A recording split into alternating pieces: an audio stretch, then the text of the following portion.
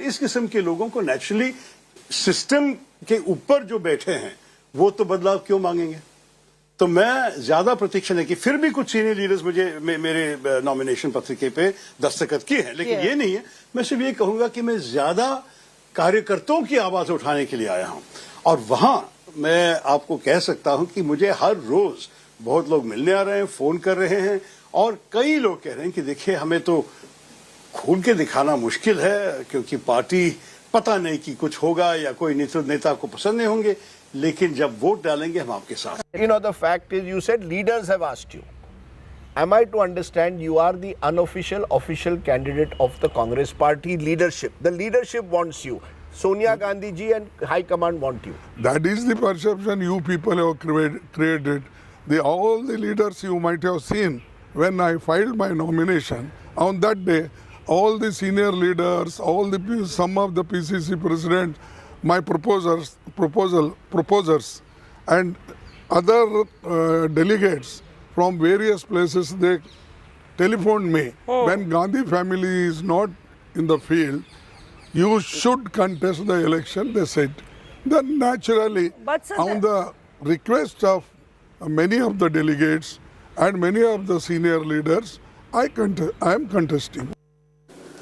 So while these elections were on, the question was raised of whether it will actually be a non-Gandhi, or will there be constant consultation and supervision by the top leadership, and that specifically from the Gandhi family and Sonia Gandhi. Here's what Sonia Gandhi said when the elections were on. Ma'am, are you happy? I've been waiting for a long time for this case. Ma'am, are you happy? I've been waiting for a long time for this case. Ma'am, are you happy? I've been waiting for a long time for this case. Ma'am, are you happy? I've been waiting for a long time for this case. Have been waiting for this moment, said the interim president of the Congress party, who's now the outgoing president as well. Now remember, Mallikarjun Kharge had said that there's no harm in taking consultation from Sonia Gandhi, Rahul Gandhi, because they've been at the helm of affairs, they've struggled for the party. But this is exactly where the Bharatiya Janata Party has attacked the Congress, saying, what are you trying to show about the elections and democracy in your party when it will be eventually the Gandhis who will be taking that final decision? What you're looking at are from October 17, the visuals of the voting that had taken place. Shashi Tharoor, Mallikarjun Kharge, Sonia Gandhi, Priyanka Gandhi Vadra, all of them ensuring that they at least try to showcase that they are a party of democracy. But here's the point. That election, that symbolism is over today. Once the name is announced, the real test begins. Can a non-Gandhi, can a change in the Congress party help in getting them votes? It's the election season. Gujarat, Himachal Pradesh, Congress is not being seen in either of the two states. Rahul Gautam closely tracks the Congress party, is now joining me in this telecast today morning. Rahul, you were tracking the Bharat Jodo Yatra and you were also tracking the elections. The question is, this is the election season. Gujarat, Himachal, very important states. Himachal Congress will want to come back, has been the pattern, doesn't look like it this time. Gujarat, BJP again wants to retain power. Aam Aadmi Party has jumped in. Congress is not being seen as strong. So do you think the real test begins tomorrow, not today? Absolutely, Pooja, and this is a million-dollar question, that whether Congress party will be able to revive its electoral fortunes in upcoming days, given the fact that it is going to be absolutely an uphill and mammoth task for any Congress president or for that matter for Mr. Kharge to actually enhance the electoral prospects of the Grand Old Party in Himachal Pradesh and in Gujarat. Because as we speak, we all know that the Congress party is not putting much energy in Himachal Pradesh. In fact, Gujarat also. Many people asked this question, that why Bharat Jodo Yatra and Mr. Rahul Gandhi are not going to Gujarat, which is actually a very crucial state. Because if you really want to dethrone, Narendra Modi, then you actually have to smash that particular state, which has been with BJP for almost 3 decades now. So this is the main question, that whether Mr. Kharge or Mr. Tharoor, whether they'll be able to infuse new blood into Congress win, and whether this is going to help them winning elections. Because no matter what you no matter what you do, as far as organization concerned, if you're not Yes. going to get the acceptance of the voters, you're not going to win elections. And that's what Bharat Jodo Yatra is happening. Rebranding and repackaging of Rahul Gandhi is happening to put him before Rahul Gandhi in upcoming Lok Sabha polls. Because until and unless there's credibility and people are ready to buy the narrative Yes. or the personality of Mr. Gandhi, it is not going to help Congress party, because no matter how Mr. Kharge is going to contain the infighting in Yes. various states, how he's going to motivate the cadre, until and unless people are not going to buy the personality of Mr. Gandhi, if until people aren't going to vote for a Congress party, it's going to be a futile exercise, if I can may say that. Stay on with me, Rahul, because for the viewers tuning in right now, it's going to be over 2 decades, more than, and about 28 years since there's been a non-Gandhi other helm of affairs. Sitaram Kesri was one of the most prominent netas to have led the Congress party till 1998. Now India Today's Akshay Dongre joins me for the latest on that. Akshay, what time are we expecting the counting to begin? It is a big day, because it will be a bigger test for the Congress party. Yes, it has shown to other parties it can have elections, but it will have to show that it can survive in the election season. Well, absolutely. Right now, I'm standing outside the residence of one of the candidate, and that is none other than Mallikarjun Kharge. The question is whether the power center of the Congress party will shift from 10 Janpath to 10 Rajaji Marg, where I'm standing right now.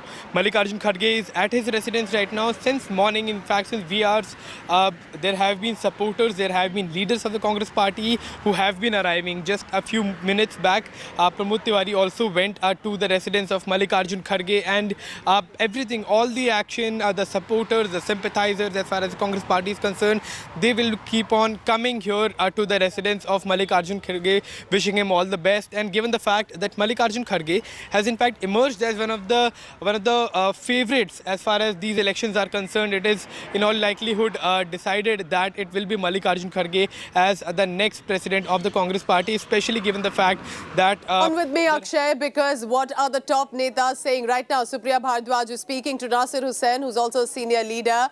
Let's listen in to what he is telling our colleague. Well, today is the D-Day and Congress party is all set for the counting, and I've been joined by Congress party's Rajya Sabha MP who comes from Karnataka, has closely watched the campaign of Mr. Mallikarjun Kharge, Mr. Nasir Hussain. Sir, first and foremost, counting day, you're heading towards AICC. What's your thought? Historic day when a new president will be elected. I know it's an historic day. There will be a new president after today's afternoon. Counting will be on from 10 o'clock onwards. More than 9,000 people, 9,000 delegates have voted for the new president, have participated in the election. And I hope Congress party gets strengthened. It was a friendly fight. Visions for strengthening the party, vision for the country was shared by both the candidates. Across the country, they traveled through the length and breadth of the country, trying to enlist support from different delegates from different states. I think it has been a fantastic campaign from both the sides. Both are very good candidates. Both have worked for the party. Both have a vision for the party. Both have been part and parcel of the party for last, one has been there for last so many years, the other has been there for the past 50 years or so.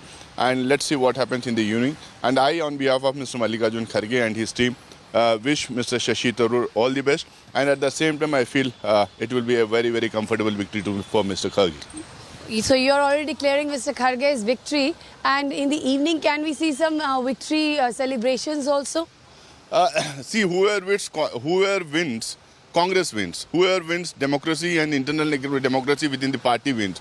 Whoever wins, it will be fourth strengthening of the Congress party. And I hope and I wish that Congress gets strengthened further and defeats Bharatiya Janata Party in the days to come. But since I have been watching the campaign of Mr. Kharge continuously, I have been traveling with him for all the states, and whatever feedback I have got, I think it will be a very comfortable victory for Mr. Mallikarjun Kharge, and he will be the next AICC president. All the leaders from across the country are coming to Delhi. Ballot boxes and the leaders came together, it seemed. All of them are here. Can we expect a celebration in the evening? What's the day plan today? What time the results will be announced? Whoever wins, Congress will be celebrated. whoever wins, democracy will be celebrated.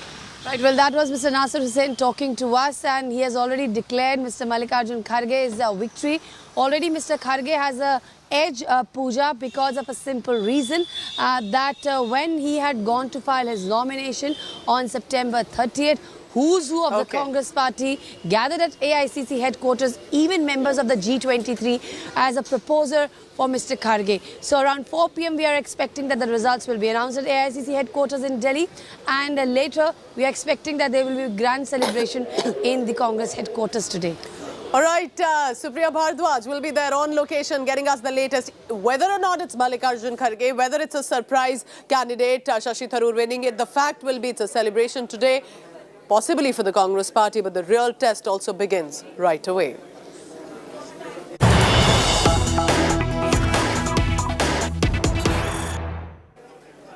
A huge controversy has broken out because Sangrur's Member of Parliament, Simranjit Singh Mann, wanted to and tried to go to JNK. He was stopped at the border, but a huge controversy erupted. Here's why. Take a look closely. This is the Jammu Kashmir-Punjab border.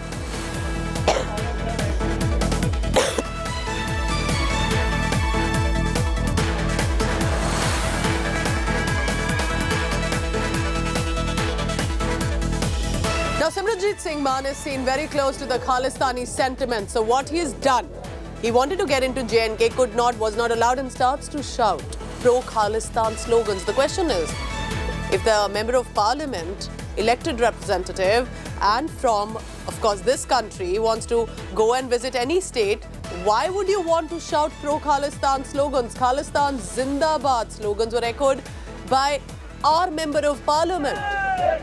Take a look at this visual on your screen. He refused to leave. He was stopped at the border. He wanted to visit Jammu and Kashmir. Let's listen in now to what he was shouting.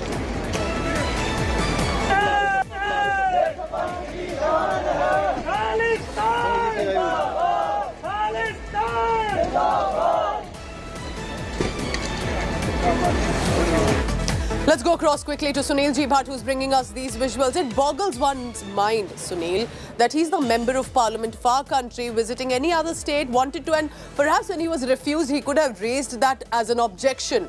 But to start shouting Khalistan slogans in a union territory, in a state that's clearly facing Pakistan-sponsored terrorism, and one of your own members of parliament is shouting Khalistan anti-India slogans. Well, Pooja, it was on late on Monday night that Simranjit Singh Mann's car was stopped at Lakhanpur, which is the gateway to Jammu and Kashmir. He was told by local authorities that he can't enter Jammu and Kashmir. Later on, the Deputy Commissioner of Kathua district as well as the SSP Kathua district, they visited him, they requested him with folded hands that he should return to Punjab, as his presence in Jammu and Kashmir could jeopardize the law and order situation. But he did not pay heed to the request of the SSP Kathua and DC Kathua. He remained adamant that he wanted to enter Jammu and Kashmir because he was a sitting member of the parliament and he has every right to visit any part of the country. He even spoke to our representative in Kathua. He gave a sound bite there. He says that the people of Jammu and Kashmir have been suffering since 2019 and he wanted to meet them. That's what he said. And later on, many officials visited him, but he remained adamant. And since Monday night, he has been camping at the Lakhanpur on Jammu and Kashmir and Punjab border. And today his lawyer is going to file a petition at a local court in Kathua district seeking instructions that instructions should be given to district administration Kathua to allow Simranjit Singh Mann to enter Jammu and Kashmir. But Pooja, as we know that Simranjit Singh Mann is a controversial leader. His supporters raised Khalistan slogans at Lakhanpur yesterday. So a controversy has erupted over his presence at Keep tracking the latest border. Because Pakistan wants to destroy India. Khalistanis want to destroy India. And the Member of Parliament wanted to visit if he was denied entry. Did he have to raise a Khalistan slogans? Because how much do you object and oppose the Pakistan establishment and the Khalistanis when your own Member of Parliament and his supporters think it's okay to raise the pro-Khalistan slogans? It's a big controversy coming up. We'll be tracking the latest on it. Let me now bring you a shocker from Hyderabad. It is any parent's nightmare. A 4-year-old girl student, 4-year-old, allegedly was sexually assaulted by the driver of the principal in a private school. And this incident is coming to light from the posh area of the Banjara Hills in Hyderabad. Now, the child appeared to have suddenly stopped interacting, had been crying, and specifically for the past 2 months, her situation started to deteriorate.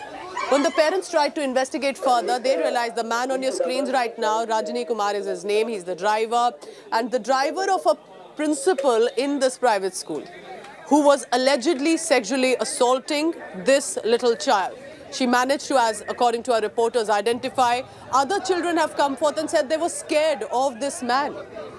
He has been taken into custody by the police, but as you can see, angry parents, once they got hold of him, started to thrash him, beat him. And it is now becoming a case of how parents are coming together. Massive protests are being organized right outside this school.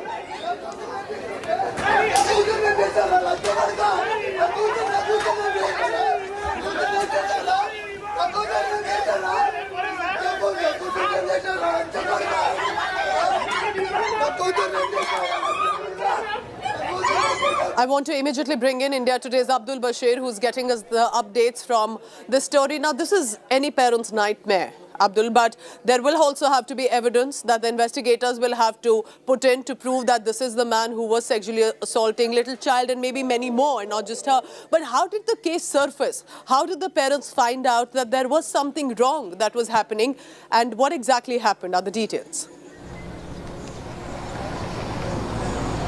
Yeah, absolutely. There must be evidence pertaining to this case. But let me tell you, since the parents have noticed from past 2 months, the child condition was deteriorating. She was not speaking. She was under depression. That is what parents has to say. And then they started speaking to her. And then day before yesterday, she revealed that a person was sexually assaulting her. Immediately they confronted the principal, where the kid herself had identified this driver. And then after a thorough inquiry, the parents got to know that this is the situation. They immediately filed a complaint at the local police station. The police registered a case, and then during the course of investigation, it has come to light that the sexual assault was done by the driver Rajani Kumar, where first, following the mother's complaint, the mother's petition, the complaint was registered, and then the girl, the 4-year-old girl herself narrated what exactly had taken place with this girl, the nightmare that she has been through due to this person, the accused Rajani Kumar. So this driver is said to be the principal, the private school principal's driver. He had an access to the school premises, wherein he got inside the school. He would basically assault the other students also. That is what the other students, the small kids, had to say, that they were afraid of this driver. Then later, the girl, the victim, had narrated the story. She identified the driver, and then police arrested this accused driver, and then he had been produced before the magistrate. The biggest point here, that now, the driver has getting access to inside the premises to a digital classroom where these little children, 4-5-year-old, are sitting, and even other children are saying they were scared of this man. A school is supposed to be a safe and secure environment that we send our kids to. It's the responsibility of the school administration. It's a developing story. We'll be telling you the latest. This man has been taken into arrest. But what does it speak about the safety that the administration of a private school in posh Banjara Hills in Hyderabad was doing for the children coming to that school?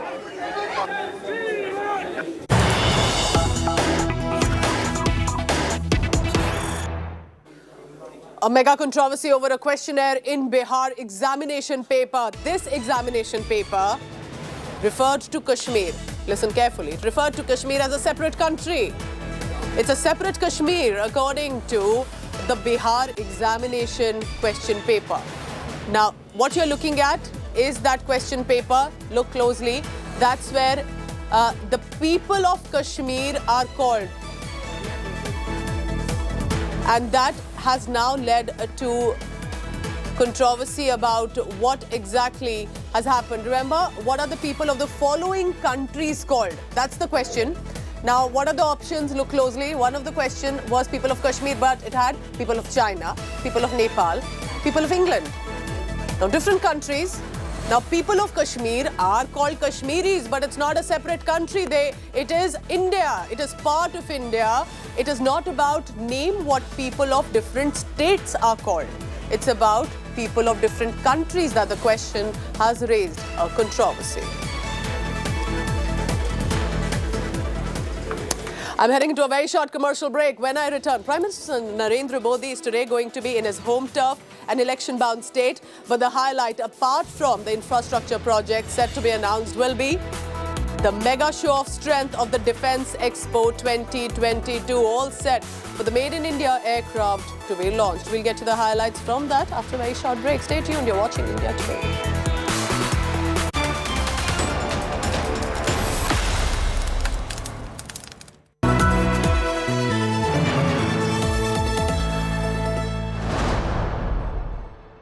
Everyone's busy finding what's trending. You're busy finding out why. India Today, for those who research before reacting. Download the India Today app now.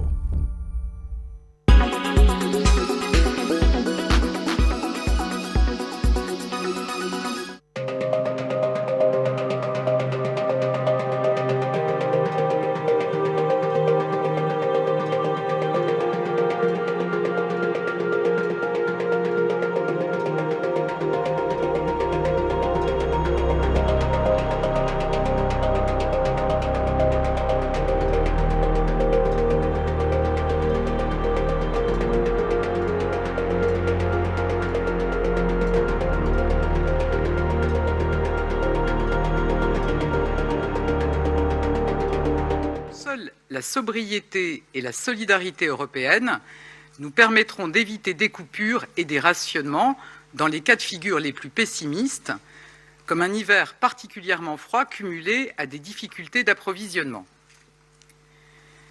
Ces scénarios nous incitent à poursuivre notre stratégie, une sobriété choisie plutôt que des coupures subies, une solidarité européenne pour mieux résister à l'hiver.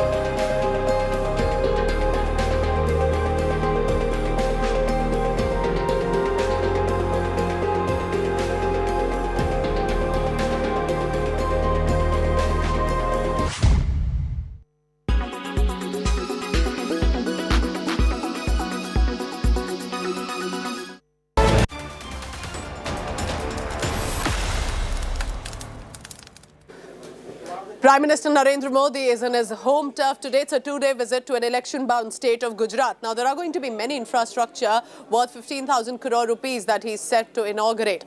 But apart from the infrastructure projects in Junagadh and other areas, it will be the Defence Expo 2022, the inauguration that will be done by Prime Minister Modi. There are going to be foundation stone that will be put for a civil hospital and a school. Foundation stone of projects in Junagadh specifically, and it will be in Ahmedabad that most of his projects and inauguration will be. But it is the Made in India push, as you're looking at, for the aircraft. That's the HTT-40. It's powered by Honeywell's engines, and it's manufactured by the Hindustan Aeronautics Limited, which is the HAL, and that is going to be primarily focused with regard to specific technological advancements and facilities. At 500 crore rupees that it has been built, it will be used for flight training, aerobatics and instrument operations, equipped with avionic and ejection seats. Unique features of running changeover of pilots, hot refueling and short turnaround time for this aircraft. And that will be inaugurated by the Prime Minister today in Gujarat.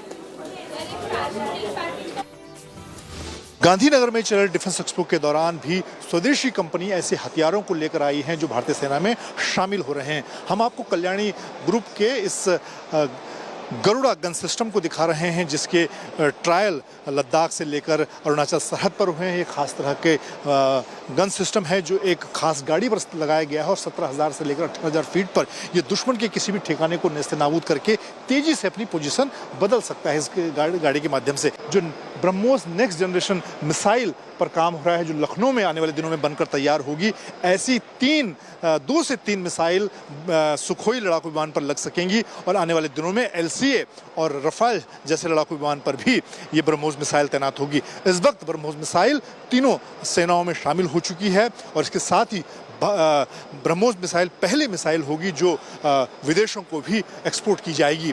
Cameraman L Jaiswal के साथ मंजित नेगी। आपसे जानना चाहूँगा इस gun system के बारे में, क्या ये किस तरह का गन सिस्टम है, कैसे काम करेगा? तो ये है 105 गन, जिसको अदरवाइज भी फील्ड गन कहते हैं। लेकिन आज जो हो रहा है उसमें आपको शूट एंड स्कूट, यानी आप गोला दाग के निकल जाइए वहाँ से, नहीं तो आपके पास उल्टा फायर आएगा। तो उसके लिए ये बंदूक बनी है जिसपे ये जो व्हीकल है ये 18,000 फीट पे ट्राई हुआ है। इंडियन आर्मी ने इसका बड़ा ट्रायल दिया है और अभी प्रोसेस चालू है, जब ऑर्डर आएगा। लेकिन ये बेस्ट चीज़ है जहाँ पे आप इसको डायरेक्ट फायर रोल में इस्तेमाल कर सकते हैं, आप जैसे चाहो।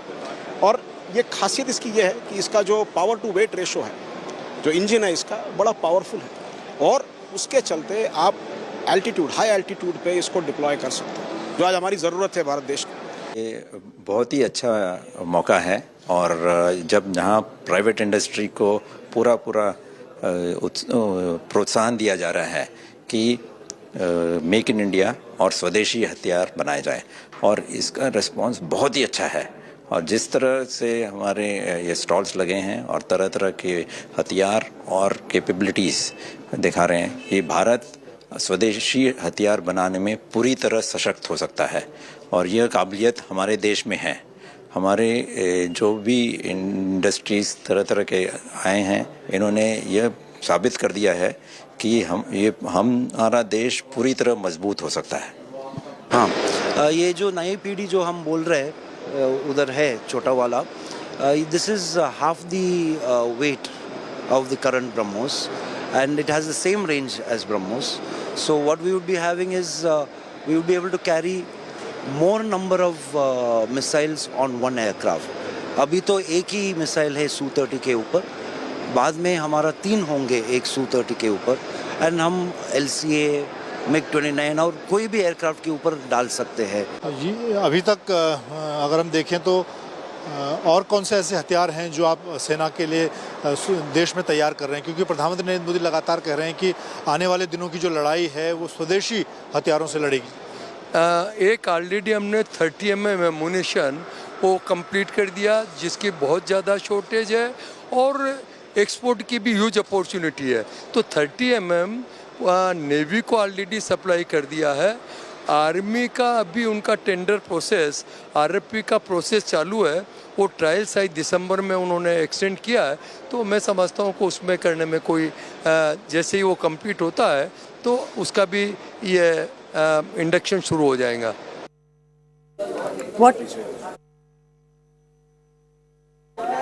All right, time for a quick commercial break. But when I return, I take you to Tamil Nadu because that's where a lot of developments are taking place. But remember, VK Sasikala, who was JJ Lalita's close aide, trying to get back into the political circles, could now be facing an investigation. And that, did she interfere in the treatment of JJ Lalita? We'll get to that story after a break.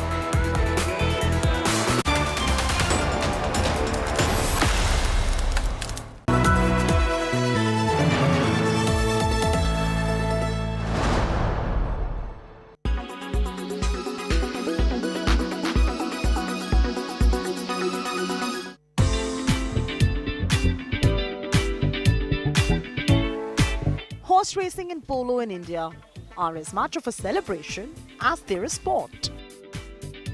With big classics and important race days comes a lot of fashion. While you will see women sipping champagne in their colourful fancy dresses, the hats and fascinators are a delight to the eye. The crown of your head had to be covered by something in the presence of the Queen. So that's how really fascinators and hats originated at the race courses all over the world. And then, as always, it became a fashion statement. So you have like the best of designers making hats and fascinators. It's not so big in India. It's huge in England. How one wears a fascinator or a hat is equally important. So the color and cut can be anything. I mean, that's absolutely fine. But what you have to remember is not to wear something like a gown, like you're going to an event, because it's a day affair. Then not to wear like you're going clubbing, not to dress like you're going to a cowboy show. It's elegant dressing. So it can be a dress which is very cool and easy to wear for our climate. I love jackets, and right now jackets with statement shoulders is something I would love to see. So anything smart, a skirt and a jacket tied up with a belt. You can even wear jeans on a casual day with a really nice top. The face cuts, overall shoulder size and dress play a huge part in deciding the right hat or fascinator. I've worn a red dress and kept it quite simple because the color is bold, and my shoes are nude, but we have a lot of options that we can play around with this. As you saw, I wore a red and nude fascinator. You can also wear a plain red fascinator. You can also wear a black fascinator or just a nude fascinator. So if the color is loud and bold, then you keep the fascinator either neutral or the same color. And same goes with the shoes. You can keep neutral shoes, you can keep red shoes, and you can keep black shoes. But what I would like one of the pieces to stand out. So if you're wearing a red dress and a red hat, the rest has to be neutral, the shoes and the handbag. If you're wearing a red dress and a red handbag, then keep the fascinator in line with that.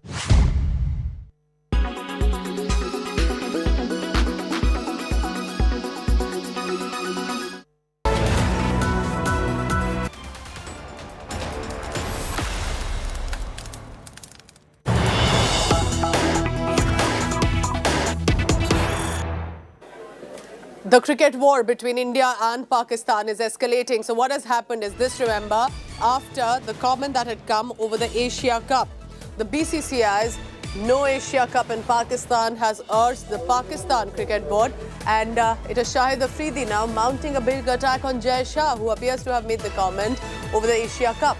Shahid Afridi has taken to social media site Twitter, and he's referring to the czars of Indian cricket.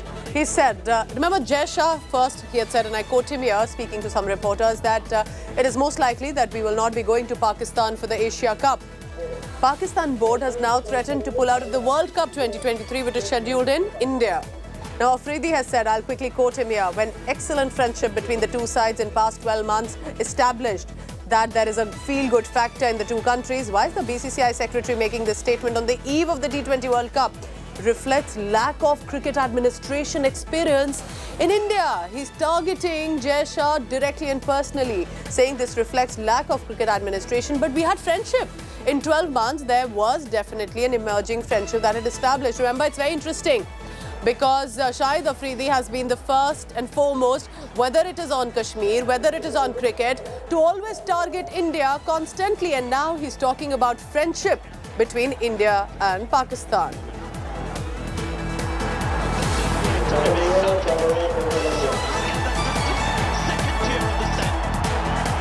All right, so is there something that the Pakistan Cricket Board is afraid of losing out a good opportunity that has come their way for the Asia Cup? Asia Cup right now, remember, scheduled in Pakistan. If India actually decides to not send its cricket team to Pakistan, it's going to be a huge setback.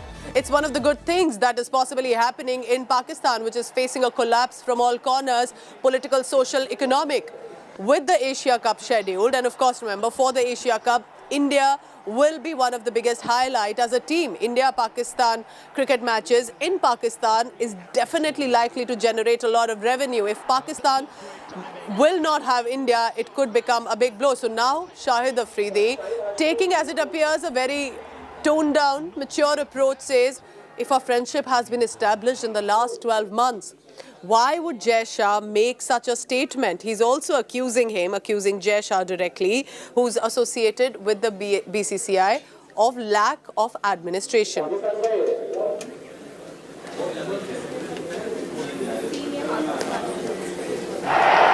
All right, Shahid Hashmi, he's a senior sports journalist joining me now from Melbourne over this. Shahid, how are you looking at the reactions that have come in? And Shahid Afridi clearly stating that it's now friendship. Very unlike of him, actually, to be using these words. He's often been more critical, vocal in terms of targeting India. But this time he says that, well, we should be having that match. Why is the lack of administration showing? What do you make of what's happening between India saying we're likely not to go and play in Pakistan? Well, I think it's a premature reaction to everything. Jai Shah has given a statement. He should not have given that statement because August 2023 is far away. You don't know how this mistrust, how this relationship develops, improves between India and Pakistan. It's up to New Delhi and Islamabad to negotiate on the relationship, and cricket can suddenly start once relationship grows. But Jai Shah, being Jai Shah, he's played a Pakistani card. So he's come up with that India will not be sending its team to Asia Cup. It's still far. The bridge is too far to cross. And without having an ACC meeting, he has given that statement, which is sad and disappointing. But Pakistan Cricket Board is likely to give its reaction today. Because if they don't host and it's moved out of Pakistan, then it's of no use. Pakistan is a safe host now, having hosted Australia, England, New Zealand, every team they have hosted now, and they'll be hosting New Zealand later this year as well. So Pakistan is a safe country. If Asia Cup is to be staged, that will be staged in Pakistan. We have 3 events in the next 2-3 years: Asia Cup, then 50 Overs World Cup, then 2025 Champions Trophy. And this statement will not be producing goodwill between the two countries and overall in the cricketing community. Shahid, how do you see this working out? Because if Jai Shah has said, and we'll of course have further statements also coming in, that that India cricket team decides to pull out of the Asia Cup, is there a possibility that the Asia Cup will not be held in Pakistan? Because that could be then a big setback coming in. Definitely it will be a setback, and Pakistan Cricket Board would not like to get the Asia Cup moved out of Pakistan. But definitely it's still time. You don't know. January, February, December, Pakistani and Indian heads meet somewhere in a neutral venue, and then they decide to give a thought to the relationship, and then suddenly New Delhi will decide.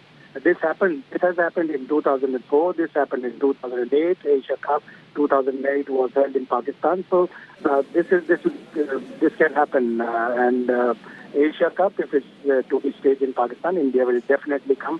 I'm a born optimist, and I tell you right now. Shahid, because of course India, Pakistan are beyond this cricket jhagda. There's of course massive political differences. Shahid Afridi himself has used some very objectionable words against India over Kashmir, and therefore perhaps that's why India is taking this strong stand. Of course, we'll wait for an official comment coming in also from the BCCI, but this is what Jai Shah appears to have said. Do you think this is testing waters? How do you see this as India-Pakistan cricket matches on a neutral venue? Do you think that's a better option, or do you think having it in India or Pakistan will actually enhance the excitement or the enthusiasm that surrounds these matches? Well, at this point of time, I think India will not come to Pakistan, but as I am saying that there could be a thaw in relationship, then if Modi Saab decides to send Indian team to Pakistan, nobody can stop Indian team coming to Pakistan. This has happened 2016 before the T20 World Cup. There was so much furor, there was so much animosity, there was so much extremism, there were so many threats.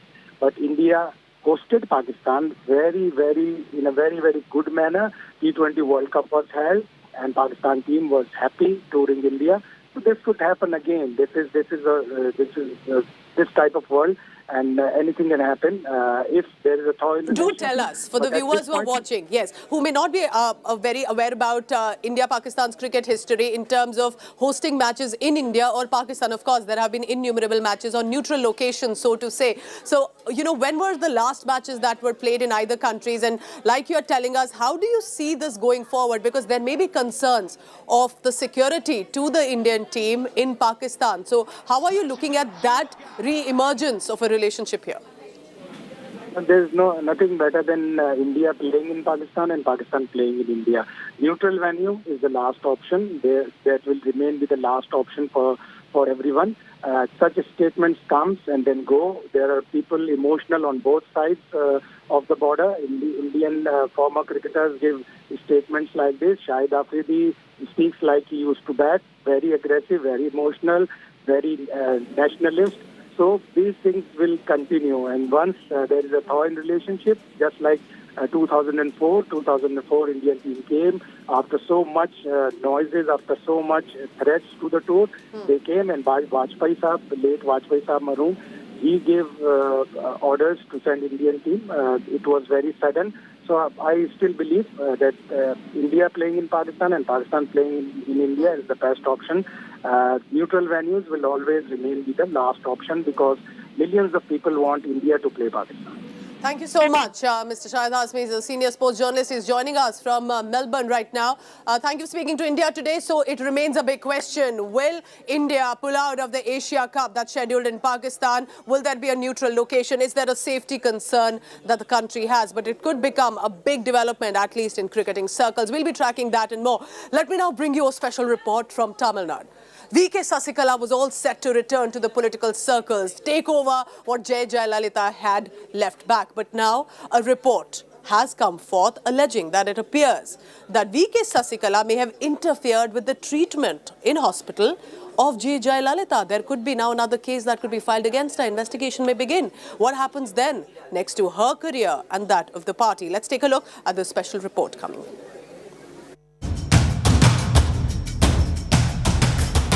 6 years after the death of former Tamil Nadu Chief Minister Jayalalitha, a judicial panel has submitted its report on the treatment given to the AIADMK Supremo.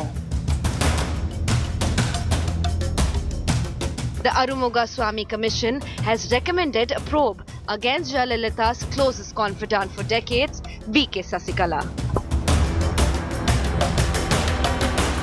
Reacting to the panel report, Sasikala refuted all allegations and said that she is ready to face inquiry. The 480-page report tabled in the Tamil Nadu Assembly on Tuesday also indicates Sasikala's relative Dr. K.S. Sivakumar, then Health Secretary J. Radhakrishnan and then Health Secretary C. Vijay Bhaskar. The panel has underscored culpable lapses in Jayalalitha's death. The report noted that the treatment given to the former Chief Minister was shrouded in secrecy and there was lack of transparency about her exact health condition. Not only that, there were no authentic and reliable disclosure of facts pertaining to the course of treatment given to her. The Stalin government says they will be consulting legal experts to decide on an investigation. Bureau Report, India Today. Right, so that's all about politics for now. It's a lovely morning, so after a very short break, I'm going to get you some other news. There's a fashion week that's on. It's been a standout show. I want to get you some visuals coming in from that fashion week here. And that, remember, Indian artisans also on display.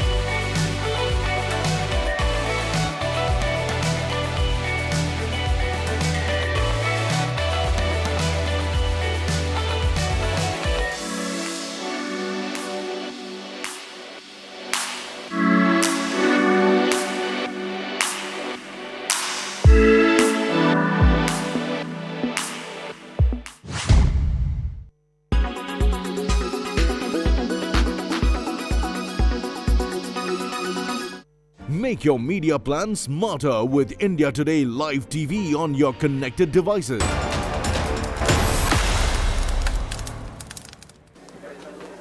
It is the FDCI Lakme Fashion Week 2022, and that in the country, showcasing not only the work of the Indian artisans but also how India is going global. But there were showstoppers like Siddharth Malhotra, the actor, for Gaurav Gupta. Here's all the highlights and the amazing clothes on display at the Fashion Week. Take a look, enjoy.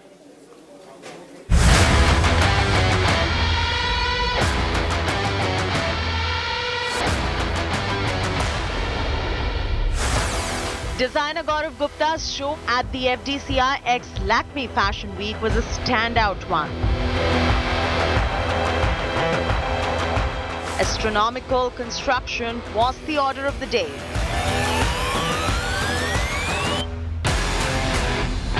The craftsmanship, form and design innovation was signature Gaurav Gupta.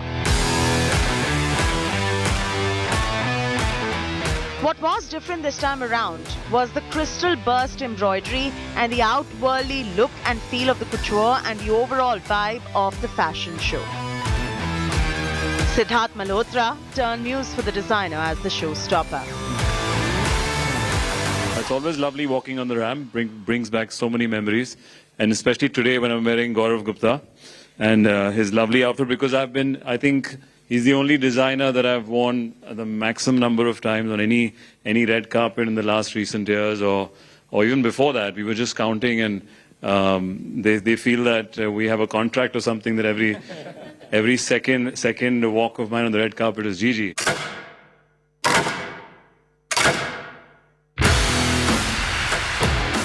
Amit Agarwal, the design innovator, presented his collection Onyx that reflected a state of utmost speed. The colors included a dynamic blur of blacks, whites and silvers. The collection showcased movement, which is seen a lot in Amit Agarwal's work.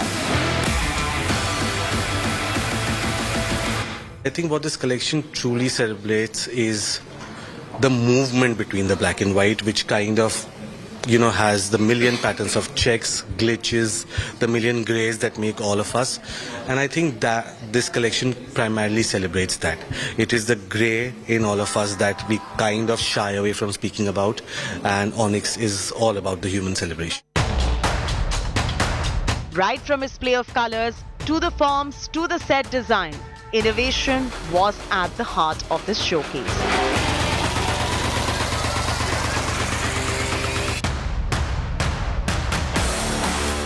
To the other standout show at the FDCI X Lakme Fashion Week. It happened to be that of Satya Paul. While the designer may be no more, his design ethos lives on. The rather interesting showcase had works that were unapologetically creative. The design philosophy was communicated with models on cars and bicycles on a runway, to muses on skateboards, to dancers and gymnasts being chaperoned by the models looking like astronauts. Right, I'm shifting focus directly to the state of Gujarat, where Prime Minister Narendra Modi is presently, and he's inaugurating and opening now the Defence Expo 2022. These are the live visuals coming in. This, remember the highlight, that the HAL's HTT-40, the Indian training aircraft made in India by Hindustan Aeronautics Limited, will be inaugurated by PM Modi. Let's dip into this event. In our culture and has been adopted the world over since we last met in March 2020 at the previous edition of Def Expo. Namaste means I bow to you. I acknowledge the divinity in you. As Def Expo walks on the path to pride, it's my pride and privilege to host today's inaugural ceremony. May I invite Honorable Chief Minister of Gujarat, Shri Bhupendra Bhai Patel ji, to kindly convey the welcome address.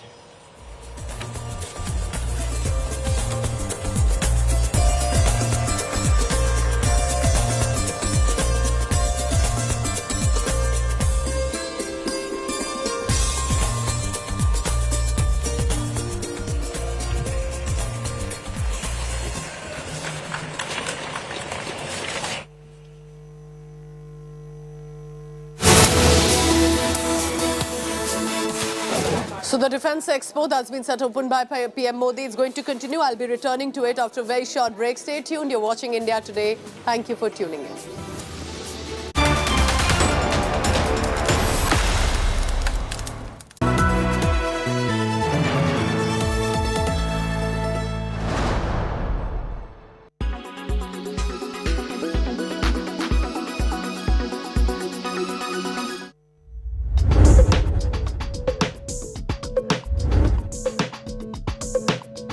A touch screen enables users to interact directly with the display monitor. They become a feature of everyday life at supermarket checkouts, ATM machines, on GPS devices, and most commonly with tablets and smartphones. There are two common types of touchscreen technology. One is called resistive. Two transparent sheets are coated with a conducting material and separated by tiny dots called spacers. When the two layers are pressed together, they create an electrical circuit that indicates the point of contact. Uses include cash and ticket machines. The other capacitive touch technology is most commonly used in tablets and smartphones. A layer of insulating material like glass is coated with a fine grid of electrodes thinner than human hair. This is sandwiched between an outer protective glass layer and an LCD screen that displays the images. As the human body is also an electrical conductor, touching the screen with a finger results in a change in the electrostatic field, indicating the point of contact. More recently, smartphone manufacturers have moved towards so-called on-cell and in-cell technologies. On-cell locates the touch technology onto the outer glass, whereas with in-cell, the touch sensors are built into the actual display panel. Both approaches allow devices to be thinner and lighter. New applications for touchscreen technology now include unlocking smartphones using a biometric fingerprint scanner. When a capacitive sensor is activated, it takes a high-resolution snapshot of a fingerprint, which is compared against the information stored inside the phone.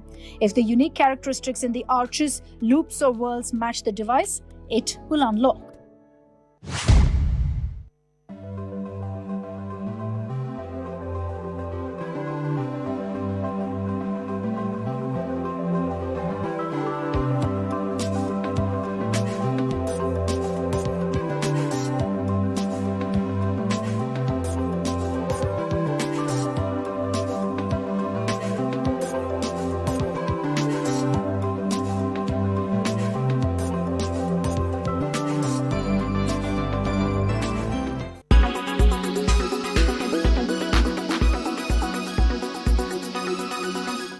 Everyone's busy finding what's trending. You're busy finding out why. India Today, for those who research before reacting. Download the India Today app now.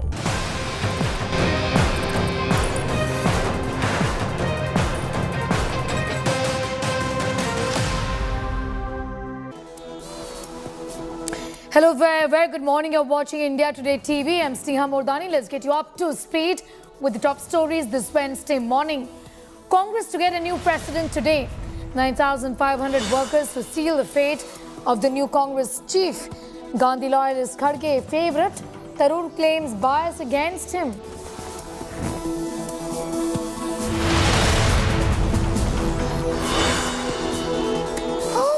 After Jaya death row put Sasikala in the dock, Chinnamma denies the charges, claims never interfered in Jaya's treatment.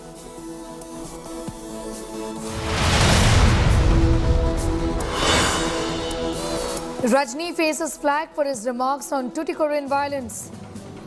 Panel accuses Rajni of misleading public after he blamed anti-social elements for the violence.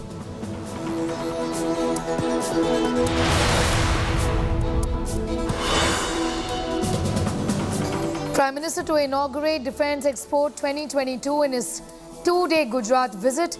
Launch of Made in India trainer aircraft on agenda. The Prime Minister to attend Path to Pride military strength on show.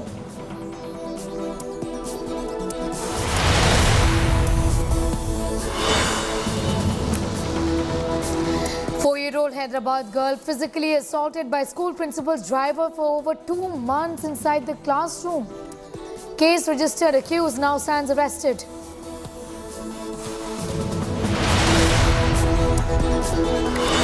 Former Pakistan cricketer Shahid Afridi slams Jay Shah over his No Asia Cup in Pakistan remark. Pakistan board threatens to skip World Cup 2023 in India.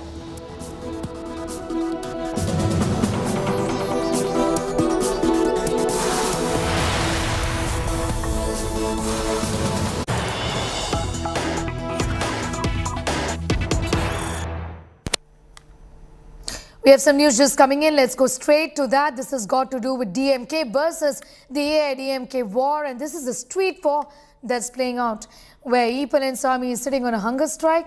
Cops have detained EPS. Kharge also during the protest. EPS's hunger strike foiled by cops. Hunger strike against the Speaker's decision. The Speaker has rejected EPS's Deputy Opposition Leader candidate. EPS says Speaker acting on at the behest of the Chief Minister M.K. Stalin.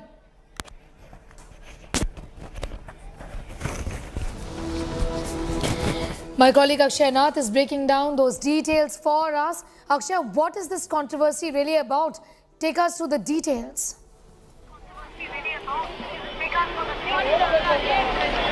Well, Sneha, in the state of Tamil Nadu, the AIADMK has been facing a lot of turmoil lately, and the most recent of all is that the Edappadi K. Palaniswamy faction had demanded in the assembly that the deputy opposition leader post be given to R.B. Uday Kumar instead of O. Paneerselvam, who was holding the post before. And it was seen that the State Assembly Speaker had stated that they do not have any provisions to especially have a deputy leader of opposition. There is only a vacancy for a leader of opposition, and that is already being held by Edappadi K. Palaniswamy. Taking this into account and also stating that the state is acting against the interest of AIADMK, today Edappadi K. Palaniswamy had called for a hunger strike of the AIADMK, and in Balluvar Kotam from 9 a.m. to 5 p.m. was when the hunger strike was planned for. And Sneha, this is the very location where the hunger strike was to be conducted.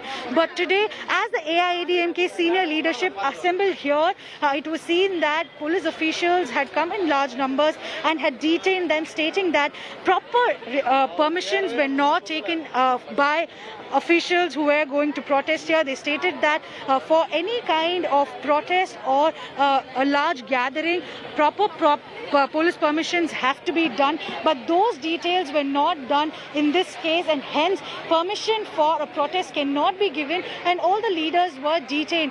Soon after, we've seen that in multiple buses, like the bus which is stationed here, all the AIADMK members who had come for protest were asked to get in and were taken one after the other. And while talking to AIADMK exclusively, we had seen senior leaders of the AIADMK like D. Jayakumar, Gokula Indra, R.B. Uday Kumar, and even EPS stating that this is not right, this is very undemocratic, and also many of them even said that this is the murder of democracy. When somebody is planning for a peaceful, calm protest, not permitting them to do that is unacceptable behavior, is what the AIADMK senior leadership had to say. And right now we can see how huge police presence is still left at the Balluvar Kotam location where we are currently standing at. This huge police presence is put into place just to ensure that there is no law and order situation and things continue to be calm. Police officials who are here have been stating that without proper permission, no kind of protest or large gatherings are allowed in the state of Tamil Nadu, and because the AIADMK senior leadership did not follow this, they had to take action to ensure that there is no unlawful events in the event that AIADMK was planning to conduct. So it is seen that this is a setback for EPS's camp, because they have been trying all their means to ensure that OPS faction is kept at bay. They had also demanded that the seating arrangement of O. Paneerselvam be changed in the assembly, but none of it has been done so far. Meanwhile, we had seen in the assembly yesterday the speaker lashing out at the AIADMK senior leadership and stating that the only reason they were creating ruckus and wanting to stage out of the assembly was to ensure that they do not participate. All right, I'm thanking you for the moment. We'll keep coming back to you for more on that drama that is being played on the streets of Chennai today. AIADMK senior leaders, including Edappadi K. Palaniswamy, today had staged a protest at Balluvar Kotam. They were going to sit on a hunger strike from 9 a.m. today till 5 p.m. But what we're seeing here is already all of these leaders are being arrested. This is being done because this has been an event that has happened without proper permission being sought from the government officials. And you're seeing that all the leaders have been taken into custody. They are being detained and have been taken out. We can see here R.B. Uday Kumar.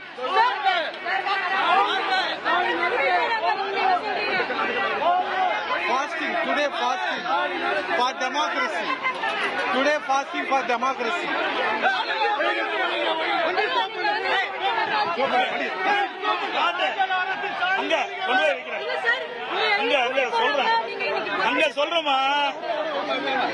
We can hear Edapadi K. Palaniswamy saying that in another location we will be talking. And we're seeing that the hunger strike had started, but because permissions were not properly sought, he's being taken away. We're seeing that all the senior leaders of the AIADMK had called for a protest, saying that they're not being given the due respect that they should have been given. In fact, even in the assembly, they said that they had requested that R.B. Uday Kumar be made the deputy leader of opposition, but that was not accepted. And seeing that, we are seeing that today the AIADMK had decided to launch a sit-in protest, a full-day hunger strike from 9 a.m. to 5 p.m. But that was not accepted, and now we're seeing that the senior leaders of the AIADMK are being taken away. We can see the leader of the opposition party, Edapadi K. Palaniswamy, also here, and many other senior leaders of the AIADMK are now being detained and taken away. So this is the kind of scenes that we can see from Valluvar Kotam in Chennai today morning.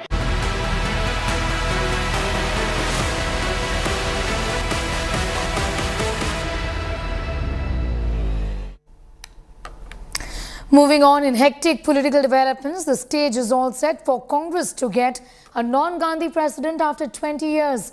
The counting for the Congress president election that was held on Monday will begin at 10 a.m. at the Congress headquarters. In fact, it would have already begun. We'll get in more details of that. Senior Congress leaders, including Rajasthan Chief Minister Ashok Gehlot, will be in Delhi for the counting day and results. The ballot boxes from 36 polling stations across the country has arrived at AICC headquarters in Delhi, where they're being kept in strong room for counting. Around 9,500 delegates had voted, which is around 96% of 9,900 delegates from states who've taken part in the elections. Mallikarjun Kharge is considered the front-runner, the favourite choice of the Congress veterans as well. Shashi Tharoor has projected himself as a candidate for a transformation of the party.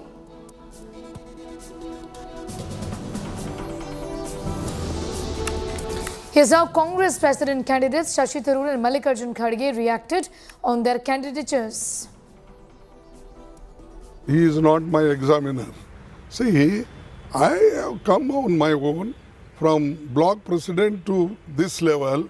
Was Shashi Tharoor was there at that time was there? See, these things just questioning, he is telling like that, I have created a manifesto and I will give that. That may be his views. I don't want to comment on that. काम करने का तरीका अलग है.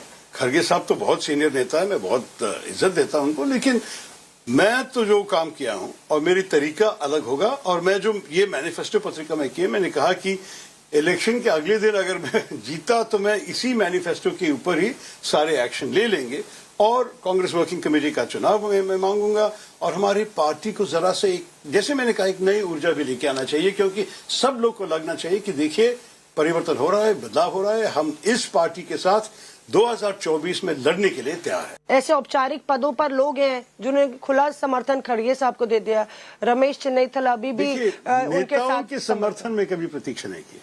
आपको पता है कि कोई भी सिस्टम में तो एक एस्टैब्लिशमेंट होता है जो नेतृत्व में है, जिनके पास ऑफिशियल टाइटल्स होते हैं, जो इंचार्ज है, जनरल सेक्रेटरी है, पीसीसी चीफ है, सीएलपी लीडर. इस किस्म के लोगों को नेचुरली सिस्टम के ऊपर जो बैठे हैं वो तो बदलाव क्यों मांगेंगे. तो मैं ज्यादा प्रतीक्षा नहीं की. फिर भी कुछ सीनियर लीडर्स मुझे मेरे नॉमिनेशन पत्रिके पे दस्तखत किए हैं, लेकिन ये नहीं है. मैं सिर्फ ये कहूंगा कि मैं ज्यादा कार्यकर्ताओं की आवाज उठाने के लिए आया हूं. और वहां मैं आपको कह सकता हूं कि मुझे हर रोज बहुत लोग मिलने आ रहे हैं, फोन कर रहे हैं, और कई लोग कह रहे हैं कि देखिए हमें तो खून के दिखाना मुश्किल है क्योंकि पार्टी पता नहीं कि कुछ होगा या कोई नेता को पसंद नहीं होंगे, लेकिन जब वोट डालेंगे हम आपके साथ। You know, the fact is, you said leaders have asked you. Am I to understand you are the unofficial, official candidate of the Congress party leadership? The leadership wants you. Sonia Gandhi ji and High Command want you. That is the perception you people have created. All the leaders you might have seen when I filed my nomination, on that day, all the senior leaders, some of the PCC presidents, my proposers, and other delegates from various places, they telephoned me. When Gandhi family is not in the field, you should contest the election, they said. Then naturally, on the request of many of the delegates and many of the senior leaders, I am contesting. All right, so that's a story we're tracking very closely. Now let's listen into how Sonia Gandhi also reacted on having a non-Gandhi face as the new Congress chief. Ma'am, are you happy? I've been waiting for a long time for this case. Ma'am, are you happy? I've been waiting for a long time for this case. Ma'am, are you happy? I've been waiting for a long time for this case. Ma'am, are you happy? I've been waiting for a long time for this case.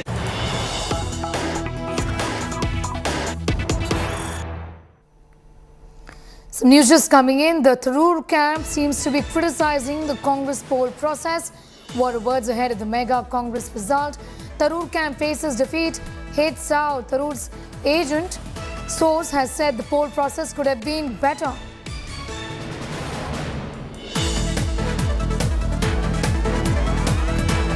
Salman source coming out and saying that the poll process could have been better. This is Tharoor's camp essentially indicating that all is not well when it comes to the Congress elections. उसके खिलाफ कोई आवाज ऐसी हो, लेकिन उसके लिए organisation मजबूत होनी चाहिए और मेरे ख्याल में ये जो इलेक्शन है वो एक स्टेप है इन दैट डायरेक्शन। अच्छा, एक चीज बताइए, क्या इलेक्शन आपके मन के मुताबिक है? बहुत सारी चिट्ठियां लिखी, बहुत सारी कंप्लेंट्स डाली आपने इलेक्शन कमीशन को। मैंने कंप्लेंट्स नहीं, हमने चिट्ठियां तो लिखी है, इसमें कोई शक नहीं है, लेकिन चिट्ठियां लिखी है और वो इसलिए लिखी है ताकि इलेक्शन प्रोसेस इम्प्रूव हो। तो वो तो सारा डॉक्यूमेंटेड है। मैं इट्स नॉट नेसेसरली कि मैं उसको कंप्लेंट कहूँ, लेकिन हमने अपने जो दिल में था वो हमने बता दिया उनको। इसके साथ साथ ये बताइए मुझे, आपने कल भी सुना कि एक चिट्ठी लिखी है और आप पूरे प्रोसेस को, इलेक्शन प्रोसेस को कैसे देखते हैं? सैटिस्फाइड है कि नहीं, कुछ इम्प्रूवमेंट या कुछ आपको रह सकता है? देखिए, हमने थ्रू आउट इलेक्शन कैंपेन हमने कम्युनिकेशन रखा है मिस्त्री जी के ऑफिस के साथ, including on election day, including election day के बाद।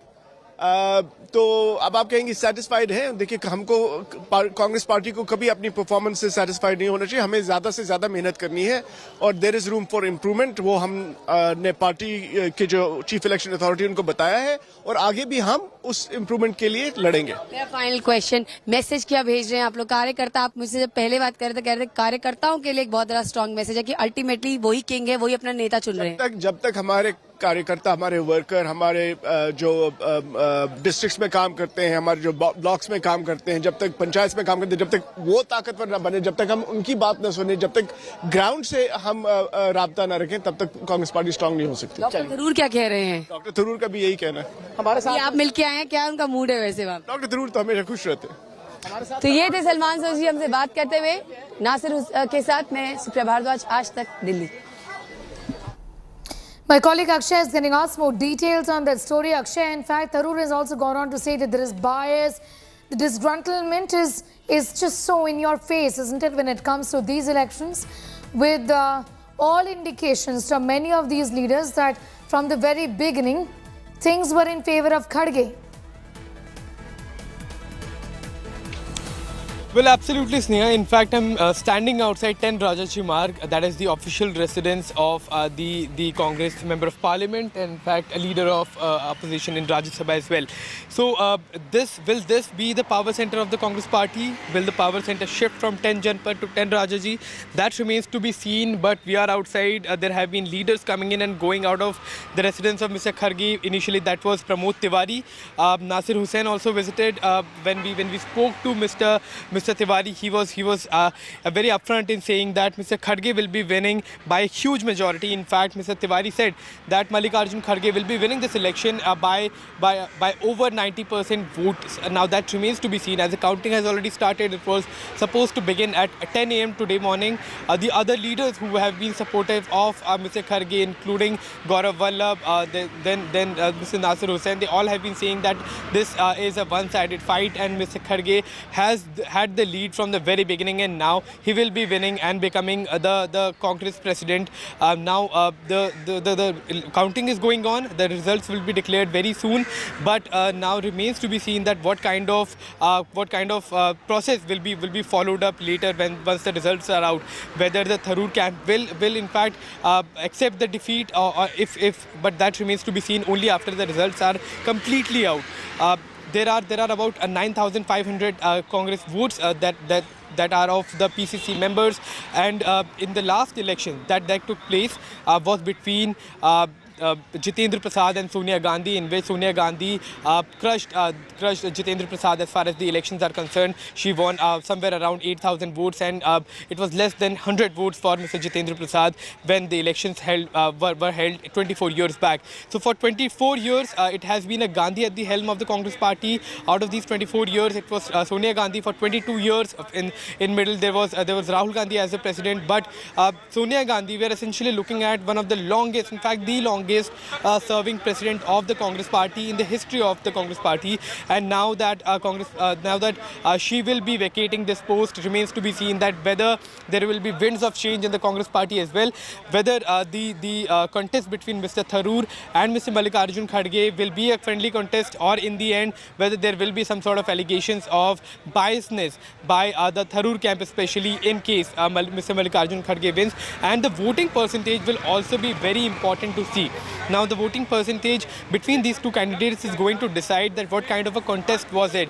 If it is absolutely one-sided contest, then the Tharoor camp or the G23 leaders may even say that Mr. Kharge, since he was the favorite, he was supported by the Gandhis, which is officially not the stand of the party and both the candidates. But it remains to be seen that what kind of allegations or counter-allegations will come up once the results are out. But one last thing, the Bharatiya Janata Party already has stepped out, in fact has started attacking Mr. Kharge, saying that the upcoming Congress president is an employee of a firm that is owned by Sonia Gandhi. So in a way they are again attacking the Congress party of electing a president that is proxy of the Gandhis. All right, Akshay, I'm thanking you for the moment. We'll keep coming back to you for more on that to understand through the course of the day whether 10 Rajaji Marg becomes the new power center of the Congress party, and the shift is seen from 10 Janpat to 10 Rajaji Marg or not. Meanwhile, I'm going to go across straight to my colleague Pooja to talk to us a little about the challenges really for the new Congress president. Pooja? So the party election may be over, but the real state assembly elections and 2024 Lok Sabha elections are around the corner. So the test begins for the Congress party right away. 7 quick points for you to understand. They are going to face the BJP, which has its own election machinery and its cadre on the ground already. Congress will have to step up right away. So whether it's Mallikarjun Kharge, likely candidate to win, or Shashi Tharoor, according to them, they will have to ensure that they implement immediate changes and reforms which are also long-term within the Congress party, because that's what the elections have been done for, to show democracy and changes in a party that's not been winning elections lately. Dispel the notions of being Gandhi's proxy. Mallikarjun Kharge is seen as a favourite, but Shashi Tharoor also has been close to the political circles, and therefore perhaps for both of them it will be about their own mind that is put to place. But strike a balance between rival power centres, Gujarat, Rajasthan, Karnataka. These are some of the states where the Congress party will ensure they will have to build their state cadres as well, not just what Delhi says. Not to be seen as Gandhi's rubber stamp. This will, of course, be the bigger step. Remember, Kharge had said, I will take consultations, but how much of it will be their own decisions remains to be seen. Question, and this point number 6 will be very important. Dissidents afflicting state units, specifically Karnataka, D.K. Shivkumar, Siddaramaiah, Rajasthan, Ashok Gehlot, Sachin Pilot, they will have to ensure they can all work together. And that new Neta can actually change a lot of things for the Congress party. And final, re-energize the decaying party organization. It's a grand old party, one of the biggest challengers to the BJP, but the BJP is already gunning all out for Gujarat and Himachal Pradesh. Can the Congress jump in just in time? Back to the studio. Thank you, Pooja, for getting us those details. Let's go straight to some news that's just coming in.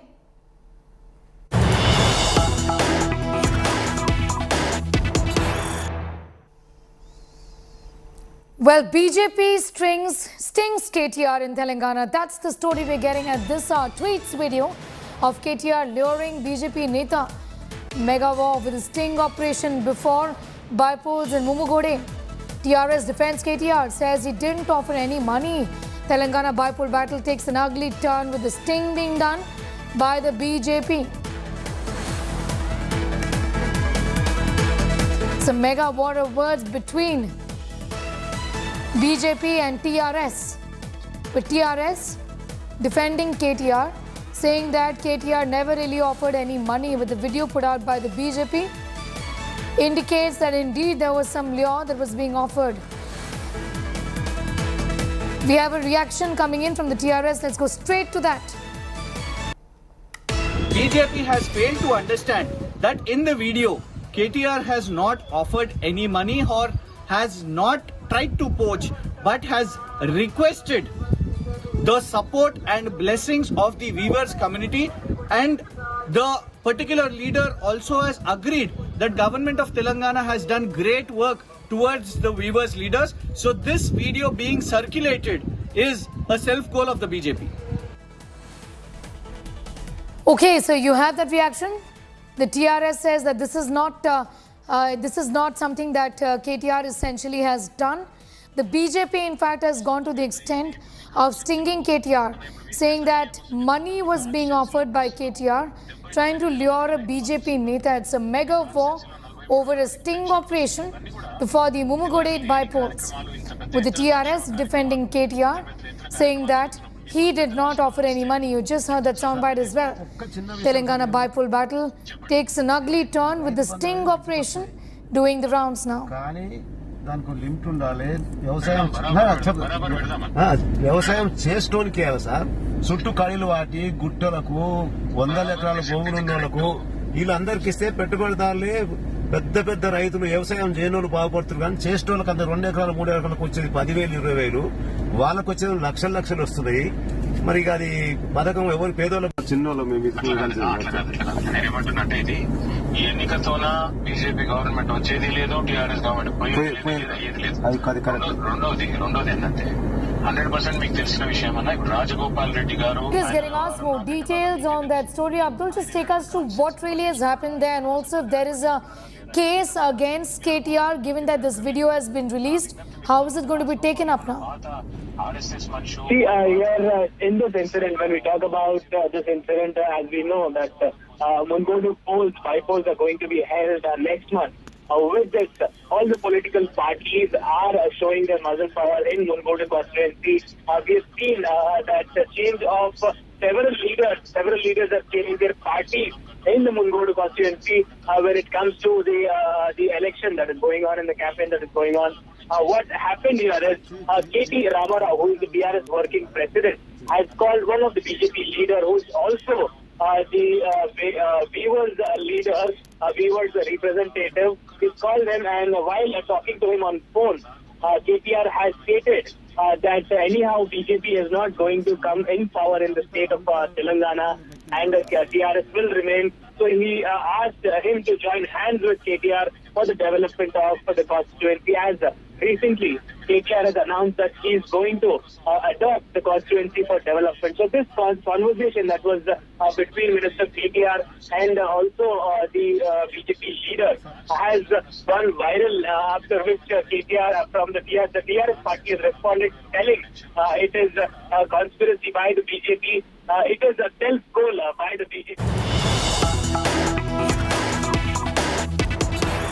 Of Air Staff, Air Chief Marshal B.R. Chaudhary, Chief of Naval Staff Admiral R. Harir Kumar, Chief of Army Staff General Manoj Pandey, अन्य सभी महानुभाव, विदेशों से आए हुए सभी गणमान्य महानुभाव, देवी और सज्जनों,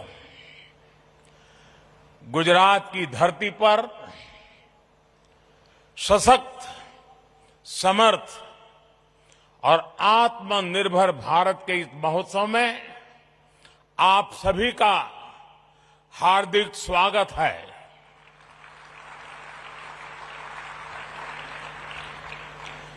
देश के प्रधानमंत्री के रूप में आपका स्वागत करना ये जितना गौरवपूर्ण है, उतना ही गौरवपूर्ण इस धरती के बेटे के रूप में आप सबके स्वागत करने का भी मुझे गर्व है। डेफ एक्सपो 2022 का ये आयोजन नए भारत की ऐसी भव्य तस्वीर खींच रहा है जिसका संकल्प हमने अमृतकाल में लिया है। इसमें राष्ट्र का विकास भी है, राज्यों का सहभाग भी है। इसमें युवा की शक्ति भी है, युवा सपने भी हैं, युवा संकल्प भी है, युवा साहस भी है, युवा सामर्थ्य भी है। इसमें विश्व के लिए उम्मीद भी है, मित्र देशों के लिए सहयोग के अनेक अवसर भी हैं। साथियों, हमारे देश में डिफेंस एक्सपो पहले भी होते रहे हैं, लेकिन इस बार का डिफेंस एक्सपो अभूतपूर्व है। एक नई शुरुआत का प्रतीक है। ये देश का ऐसा पहला डिफेंस एक्सपो है जिसमें केवल भारतीय कंपनियां ही भाग ले रही हैं। केवल मेड इन इंडिया रक्षा उपकरण ही है। पहली बार किसी डिफेंस एक्सपो में भारत की मिट्टी से, भारत के लोगों के पसीने से बनी अनेक विध उत्पाद, हमारे ही देश की कंपनियां, हमारे वैज्ञानिक, हमारे युवाओं का सामर्थ्य आज हम लौह पुरुष सरदार पटेल की इस धरती से दुनिया के सामने हमारे सामर्थ्य का परिचय दे रहे हैं। इसमें 1300 से ज्यादा एग्जीबिटर्स हैं, जिसमें भारतीय उद्योग है, भारत के उद्योगों से जुड़े हुए कुछ ज्वाइंट वेंचर्स हैं, एमएसएमईज और 100 से ज्यादा स्टार्टअप्स हैं। एक तरह से आप सब यहां और देशवासी और दुनिया के लोग भी क्षमता और संभावना दोनों की झलक एक साथ देख रहे हैं। इन्हीं संभावनाओं को साकार करने के लिए पहली बार 450 से ज्यादा एमओयूज और एग्रीमेंट साइन किए जा रहे हैं। साथियों, ये आयोजन हम काफी समय पहले करना चाहते थे। गुजरात के लोगों तो भली भांति पता भी है, कुछ परिस्थितियों के कारण हमें समय बदलना पड़ा, उसके कारण थोड़ा विलंब भी हुआ। जो विदेशों से मेहमान आने थे उनको असुविधा भी हुई, लेकिन देश के अब तक के सबसे बड़े डिफेंस एक्सपो ने एक नए भविष्य का सशक्त आरंभ कर दिया है। मैं जानता हूं कि इससे कुछ देशों को असुविधा भी हुई, लेकिन बड़ी संख्या में विभिन्न देश सकारात्मक सोच के साथ हमारे साथ आए हैं। साथियों, मुझे खुशी है कि भारत जब भविष्य के इन अवसरों का आकार दे रहा है, तो भारत के 53 अफ्रीकन मित्र देश कंधे से कंधा मिलाकर हमारे साथ खड़े हैं।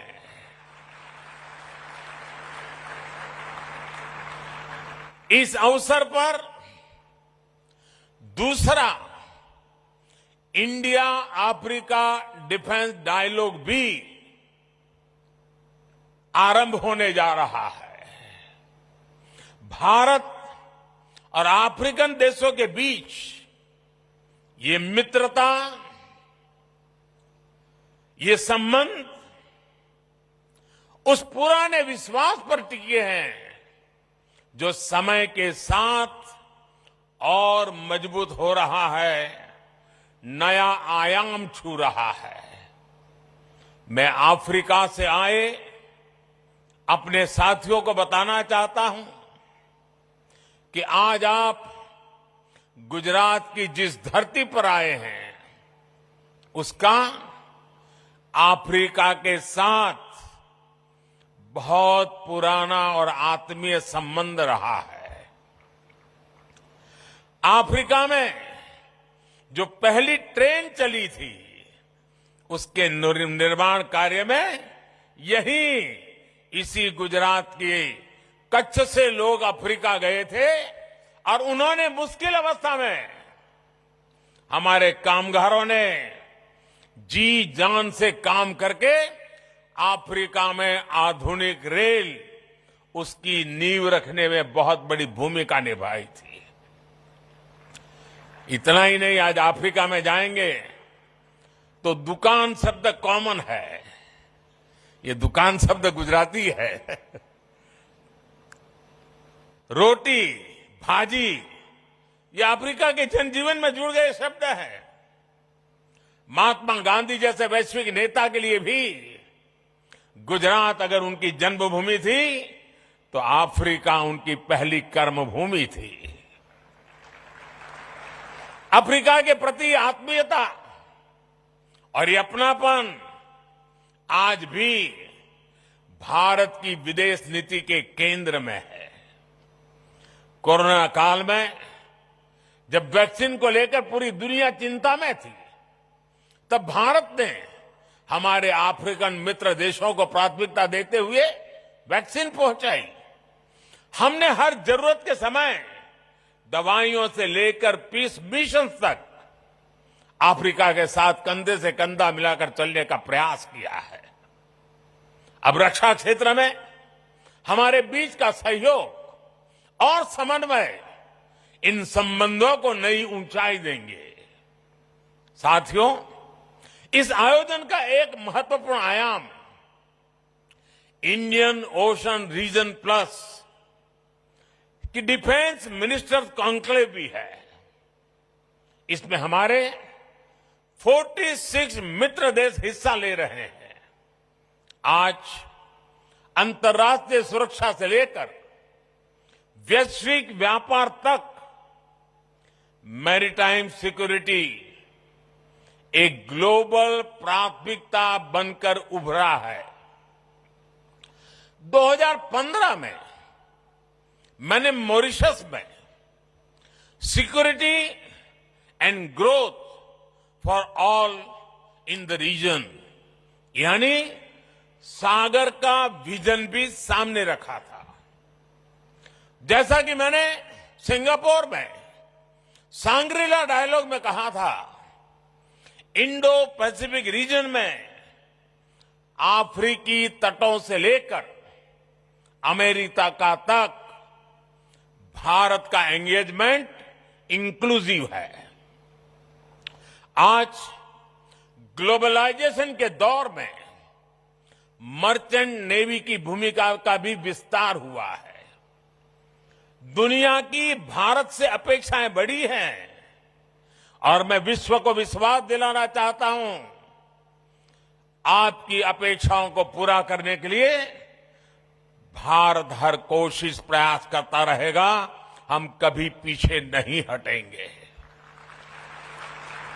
इसलिए ये डिफेंस एक्सपो भारत के प्रति वैश्विक विश्वास का प्रतीक भी है। इतने सारे देशों की उपस्थिति के जरिए विश्व का बहुत बड़ा सामर्थ्य गुजरात की धरती पर जुट रहा है। मैं इस आयोजन में भारत के सभी मित्र राष्ट्रों और उनके प्रतिनिधियों का हृदय से स्वागत करता हूं। मैं इस भव्य आयोजन के लिए गुजरात के लोगों और विशेष रूप से मुख्यमंत्री भूपेंद्र भाई पटेल, उनकी पूरी टीम का अभिनंदन करता हूं। देश और दुनिया में विकास को लेकर औद्योगिक सामर्थ्य उसे लेकर के गुजरात की जो पहचान है, आज इस डिफेंस एक्सपो से गुजरात की पहचान को चार चांद लग रहे हैं, एक नई ऊंचाई मिल रही है। आने वाले समय में गुजरात डिफेंस इंडस्ट्री का भी एक बड़ा केंद्र बनेगा। भारत की सुरक्षा और सामरिक सामर्थ्य में गुजरात का भी बहुत बड़ा योगदान देगा, ये मुझे पूरा विश्वास है। साथियों, मैं अभी स्क्रीन पे देख रहा था, डीसा के लोग उत्साह से भरे हुए थे, उमंग और उत्साह नजर आ रहा था। डीसा एयरफील्ड का निर्माण भी देश की सुरक्षा और उस क्षेत्र के विकास के लिए एक महत्वपूर्ण उपलब्धि है। डीसा अंतर्राष्ट्रीय सीमा से केवल 130 किलोमीटर दूर है। अगर हमारे फोर्सेस, विशेषकर हमारी वायुसेना डीसा में होगी तो हम पश्चिमी सीमा पर किसी भी दुस्साहस का और बेहतर ढंग से जवाब दे पाएंगे।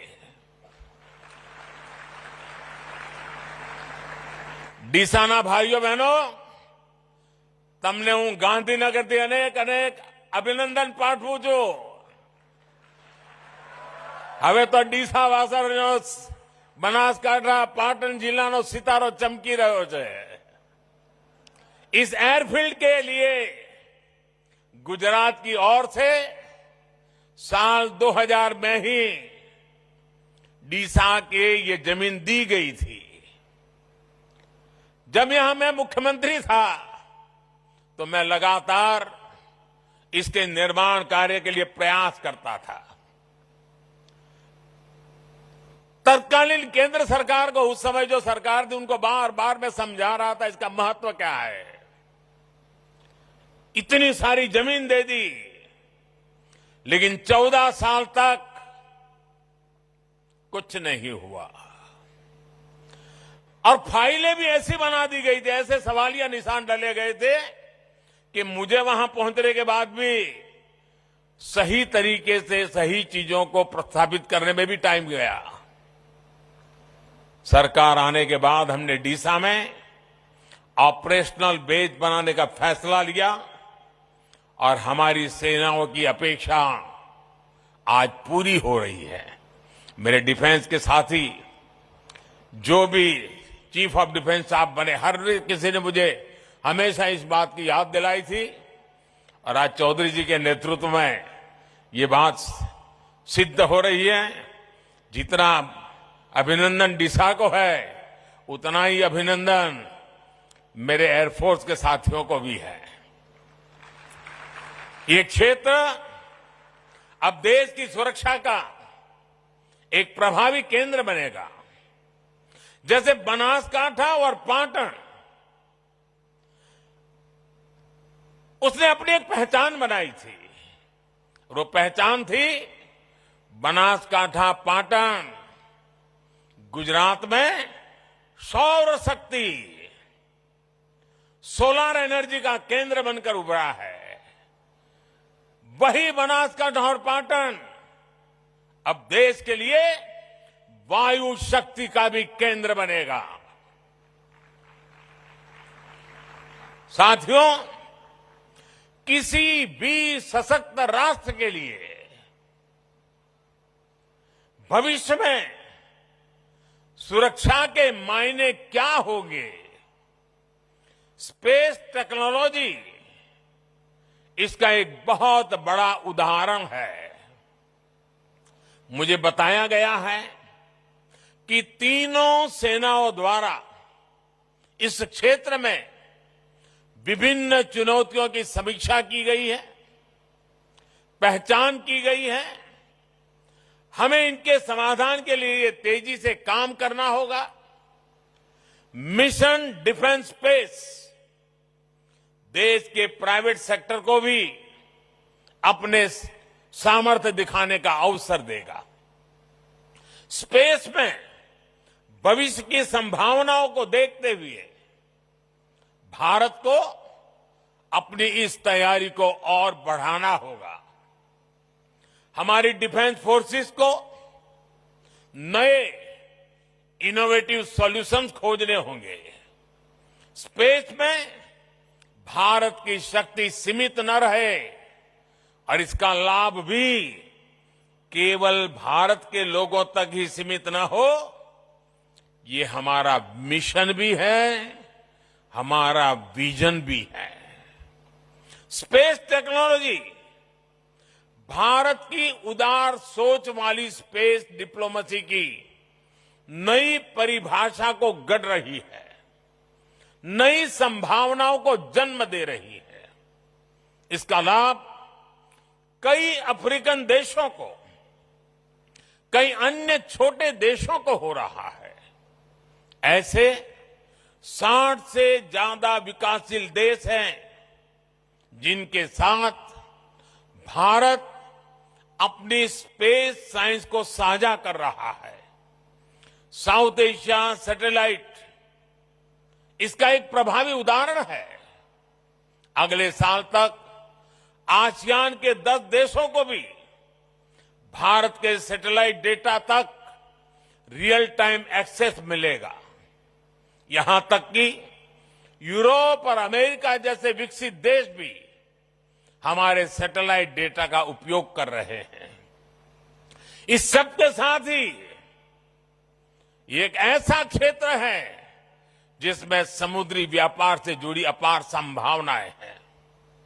इसके जरिए हमारे मछुआरों के लिए बेहतर आय और बेहतर सुरक्षा के लिए रियल टाइम सूचनाएं मिल रही हैं। हम जानते हैं कि स्पेस से जुड़ी इन संभावनाओं को अनंत आकाश जैसे सपने देखने वाले मेरे देश के युवा साकार करेंगे, समय सीमा में साकार करेंगे और अधिक गुणवत्ता के साथ साकार करेंगे। भविष्य को गढ़ने वाले युवा स्पेस टेक्नोलॉजी को नई ऊंचाई तक ले जाएंगे। इसलिए ये विषय डिफेंस एक्सपो की एक महत्वपूर्ण प्राथमिकता है। गुजरात की इस धरती से डॉक्टर विक्रम साराभाई जैसे वैज्ञानिक की प्रेरणा और गौरव भी जुड़ा हुआ है। वो प्रेरणा हमारे संकल्पों को नई ऊर्जा देगी। और साथियों, आज बात जब डिफेंस सेक्टर की बात होती है, फ्यूचर वॉरफेयर की बात होती है, तो इसकी कमान एक तरह से युवाओं के हाथ में है। इसमें भारत के युवाओं को उनके इनोवेशन और रिसर्च की भूमिका बहुत बड़ी है। इसलिए ये डिफेंस एक्सपो भारत के युवाओं के लिए उनके फ्यूचर की विंडो की तरह है। साथियों, रक्षा क्षेत्र में भारत इंटेंट, इनोवेशन और इम्प्लीमेंटेशन के मंत्र पर आगे बढ़ रहा है। आज से 8 साल पहले तक भारत की पहचान दुनिया के सबसे बड़े डिफेंस इंपोर्टर के रूप में होती थी। हम दुनिया भर से माल खरीदते थे, लाते थे, पैसे देते रहते थे।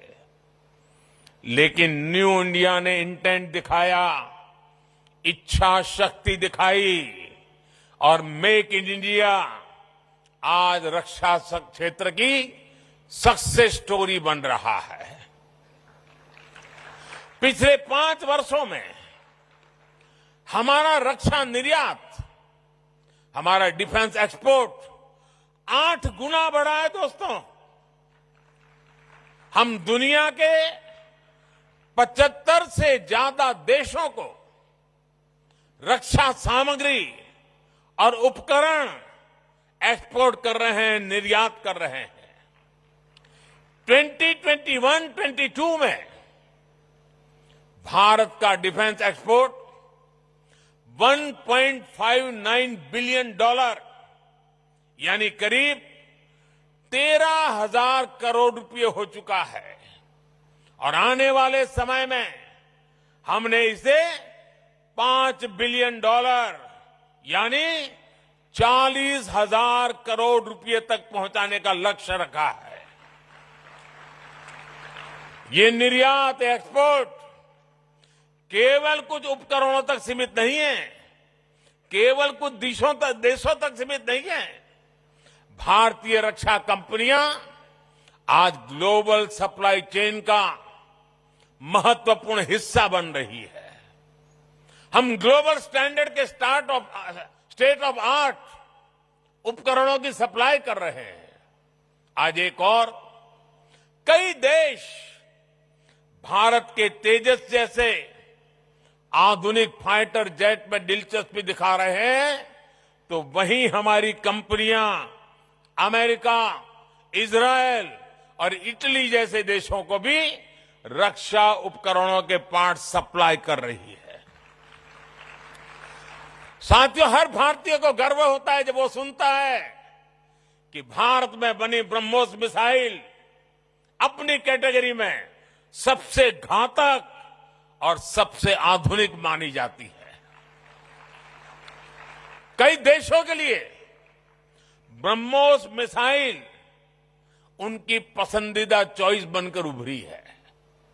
साथियों, भारत की टेक्नोलॉजी पर आज दुनिया भरोसा कर रही है, क्योंकि भारत की सेनाओं ने उनकी क्षमताओं को साबित किया है। भारत की नौसेना ने आईएनएस विक्रांत जैसे अत्याधुनिक एयरक्राफ्ट कैरियर को अपने बेड़े में शामिल किया है। ये इंजीनियरिंग का विशाल और Virat masterpiece Cochin shipyard limited के स्वदेशी तकनीक से बनाया गया है। भारतीय वायुसेना ने मेक इन इंडिया के तहत बनाए गए प्रचंड लाइट कॉम्बैट हेलीकॉप्टर्स को शामिल किया है। इसी तरह हमारी थल सेना भी आज स्वदेशी तोपों से लेकर कॉम्बैट गन्स तक भारतीय कंपनियों से खरीद रही है। यहां गुजरात के हजीरा में बन रही मॉडर्न आर्टिलरी आज देश की सीमा की सुरक्षा बढ़ा रही है। साथियों, देश को इस मुकाम तक लाने के लिए हमारी नीतियां, हमारे रिफॉर्म्स और ईज ऑफ डूइंग बिजनेस में बेहतरी की भी बड़ी भूमिका है। भारत ने अपने रक्षा खरीद बजट का 68% भारतीय कंपनियों के लिए निर्धारित किया, ईयरमार्क किया है। यानी जो टोटल बजट है उसमें से 68% भारत में बनी, भारत के लोगों के द्वारा बनी हुई चीजों को खरीदने के लिए हमने ईयरमार्क कर दिया है। ये बहुत बड़ा निर्णय है और ये निर्णय इसलिए हुआ है कि भारत की सेना को जो प्रगतिशील नेतृत्व मिला है, उस सेना में बैठे हुए लोगों के हौसले के कारण ये निर्णय हो पा रहा है। ये राजनीति इच्छा शक्ति से होने वाले निर्णय नहीं है, ये निर्णय सैन्य की इच्छा शक्ति से होता है। और आज मुझे गर्व है कि मेरे पास ऐसे जवान हैं, मेरे सेना के ऐसे अफसर हैं कि ऐसे महत्वपूर्ण निर्णयों को वो आगे बढ़ा रहे हैं।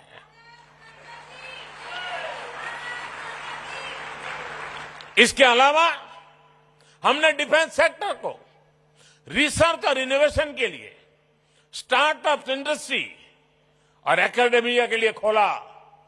25% रिसर्च बजट हमने बाहर जो एकेडमिया है, नई पीढ़ी है, उनके हाथ में सुपुर्द करने का साहसपूर्ण निर्णय किया है। और मेरा भरोसा मेरे देश की युवा पीढ़ी में है।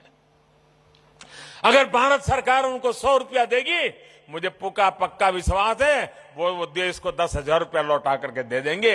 ये मेरे देश की युवा पीढ़ी में था।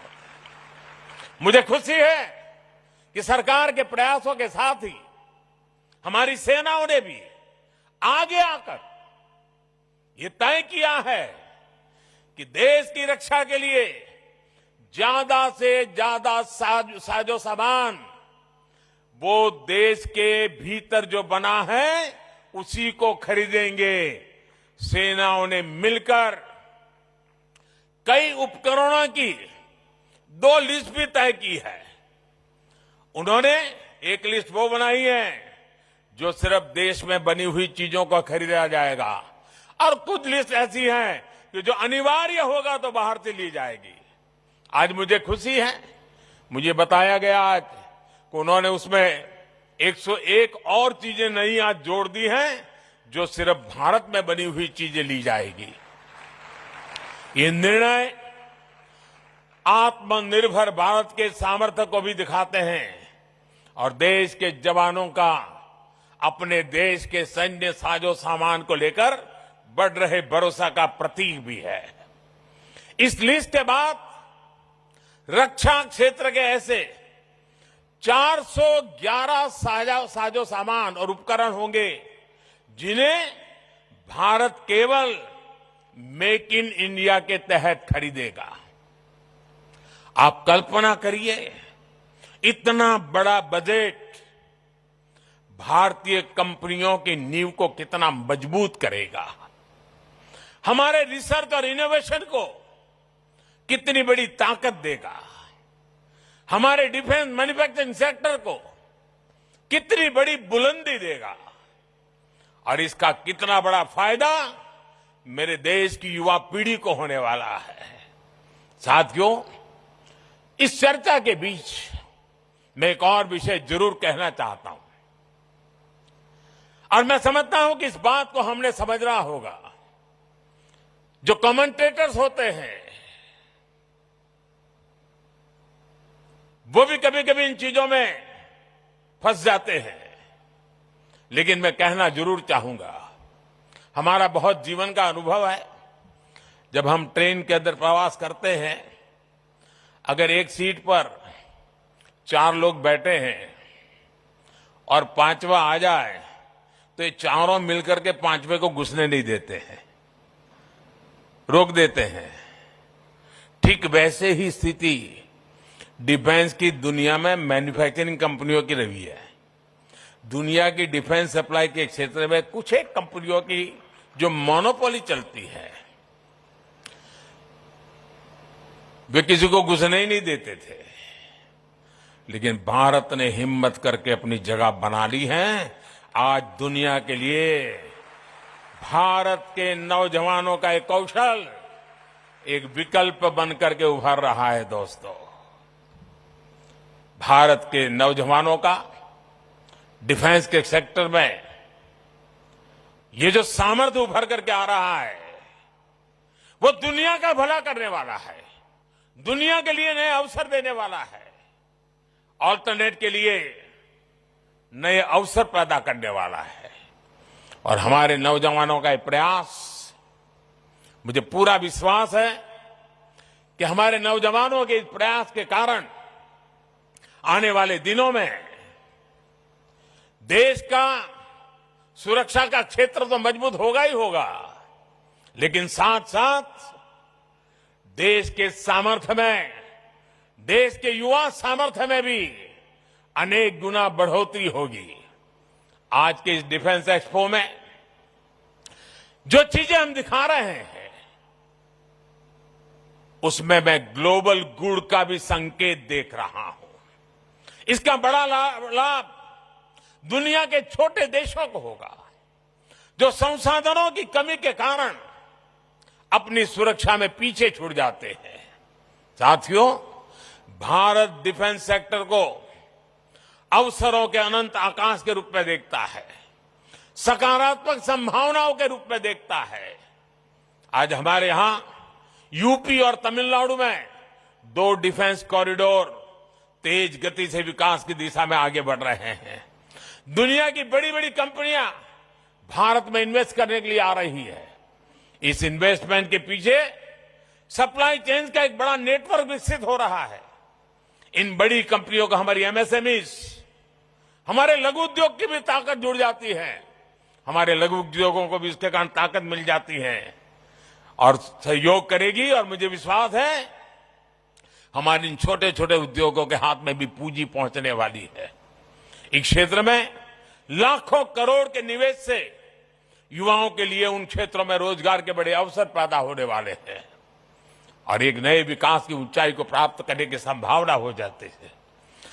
मैं गुजरात डिफेंस एक्सपो में मौजूद सभी कंपनियों से भी आह्वान करना चाहता हूं, आप इन अवसरों को भविष्य के भारत को केंद्र में रख करके आकार दीजिए। आप मौका जाने मत दीजिए, आप इनोवेट करिए, दुनिया में बेस बनाने का संकल्प लीजिए और सशक्त विकसित भारत के सपने को आकार दीजिए। और मैं नौजवानों को, रिसर्चर्स को, इनोवेटर्स को विश्वास देता हूं, मैं आपके साथ हूं। आपके उज्जवल भविष्य के लिए मैं मेरी आज आपके लिए खपाने के लिए तैयार हूं। साथियों,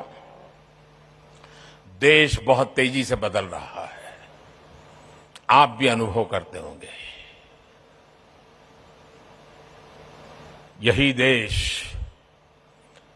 कोई जमाना था जब कबूतर छोड़ा करता था, आज चीता छोड़ने की ताकत रखता है।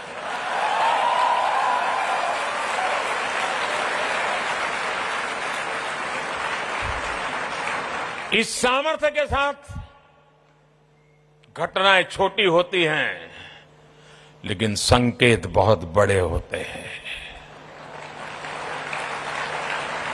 शब्द सरल होते हैं लेकिन सामर्थ्य अपरंपार होता है। और आज भारत की युवा शक्ति, भारत का सामर्थ्य विश्व के लिए आशा का केंद्र बन रहा है। और आज का ये डिफेंस एक्सपो उसी का एक रूप लेकर के आपके सामने प्रस्तुत है। मैं हमारे रक्षा मंत्री राजनाथ जी को हृदय से बहुत बहुत बधाई देता हूं कि इस काम के लिए जो कड़ी मेहनत उन्होंने की है, जो पुरुषार्थ किया है। कम बोलते हैं लेकिन बहुत मजबूती से काम करते हैं। मैं उनका भी अभिनंदन करता हूं, उनकी पूरी टीम का अभिनंदन करता हूं। आप सबको बहुत बहुत शुभकामनाएं और आने वाले दीपावली के त्योहारों की शुभकामनाओं અને આપણા ગુજરાતના લોકોને નવા વર્ષની પણ શુભકામનાઓ। ધન્યવાદ।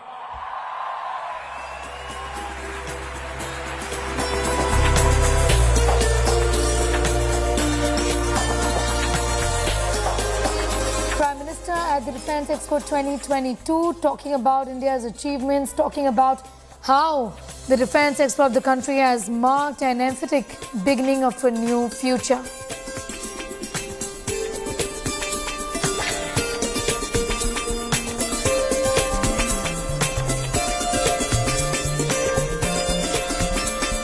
Pictures coming in from the Defence Expo 2022 where the Prime Minister is talking about how India is giving shape to opportunities of the future. He's also spoken about the kind of cooperation that is being seen in terms of other countries working together with India.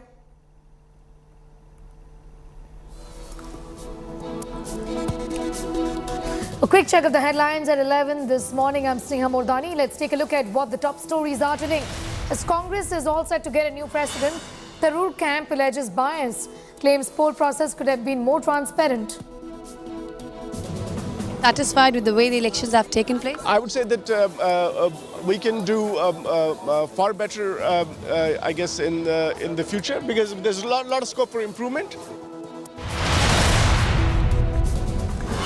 Prime Minister inaugurates Defence Expo 2022, launches Made in India trainer aircraft HTT-40. He unveils path to pride military strength. 4-year-old Hyderabad girl physically assaulted by school principal's driver for over 2 months inside the classroom. Parents beat up the accused driver.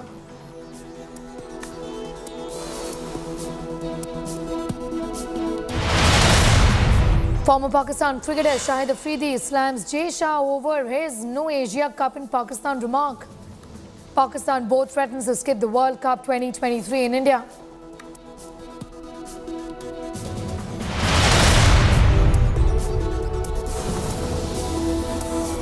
Karnataka Congress is taunting Chief Minister Bomay with SayCM.com.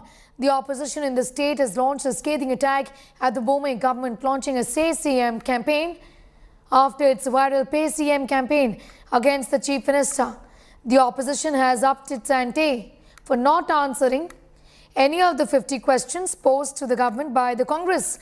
Say CM, which is a 50-question campaign launched by the Congress, is aimed at the Chief Minister for its failure to complete over 90% of the promises made in the 2018 manifesto. Congress has said, given how BJP has reacted to Pay CM campaign, they would launch a Say CM to force the BJP to answer for its failure in the last 3 years.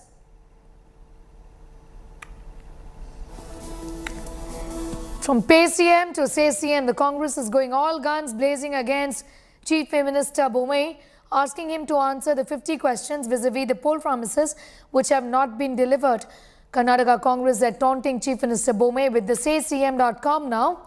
The opposition in the state has launched a scathing attack, saying that he must answer the 50 questions about not delivering on its poll promises in the last few years or so. 50 questions posed to the government, not answered, and hence Say CM campaign has now been launched by the Congress.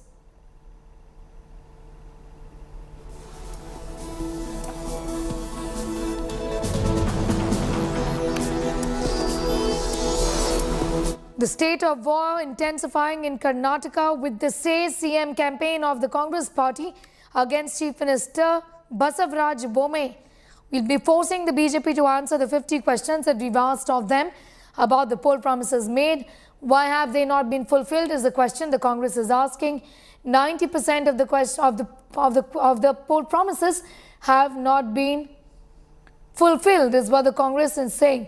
So why don't you answer these questions is what the Congress is asking of Chief Minister Basavaraj Bomay, now launching the Say CM campaign against Chief Minister Basavaraj Bomay. Nagarjun Dwarkanath has more details on that story. Naga, the Congress in the state is really going all guns blazing, and they've had a fair amount of success with the Pay CM campaign, which has caught the attention of the BJP. It does appear that Say CM 2 is gaining traction.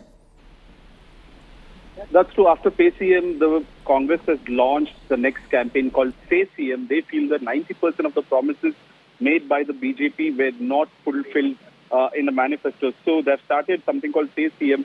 If you scan the QR code, Neha, it would take you to a website called SayCM.com with the promises that the BJP and the Chief Minister back in 2018 elections had made, and now how many of them have fulfilled? According to Congress, 90% of such promises, poll promises, have not been fulfilled. So there have been nothing questioned that why are you not fulfilling your promises? You have to be held accountable or responsible for this. Held accountable or responsible for this, and that's the reason they've started this campaign called Say CM.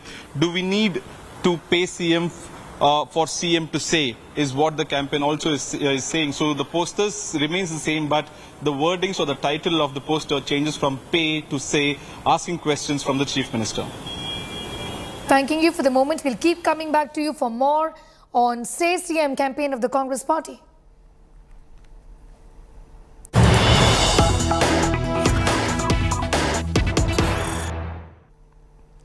Some news just coming in, and this has got to do with the infighting really within the Congress Party, especially during the elections of the Congress president, with the Tharoor camp criticizing the Congress poll process. War of words ahead of the mega Congress result. Tharoor camp faces defeat, hits out. Tharoor's agent Salman So says the poll process could have been better.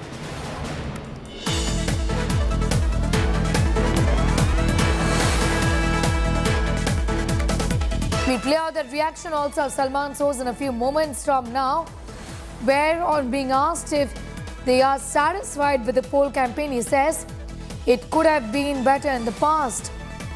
Shashi Tharoor has spoken about how there has been bias essentially against him, and that Mallikarjun has been the favourite to begin with from day one, is what Tharoor essentially said. The Tharoor camp now criticizing the poll process, so to speak. War of words ahead of the mega Congress result, with the Tharoor camp facing defeat and hitting out.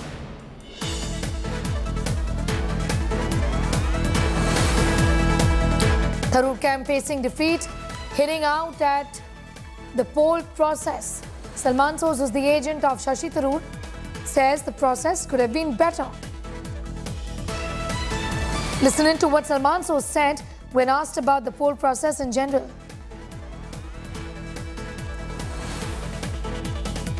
Mr. Sosa, what do you have to say? It's the D-Day, counting day. Both the camp's members are present here in the AICC headquarters. Your take on it? I think this is a good day for the Congress party in the sense that these elections have happened after a long time. I think this opens up the way for future elections. And I think people will learn from our experience, from our campaign's experience, and they'll try to improve upon that. Let's see what happens. We have heard that today also you have given some complaint to Mr. Madhusudan Mistry. Today we did not give anything, but we have on other days, including yesterday. Not complaints, but communications. What was they all about? I mean, those, I can't get into specifics. But are you satisfied with the way the elections have taken place? I would say that we can do far better, I guess, in the future, because there's a lot of scope for improvement. But I think everybody was trying. I know the Mistry Ji's office was trying, and the campaigns were trying very hard. So let's see what happens. All right, so you heard there from Salman So, who has essentially said that these aren't complaints, these are suggestions. This is communication with Madhusudan Mistry, who's in charge of the polling in the Congress essentially. So what really has happened there is that the Shashi Tharoor camp has been fairly upset with the poll process, and they have essentially communicated this with the Congress in charge of elections, that is Madhusudan Mistry. Also, Tharoor in the past has spoken about the fact that there has been bias from day one. The poll process could have been better, is what Salman So of the Congress party, who is in charge of Shashi Tharoor in terms of him being a poll agent, has said that these aren't complaints, but this is communication. The stage, meanwhile, is all set for Congress to get a non-Gandhi president after 20 years. The counting for the elections that was held on Monday began at 10 a.m. at the Congress headquarters.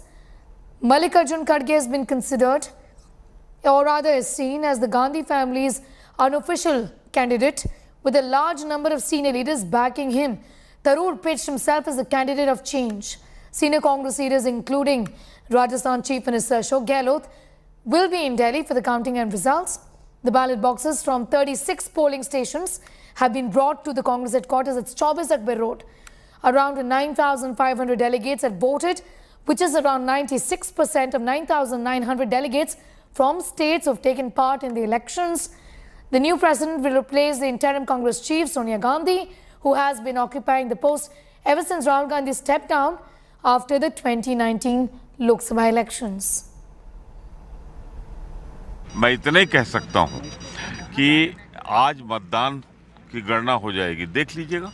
एक तरफ से बचा पाएंगे अपनी जमानत होती है कि नहीं होती इसमें मुझे नहीं मालूम, लेकिन निश्चित रूप से 90% से ज्यादा लोग वोट देंगे खरगे साहब को।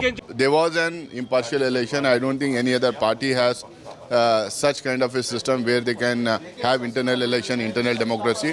That we have shown, that we have done. It was a fantastic campaign by both the candidates. Both of them have tried to enlist their support from different states. Both of them have declared their visions for the party. Now I think the elections over, counting will start in some moments now. But by another couple of hours, I think you will have a new president for Congress party. The polling went on very smoothly. The counting will also go down very smoothly. And whatever is the result, all of us will accept it and work unitedly to strengthen the Congress party. Well, here's how Congress president candidates Shashi Tharoor and Mallikarjun Kharge reacted on their candidature. He is not my examiner. See, I have come on my own from block president to this level. Was Shashi Tharoor was there at that time was there? See, these things just questioning, he is telling like that, I have created a manifesto and I will give that. That may be his views. I don't want to comment on that. काम करने का तरीका अलग है। खरगे साहब तो बहुत senior नेता है, मैं बहुत इज्जत देता हूं उनको, लेकिन मैं तो जो काम किया हूं और मेरी तरीका अलग होगा। और मैं जो ये मैनिफेस्टो पत्रिका में की, मैंने कहा कि इलेक्शन के अगले दिन अगर मैं जीता तो मैं इसी मैनिफेस्टो के ऊपर ही सारे एक्शन ले लेंगे और कांग्रेस वर्किंग कमेटी का चुनाव मैं मांगूंगा। और हमारी पार्टी को जरा से जैसे मैंने कहा एक नई ऊर्जा भी लेके आना चाहिए, क्योंकि सब लोग को लगना चाहिए कि देखिए परिवर्तन हो रहा है, बदलाव हो रहा है, हम इस पार्टी के साथ 2024 में लड़ने के लिए तैयार है। ऐसे औपचारिक पदों पर लोग हैं जिन्होंने खुला समर्थन खड़गे साहब को दे दिया। रमेश चन्नैथल अभी भी उनके साथ के समर्थन में कभी प्रतीक्षा नहीं की। आपको पता है कि कोई भी सिस्टम में तो एक एस्टैब्लिशमेंट होता है जो नेतृत्व में है, जिनके पास ऑफिशियल टाइटल्स होते हैं, जो इंचार्ज है, जनरल सेक्रेटरी है, पीसीसी चीफ है, सीएलपी लीडर, इस किस्म के लोगों को नेचुरली सिस्टम के ऊपर जो बैठे हैं वो तो बदलाव क्यों मांगेंगे। तो मैं ज्यादा प्रतीक्षा नहीं की। फिर भी कुछ सीनियर लीडर्स मुझे मेरे नॉमिनेशन पत्रिके पे दस्तखत किए हैं, लेकिन ये नहीं है। मैं सिर्फ ये कहूंगा कि मैं ज्यादा कार्यकर्ताओं की आवाज उठाने के लिए आया हूं और वहां मैं आपको कह सकता हूं कि मुझे हर रोज बहुत लोग मिलने आ रहे हैं, फोन कर रहे हैं और कई लोग कह रहे हैं कि देखिए हमें तो खोल के दिखाना मुश्किल है क्योंकि पार्टी पता नहीं कि कुछ होगा या कोई नेता को पसंद नहीं होंगे, लेकिन जब वोट डालेंगे हम आपके साथ। You know, the fact is, you said leaders have asked you. Am I to understand you are the unofficial, official candidate of the Congress party leadership? The leadership wants you. Sonia Gandhi ji and High Command want you. That is the perception you people have created. All the leaders you might have seen when I filed my nomination on that day, all the senior leaders, some of the PCC presidents, my proposers and other delegates from various places, they telephoned me. When Gandhi family is not in the field, you should contest the election, they said. Then naturally, on the request of many of the delegates and many of the senior leaders, I am contesting. Well, listening to how Sonia Gandhi reacted on having a non-Gandhi face as the new Congress chief. Ma'am, are you happy? I've been waiting for a long time for this case. Ma'am, are you happy? I've been waiting for a long time for this case. Ma'am, are you happy? I've been waiting for a long time for this case. Ma'am, are you happy? I've been waiting for a long time for this case. Akshay is getting us more details in that story, joining us from Mallikarjun Kharge's residence. In fact, Akshay, from the word go, it was very evident that it is going to be Kharge at the end of the day with all the seniors in the party backing him. Talk to us about the kind of mood there at possibly the next Congress president's residence from where you are right now. Well, Sneha, the winds of change are pretty clear. You can see that, you can sense the mood from the crowd that has in fact gathered behind me, just outside the 10 Rajaji residence. A lot of senior leaders, supporters, workers of the Congress party coming in from different parts of the country, all to congratulate Mr. Kharge. Sir, how are you looking at these elections? Kya kehna hai aapka? This is very, we are happy, and just now we have congratulated our leader Mallikarjun Kharge ji. He is going to be elected, there is no doubt. There is no doubt. No doubt. Don't think about it. It is internal party election so far and friendly election, and Kharge got 101% chances, there is no doubt about it. So he is going to be elected and he will lead the party in 2024 Lok Sabha election. Okay. So far right now in Karnataka 2023 elections are pending. So under his leadership, our party will come to power in Karnataka. The BJP government will collapse, and our party will come to power and will form the government in Karnataka. But what about the centre, sir? What about the next Lok Sabha? Definitely Lok Sabha election also under the leadership of Mr. Kharge. All United Front. Again, we will form the United Front government. So will the power center of the Congress party change from 10 Janpad to 10 Rajaji? 100% Rajaji, 10 Rajaji, instead of 10 Rajaji. Okay, sir, what about you? What do you think? First, tell us about yourself. Where have you come from? कहाँ से आए हैं आप? मैं तो UP से आया हूँ। अच्छा, आप यूपी से आए हैं। सुरेंद्र सिंह हूँ, पूर्व मंत्री यूपी का गाजीपुर जिले से। जी, तो क्या लग रहा है, कितना बदलाव की उम्मीद है यहाँ पर? क्या-क्या बदलना चाहिए पार्टी में आपके हिसाब से? पार्टी में खरगे साहब एक मिलनसार व्यक्ति हैं और हमें उम्मीद है कि जो भी कार्यकर्ताओं का जो मिलने का जो गैप था वो इसको पूरा करेंगे। जो कमी हो गई थी उसको पूरा करके वर्करों के मनोबल को ये ऊपर उठा के ले आएंगे। अच्छा, अब जिससे राहुल जी की पदयात्रा हो रही है, एक बहुत बड़ा संदेश पूरे देश में जा रहा है। कार्यकर्ताओं का मनोबल बढ़ रहा है, जनता का रुझान बढ़ रहा है। इस तरह से खरगे जी का ये आना। अच्छा, दूसरी चीज़, थरूर साहब ये भी कह रहे हैं कि कुछ ना कुछ कमियां रही है इलेक्शन में, कुछ कंप्लेंट्स भी आ रही है उनकी तरफ। देखो, ये तो डेमोक्रेसी है, लोगों की कुछ ना कुछ कमी रह जाती है। मैं नहीं कह सकता 100% है, लेकिन चुनाव सही तरीके से हुआ, उसमें कोई थरूर साहब जीतते हैं तो क्या लग रहा है, मतलब अगर वो जीत जाए तो? अब जो भी जीते, लेकिन हमको तो उम्मीद है कि खरगे साहब जीतेंगे। जो साइंस आ रहे हैं, so the signs are clear Sneha. The Congress workers were gathering here, the security arrangements, all of these are the signs that there is going to be a positive result for Mr. Kharge. The results will be out in a couple of hours, but just even before the elections are announced, results are announced, the Congress workers have started to gather here. In fact, I would ask my camera person to pan around and show the kind of movement that is here outside the residence of Mr. Mallikarjun Kharge. And you can see there are several workers, leaders who have started coming here. Gaurav Vallabh, Nasir Hussain, and other leaders including Pramod Tiwari all started coming here and trying to strategize that what exactly is going to be the next move of the upcoming Congress president, because according to most of the Congress leaders who are coming here, Mr. Kharge will be the next president of the Congress party. All right, thanking you for the moment. Next president of the Congress party, possibly Mallikarjun Kharge, is what Akshay is telling us, getting us all of those details. The results will be out soon. But he says he's seeing the winds of change right outside 10 Rajaji Marg, the house of Mallikarjun Kharge.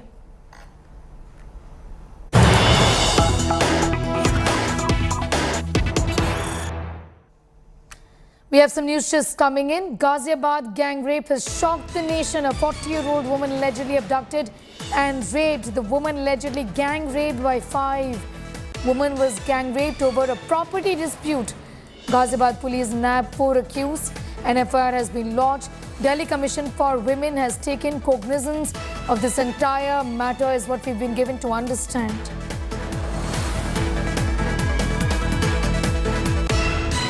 पूछताछ में उन्होंने बताया कि ये नंद नगरी दिल्ली की रहने वाली हैं एवं एक दिन पहले अपने भाई के जन्मदिन मनाने के लिए थाना नंदग्राम क्षेत्र बॉम्बे कॉलोनी में आई थी। जब इनके भाई ने इनको वापस छोड़ा तब वहां से इनको कुछ लोग ले गए जो कि इनसे पूर्व में ही परिचित हैं। पहले इन्होंने बताया कि 2 लोग थे, बाद में इन्होंने बताया कि 5 लोग हैं और उनके साथ उन्होंने दुष्कर्म करा। इसमें तत्काल पुलिस ने इनके भाई की तहरीर पे अभियोग पंजीकृत कर लिया है एवं 4 लोग को हिरासत में ले लिया गया है। मेरे पिछले 7 साल के कार्यकाल में हर दिन ऐसे कई मौके आते हैं जब पूरी तरीके से दिल टूटता है, जब बहुत गुस्सा आता है इस सिस्टम पे, क्योंकि महिलाओं और बच्चों के खिलाफ जो अपराध है वो बढ़ता ही जा रहा है, बढ़ता ही जा रहा है और वो रुकने का नाम नहीं ले रहा।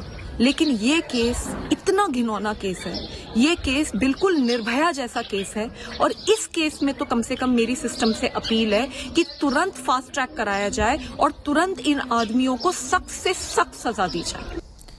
Shreya Chatterjee has more details on that story. Shreya, horrific incident that you're reporting from Ghaziabad. Just give us a sense of how the victim in this case is doing. In fact, the DCW, Swati Maliwal there, goes on to say that this is horrific and this is similar to the Nirbhaya case. Well, absolutely so, Sneha. You know, horrific details coming in from this incident that took place in Ghaziabad. Now, what we're learning about the victim, she's recovering in a government hospital in the in the capital in Delhi. The incident transpired when she was returning late night from Ghaziabad. Apparently, 5 men in a Scorpio picked her up and she was gang raped. Unfortunately, all these 5 men were known to her. This is a matter of gang rape over property dispute. But the question to Ghaziabad police is that where was police patrolling at late night? Because such incidents have not happened only now. It's been happening for quite a long time. The question that probably needs to be asked and what the DCW chief Swati Maliwal is also putting forward is what is the action on the part of the police force? Because somewhere down the line, probably if there would have been enough police patrol, if there would have been checking going on, this thing could have been averted. That's something the new thing that needs to be addressed. Apart from that, we're also learning 4 of the 5 have already been arrested by the Ghaziabad police and the investigation is still underway.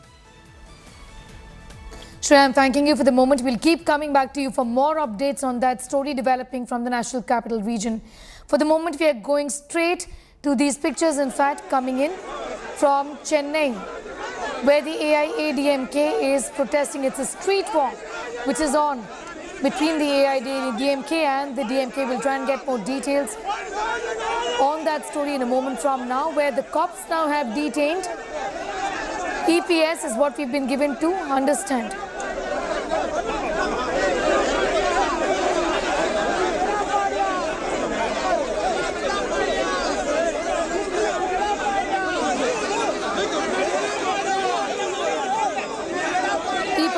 For the moment has been detained by the police is what we know. These are details coming in. Well, the protest was against the speaker's decision and the war clearly is on between the DMK and the AIADMK, with the AIADMK blaming the DMK of supporting the speaker in a decision that they do not, that the AIADMK essentially does not agree with.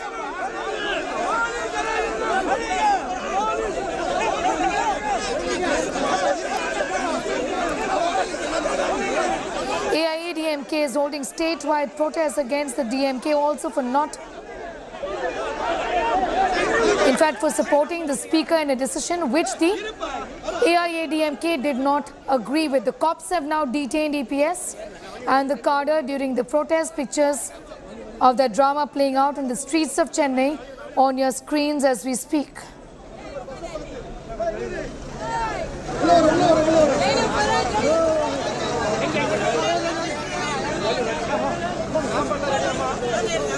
Well, there's been high drama in the assembly with the APS, in fact, accusing the speaker of working at DMK's behest.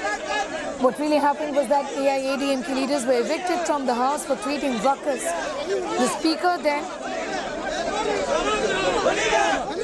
made a comment saying that no one has any right to demand where one should be seated inside the assembly. The AIADMK says the speaker essentially is acting at the behest of the ruling DMK and they've been protesting on the streets. Akshay sent us this report earlier. Take a listen. The AIADMK senior leaders, including Edappadi K. Palaniswamy, today had staged a protest at Vallur Kotam. They were going to sit on a hunger strike from 9 a.m. today till 5 p.m. But what we're seeing here is already all of these leaders are being arrested. This is being done because this has been an event that has happened without proper permission being sought from the government officials. And you're seeing that all the leaders leaders have been taken into custody. They are being detained and have been taken out. We can see here R.B. Uday Kumar.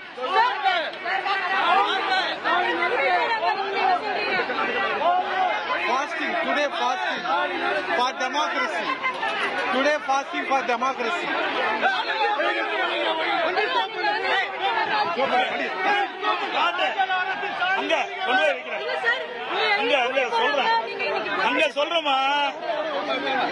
We can hear Edapadi K. Palniswamy saying that in another location we will be talking.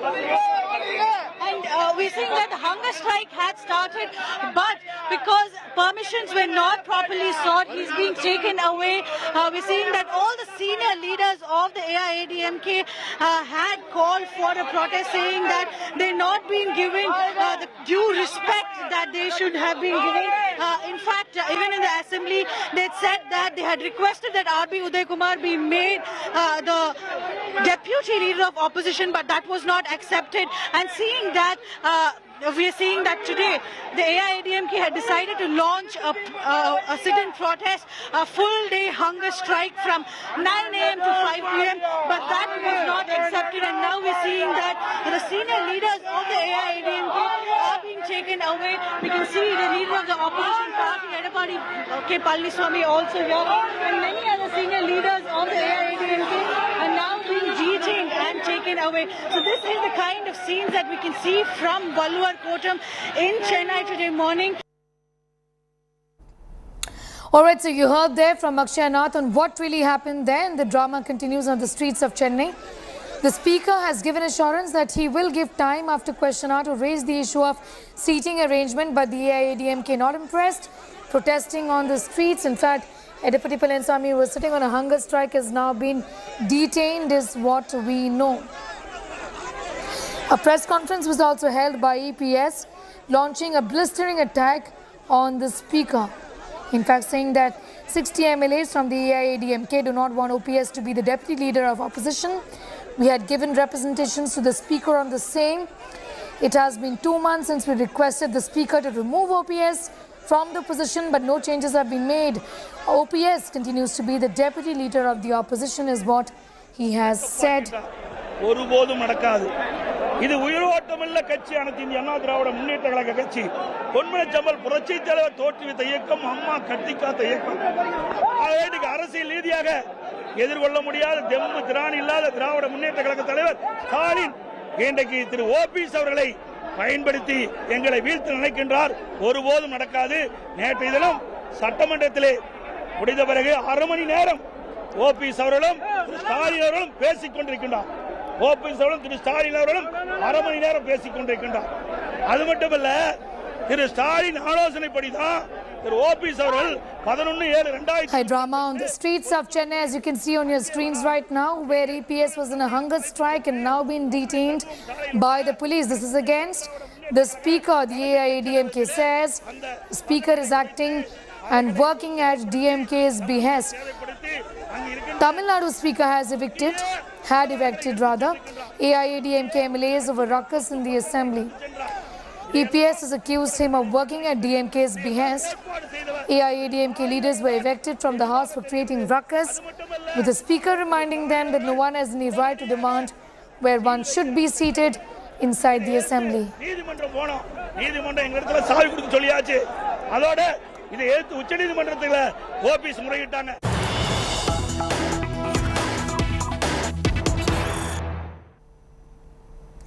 Some news just coming in. Let's go straight to that. The Tharoor camp has alleged extremely serious irregularities in the conduct of elections in Uttar Pradesh election process, saying that in UP it is devoid of integrity and credibility.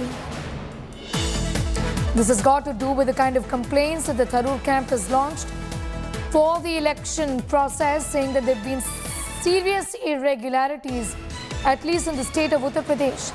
Salman Source, the agent of Shashi Tharoor, the poll agent of Shashi Tharoor, had also said that there have been problems and the same has been communicated. Several letters have been written to that effect. In fact, the Tharoor camp from the very beginning has been complaining about there being bias in the elections, and now they're talking about various problems in the poll process. This letter has been written by Shashi Tharoor, who is a candidate, to Madhusudan Mistry, who is in charge of the internal elections within the Congress party, saying that there have been many irregularities in the poll process in Uttar Pradesh.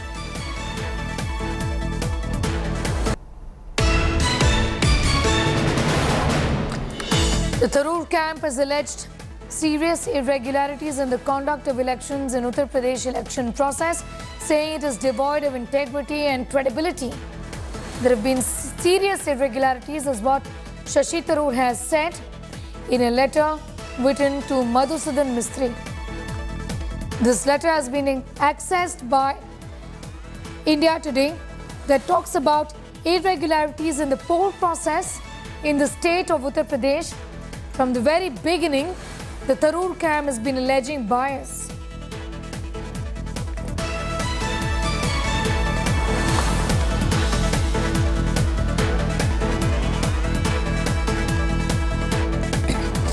In fact, this is one among several communications, both from Shashi Tharoor and his poll agent Salman Soos to Madhusudan Mistry's office, talking about the kind of problems during the poll process. Akshita Gopal has more details on that story. Akshita, take us through the details of that letter. What does it really talk about? So this letter has been written on behalf of Shashi Tharoor, and you can see that the very header here, Sneha, says most urgent. It's been addressed to Madhusudan Mistry, who's been overseeing the entire poll process. I'd like to bring to your notice a couple of points that have been mentioned. First of all, saying our campaign wants to bring to your attention extremely serious irregularities in the conduct of the election in the state of Uttar Pradesh. The facts are damning. The election process in UP is devoid of credibility and integrity. I've already conveyed some of this to you in a telephonic conversation yesterday evening. So there's already been a communication with Madhusudan Mistry. Now, after a detailed discussion with our polling agents, we are constrained to report more disturbing facts. And they've gone on to say that what we witnessed in Uttar Pradesh is at a completely different level. It's an open challenge to the authority of your office, as well as contempt for the orders of the Honorable Congress President and the Congress Working Committee to hold free and fair elections. We would like to underline, we have no evidence that Mallikarjun Kharge was aware of how his supporters were engaging in electoral malpractice in Uttar Pradesh. So they're saying this has happened in UP. They're saying there have been clear electoral malpractices, but they're also very importantly highlighting that Kharge did not do it. It wasn't at his behest. They are also going on to state, let me highlight again that this is a Tharoor camp. So he's saying we're certain that if he were aware, he would never allow what happened in Uttar Pradesh. He would not allow the tainting of an election that's so important for the Indian National Congress. What is the allegation? What are the irregularities that Tharoor is highlighting here? I now present to you the facts of the case. Use of unofficial seals for the ballot boxes. So according to, in fact, according to the Tharoor camp, they're saying that on voting day, when the ballot boxes were prepared for voting, our agents raised concerns about the lack of a proper sealing mechanism for ballot boxes. At that point, they were told that the seal would be applied later. At no point did any of them indicate there was a problem related to the official seals mentioned with serial numbers and then provided by the Central Election Authority of all the states. This is in fact page 1 of that letter. I'll just also get you page 2 of the letter in just a bit. What I can in fact show you is that in the second page, there are more details mentioned. Let me go into this here. It says presence of unofficial persons in the polling booth. You can see also that Tharoor in this letter has attached images to show that these ballot boxes weren't properly sealed. They're saying, please see the pictures of ballot boxes with unofficial sealing mechanism, which I have already shared with you last evening. So they're saying that there's a lack of official sealing of any of the 6 ballot boxes. So all of the voting in UP, according to the Tharoor camp, should be declared null and void because of improper sealing. You can see that they're showing pictures. I'll try to zoom in for you. They're showing that there are white tags that have been used to seal them off, which they're saying is improper, that the unofficial plastic seals were received from your office. And he's also said, we find it hard to believe that your office, which has tried under very difficult circumstances to organize this election, would somehow send be with us. I'm just coming back to you for more on that. One state. So they're questioning. Yes, Akshay, I'm just coming back. Akshita, we're just coming back to you for more on that story. That's a letter talking about several irregularities. Gaurav Bhatia of the BJP is with us. Gaurav Bhatia, what do you make of this the Congress elections that have not been free and fair is what one of the candidates is alleging there. Shashi Tharoor writing that letter to Madhusudan Mistry. Let the Congress people fight amongst themselves, but there are two larger messages. That creating hullabaloo about this internal democracy is nothing but a farce. The Congress party is a party which is so corrupt that when they are in power, they loot the country. And they don't even shy away from fooling and indulging in acts of corruption and foul play for their internal elections also. And the letter says a lot about the moral fiber of the Congress as of today.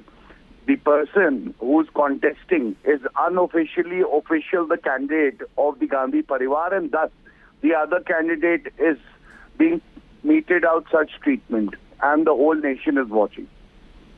So you think that it was clear from the very beginning that because it did appear, at least ostensibly, that the Gandhis were throwing their weight behind Kharge. This was expected. This sort of disgruntlement, this sort of complaints that have gone from Tharoor camp to Madhusudan Mistry, who's in charge of the elections. Absolutely. See, for 24 years, there have been no elections in the Congress party to elect their president. This could have continued for another 20, 30 years. Why try to take credit when internally everybody in the Congress even knows that this is a sham of an election, this is a farce, and there is an official candidate, and the other candidate is facing all sorts of malpractices that are being supported by the Gandhi Parivar. Okay. And it is now out in the open. Be with us, Gaurav Bhatia, please, because Rashid Alvi of the Congress party and also Mallikarjun Tagore of the Congress, both of them are with us. I'm just going to go across for the moment to Mr. Tagore first. Mr. Tagore, the BJP says that this is a farce. I mean, the letter has been written by Tharoor camp talking about irregularities in the election process, saying that it is devoid of integrity. Isn't this embarrassing? He's given evidence about the kind of irregularities that were seen during the voting in the state of UP. You have to understand that the electoral process, when BJP was telling that Congress will not have elections itself. There was a time when they told that nomination will not happen. There will not be two candidates. All these kind of things BJP fellows were telling earlier. But everything has happened. The election commission has been set up, and the Madhusudan has been clear in giving guidelines and others. I understand. Whomever was but look at the irregularities. Mr. Rashid Alvi, you've been a Congress veteran as well. Mr. Mallikarjun Tagore, be with us. Mr. Rashid Alvi, that question is to you. Presence of unofficial persons in the polling booths. Other irregularities like use of unofficial seals or ballot boxes. Isn't this seriously embarrassing? You know, it is absolutely free and fair election. If anything has happened wrong, then election commission is there, Mr. Mistry is there, he will look into it. What is wrong in it? You know, Bharatiya Janata Party has nothing to do except to criticize Congress Party. They should, I want to ask them, what is the procedure and process inside BJP to elect its own president? It is only Modi who decides who will be the Bharatiya Janata Party. It was absolutely free and fair election, and if anywhere there is something wrong, then election commission will check. Okay. Stand on it. And now it is BJP should learn a lesson from Congress that this is the inner democracy. That is the reason two candidates are contesting, and one of them will win, and then whether it is Shashi Tharoor or Mr. Kharge, one of them will be president of the party. As far as Gandhi family is concerned, I am sorry to say, whether Gandhi family doesn't have any right, they can support any candidate. I would have really wanted Gaurav Bhatia to stay on, but to tell our viewers that he's disconnected the line. However, these are serious allegations that are being made, Mr. Tagore, by the Tharoor camp, and they've been alleging bias from the beginning. You know, you think this could have been avoided given that now you all have held elections after so many years. and that these are things that could have been avoided. I mean, one candidate saying that it does appear that there is bias against me. That's not fair, isn't it? No, you have to understand, any kind of, even a club election also, the returning officer, when they are there, the election commission is there will be some kind of compliance by the other candidates. It is common in any kind of democratic process. The main issue is that this kind of process itself is a appreciable thing. You have to understand that we have the right now, we have a democratic process where people are able to tell that thing, that these are all the problems we are facing. Now, Election Commission will take note of it. And they will address these issues. Good that these are complaints that are in fact, that have surfaced, and your candidates are talking about it with the press, with others as well, but these will be addressed. Is that an assurance? Congress party is having an independent machinery for Election Commission, which is headed by Madhusudhan Mistry. He is a senior most leader. He is having everybody can have a complaints about any other candidate also. But the Election Commission decision, we will accept it. Suppose there is a good process, like the Election Commission, we are doing it in an independent way. What is the problem for BJP guys? Who are not, whether they are going to have in their life, BJP has never had an election itself in their party or their national president. Whether they had a balloted election, Congress is the only party which is having a balloted election. Okay. All right. Fair enough. Manikam Tagore, I'm thanking you for the moment. We'd like to ask some of those questions to the BJP as well, because at the end of the day, the Congress says that this is what democracy and internal democracy is about. We are holding elections, and if there are complaints, these will be addressed, is what the Congress says. We're talking about the Tharoor camp's charge there, talking about several irregularities when it comes to the polling process in the state of UP. In fact, we'd heard from several leaders of the Congress party in UP also, for example, Pramod Tiwari, who had come out and said that the wind is, in fact, blowing in the favor of Mallikarjun Kharge, and that everybody in UP, as far as the Congress cadre is concerned, are in favor of Mallikarjun Kharge becoming the next president. With that report, it's time for a quick commercial break here. We're getting you much more news on the other side. Do stay on with us.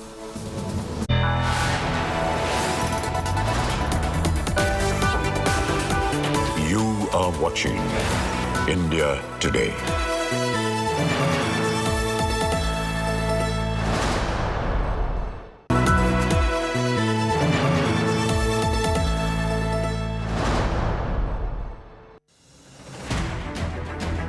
I don't read the news. I read between the lines to tell you the true version of events, the true story of our times. To document grief, the toughest assignment for any journalist to be. From those who matter. Women politicians going to stick up for each other. Of those who should matter. I document the truth. I don't distort the truth. I don't glamorize the truth. I don't gloss over the truth. The ghosts of India's contentious medieval history have come knocking again. I hustle for the truth. On the ground, in the newsroom, in the studio. I don't try to grab eyeballs. I inform you to make you see the point. To the Point with Preeti Chaudhary. At these times, only on India Today.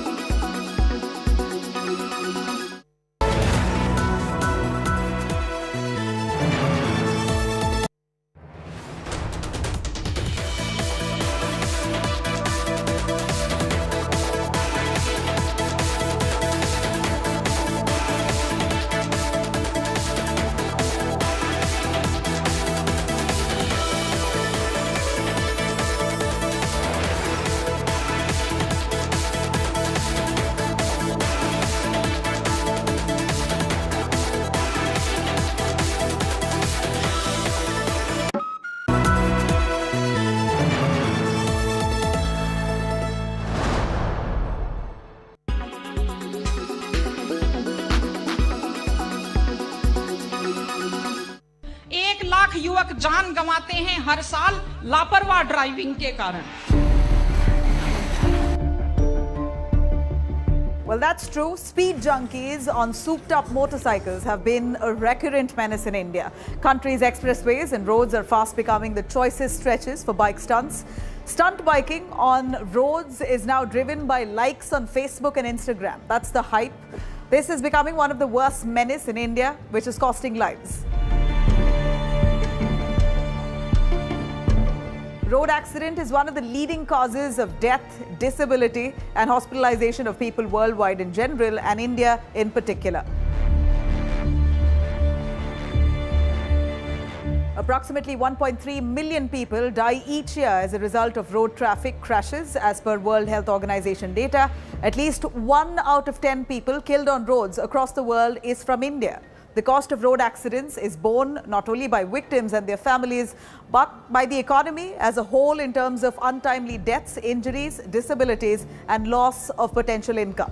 During the year 2020, more than 3,60,000 road accidents were recorded, causing loss of around 1,30,000 lives.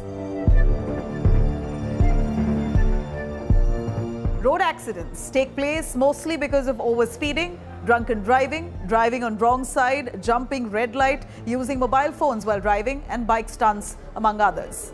However, top 10 states in number of fatalities on national highways are Tamil Nadu, Uttar Pradesh, Karnataka, Madhya Pradesh, Andhra Pradesh, Telangana, Kerala, Maharashtra, Rajasthan and Bihar. This is in order as a report that was released by the authorities. Unfortunately, the worst affected age group in road accidents is 18 to 45 years, which accounts to at least about 70% of the total accidental deaths. So be careful and drive safe.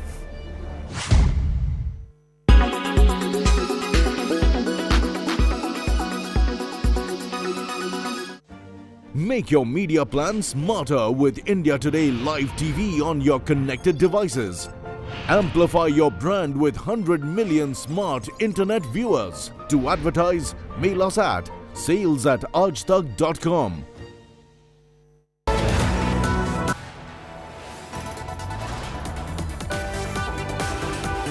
You are watching India Today.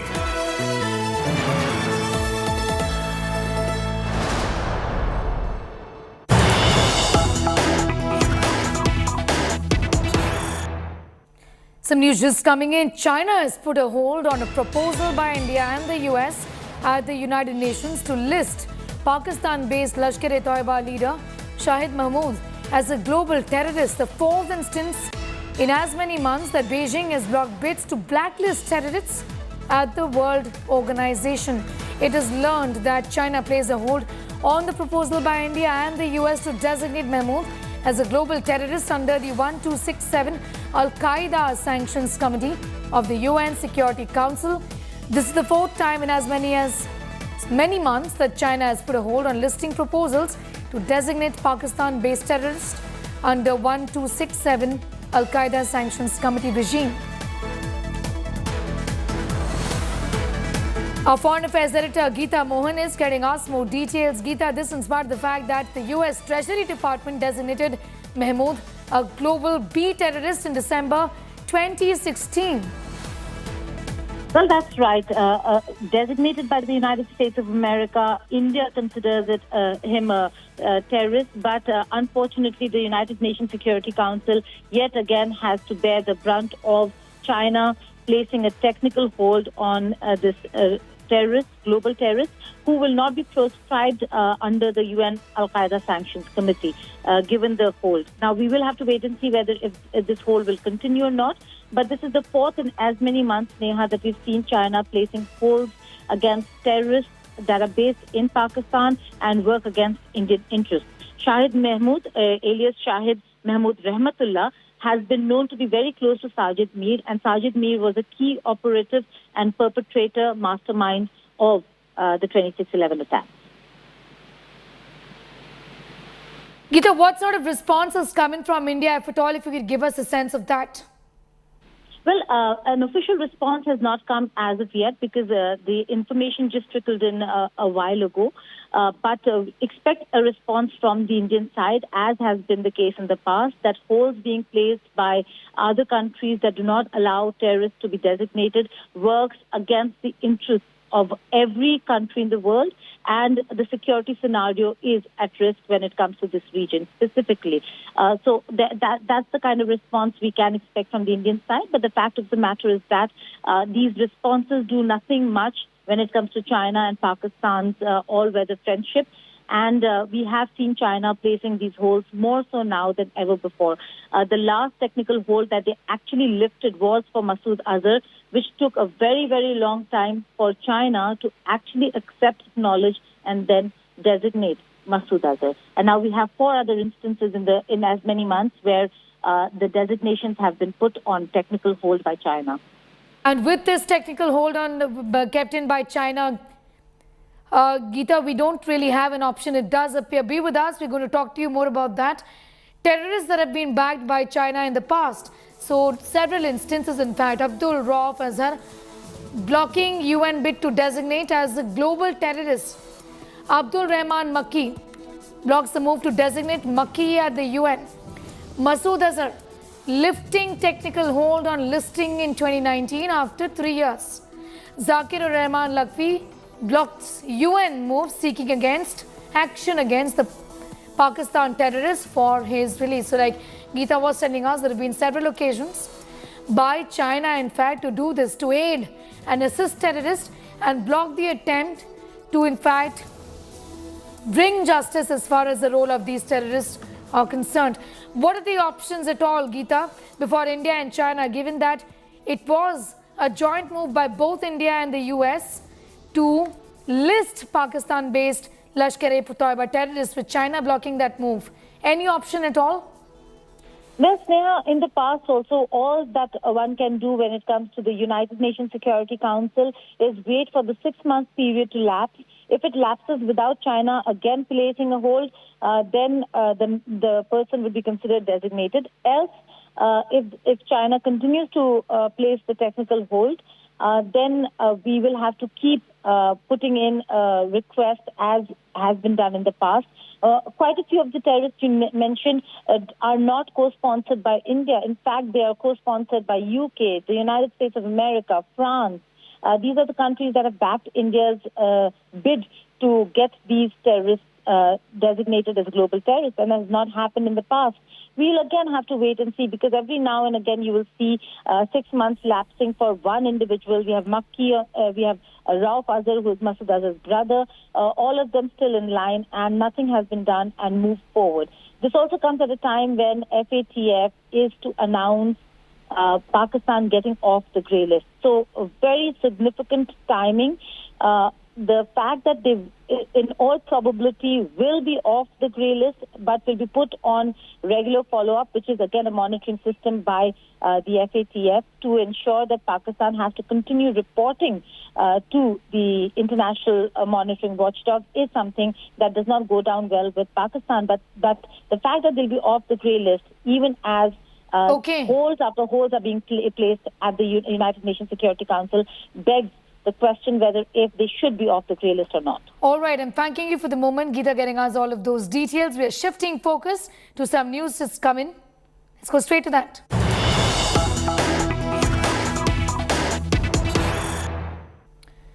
It's a setback for filmmaker Ekta Kapoor over FIRs filed against her over her web series XXX. Supreme Court refuses to grant any relief to Ekta after filmmaker had sought FIRs against her to be withdrawn.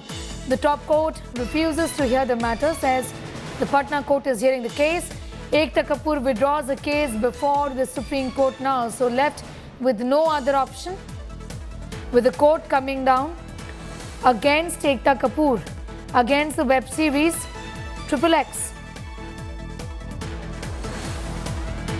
The Supreme Court, remember, had taken very stern view of the web series of Ekta Kapoor.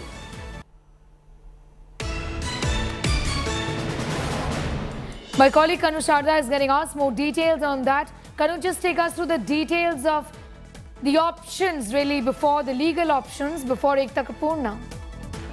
Well, Sneha, the legal options for the Ekta Kapoor is now to go back to the Patna High Court and ask for an urgent hearing of a matter, because the matter is being pending for quite some time now, and this is why Ekta Kapoor has rushed to the Supreme Court, and through his counsel Mukul Rohatgi, who appeared for her today in the court, Mukul Rohatgi went on to explain that how the things don't work out well in the Patna High Court and how there is so much of delay in listing and hearing of the appeals out there, and that is the only reason why Ekta Kapoor has rushed to the Supreme Court, saying that she needs an urgent hearing into the case. So after hearing all the parties, the court has suggested Mukul Rohatgi, who was appearing for Ekta Kapoor, to withdraw the case. All right. Kanu, I'm thanking you for the moment, for getting us all of those details. Okay, that report brings us to the end of this edition. You can find that story and much more going up on our website. That's indiatoday.in. You can also download the India Today app. Thank you for watching.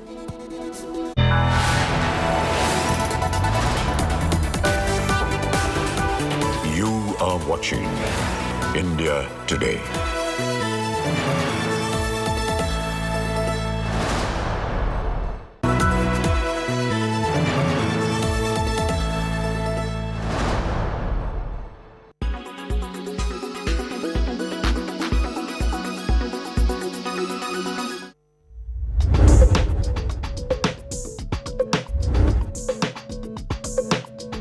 A touch screen enables users to interact directly with the display monitor. They become a feature of everyday life at supermarket checkouts, ATM machines, on GPS devices, and most commonly with tablets and smartphones. There are two common types of touchscreen technology. One is called resistive. Two transparent sheets are coated with a conducting material and separated by tiny dots called spacers. When the two layers are pressed together, they create an electrical circuit that indicates the point of contact. Uses include cash and ticket machines. The other capacitive touch technology is most commonly used in tablets and smartphones. A layer of insulating material like glass is coated with a fine grid of electrodes thinner than human hair. This is sandwiched between an outer protective glass layer and an LCD screen that displays the images. As the human body is also an electrical conductor, touching the screen with a finger results in a change in the electrostatic field, indicating the point of contact. More recently, smartphone manufacturers have moved towards so-called on-cell and in-cell technologies. On-cell locates the touch technology onto the outer glass, whereas with in-cell, the touch sensors are built into the actual display panel. Both approaches allow devices to be thinner and lighter. New applications for touchscreen technology now include unlocking smartphones using a biometric fingerprint scanner. When a capacitor sensor is activated, it takes a high-resolution snapshot of a fingerprint, which is compared against the information stored inside the phone. If the unique characteristics in the arches, loops, or whorls match the device, it will unlock.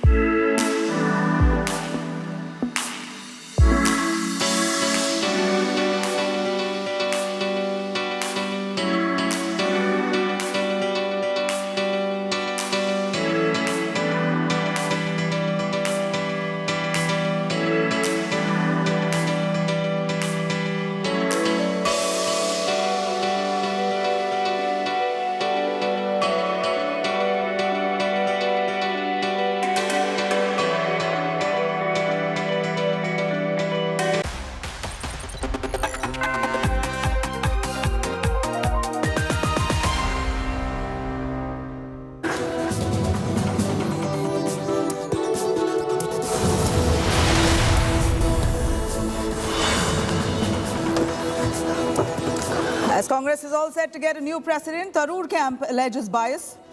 shoots off a letter to Congress poll body, claims voting irregularities in Uttar Pradesh. Satisfied with the way the elections have taken place? I would say that we can do far better, I guess, in the future, because there's a lot of scope for improvement. Prime Minister inaugurates Defence Expo 2022, launches Made in India trainer aircraft HTT-40, unveils path to pride military strength.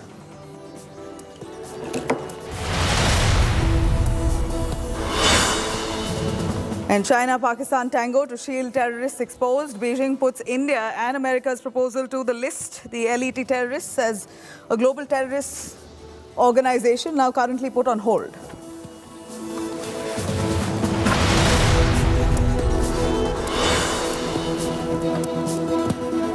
Four-year-old Hyderabad girl physically assaulted by a school principal's driver for over 2 months inside a classroom. Parents beat up the accused driver.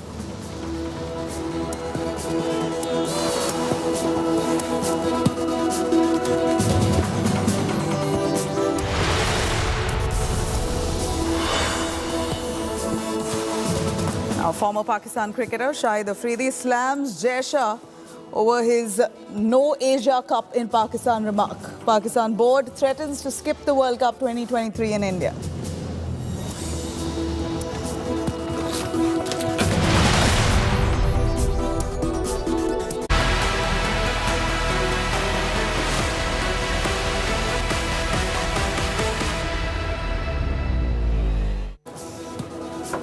Good afternoon. You're watching India Today. I'm Nabila Jamal, taking you through some big news coming in as the stage is all set now for the Congress to get a non-Gandhi president after 20 long years. Major war of words now has erupted between Kharge and Tharoor camps. While Kharge camp is confident of winning the Congress chief's post, Shashi Tharoor camp hitting out of the Congress poll process.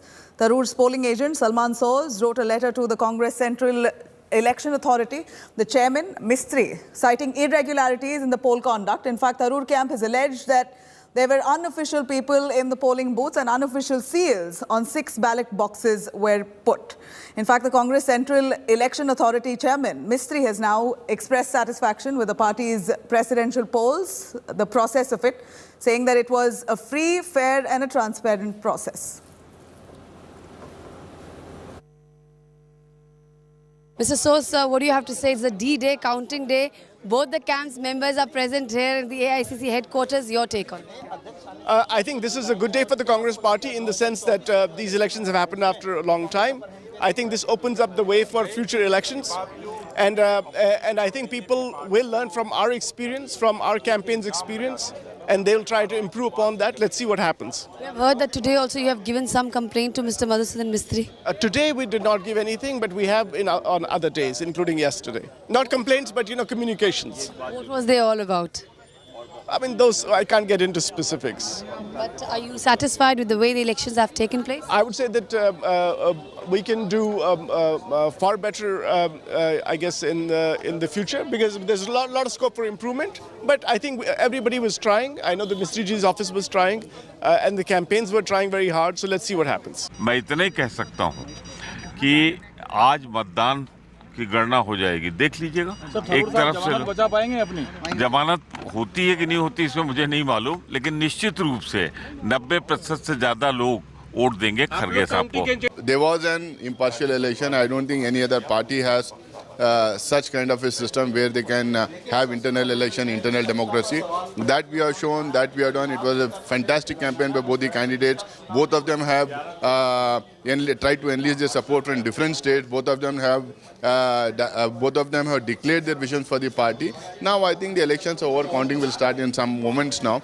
By another couple of hours, I think you will have a new president for Congress party. Kharge साहब और शशि थरूर दोनों ने कहा है कि जो भी व्यक्ति सभापति होंगे वो सभी के साथ विचार विमर्श करेंगे, सभी की बात सुनेंगे और निश्चय ही गांधी परिवार से हमारी श्रीमती सोनिया गांधी हो, श्री राहुल गांधी हो और श्रीमती प्रियंका गांधी हो, उनका विचार विमर्श, उनका परामर्श बहुत ही महत्वपूर्ण है, क्योंकि कोई भी इस परिवार के त्याग, बलिदान और इतिहास को नकार नहीं सकता। कोई भी राहुल गांधी के जो परिश्रम है कि जिस प्रकार से 1000 किलोमीटर उन्होंने चल के पार किया है, उनके इस परिश्रम को, श्रम को कोई भी नज़रअंदाज नहीं कर सकता। तो आने वाले समय में भी वो हमारे हृदय का एक कण कण में रहेंगे और बहुत ही महत्वपूर्ण उनकी भूमिका होने वाली है। देखिए, भारतीय जनता पार्टी को सबसे पहले ये बताना चाहिए कि उनके संगठन में आखिरी बार कब पारदर्शक चुनाव हुए थे। यहाँ तक मेरी जानकारी है, जिस तरह कांग्रेस के चुनाव को आप लोगों ने कवर किया, जिस तरह उसके ऊपर टिप्पणी हुई, जिस तरह उसके ऊपर लिखा गया, कोई ऐसी पार्टी नहीं है जिसका जो आंतरिक चुनाव है वो इतनी ज़्यादा इंथ्यूजियाज़म जनरेट करता हो। तो जो अच्छा हो रहा है उसको सराहना चाहिए और सवाल भी क्या कहते हैं उसी हिसाब से रचनात्मक तरीके से पूछना चाहिए। The polling went on very smoothly. The counting will also go down very smoothly. And whatever is the result, all of us will accept it and work unitedly to strengthen the Congress party.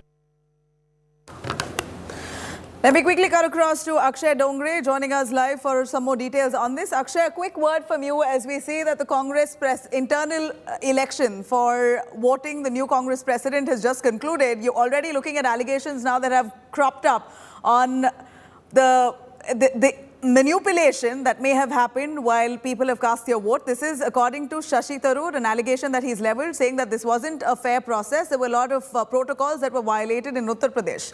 Take us through more on that.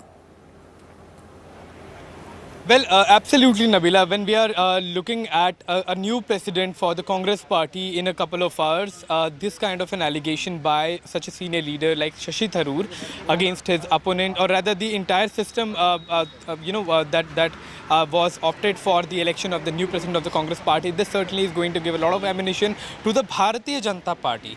Now, when Shashi Tharoor says that the system has not been fair to him, and when he says that the entire votes of the state of Uttar Pradesh should be considered invalid, or other sort of similar allegations about voting process not being fair in state of Punjab and other states as well, then this raises some serious question marks as far as the entire process is concerned, because while the senior leaders of the Congress party, especially who are in the camp of Mallikarjun Kharge, they are boasting about the democracy of the Congress party and how efficiently it is running. One of the two candidates that are running for the post of the president leveling these kind of allegations certainly is not going to go down well as far as this entire event is concerned, because with a lot of publicity, with a lot of announcements, this election of the Congress president post was in fact started. The Gandhis backed out, stating that they will not be contesting for the post of party president. Somebody new must come in. And now that we have two candidates, one of them leveling these kind of allegations about the voting process not being fair, the ballot box not being kept in the way that it was supposed to be, the votes were not cast in the way they were supposed to be, and the process not being free and fair, that is going to raise some question marks on this entire process altogether, because there were just two candidates. Mallikarjun Kharge has been considered the front runner from the very beginning. Many have even said that he was the proxy candidate of the top leadership of the Congress party, the Gandhis. Whereas while both the candidates, including Mallikarjun Kharge and Shashi Tharoor, they have said that the Gandhis have not favoured any candidates. The workers of the Congress party, the Pradesh Congress Committee members who are in fact casting votes, who will be deciding the post of the next party president, they have been speaking in favour of Mr. Mallikarjun Kharge. In fact, when we talk about 10 Rajajimag, where I'm standing right now, most of the workers, most of the supporters who are here, they're not even talking of a contest between these two leaders. They're saying that Mallikarjun Kharge is winning by over 90% voting percentage, and that is going to certainly raise some question marks. And Bharatiya Janata Party will not let it announcement on who is going to be the winner or who is going to take up that mantle will come in a little while from now. But even before that announcement has been made, it appears that the decision itself, or the internal election itself, has been cast with enough and more aspersions by their own contender, Shashi Tharoor. I'm going to cut across to more details coming in from Bengaluru.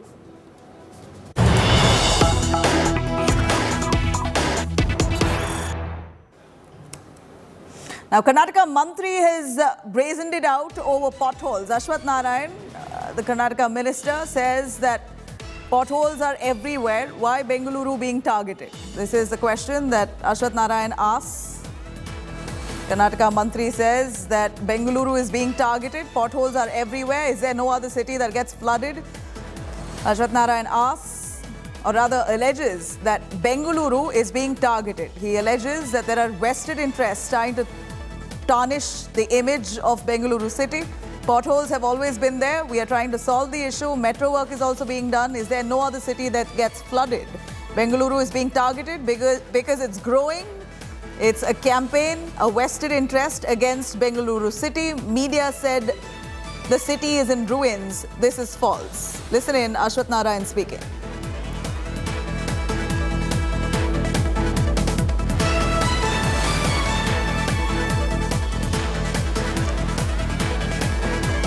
All right, we're going to try and get Ashwath Narayan on that, but this is the statement that he's made, that people are trying to target Bengaluru.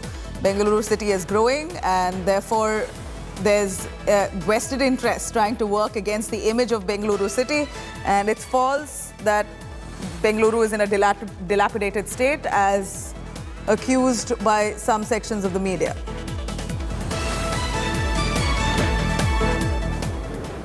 Now, killer potholes strike yet again in Bengaluru. Two women were travelling on a bike in the heart of Bengaluru city when the rider lost balance because of this stretch being filled with potholes. While the rider escaped with minor injuries, the pillion rider, a 50-year-old woman, has succumbed to her injuries after a bus mowed her down when she fell down on that road. Unfortunately, she was run over. But the civic body officials are now in complete denial and washing their hands off this incident. Let's take a look.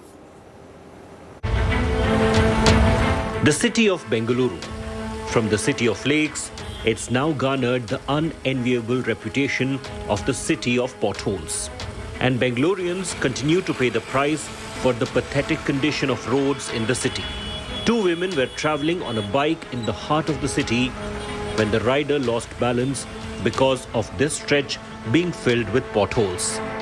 While the rider escaped with minor injuries, the pillion rider, a 50-year-old woman, succumbed to her injuries after a bus mowed her down when she fell down on the road. You can see the depth of these kind of potholes. The depth is very hard, and you can see here it goes up to 3 to 4 inches of depth, and the water is being filled, and the riders, whoever is coming and crossing this particular pothole, are finding no solution. वो बस वाला side में जा रहा था, ये दो लड़की लोग आ रहा था, खड़ा या ना, ऐसा गड़ा था वो, गड़े में आके ऐसा पड़ा, ऐसा वो बस के उधर गिर गया लड़की, उसके ऊपर चढ़ गया बस. These craters on the road are to blame, but unsurprisingly, officials are in complete denial and washing their hands off the incident. Instead, a case has been registered against Transport Authority, KSRTC, and zero accountability from the BBMP. Road condition is not very good also, so there could be multiple factors. We'll investigate in all the angles and take up investigation how it proceeds. As per the content of the complaint, of course KSRTC, it would be against KSRTC, but again the local authorities and all, based on the content of the complaint, we will take it up. The BBMP meanwhile maintains an investigation is underway and refused to take cognizance of the terrible condition of the roads in the city. The accident is under investigation and the police department is looking into it. The complaint and the statement given by the complainant doesn't say that it was due to pothole. Besides that, the place where the accident has happened, and more places like that on the same road, there is a problem in the road surface. We had put the inspection of that road for today. Soon after India Today reported the latest victim of these death holes, authorities attempted a cover-up. But even then, only covered one part of the giant pothole on the road. These were the series of potholes that was there in the morning. Now, in the evening, it's been clearly filled up immediately. But just 5 feet behind the pothole that has been filled up, look, another pothole exists. That means the pothole that the woman just fell, only that has been filled up. This is the reality of the death holes in Bengaluru. Every year, lives are lost, even as authorities make empty promises of the city being made a pothole-free city. The question is when the civic authorities are going to learn from their previous mistakes, and how many more lives will be lost due to this pothole. With your journalist Madhu Sagairaj reporting for India Today, Bengaluru. All right, now Karnataka Congress taunts Chief Minister Basuraj Bommai. The opposition in the state has now launched a scathing attack at Bommai government, saying, Say CM, that's the campaign that they launched called Say CM, days after its Pay CM campaign against the Karnataka Chief Minister went viral. In fact, the opposition party has now upped the ante against the Bommai government for not answering any of the 50 questions posed to the government. Say CM, which is a 50-question campaign launched by the Congress, is basically aimed at Chief Minister Bommai for its failure to complete over 90% of the promises made by the BJP in the 2018 manifesto. The two parties have been attacking each other for a while now. Before Pay CM, the Say CM, the state witnessed chuddy politics as well. And this is the unique campaign that the opposition has been launching time and again. And chuddy politics that played out just a few months ago after the members of the Grand Old Party, the Congress, burned shots of the RSS, basically trying to burn the RSS chaddis. And this went on for a little while. The Saffron Party too attacked the Congress with posters, PFI Bhagya posters that were released by State Minister R. Ashok, basically claiming that the Siddaramaiah Congress government basically had backed the PFI out and out while during their tenure. Now, this is the Pay CM, Say CM campaign that's gone fairly viral, where the first Pay CM campaign was the Congress accusing the BJP of being the 40% sarkar. Basically, any project, any tender that is given or any project rolled out, the BJP government is accused of taking 40% commission on that.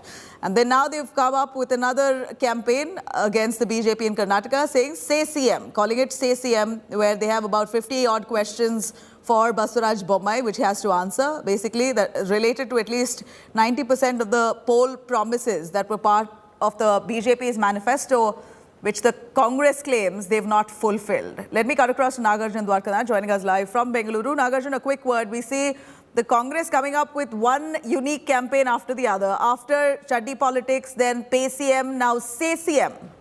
What does this mean? Well, they've changed the whole title from Pay CM to Say CM, and they've changed the QR code also. If one person scans the QR code that has been released by the Congress, it takes them to a website called saycm.com, where the Congress is asking questions from the BJP that 90% of the poll promises of the BJP have not been fulfilled. In 2018, whatever the manifesto given by the BJP has not been fulfilled is what the Congress is alleging. I spoke to Minister Ashwath Narayan just now. He said that Congress is shameless, and in fact they have to give evidences for every allegation that they have made. And with what authority have they been using cabinet ministers' photos? If you look at this website, Nabila, if you go to saycm.com, there is a question mark framed out of all the portraits of the cabinet ministers, saying big question mark, 90% and question mark, saying 90% of the poll promises from the BJP have not been fulfilled. The BJP also hit back at Congress, saying they have no credibility, accountability. It's a hit-and-run cases. Let the Congress come for a debate and ask point-to-point questions. We have the answers, and there's no need of using a photograph in a campaign and website. So BJP also has hit back, but Congress, once again, after 2 weeks of Pay CM, now they've come out with saycm.com. Thank you very much, Nagarjun, for joining us on that. Clearly, election season heating up in the state of Karnataka, both parties indulging in a slugfest, calling each other corrupt.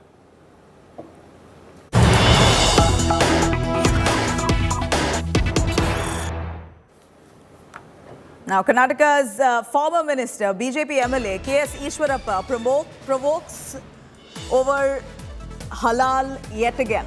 This man, K.S. Ishwarappa, he says, makes a statement saying, why eat offerings made by Muslims? K.S. Ishwarappa saying, in fact, wading into the halal controversy, he says, I don't know whether it is halal or halkat. This is basically the slang word that he's used. Hindus offer food in front of some gods. Why should we eat the offerings made by Muslims to their god? I'm saying that I haven't eaten halal cut meat, neither will I eat it in the future. K.S. Ishwarappa, who's known as the motor mouth within the BJP, has said yet again a controversial statement that he's made on halal cut meat, saying that it's not, God knows if it's halal cut or hal cut. Let me take you through exactly what this BJP MLA has said. ಹಲಾಲ್ ಕಟ್ಟು ಹಲ್ ಕಟ್ಟು ನನಗಂತೂ ಒಂದು ಅರ್ಥ ಆಗಲ್ಲ. ಯಾಕೆ ಅಂತಂದರೆ ಅವ್ರ ದೇವರಿಗೆ ಅದನ್ನು ಏನಂತೀರಿ ನೀವು ಅದನ್ನು ನಾವೇನಂತ ಇಡ್ತೀವಲ್ಲಪ್ಪ ಅದನ್ನು ಎಡೆ ಅಂತ ನಾವು ಇಡ್ತೀವಿ. ಅವ್ರ ದೇವ್ರಿಗೆ ಇಡ್ತಾರಂತೆ ಎಡೆಗೆ, ಅದನ್ನು ತಗೊಂಡು ನಮ್ಮ ದೇವ್ರಿಗೆ ಇಡಬೇಕಂತೆ. ನಮಗೇನು ಗಾಚಾರನ? ಸ್ಪಷ್ಟ ಹೇಳ್ತೀನಿ, ನಾನಂತೂ ನನ್ನ ಜೀವನದಲ್ಲಿ ಹಲಾಲ್ ಕಟ್ ಮಾಡಿದ್ದು ಮಾಂಸ ಒಂದು ಸಾರಿನೂ ತಿಂದಿಲ್ಲ, ತಿನ್ನೋದೂ ಇಲ್ಲ. Nagarjun Dwarkana joining us more on that. Nagarjun, Ishwarappa, known as the motor mouth of the party, has always made statements that are communally sensitive. Yet again comes out to speak on halal cut, says why should we eat meat offered by Muslims? That's true. Motor mouth of the BJP, Ishwarappa, has made another bizarre statement saying that the food given by the minority community, the Muslim community, to their gods, why should I consume it? I've always not eaten the halal meat. I consume the jatka meat, cut meat is what he has said. This statement is made in Shumaga when there is a demand from the Hindu organization to boycott halal meat in the Diwali festival also. It was done in Yugadi festival and then Dasra, and now in Deepavali in Karnataka, Hindu Jan Jagrati Committee has started a protest in front of McDonald's and KFC to reject halal meat. BJP leader Ishwarappa, former minister, has also jumped the ship right now and has made bizarre statement that why should we eat the offerings made by Muslims to their God, so we should boycott halal meat is what he has said. All right, Nagarjun, thank you very much for joining us with those details.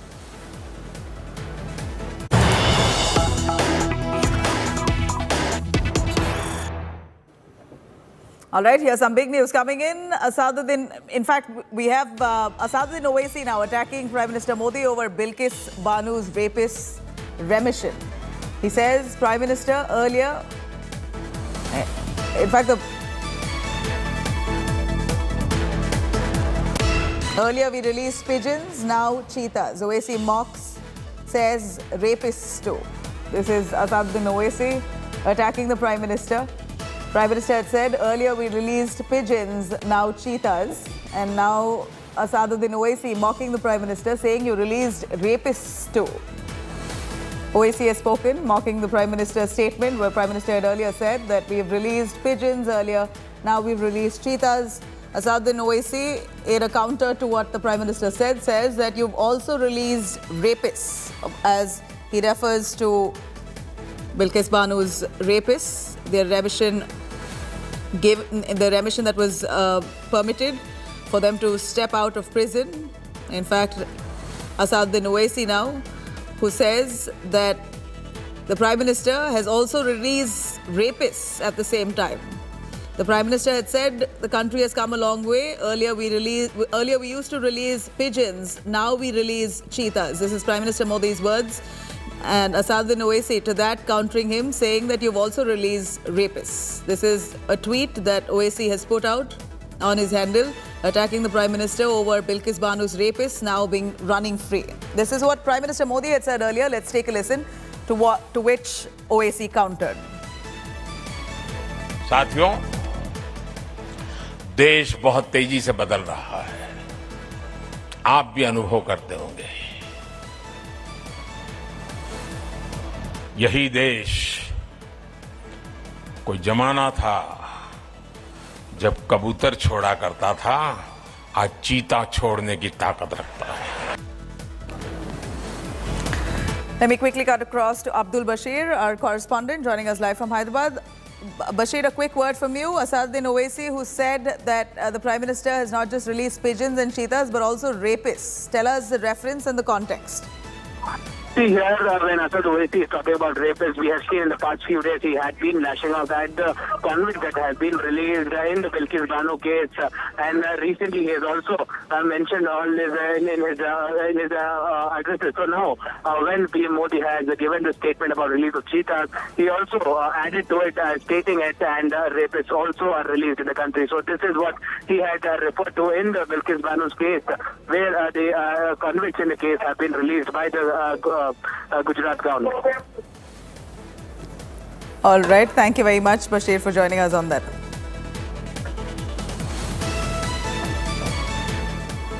All right, cutting across for more news coming in from Hyderabad. The shocker that's come in, a 4-year-old kid was raped by a school principal's driver in Hyderabad. Parents claim that their kid was raped for 2 months long. Her parents, in fact, got to know about this horror when they observed some behavioral changes in that child. The incident has taken place in Banjara Hills private school, where she was raped by driver Rajni Kumar. Locals have staged a protest. 4-year-old's parents have thrashed that accused driver. They've sought strict action against him. They also demand sacking of the school's principal. The cops have now filed a case against this driver, and for what we know now, he's been taken into judicial custody. This wasn't the first time. We believe that this driver has caused trouble to children. Many children were already afraid of this driver, Rajni Kumar. So could he have violated many more children? Needs to be investigated. On that note, I'm going to slip into a short break. We'll be back with news and updates on the other side. Do stay with us.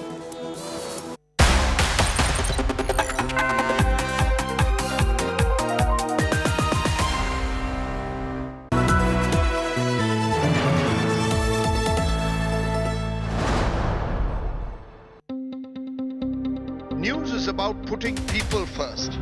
Just look at the queues right across. About asking the right questions to those in power. Is money power being used to bring down elected governments? Who will be held accountable for ministerial corruption?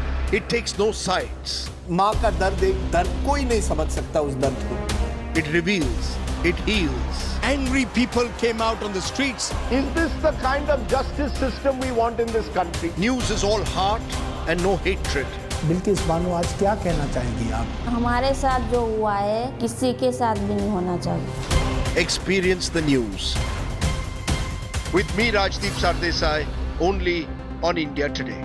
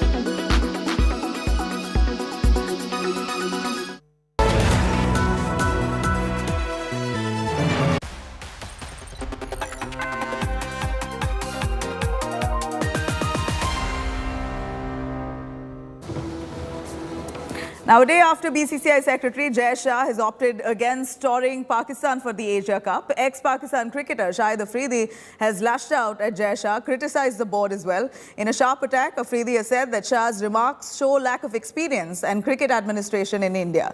Not only this, Pakistan even threatened to pull out of the next year's World Cup in India, reacting strongly to Jai Shah's statement.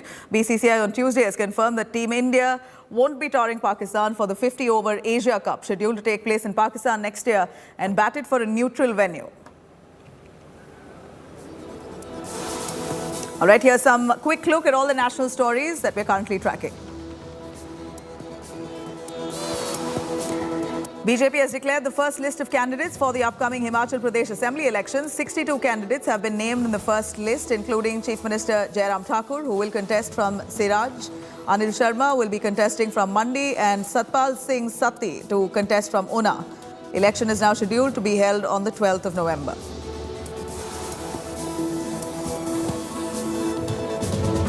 Former Andhra Pradesh Chief Minister and Telugu Desam Party President Chandrababu Naidu has condemned the police action against Janasena Chief Pawan Kalyan. and his party activist in Visakhapatnam. This comes after police stopped Pawan Kalyan from venturing out of his hotel room and conducting a scheduled rally until October 31st. An encounter broke out in Lucknow after cops cornered a gang rape accused. Imran alias Mustafa, the main accused in this gang rape of a student, tried to flee. The accused did not stop his vehicle despite being cornered and started firing at cops. The police then retaliated, leading to the accused getting shot in the leg. AIDMK MLAs with former Chief Minister Edappadi Palaniswamy have attempted to stage a hunger strike against the Tamil Nadu Speaker in Chennai. Drama has unfolded as AIDMK leaders were detained, not allowed to hold their agitation. The latest showdown between the DMK and the AIDMK has in fact triggered by the Speaker not recognizing RB Uday Kumar from the EPS camp as the deputy LOP, despite the party submitting a petition on that.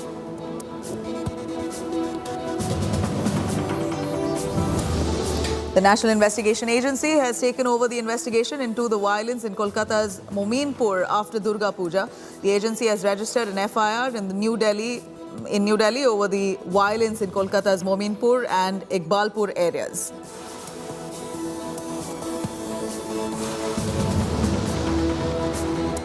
All right, coming up on the other side of a short break, after Jaya's death probe puts Sasikala in the dock now, Chinnamma denies charges, claims she never interfered in Jaya's treatment. More details on the other side. Stay with us.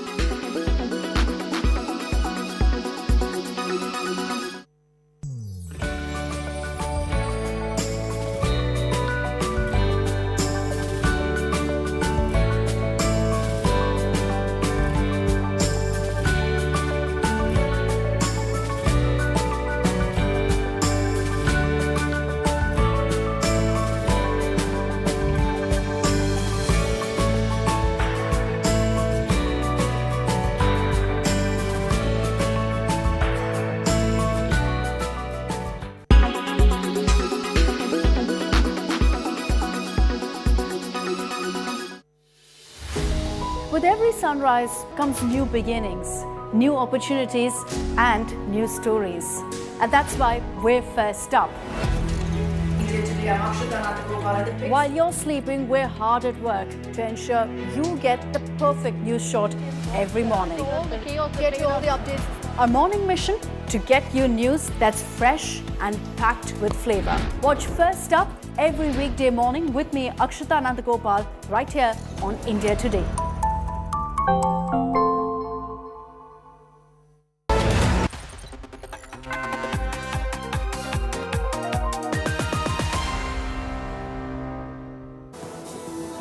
All right, now report on Thoothukudi police firing slams Rajnikant's anti-social elements comment. In May 2018, 13 people were killed in police firing on the 100th day of protests against Sterlite Copper Smelter Factory. Retired Judge Aruna Jagdishan led an inquiry who has identified several discrepancies in the orders issued to the open fire to the crowds. In fact, Rajnikant had claimed that there was total failure of the state machinery, including intelligence and the police, had exceeded their limits and attacked protesters brutally. Rajnikant had, however, later claimed that anti-social elements intruded, attacked the police, damaged Collectorate's building and set the fire to the Sterlite staff quarters, leading to police firing then. Rajnikant was also seen losing his temper while being questioned about his change of opinion. In fact, the report has said that a popular actor of the stature of Rajnikant was not expected to act on the spur of the moment and make baseless remarks. சமூக விரோதிகள் வந்து கெடுத்துட்டு police அடிச்சது அவங்க தான், collector office அடிச்சது அவங்க தான், அந்த குடியிருப்பை வந்து எரிச்சதும் அவங்க தான். எது அது எப்படி தெரியும் சொல்லி கேட்க வேண்டாம், எனக்கு தெரியும். அதான்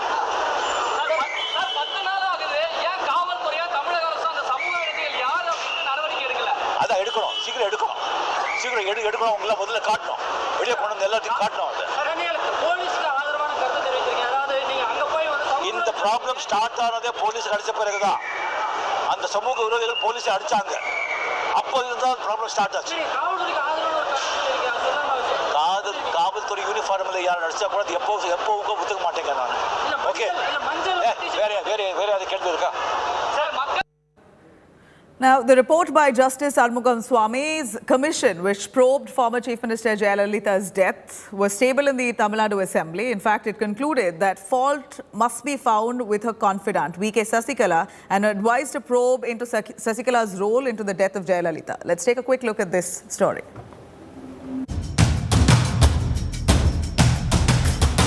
6 years after the death of former Tamil Nadu Chief Minister Jayalalitha, a judicial panel has submitted its report on the treatment given to the AIADMK Supremo. The Arumuga Swamy Commission has recommended a probe against Jayalalitha's closest confidant for decades, V.K. Sasikala. Reacting to the panel report, Sasikala refuted all allegations and said that she is ready to face inquiry. The 480-page report tabled in the Tamil Nadu Assembly on Tuesday also indicates Sasikala's relative, Dr. K.S. Sivakumar, then Health Secretary J. Radhakrishnan, and then Health Secretary C. Vijay Bhaskar. The panel has underscored culpable lapses in Jayalalitha's death. The report noted that the treatment given to the former Chief Minister was shrouded in secrecy, and there was lack of transparency about her exact health condition.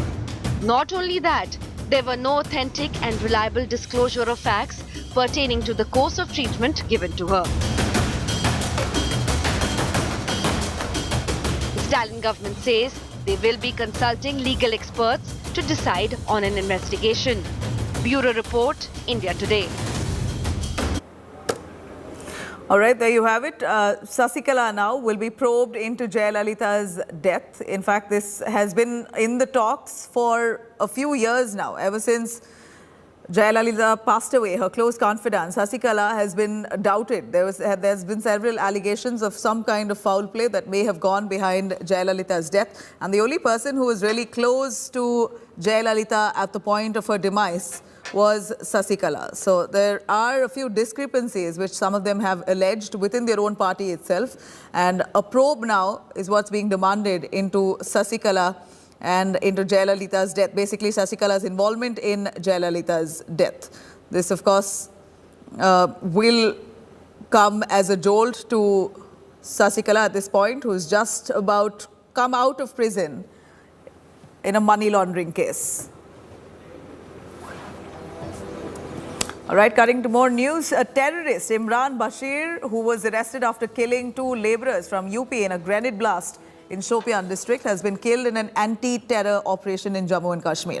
The encounter has started between terrorists and security forces in Naugam areas of Shopian district after 78 hours of civilian killings in the district. Now, terrorist Bashir was killed by another terrorist during this operation. Incriminating material, including arms and ammunition, was seized from the encounter site. And in another development, LG Manoj Sinha has lashed out at the NC chief Farooq Abdullah's remarks on targeted killings. He hit out at Farooq, saying that majority of the killings took place when Farooq's party was in power in Jammu and Kashmir. Farooq has now blamed the revocation of special status of Jammu and Kashmir, the Article 370 purge, as the main reason behind the rise in targeted killings.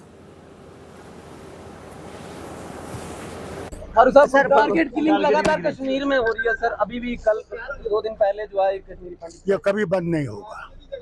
जब तक इंसाफ नहीं होगा कभी बंद नहीं होगा. और इसको बंद करने के लिए जितनी भी शोर करते हैं कि कहते हैं कि जहाँ बहुत सब कहते थे पहले 370 से ये हो रहा, आज तो 370 नहीं है. मेरी क्यों मृत्यु हो रही है? इसके जिम्मेदार कौन है बताइए मुझे. दुनिया में बताया जा रहा है कि हालात हमने बेहतर कर दिए. अगर वो बेहतर कर दिया तो फिर फटक बेचारा मारा नहीं जाता. कहाँ है हालत बेहतर? सवाल उठाया जा रहा है कि 370 हटने के बाद कहा गया था कि आतंकवाद समाप्त हो जाएगा. मैं कहना चाहता हूं कि अगर आंकड़ों को देखेंगे तो काफी कमी आई है. यह सच है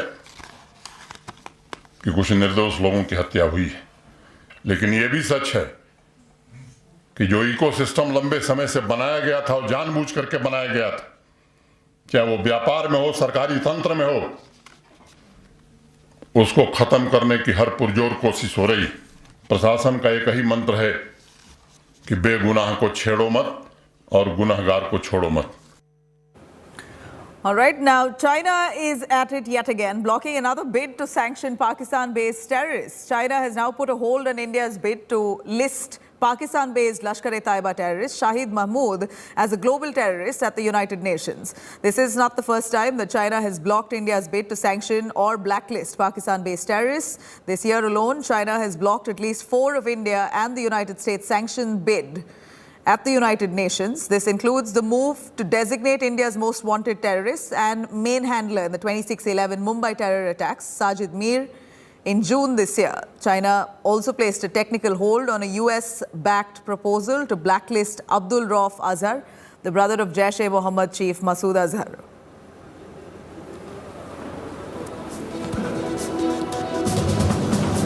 Let me quickly cut across to Manjeet Negi, cutting across to an interview with Army Chief. Let's take a listen. जी को कन्वर्ट करके सेना को और सेना की काबिलियत को आगे बढ़ाने में मदद दे। तीसरा, क्योंकि ये सब इंडिजिनस होगा, इनका सर्विस सपोर्ट, मेंटेनेंस और लॉन्ग टर्म में सस्टेनेंस उतना ही आसान होगा। और ये जैसे अभी जो रशिया यूक्रेन कॉन्फ्लिक्ट चल रहा है, उसमें बड़ी ज़रूरी इम्पोर्टेंट एक हमने सीख मिली है कि हमको डिफेंस इक्विपमेंट, एमुनिशन के बारे में हमको आत्मनिर्भर होना पड़ेगा, सेल्फ रिलायंट होना पड़ेगा, सेल्फ डिपेंडेंट होना पड़ेगा, ताकि कम से कम बाहर की या इस पर हमारी निर्भरता तकरीबन ना के बराबर हो। बहुत धन्यवाद। आपने रूस यूक्रेन का सवाल का भी जवाब दिया। तो सेना प्रमुख जनरल मनोज पांडे का साफ तौर पर कहना है कि निश्चित तौर पर जो स्वदेशी हथियार हैं वो काफ़ी कारगर होंगे आने वाले दिनों की लड़ाई को लेकर। कैमरामैन अनिल जायसवाल के साथ मंजीत नेगी, गांधीनगर, आज तक। All right, we're going to try and get what the Army Chief said extensively yet again. But here's the Defence Expo 2022, which is currently underway. In fact, India Today's Manjeet Negi speaking to Manoj, the Army Chief. Let's take a listen yet again. साहब, आपसे जानना चाहूँगा इस defence expo के दौरान सेना स्वदेशी अगर इक्विपमेंट की बात करें, किस तरह की इक्विपमेंट देख रही है, क्या फोकस एरिया है आपका? देखिए, डिफेंस एक्सपो के दौरान हमारे 3-4 मेन उद्देश्य है। सबसे पहला कि ये एक अच्छा मौका है, अच्छा अवसर है, जब आप भारतीय सेना का आगे जाते हुए क्या विज़न है और हमारी फ्यूचर रिक्वायरमेंट्स क्या है, ये हम इंडस्ट्री को बताना चाहते हैं। ये सबसे पहला मुद्दा है। दूसरा, ये और एक मौका है जहाँ पर हमारी जो नई टेक्नोलॉजीज़ या नीश टेक्नोलॉजीज़ हमारे देश में अवेलेबल है, उनको किस तरह से हम प्रैक्टिस में लाए या कैसे इम्प्लीमेंट करें। तीसरा, R&D के क्षेत्र में खास करके ये अच्छा मौका है जब R&D लोग जो R&D में इन्वॉल्व है और साथ में सेना, हम दोनों आपस में बातचीत करके उसमें जो कॉमन ग्राउंड है, क्या पोटेंशियल है, उसको कैसे आगे बढ़ाएं। इन तीनों चीज़ों के अलावा एक और अहम मुद्दा है जो कि सिनर्जी, डिफेंस इंडस्ट्री और सेना के बीच में किस तरह से हम सिनर्जी और अच्छी ले पाए, कैसे कोऑर्डिनेट कर पाए, एक दूसरे की रिक्वायरमेंट्स को कैसे जान पाए। तो ये भी हम इस 2-3 दिन के दौरान अचीव करना चाहेंगे। और अंत में, जैसे आपने आज सुना, इंडिया अफ्रीका डिफेंस डायलॉग भी इस डेफ एक्सपो के साथ साथ चल रहा है। तो मेरी समझ में ये अच्छा मौका है हमारे को डिफेंस कोऑपरेशन बाकी देशों के साथ, खास करके अफ्रीका के देशों के साथ, इनको कैसे आगे बढ़ाया जाए और उनकी जो रिक्वायरमेंट्स है, इक्विपमेंट या डिफेंस रिक्वायरमेंट्स, वो भी इस डेफ एक्सपो के ज़रिए प्राइवेट इंडस्ट्री के लिए भी मेरी समझ में एक अच्छा मौका है, ताकि वो भी उसमें भाग ले सके। ऐसे कौन से उपकरण हैं या फ्यूचर के हथियार हैं जो सेना मेक इन इंडिया के ज़रिए या हमारी लोकल इंडस्ट्री से लेना चाहती है? तो इसको मैं 2 हिस्सों में बताऊंगा। एक तो है जो हमारी कन्वेंशनल लड़ाई या कन्वेंशनल वॉरफेयर के लिए जो हमको कैपेबिलिटी ज़रूरत है, जिसमें कि आर्टिलरी गन्स है, कोई एयर डिफेंस गन्स है, हमारे स्मॉल आर्म्स एमुनेशन, तो ये हम एक कैटेगरी में देखना चाह रहे हैं। और दूसरी कैपेबिलिटी है जो कि grey zone warfare, grey zone में हम किस तरह से एक इफ़ेक्टिव तरीके से ऑपरेट कर पाए, उसके लिए एक अलग तरीके की कैपेबिलिटीज़ रिक्वायर्ड है, जिसमें कि आपके पास अनआर्म्ड एरियल व्हीकल्स है, ड्रोन सिस्टम्स है, काउंटर ड्रोन सिस्टम्स है।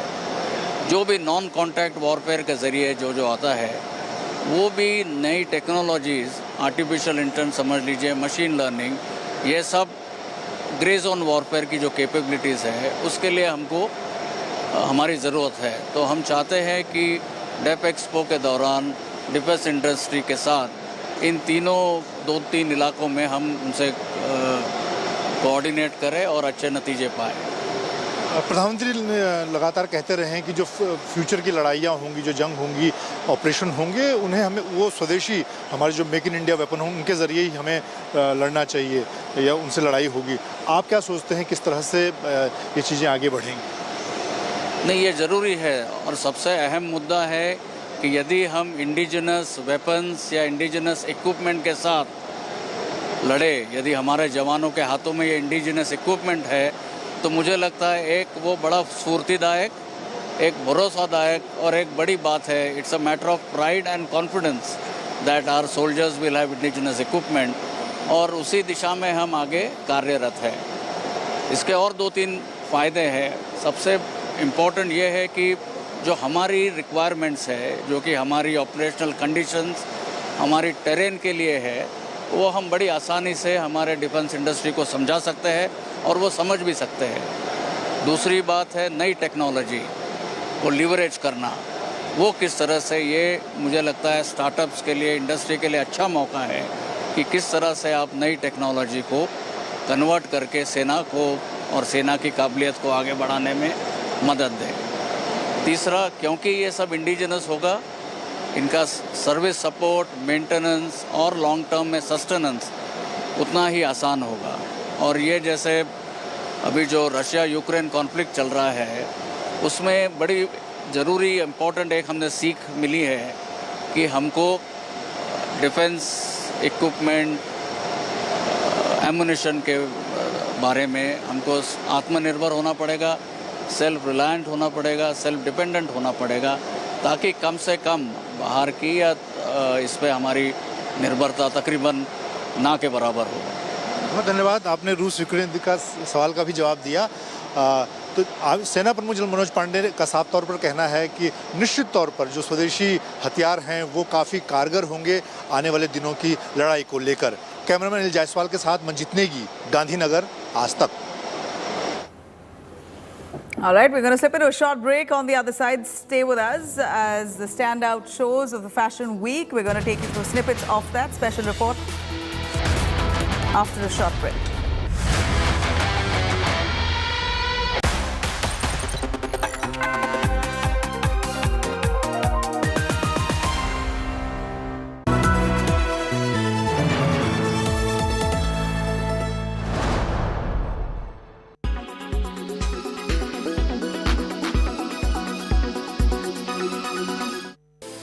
Fashion industry is all about new designs, styles and creations.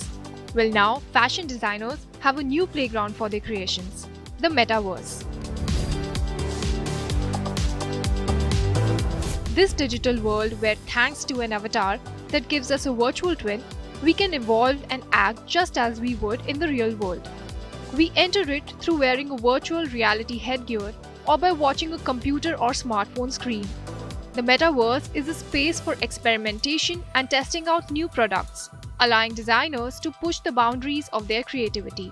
This has economic advantages too. By testing out their collection in the metaverse, they can then analyze public reaction in it and adapt demand accordingly to avoid surplus production and unsold items in the real world. In other words, an eco-friendly approach. For other designers, their creations will stay digital. On specialized platform brands, commercialize their virtual clothes by attaching to them an NFT or a non-interchangeable unit of data stored on a blockchain that can be sold and traded using cryptocurrency. This kind of marketing saves brands from their worst nightmare: fakes flooding the marketplace. With the second-hand market booming, reselling a pair of virtual shoes associated with an NFT will give the designer royalties on each transaction. Some brands link a virtual fashion item with its counterpart in reality.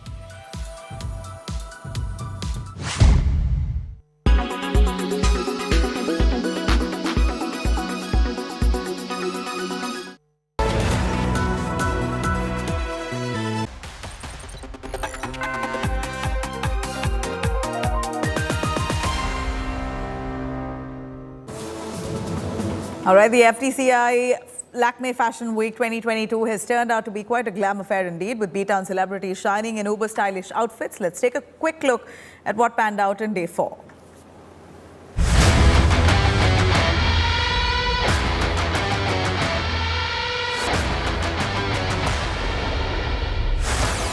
Designer Gaurav Gupta's show at the FTCI X Lakme Fashion Week was a standout one. Astronomical construction was the order of the day.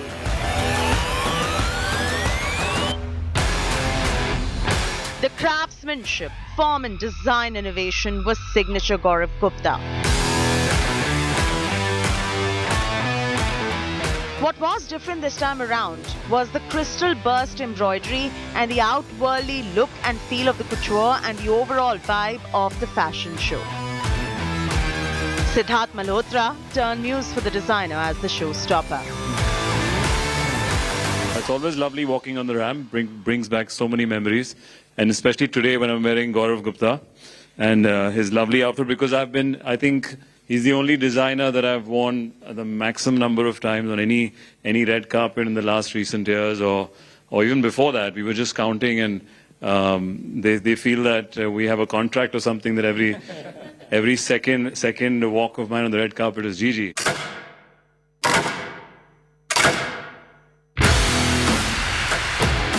Amit Agarwal, the design innovator, presented his collection Onyx that reflected a state of utmost speed.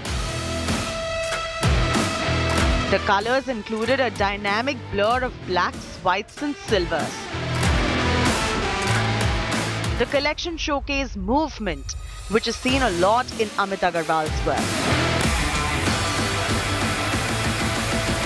I think what this collection truly celebrates is the movement between the black and white, which kind of, has the million patterns of checks, glitches, the million grays that make all of us. And I think that this collection primarily celebrates that. It is the gray in all of us that we kind of shy away from speaking about. And Onyx is all about the human celebration. Right from his play of colors, to the forms, to the set design, innovation was at the heart of this showcase.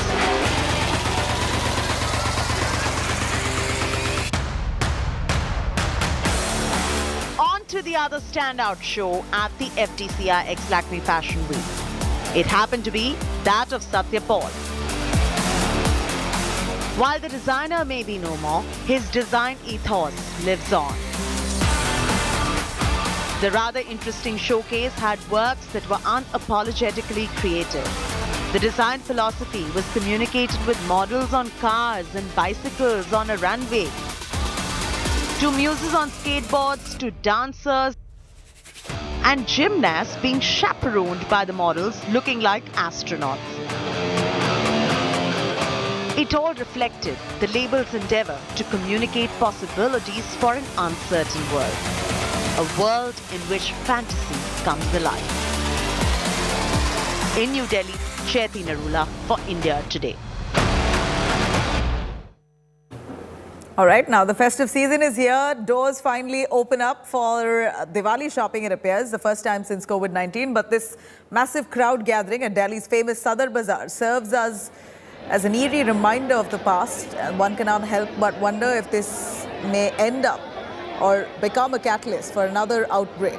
Delhi, right now, seeing large crowds, congregations at market areas where people there out loose, shopping, huge crowds. Only thing that we can ask is for people to mask up and maintain protocols as much as possible. I'm going to leave you with these visuals. I'm going to come back with the top news on the other side.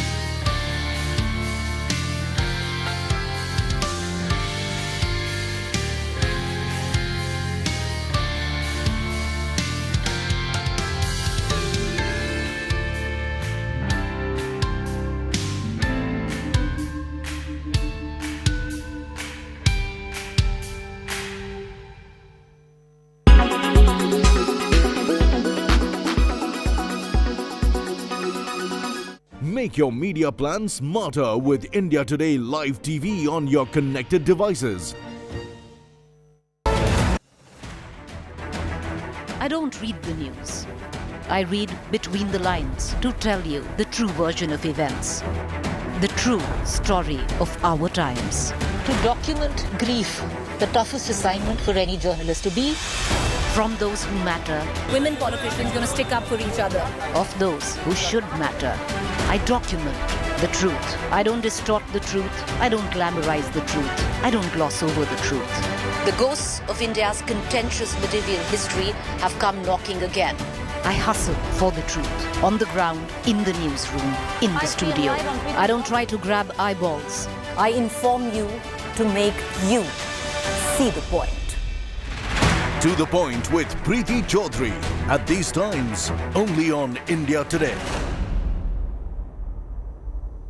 Co-powered by RK Marble, Khoobsurat Imandari. In association with JioMart, Har Ghar Ka Mart. Presented by Dhool Aaye Par Ghar Pe Na Tik Paaye.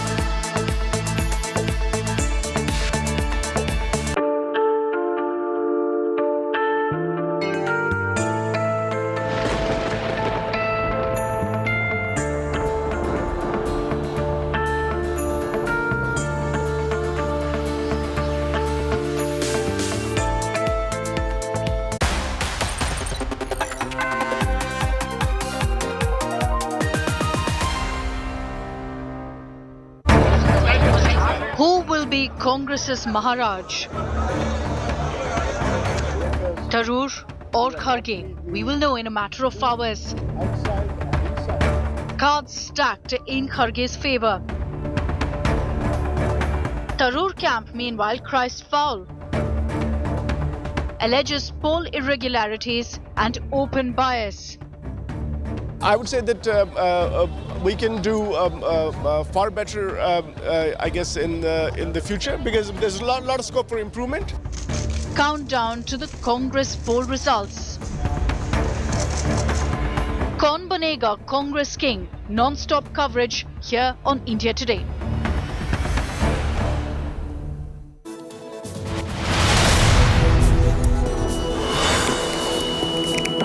As Congress is all set to get a new president, Tharoor camp alleges bias.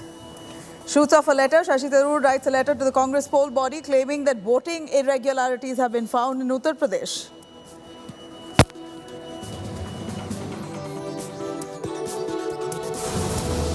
Are you satisfied with the way the elections have taken place? I would say that we can do far better, I guess, in the future, because there's a lot of scope for improvement.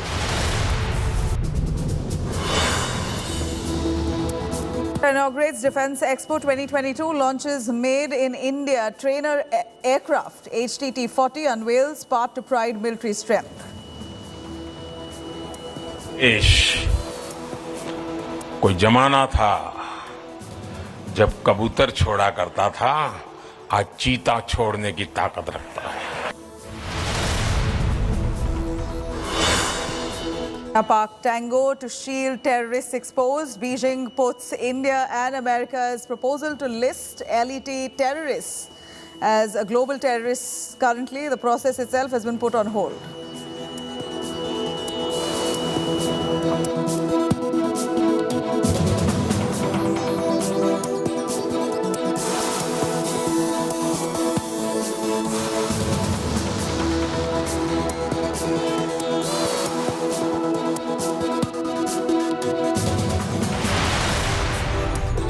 Hyderabad girl physically assaulted by school's principal's driver for over 2 months inside the classroom. Parents beat up the accused driver. He's now been taken into custody.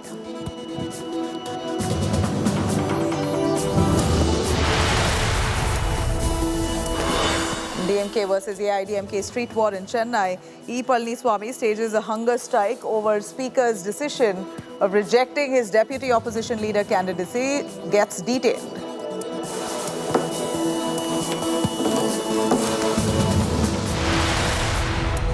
Pakistan cricketer Shahid Afridi slams Jai Shah over his No Asia Cup in Pakistan remark. Pakistan board threatens to skip World Cup 2023 in India.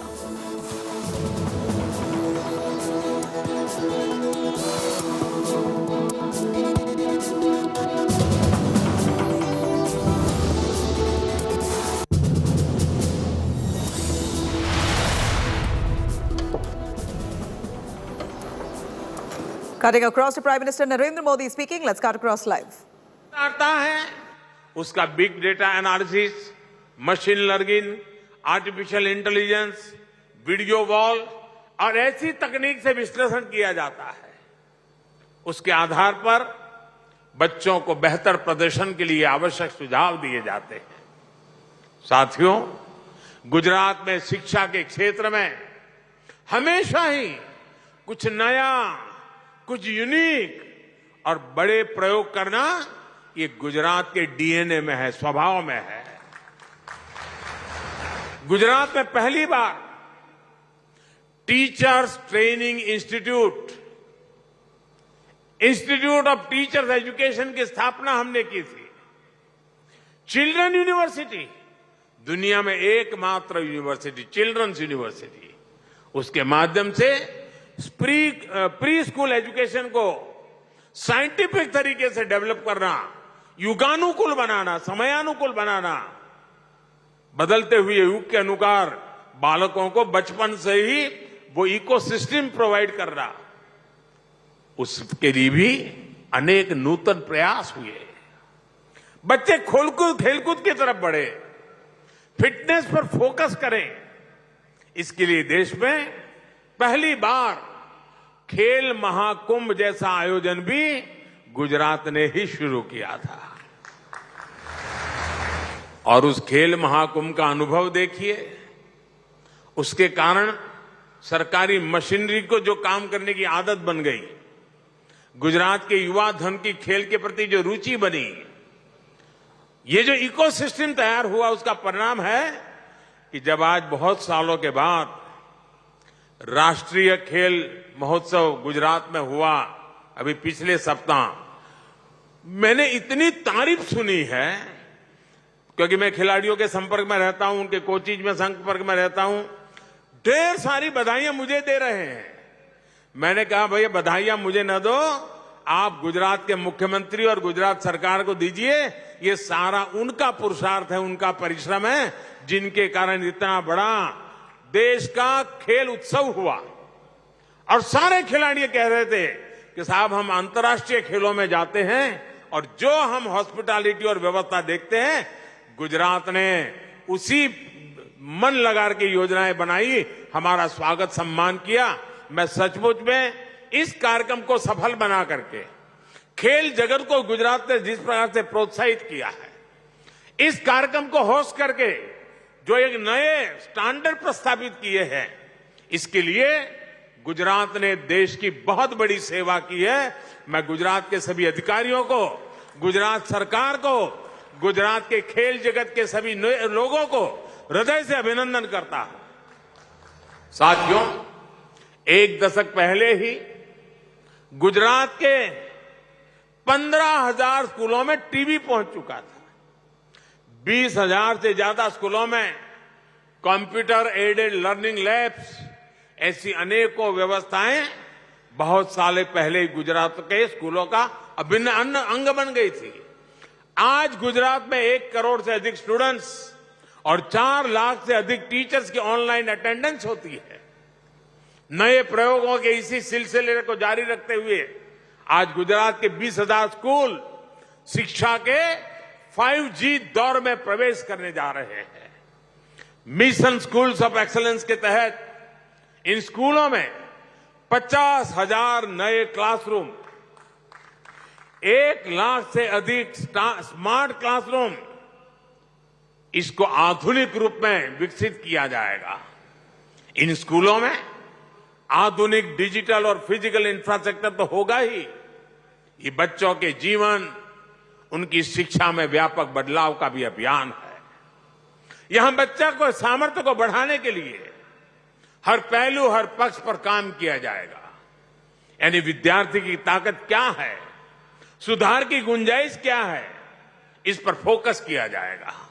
साथियों, 5G technology, इस व्यवस्था और उसका लाभ बहुत आसान होने वाला है। और सरल शब्दों में किसी को समझाना है, सामान्य मानवी को यह लगता है कि पहले 2G था, 4G था, 5G हुआ। ऐसा नहीं है। अगर 4G को मैं साइकिल कहूं, बाइसिकल कहूं, तो 5G हवाई जहाज है। इतना फर्क है। टेक्नोलॉजी को अगर मुझे गांव की भाषा में समझाना है तो मैं ऐसा कहूंगा, 4G मतलब साइकिल, 5G मतलब आपके पास हवाई जहाज है, वो ताकत है इसमें।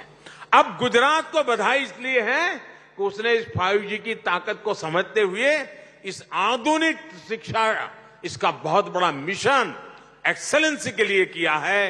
ये गुजरात के भाग्य को बदलने वाली चीज है और इससे हर बच्चे को उसकी जरूरत के हिसाब से सीखने का मौका मिल पाएगा। इससे विशेष रूप से दूर सुदूर के गांवों के स्कूलों की पढ़ाई में बहुत मदद मिलेगी। जहां दूर बेस्ट टीचर की जरूरत है, आराम से इसे उपलब्ध हो जाएगा। बेस्ट का क्लास लेने वाला व्यक्ति हजारों किलोमीटर दूर होगा, ऐसा ही लगेगा जैसे मेरे सामने बैठ करके मुझे पढ़ा रहा है। हर विषय के बेस कंटेंट हर किसी के पास पहुंच पाएंगे। अब जैसे अलग अलग स्किल्स को सिखाने वाले श्रेष्ठ टीचर अब एक जगह से ही अलग अलग गांव शहरों में बैठे बच्चों को एक ही समय में वर्चुअली रियल टाइम में पढ़ा सकेंगे, सिखा सकेंगे। इसे अलग अलग स्कूलों में जो गैप अभी देखने को मिलता है वो भी काफी हद तक दूर होगा। आंगनवाड़ी और बाल वाटिका से लेकर कैरियर गाइडेंस और कॉम्पिटिटिव एग्जाम की तैयारियों तक ये आधुनिक स्कूल विद्यार्थियों के हर जरूरत को पूरा करेंगे। कला, शिल्प, व्यवसाय से लेकर कोडिंग और रोबोटिक्स तक हर प्रकार की शिक्षा छोटी उम्र से ही यहां उपलब्ध रहेगी। यानी नई राष्ट्रीय शिक्षा नीति के हर पहलू को यहां जमीन पर उतारा जाएगा। भाई और बहनों, नई राष्ट्रीय शिक्षा नीति के माध्यम से पूरे देश में इसी प्रकार के बदलाव को आज केंद्र सरकार प्रोत्साहित कर रही है। इसलिए केंद्र सरकार ने पूरे देश में 14,500 से अधिक पीएम श्री स्कूल बनाने का भी फैसला किया। ये पायलट प्रोजेक्ट है। हिंदुस्तान के अलग अलग कोनों में इसका शुरुआत होगी, उसको मॉनिटरिंग किया जाएगा और साल भर के अंदर उसमें अगर कुछ कमियां हैं, कुछ जोड़ने की जरूरत है, बदलती हुई टेक्नोलॉजी को उसके साथ जोड़ने की जरूरत है, तो उसमें बदलाव करके एक परफेक्ट मॉडल बना करके देश की सबसे ज्यादा स्कूलों में ले जाने का भविष्य में प्रयास किया जाएगा। ये स्कूल पूरे देश में नई एजुकेशन पॉलिसी के लिए मॉडल स्कूल होंगे। केंद्र सरकार इस योजना पर 27,000 करोड़ रुपए खर्च करने जा रही है। नई राष्ट्रीय शिक्षा नीति में जिस प्रकार क्रिटिकल थिंकिंग पर फोकस किया गया है, बच्चों को अपनी ही भाषा में बेहतर शिक्षा का विजन हो, उसको ये स्कूल जमीन पर उतारेंगे। ये एक प्रकार से बाकी स्कूलों के लिए पथ प्रदर्शक के रूप में काम करेंगे। साथियों, आजादी के अमृत महोत्सव में देश ने गुलामी की मानसिकता से मुक्ति का संकल्प लिया है। नई राष्ट्रीय शिक्षा नीति गुलामी की मानसिकता से देश को बाहर निकालकर टैलेंट को, इनोवेशन को निखारने का प्रयास है। अब देखिए, देश में क्या स्थिति बनाकर रख दी गई थी। अंग्रेजी भाषा के ज्ञान को इंटेलिजेंस का पैमाना मान लिया गया था, जबकि भाषा तो सिर्फ संवाद का, कम्युनिकेशन का एक माध्यम पर है। लेकिन इतने दशकों तक भाषा एक ऐसी रुकावट बन गई थी जिसने देश के गांवों में, गरीब परिवारों में प्रतिभा जो थी, जो प्रतिभा का भंडार था, उसका लाभ देश को नहीं मिल पाया।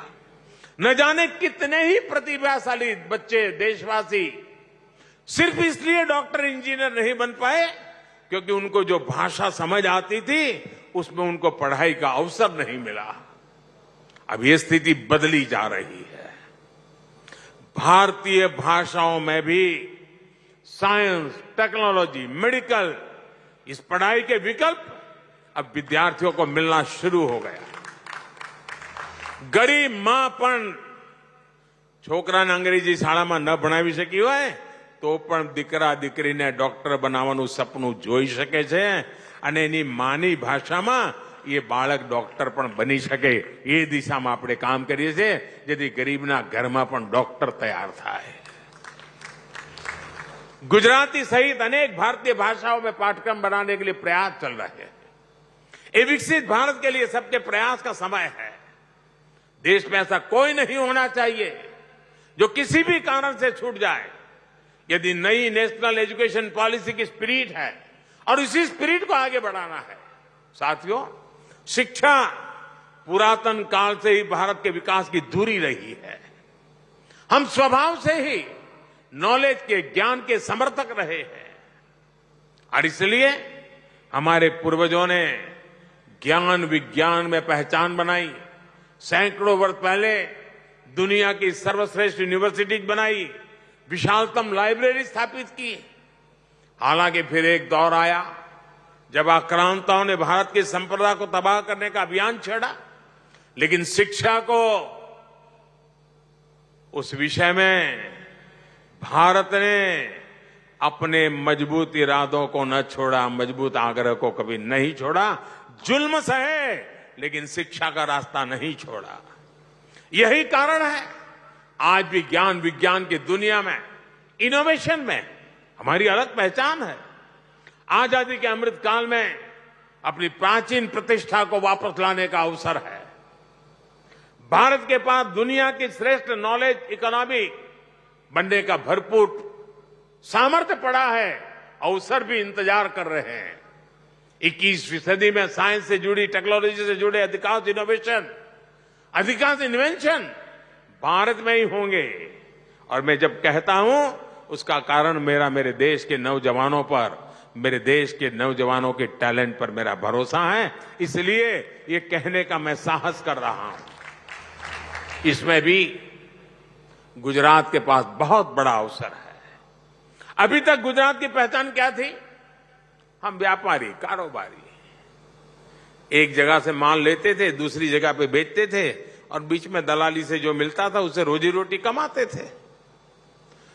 उसमें से बाहर निकल के गुजरात धीरे धीरे मैन्युफैक्चरिंग के क्षेत्र में अपना नाम कमाने लगा। और अब 21वीं सदी में गुजरात देश के नॉलेज हब के रूप में, इनोवेशन हब के रूप में विकसित हो रहा है। मुझे विश्वास है कि गुजरात सरकार का मिशन स्कूल्स ऑफ एक्सीलेंस इस स्पिरिट को बुलंद करेगा। साथियों, मुझे इस अत्यंत महत्वपूर्ण कार्यक्रम में आज आने का मौका मिला। अभी 1 घंटे पहले मैं देश की रक्षा शक्ति वाले कार्यक्रम से जुड़ा था।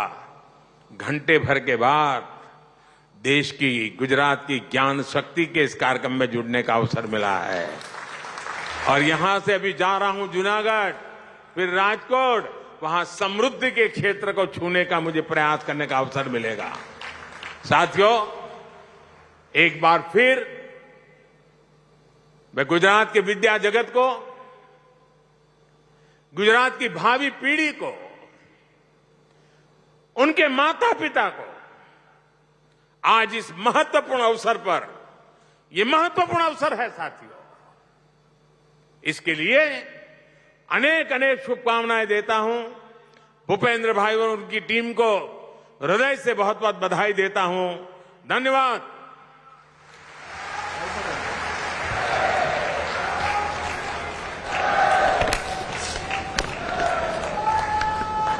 माननीय प्रधानमंत्री जी, आपके प्रोत्साहनपूर्ण शब्दों के लिए आपका आभार और गुजरात राज्य की समग्र शालाओं को ये अप्रतिम भेंट देने के लिए आपका गुजरात राज्य। Making in his home state. Prime Minister Narendra Modi in Gujarat, the pole pitch that he's making in his home state, Gujarat.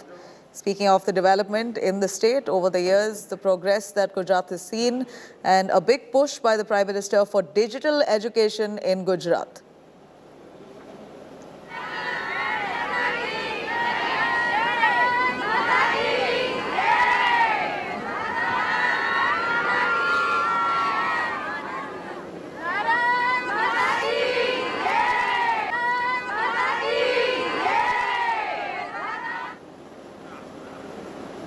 साथियों, गुजरात में शिक्षा के क्षेत्र में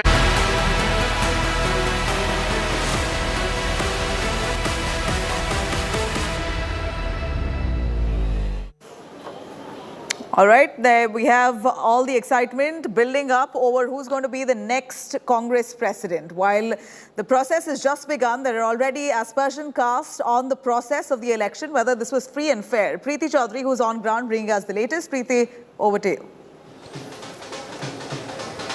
Well, I want to quickly dip into the latest news break that is coming in, and I would reckon the testimony of that, Nabila, would be the drums that you can hear right outside the Congress office, and that is the favorite, seemingly, Mr. Mallikarjun Kharge has got 4,500 votes till now, the total of 9,000 votes, so the halfway mark has been reached where Mallikarjun Kharge is concerned, and the drums have started to beat outside the Congress office. So that's the latest news break that we are getting in, viewers. 9,000 delegates had voted, out of which 4,500 votes have already gone to Mallikarjun Kharge. How much will, in terms of votes, will Shashi Tharoor get? He's raised, his team in fact has raised some objections, some of them extremely grave. In that letter written to Madhusudan Mistry, Shashi Tharoor's team, viewers, had objected to severe malpractices which have taken place. Of course, the team also made it very clear. Salman Source from the Congress is the one who wrote that letter. He's been one of the backers of Shashi Tharoor, the very few that he has in his corner. And in that letter, he had stated very clearly that grave malpractice has taken place in this election. However, one thing was made clear, that it's not at the behest of Mr. Kharge, that Mr. Kharge was in the know of it, is not what they are trying to imply. But you know what's interesting is, in that letter, it had said, the letter had said that especially in the state of Uttar Pradesh, there has been grave malpractice and votes need to be from Uttar Pradesh should not be counted. If anybody, viewers, who knows how the electoral college of the Congress actually functions, 80% of those 9,000 votes have come from Uttar Pradesh itself. So one can very well understand on why Mr. Tharoor would want all of those votes not to be counted. All right, Supriya Bharadwaj is joining me live right now. It doesn't seem that Mr. Madhusudan Mistry has adhered to that letter, Supriya, of not counting the votes that have come in from Uttar Pradesh. The drums outside already beating. We are both at the Congress office. The halfway mark, the proverbial halfway mark of 4,500 being reached by Mr. Mallikarjun Kharge. All right, we're going to try and connect to my colleague Supriya, but once again, getting you the very latest from the Congress office.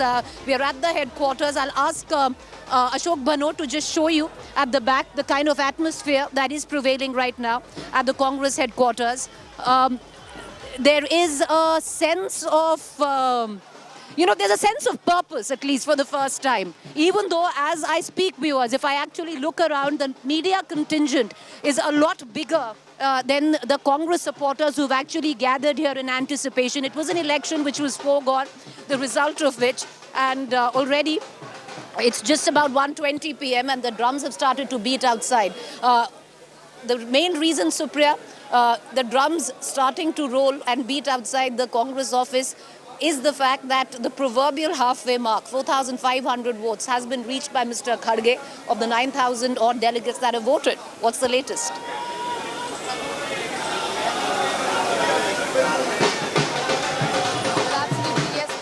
Preeti, 4,500 votes have been polled in favor of Mr. Kharge. If outside Dol Nagaras is going on, inside also people are ready with the Dol and Nagaras. And this is the mood which we are seeing over here at ground zero, where the Dols are also ready and the media is also ready. Inside the counting is going on. At the same time also breaking news which is coming in is that around 2 p.m. today, all the CWC leaders will be heading towards Mr. Mallikarjun Kharge's residence at 10 Rajaji Marg, and they will be meeting him. Also, right now when we are talking, there is a press conference going on in Andhra Pradesh, which is being addressed by Rahul Gandhi, and he has categorically stated, when he was asked that whether he will be following the instruction of the new president, he said, obviously, the Congress president is the supreme authority as far as Congress party is concerned, and all the workers and the leaders have to follow their instruction. So this is what is happening at ground zero, right from Delhi to Andhra Pradesh. Supriya, the drums are only... yes. President election is concerned. Well, okay, so the Congress cadre, I'm going to quickly just get out of the frame so you get a sense of what we are witnessing right now. I would reckon for anyone who sat in on result day on the election table, this has been the easiest election to call. Many thought it was a foregone conclusion, but Supriya, I would think we can safely call this election. It's going the Mallikarjun Kharge way. The halfway mark been reached. Mallikarjun Kharge has won this election comfortably at that, which I was just also telling our viewers that it has to be one of the easiest elections to call for any political reporter.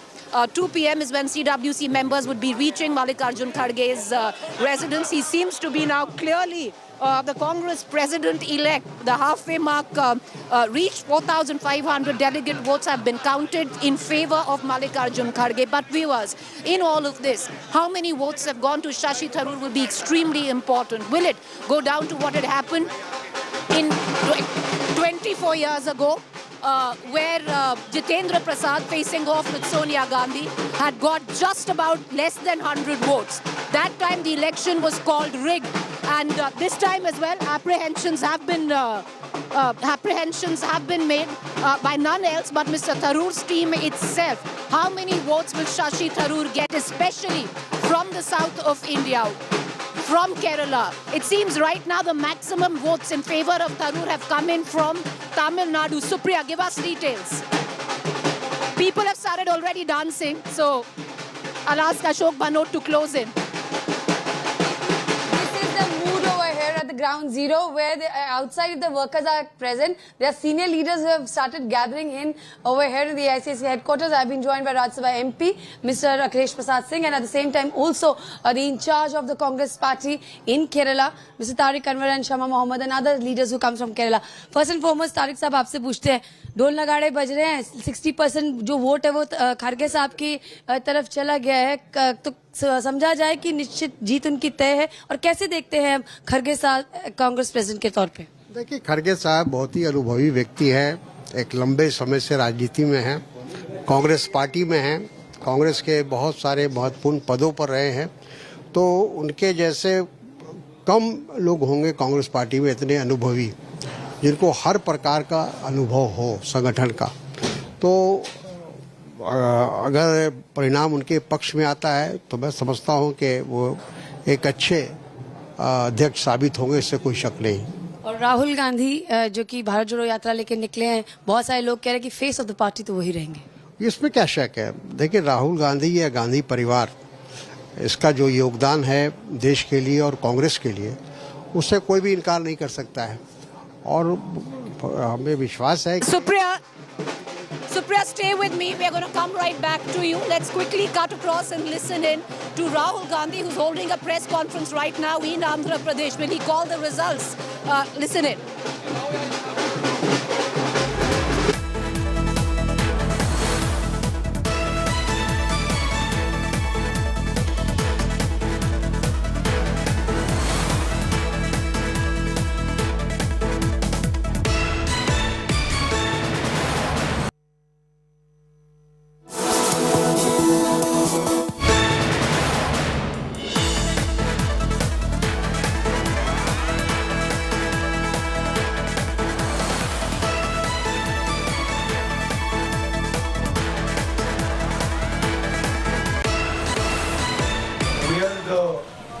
Only political party in the country that holds elections. We are also the only political party that has an election commission inside it with a, you can say, a TN session type of person. I've worked with Mistry Ji. Mistry Ji is absolutely straightforward, solid person. Whatever issues are felt, they will be obviously addressed to the Election Commission, and the Election Commission will take a decision on whether there were irregularities or not. What I'd like to reiterate is the Congress party has an institutional framework to do this, and we are very, very capable of doing this. Everybody asks the question about elections with Congress party. And I'm proud that the Congress party has had a open, transparent election. Why is nobody interested in elections in other parties? Why does nobody ask the question, why isn't there an election in the BJP? Why isn't there an election in the other regional parties? Nobody seems to be interested in this question. All right, viewers, in the din of the drums, I can't quite get what Rahul Gandhi said. We're going to try and ask our PCR exactly what he said, but I want to continue to bring Supriya, my colleague, in this conversation. Mallikarjun Kharge comfortably has won this election, an election which many thought was a foregone conclusion. The question now is, as Mallikarjun Kharge has inched very easily to the 4,500 halfway mark of the 9,000 odd votes that have been counted, how many has Shashi Tharoor got? How many votes have gone to Shashi Tharoor is going to be the big question, especially when it comes down from the south. How many votes will Shashi Tharoor get? Will it be like 24 years ago, where Jitendra Prasad had got less than 100 votes? And if so, at that time, that election was called a farce. This time around, will it be playing according to script? And of course, this time around, Supriya, over to you. I can barely hear myself.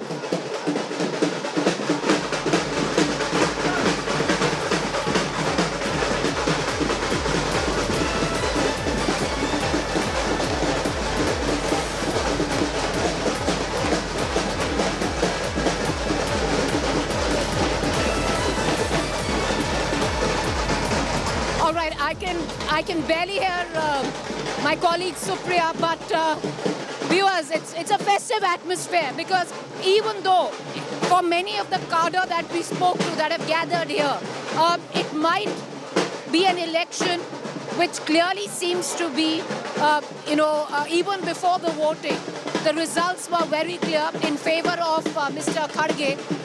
But for the first time now, you will have, in terms of the Congress party, after years after Mr. Sitaram Kesari, a president which will be a non-Gandhi. What does Mr. Mallikarjun Kharge do? I want to cut across back to Supriya. Supriya, give us a sense of the kind of votes that have come in favor of Mr. Tharoor. He is not my examiner. See, I have come on my own from block president to this level. Was Shashi Tharoor was there at that time was there? See, these things just questioning, he is telling like that, I have created a manifesto and I will give that. That may be his views. I don't want to comment on that. काम करने का तरीका अलग है.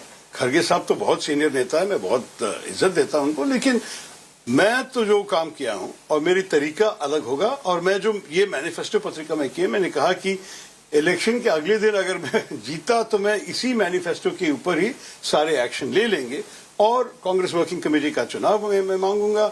और हमारी party को जरा से जैसे मैंने कहा एक नई ऊर्जा भी लेके आना चाहिए, क्योंकि सब लोग को लगना चाहिए कि देखिए परिवर्तन हो रहा है, बदलाव हो रहा है. हम इस पार्टी के साथ 2024 में लड़ने के लिए तैयार है. ऐसे औपचारिक पदों पर लोग हैं जिन्होंने खुला समर्थन खड़गे साहब को दे दिया. रमेश चन्नैथल अभी भी उनके साथ के समर्थन में कभी प्रतीक्षा नहीं की.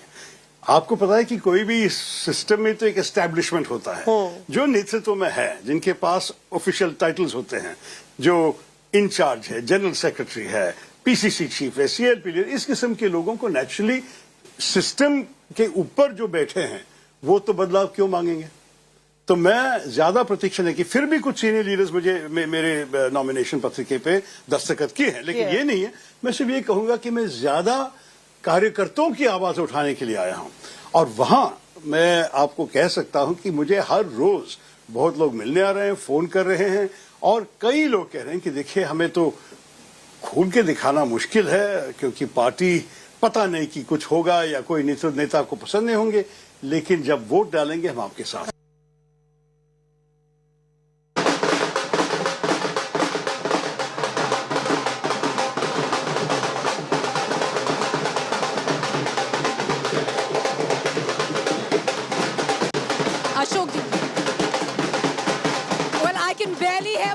Viewers, but this is what we are witnessing right now outside the Congress office. Celebrations on. After many years, the Congress will now get a non-Gandhi president. The fact that it is a de facto Gandhi in the position, Mr. Kharge, well, the Tharoor supporters wouldn't be happy with that, but understandably.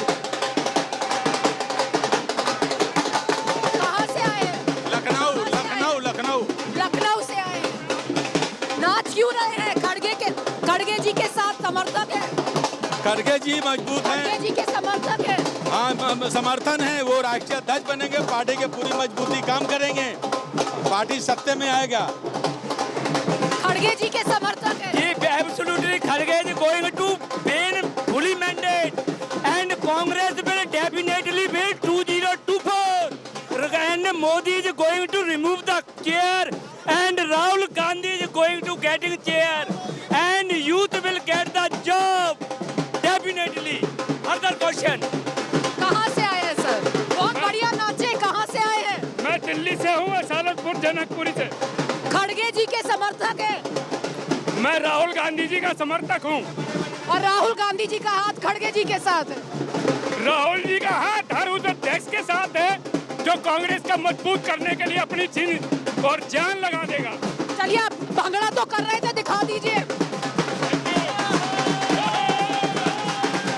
Understandably.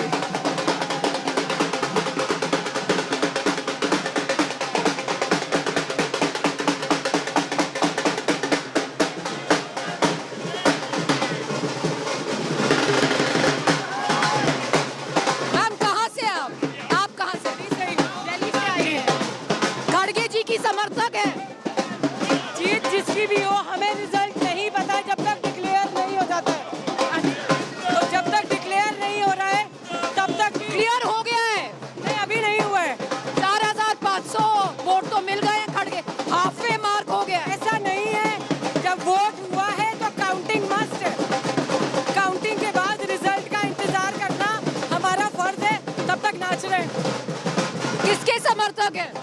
समर्थन में किसी के नहीं है। Party को एक नया अध्यक्ष मिलने जा रहा है, फिर नए तरीके से काम होगा। पिछले 24 सालों से मैडम ने संभाला है, तो वो माँ है। अब देखते हैं कि कोई पिता के रूप में या बड़े भाई के रूप में कौन मिलता है। कहाँ से आई हैं? मैं दिल्ली से डेलीगेट हूँ। दिल्ली से आई हैं। खुश हैं कि चुनाव हुए हैं? In Congress party, this is not a first election. There are many elections in past also. Whether it's a Sitaram Kesari and Subhash Chandra Bose wala election. So it's not a new election in Congress party. Yes, consensus is the best option. But if it is not consensus, then the healthy election is also a best option. पर ये election नहीं selection बोला जा रहा है। देखिए, बाहर वाले और हारने वाले कुछ भी बोले।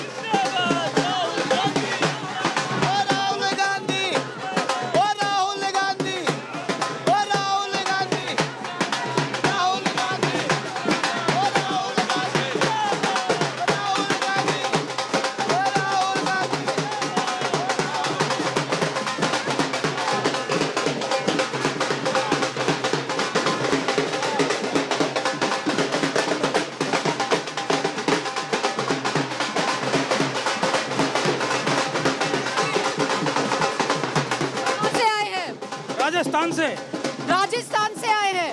आज यहाँ पर क्यों आए हैं? आज यहाँ पर एक कांग्रेस में जश्न का माहौल है। कांग्रेस को चुना हुआ राष्ट्रीय अध्यक्ष मिलने वाला है। खड़गे जी के सपोर्टर हैं। खड़गे जी अध्यक्ष बनने वाले हैं और इससे बड़ी कोई खुशी नहीं लोकतांत्रिक प्रक्रिया से अध्यक्ष। I want to over to Supriya.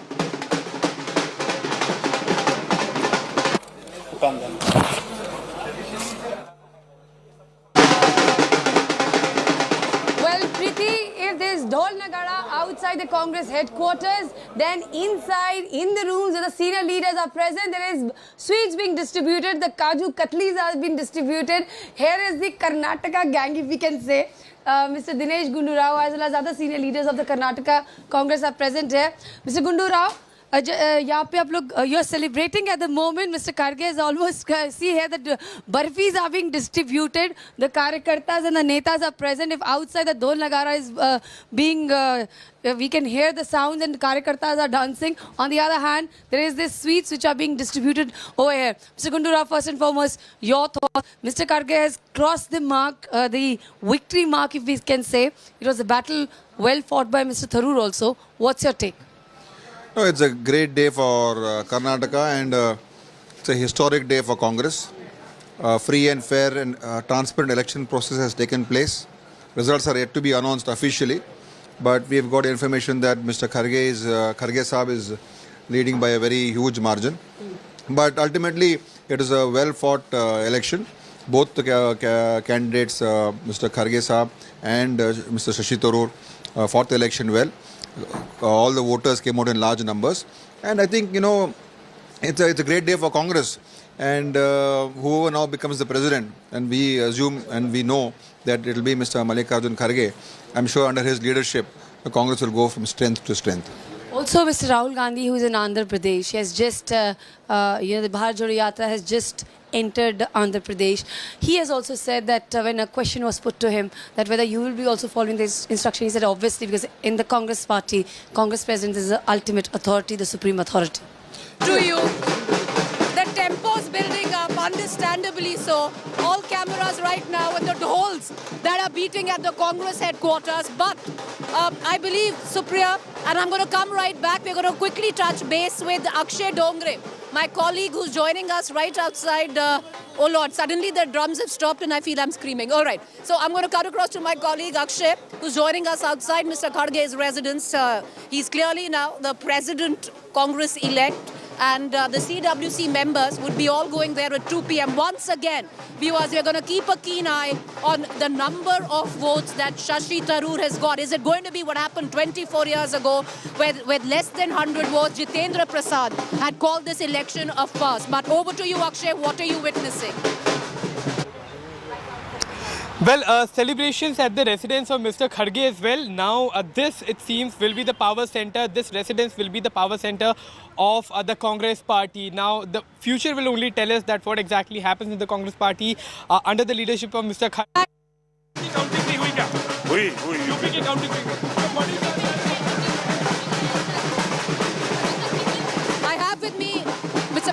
Tiwari from the Congress party.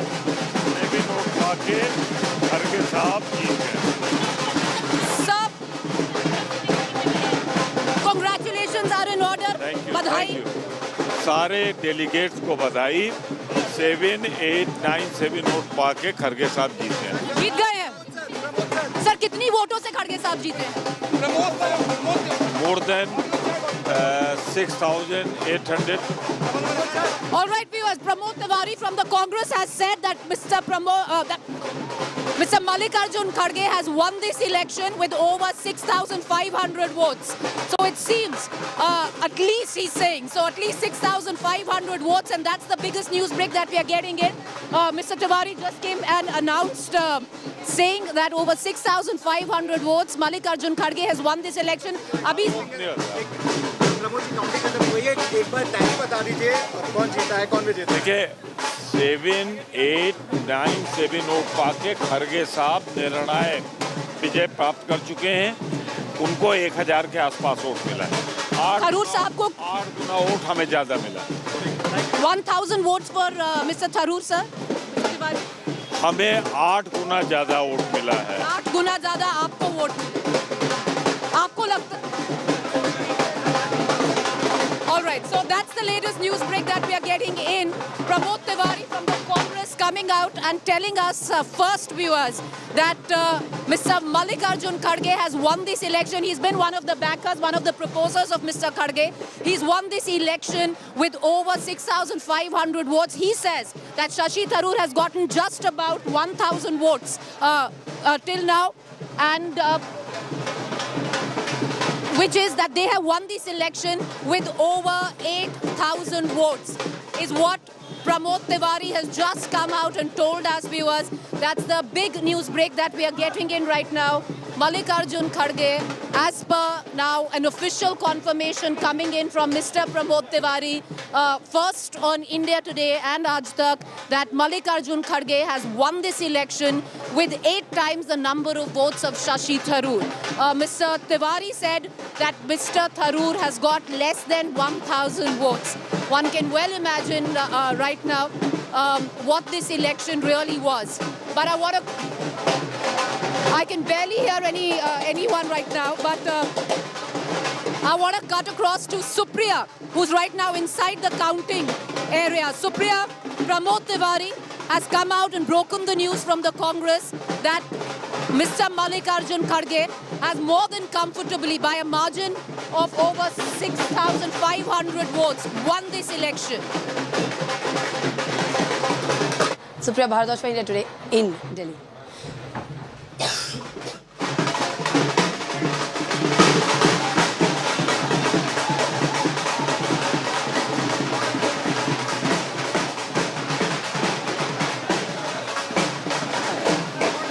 I'm going to cut across to Supriya in a short while from now, viewers. But let's go now to the President-elect. Mallikarjun Kharge's residence, Shashi Tharoor, has conceded defeat. Mallikarjun Kharge has won this election. And let's get you. Mallikarjun Kharge has won this election by a margin of 7,897 votes. Mr. Tharoor has got 1,072 votes, while 416 votes were invalid. Total delegates polled were 9,385 delegates. Cutting across right now to Akshay Dongre's residence, who's joining me right now from Mr. Kharge's residence. I'm going to cut across to Akshay Dongre. Akshay, over to you. Mr. Mallikarjun Kharge has swept this election, as was anticipated, by over 8 times defeating Mr. Tharoor.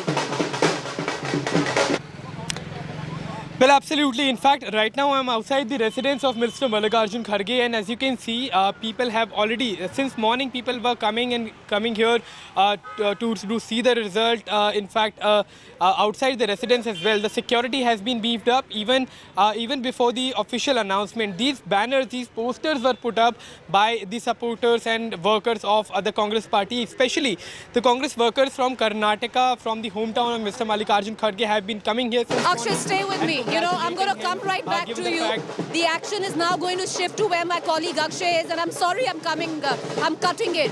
But the reason I'm doing so, Akshay, is I want to cut across to Supriya, who's right now getting in all the important reactions. We just heard Mr. Pramod Tiwari, one of the proposers, backers of Mr. Kharge, coming out first, announcing the result on India Today. But over to you, Supriya.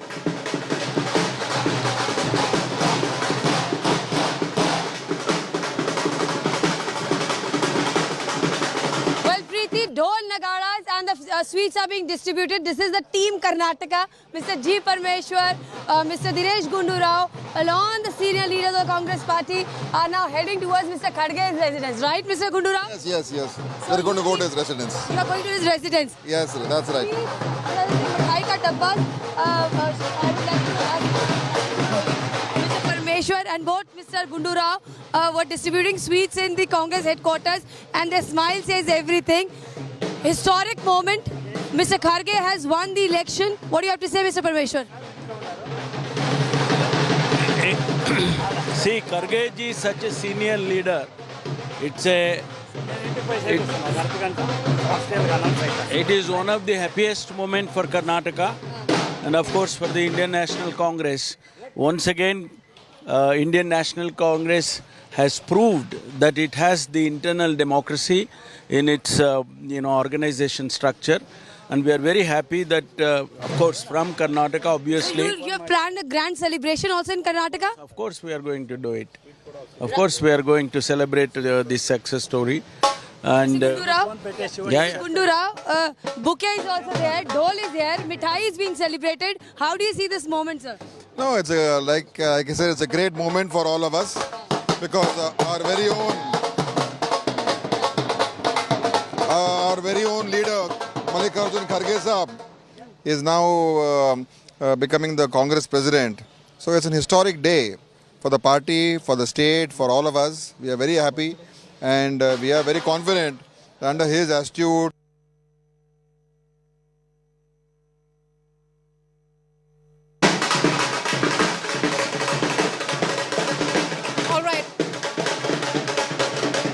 Okay, so my colleague Supriya right now, because I'll tell you exactly how it's panning out. I'll ask my camera person Ashok Bhanot to actually show you.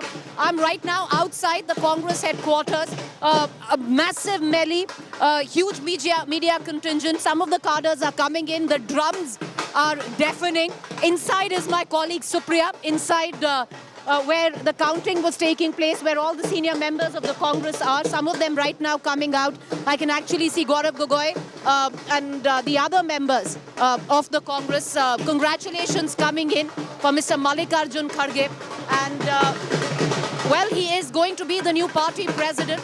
Interesting that other than just conceding defeat, what will Mr. Shashi Tharoor say? His team this morning had asked that the UP votes be not counted, as there was grave malpractice as per what was alleged by team Shashi Tharoor. However, those votes were counted. And when you look at it, the Congress Electoral College, the breakup of that, 80% of the votes really nearly come from Uttar Pradesh. But now, that's all in the past. The focus will be on Mr. Tharoor. He's been very graceful till now in terms of conceding defeat.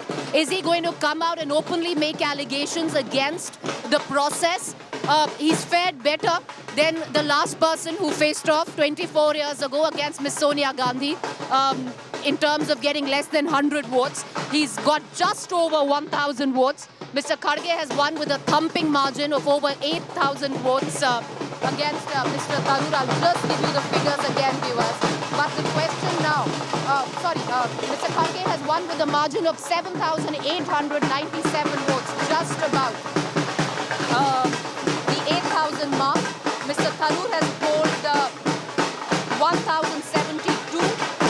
416 have been invalid. Total delegates that have polled has been 9,385. Comfortable, more than comfortable, as expected win for Mr. Kharge. The spotlight right now on two things, viewers, I would reckon. Number one, on Mr. Shashi Tharoor. How will he now take the huge defeat that has been meted out to him? He's already called out the electoral process through his team. He said this earlier, that this wasn't a level playing field.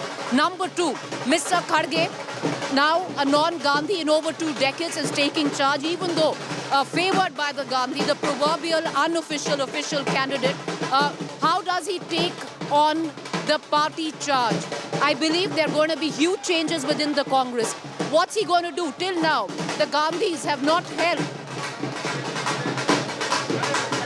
CWC elections. Supriya's right now right here with me. Supriya, I believe huge changes are in order, at least with what we are getting to understand. Till now, the Gandhis had not held CWC elections. Will that also happen right now with Mr. Kharge coming in? Will, in last time also, the elections for the entire process used to take place, including the CWC members also. But what has happened is that every time, as Mr. Dinesh Gundu Rao was saying, that a new president comes, he brings in a new team. What are the changes going to be? I'm going to come right back to you. Let's listen in to Rahul Gandhi, who says he will report to the new president. There's a new president that's going to be elected this evening. What will your role be in the party? That's for the new president to decide. So will you be reporting to the new president? Obviously. The Congress president is the supreme authority in the Congress party. And every Congress member reports to that person.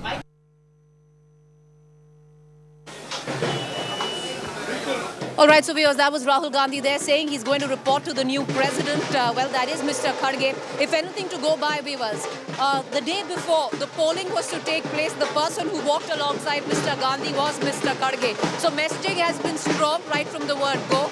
The drums haven't stopped beating though. But I was going to cut across to Supriya, who's now joining me right outside the Congress headquarters, is what are the changes that are going to take place? Because a lot has been promised, by Mr. Rahul Gandhi, by Ms. Sonia Gandhi. Shashi Tharoor had said, if you want things to remain the same, then vote for Mr. Kharge. If you want... जो वस्तुतः voter थे, उन सारे voter और मतदाताओं को मैं बहुत बहुत बधाई देना चाहूंगा कि कांग्रेस के अंदर एक बहुत सुंदर एक जनतांत्रिक प्रक्रिया की मिसाल हम लोगों ने पेश की है और ये मिसाल अब बाकी पॉलिटिकल पार्टियों के सामने एक चुनौती बन करके उभर करके आता है। उन पार्टियों को भी अगर डेमोक्रेटिक प्रोसेस का एक मिसाल पेश करना है तो उनको भी अपने अध्यक्ष का चुनाव कराना चाहिए। शशि थरूर ने आरोप लगाया कि चुनाव में गड़बड़ी हुई है। मुझे नहीं लगता, मैं स्वयं पंजाब में पीआरओ करके था, वहां पर मैंने चुनाव कराया है, बहुत ज्यादा ऐसी कोई गड़बड़ी वगैरह नहीं हुई है। कुछ लोगों ने अगर कुछ वोट आगे पीछे हो गए होंगे तो निश्चित तौर पर अथॉरिटी की जिम्मेदारी है कि उस पूरे प्रकरण की जांच करे। लेकिन शशि थरूर से मैं निवेदन करूंगा कि आपने एक बहुत अच्छी लड़ाई लड़ी और बहुत अच्छा चुनाव लड़े और आपने अब चुनाव हारने के बाद एक मतलब अंगूर खट्टे मत करिए, अब इसको स्वीकार करिए। आपके परिवार के अंदर का चुनाव था, इसको सहर्ष बड़े दिल से स्वीकार करिए। काफी देर आप बैठकर आए हैं, खड़गे साहब अब क्या कह रहे हैं अपने फ्यूचर प्लान को लेकर, कांग्रेस पार्टी को लेकर? अभी तो आने वाले दिनों में सीडब्ल्यूसी की मीटिंग होगी और सीडब्ल्यूसी की मीटिंग के बाद जो इनको एक चार्ज दिया जाता है, फिर चुनाव जीतने का जो एक सर्टिफिकेट दिया जाता है, वो सब प्रक्रिया होगी। उसके बाद बहुत जल्दी एआईसीसी का एक अधिवेशन होगा जिसमें एआईसीसी के जो सभी नए सदस्य चुने जाएंगे वो सदस्य मिलकर के अध्यक्षीय भाषण सुनेंगे और अध्यक्ष आने वाले दिनों में पार्टी का आगे का कार्यक्रम क्या होगा उसके ऊपर अपना दिशा निर्देश देंगे और अपने सारे नीति निर्धारण के कार्यक्रम देंगे। तो कांग्रेस पार्टी मजबूत होगी? बिल्कुल होगी, बिल्कुल होगी। ये जो बार बार लोग कहते थे कि कांग्रेस पार्टी में कोई डेमोक्रेसी नहीं है, कांग्रेस पार्टी में जो कोई किसी की सुनता नहीं है, आज मुझे लगता है कि उन सबके मुंह पे जोरदार तमाचा लगा है। सर, अध्यक्ष के सामने कुछ बड़े सवाल हैं, जैसे राजस्थान है, छत्तीसगढ़ है, सीडब्ल्यूसी नए तरीके से फॉर्म करने की बात हो, ये सारी जिम्मेदारी खड़गे।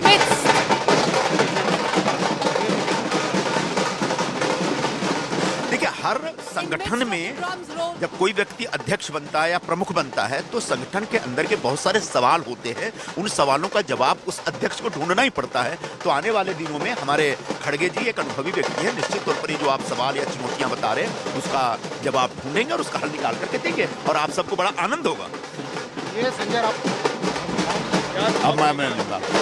All right, viewers, in midst of all the drums rolling and the drums beating, Team Tharoor has now reacted. Karti Chidambaram has gone ahead and said he had earlier tweeted Tharoor.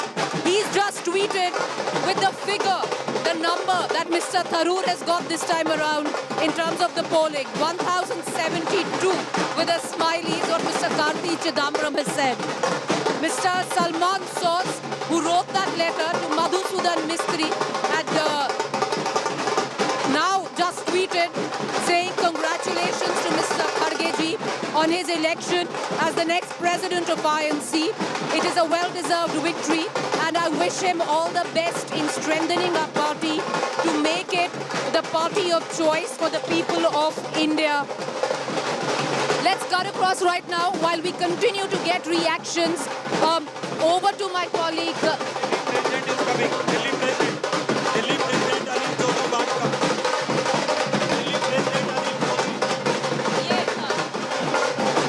Let's try and get in as many reactions. Somebody who's risen from the Youth Congress, the Delhi President, Anil Chaudhary is here. What does the youth think about what has really gone down? We're going to try and get in a word from him. But right now you can well understand the melee that is taking place. Firecrackers right now.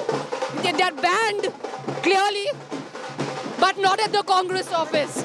Firecrackers banned, but not here at the Congress office. Celebrations galore.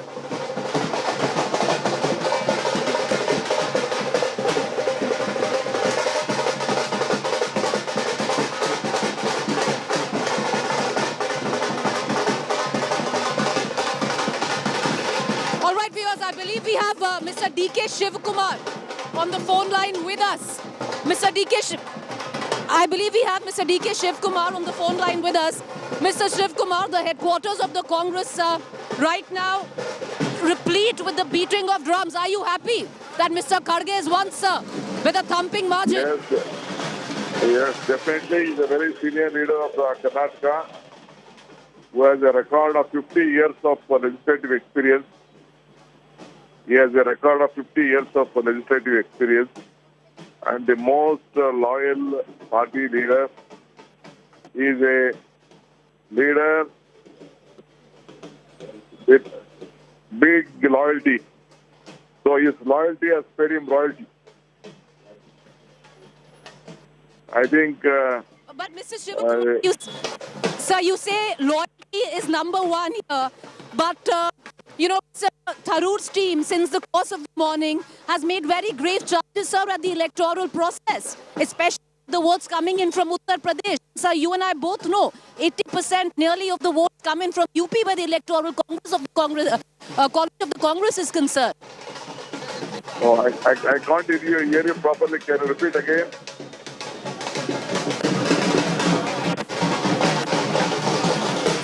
Sir, can you hear me? Yes, yes. Sir, very grave allegations have been made by Mr. Tharoor's team, which has gone ahead and said that there's been malpractice, especially in the votes coming in from UP, Telangana, sir. How can there be a malpractice? How can there be a malpractice? So such a transparent election has been conducted. There is no malpractice.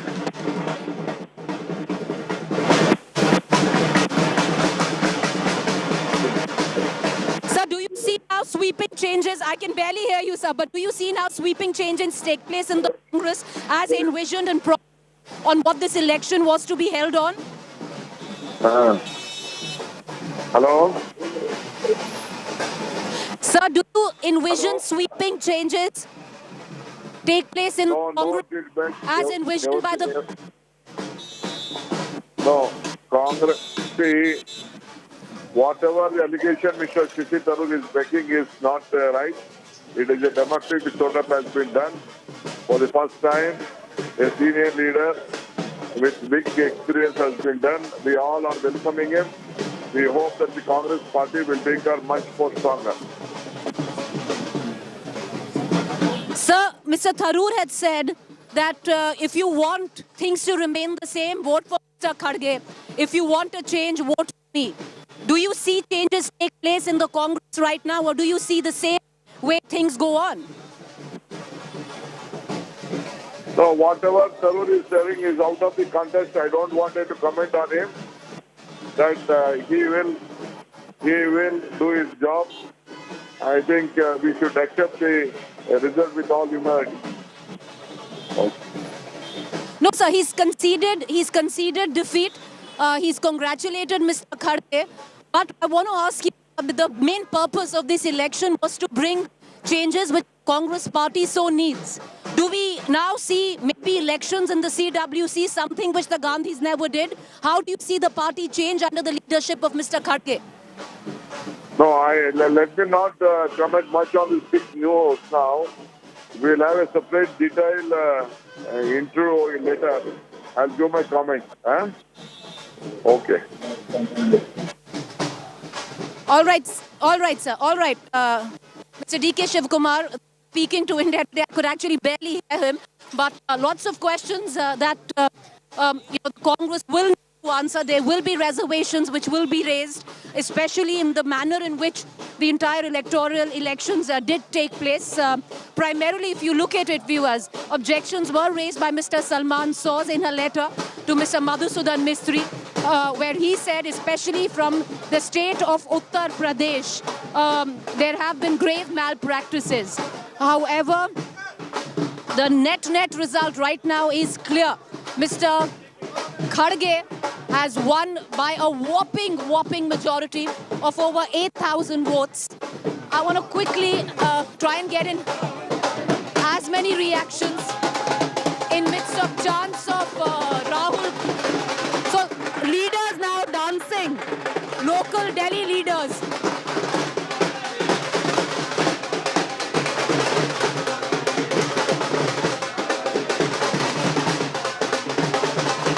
देखिए, खड़गे साहब बहुत ही अनुभवी व्यक्ति हैं, एक लंबे समय से राजनीति में हैं, कांग्रेस पार्टी में हैं, कांग्रेस के बहुत सारे महत्वपूर्ण पदों पर रहे हैं, तो उनके जैसे कम लोग होंगे कांग्रेस पार्टी में इतने अनुभवी, जिनको हर प्रकार का अनुभव हो संगठन का। तो अगर परिणाम उनके पक्ष में आता है तो मैं समझता हूं कि वो एक अच्छे अध्यक्ष साबित होंगे, इससे कोई शक नहीं।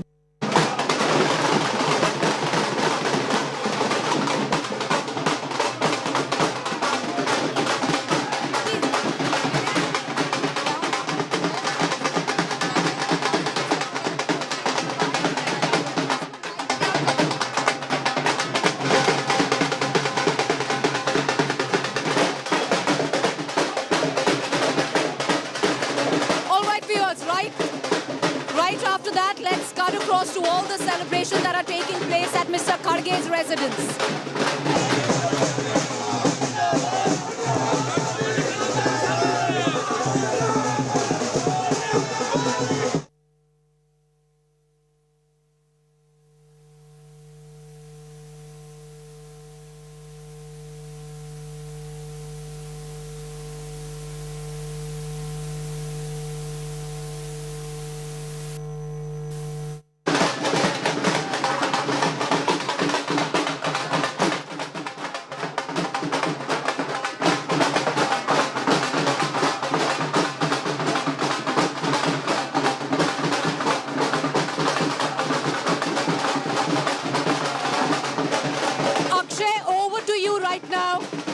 The latest that is taking place at Mr. Kharge's residence.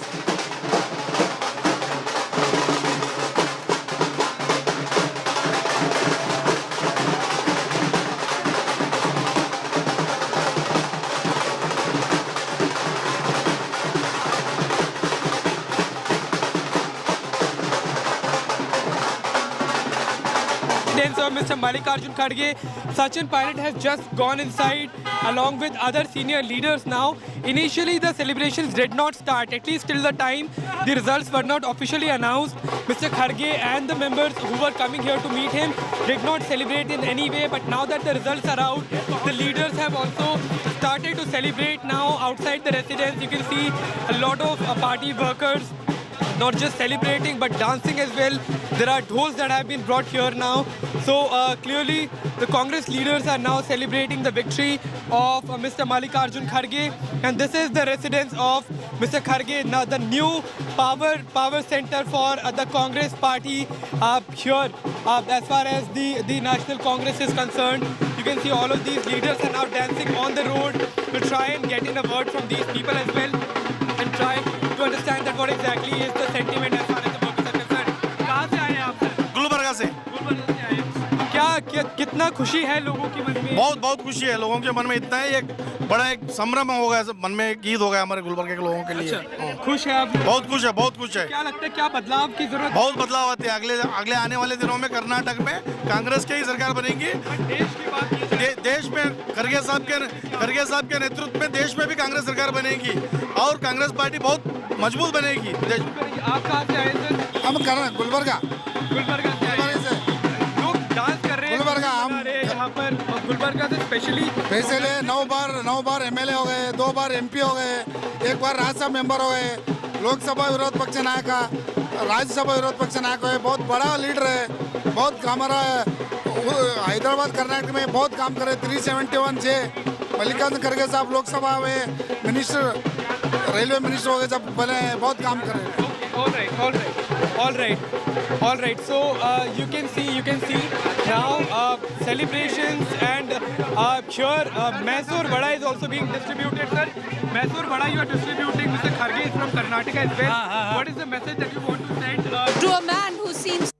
अभी भारत देश में सिही बटेगी और स्वीट बटेगी, क्योंकि मल्लिकार्जुन खड़गे ने एआईसीसी का अध्यक्ष बन गए साहब, और अभी ये सब खुशी का माहौल है, इसलिए हम खुशी। आप कहाँ के रहने वाले? मैं गुलबर्गा, मैं खड़गे साहब का। हाँ, बहुत खुशी है सर गुलबर्ग में। आप कहाँ के रहने वाले? मैं गुरमिटकल गुलवाड़ डिस्ट्रिक्ट, जो 1972 में फर्स्ट टाइम जीते खड़गे साहब, वहाँ से आ चुका हूँ मैं। मेरा नाम कितनी खुशी है लोगों के मन में यहाँ पे कांग्रेस? भरपूर क्या सेंटिमेंट है कांग्रेस में? भरपूर खुशियाँ उभर रही है और जोड़ो यात्रा चल रहा है। सोने पे सुहागा है कांग्रेस पार्टी के लिए खड़गे साहब एआईसीसी बनाने का। Sentiment is very clear. The Congress workers are celebrating. There is a lot of happiness among the workers now. Finally, that one thing is clear, that the Congress party again have a leader now, and especially since he is from Karnataka, that most of the supporters have travelled from Karnataka, from Gulbarga, from different areas of Karnataka to come and in person celebrate and congratulate Mr. Kharge. So this is the victory sign that the Congress workers here are showing. But clearly a joyous occasion for the Congress party. 7,900 vote के करीब से खड़गे साहब जीते हैं। क्या इसी की उम्मीद थी आप लोगों को? इससे भी ज़्यादा की थी हमें उम्मीद, क्योंकि हमारे जो लीडर हैं मल्लिकार्जुन खड़गे साहब बहुत सीनियर लीडर और बहुत ज़्यादा डेवलपमेंट माइंड रखते हैं और हर कास्ट और कॉम्बिनेशन को लेके चलते हैं, सारी कौम और मिल्लत को लेके चलते हैं हमारे मल्लिकार्जुन खड़गे साहब। इसीलिए लोगों ने भी उन्हें बैठ लो सर। क्या सेंटिमेंट है अभी कांग्रेस वर्कर्स में? What do you think is the sentiment? How are you all feeling? The party is going to be strengthened. Once again, like I pointed out earlier, Mr. Tharoor, at least on the face of it, seems to be rather gracious. He's saying that he's going to go and meet the new party president. That means he's also going to go to Mr. Kharge's house. Listen in. I'm on my way to congratulate our new president. Okay. Let me go and meet him and then we'll talk. Come, thank you. Thanks. I'm going to Mr. Kharge's. I'm on my way to congratulate our new president. Okay. Let me go and meet him and then we'll talk. Come, thank you. Thanks. I'm going to Mr. Kharge's. I'm on my way to congratulate our new president. Okay. Let me go and meet him and then we'll talk. Come, thank you. Thanks. I'm going to Mr. Kharge's. Let's now listen in to a report that was filed by my colleague Supriya a short while back. Supriya just filed that report. We're going to just play it out. Play.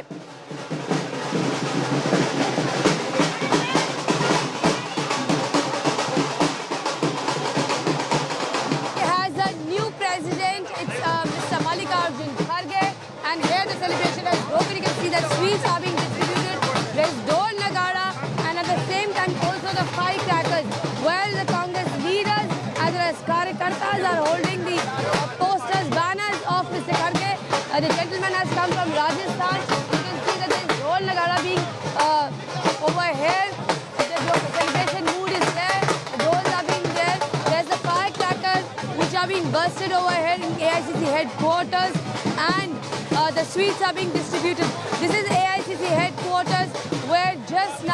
information has come that Mr. Mallikarjun Kharge has won the election. He has got more than 8,000 votes. Mr. Tariq Anwar, along with all the senior leaders, are heading. Are you going towards Mr. Kharge's residence? Mallikarjun Kharge house. We are going. We are greeted him. We are going to greet him. So all the senior leaders, the General Secretary, see that the leaders are leaving from here, from AICC headquarters, and heading towards Mr. Mallikarjun Kharge's residence. Well, over here you can see the mood, the Congress Neta and Karyakarta. The leaders are now going from here. There the team, Kharge is coming out. There's Nasir Hussain as well as the other leaders for the polling agents. This is Mr. Dinesh Gundu Rao along with the Karnataka leaders who are heading towards Mr. Kharge's residence. They have already said, and we'll try to get in a word from all the polling agents of the Mr. Kharge. Right now, we are showing you the visuals from here at Ground Zero, and we'd like to show you as to what is going on. Here is Mr. Nagra. Mr. Nagra, smiling. It's a huge victory for Mr. Kharge. Yeah, it's a huge victory for the democracy, internal democracy and Congress, and huge victory of a Congress worker. कितने vote पड़े sir Kharge जी को और कितने थरूर साहब? 8,000, around 8,000. And now you guys are heading towards Mr. Kharge's residence. Yeah, we are going to his home to congratulate him. Well, here you can see there's people, everybody's supporting smiles. These are the agents of Mr. Kharge. Mr. Kuljit Nagar comes from Punjab. There is Mr. Nasir Hussain. And we'd like to get in a quick word from Mr. Hussain. What do you have to say at the moment? See, we had expected this kind of a victory because while in the campaigning it was very clear that people wanted to choose experience. But both the candidates fought very well. Both are able candidates. Both are our senior leaders. Both had a friendly fight. There was no maligning of each other. Both stood for the vision of the Congress Party. Both stood for the ideology of the Congress Party. It was only how do we fight the forces which are against India, which are against our ideology. This was the allegation leveled by the Tharoor camp. No, that was taken place by the Chief Election Authority because anybody who has an issue will have to go to the Election Authority. That was complained there in front of everyone. That was discussed and resolved. Huge celebration planned in Karnataka also? Obviously, Karnataka Congress will celebrate the second president from Karnataka for the post of for AICC.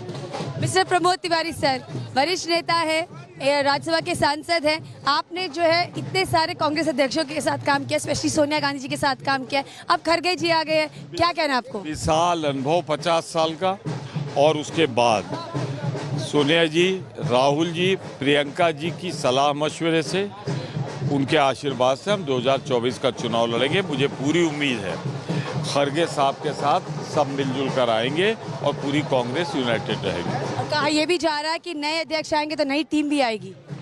हर अध्यक्ष की अपनी team होती है, उसे नई कहा जाता है. अच्छा, आप आज के इलेक्शन को कैसे देखते हैं? आप क्या मैसेज आप लोगों में? इतना निर्णायक बहुमत और 8 गुना से ज्यादा वोट, 467 तो इनवैलिड हो गए, जिसमें ज्यादातर खरगे साहब के थे. और भाई 8,000 वोट और 1,000 वोट में बहुत फर्क हो. और राहुल गांधी जो भारत जोड़ो यात्रा लेके निकले हैं, उनके बारे में आपको क्या कहना है? वो रियल हीरो हैं. उनके नेतृत्व में कांग्रेस वापस आएगी. So this is what the mood at Ground Zero at the moment is. With the journalist Nasir Supriya Bharadwaj for India Today in Delhi.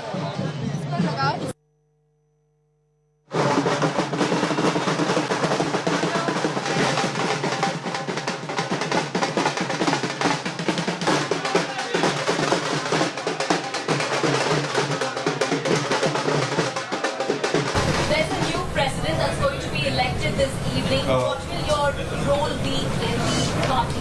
That's for the new president to decide. So will you be reporting to the new president? Obviously. The Congress president is the supreme authority in the Congress party. And every Congress member reports to that person. Rahul Gandhi जो कि भारत जोड़ो यात्रा लेके निकले हैं, बहुत सारे लोग कह रहे हैं कि फेस ऑफ द पार्टी तो वही रहेंगे. इसमें क्या शक है? देखिए, राहुल गांधी या गांधी परिवार, इसका जो योगदान है देश के लिए और कांग्रेस के लिए, उससे कोई भी इनकार नहीं कर सकता है. और हमें विश्वास है कि राहुल जी ने भी इस बात को कई बार दोहराया है कि भले ही हम कांग्रेस अध्यक्ष नहीं रहे, भले ही हम कोई पद पर न रहे, लेकिन एक कांग्रेस कार्यकर्ता के रूप में कांग्रेस की हम सेवा करते रहेंगे और कांग्रेस जैसे चाहे हमारा उपयोग कर सकती है। देखिए, खड़गे साहब बहुत ही अनुभवी व्यक्ति है, एक लंबे समय से राजनीति में हैं, कांग्रेस पार्टी में हैं, कांग्रेस के बहुत सारे महत्वपूर्ण पदों पर रहे हैं, तो उनके जैसे कम लोग होंगे कांग्रेस पार्टी में इतने अनुभवी, जिनको हर प्रकार का अनुभव हो संगठन का। तो अगर परिणाम उनके पक्ष में आता है तो मैं समझता हूं कि वो एक अच्छे अध्यक्ष साबित होंगे, इससे कोई शक नहीं। Mr. Mallikarjun Kharge will have a senior most experienced person who's handled various positions, who's held positions in the state and at the center, who has grown from the bottom to the top. He hails from a very poor background, from a very simple family, a Dalit family, and today he's reached the pinnacle in the Congress party, an historic position of the Congress party president. I think with his leadership, I'm sure that there'll be good days ahead for the party. आप प्रस्तावक थे खरगे के और वहाँ लखनऊ में बताया जा रहा है कि लखनऊ को लेके बहुत शिकायत थी शशि थरूर को, वो शिकायत दूर हुई कि नहीं? ये बाहर बताया जा रहा है, खड़ी की हुई तो नहीं थी सारे बखेर। बाहर बताया जा रहा था, अंदर कुछ नहीं किया गया, चारों सील इंटैक्ट निकली। ये हारने वाले लोग ना पहले से कुछ न कुछ बहाना बना के रखते हैं। ऐसा क्यों होता है कि आप हमेशा पार्टी के भीतर जीतने वाले की साइड नजर आते हैं? इसलिए कि मैं जनभावना से मैच फिक्स था, इसलिए मैं जनभावना के अनुरूप चलता हूँ। आज चाहिए था जो पूरी तरीके से अनुभव समेटे हो, 50 साल का, अनुसूचित जात के थे और उनके पास एक प्रबल अनुभव था, इसलिए मुझे मालूम था वो जीतेंगे। मैं प्रस्ताव जैसा उनका क्लेम था वो जीत रहे हैं, युवा परिवर्तन और ये सब सारी बातें खत्म हो गई, इसे लैंडस्लाइड विक्ट्री कहते हैं। I'm on my way to congratulate our new president. Let me go and meet him and then we'll talk. Come, thank you. Thanks. I'm going to Mr. Kharge's. We had expected this kind of a victory because while in the campaigning it was very clear that people wanted to choose experience, but both the candidates fought very well. Both are able candidates, both are our senior leaders, both had a friendly fight. There was no maligning of each other. Both stood for the vision of the Congress party, both stood for the ideology of the Congress party. बड़ी जिम्मेदारी है, आज तो बड़ा मौका है आज Congress party के अध्यक्ष पद के चुनाव की मतगणना हुई है और जैसा आप सब जानते हैं आदरणीय मल्लिकार्जुन खड़गे साहब भारी बहुमत से चुनाव जीते हैं। लोकतंत्र में इससे बेहतर उदाहरण नहीं हो सकता जब आंतरिक डेमोक्रेसी को आगे बढ़ाने के लिए कांग्रेस पार्टी ने बड़ा व्यापक चुनाव कराया। मतदान हुआ 17 तारीख को और आज लगभग 90% वोट खड़गे साहब को मिला। ये लोकतंत्र की जीत है, ये देशवासियों के लिए और कांग्रेस पार्टी की जीत है। मैंने खड़गे साहब को भी मुबारकबाद दिया है, शुभकामनाएं दी हैं। एक बहुत बड़ी जिम्मेदारी और चुनौती उनके ऊपर आज आई है। हम सब लोग तमाम कांग्रेसजन पूरे देश के एकजुटता के साथ, और मैं मानता हूं चुनाव से कांग्रेस के अंदर और ताकत आई है, कांग्रेस और एकजुट हुई है और सब लोग मिलकर इनके नेतृत्व में काम करेंगे। मुझे पूरा भरोसा है खड़गे साहब का जो व्यापक अनुभव है उसका लाभ पार्टी को मिलेगा। आने वाली तमाम चुनौतियों का सामना हम करेंगे और कांग्रेस पार्टी और मजबूत होगी। उन चुनौतियों में राजस्थान भी है, राजस्थान में कैसे सरकार दोबारा सत्ता में आए, ये जिम्मेदारी है। इतना बड़ा चुनाव हुआ है, सारी बातें सबने सुनी है, लेकिन मुझे लगता है कि मिस्त्री जी ने एक निष्पक्ष चुनाव कराया है और सब लोगों ने मिलकर इस चुनाव को अप्रिशिएट किया है।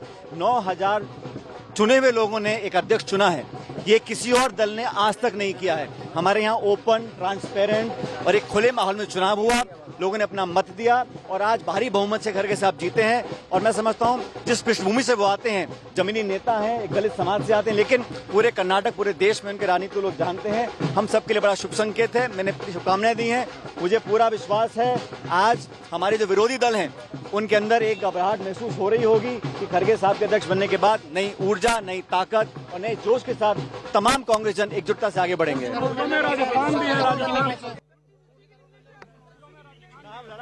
Can we have कोई भी जीते, दो उम्मीदवार थे, दोनों में से एक चुनाव जीता है, लेकिन सभी उम्मीदवार सभी Congratulations pouring in for Mr. Kharge. You just heard Sachin Pilot there. What's interesting, viewers, is that Mr. Sachin Pilot, in all possibility, was waiting for the Congress president elections to be done and then the focus to shift to the Rajasthan conundrum. Because remember, what has been promised is that the proverbial high command and now the new party president will decide who will be the chief minister of Rajasthan or whatever the power sharing arrangement there would be. But, you know, one has to say this. I have in the longest never seen drums in the Congress headquarters beat so loud and with so much fervor. It's like they've actually won a real election in terms of a state election. That's what it smacks of. The sense of elation is at a different level, and if you don't believe me, just see. It's every corner you turn to, every place, you cannot hide it.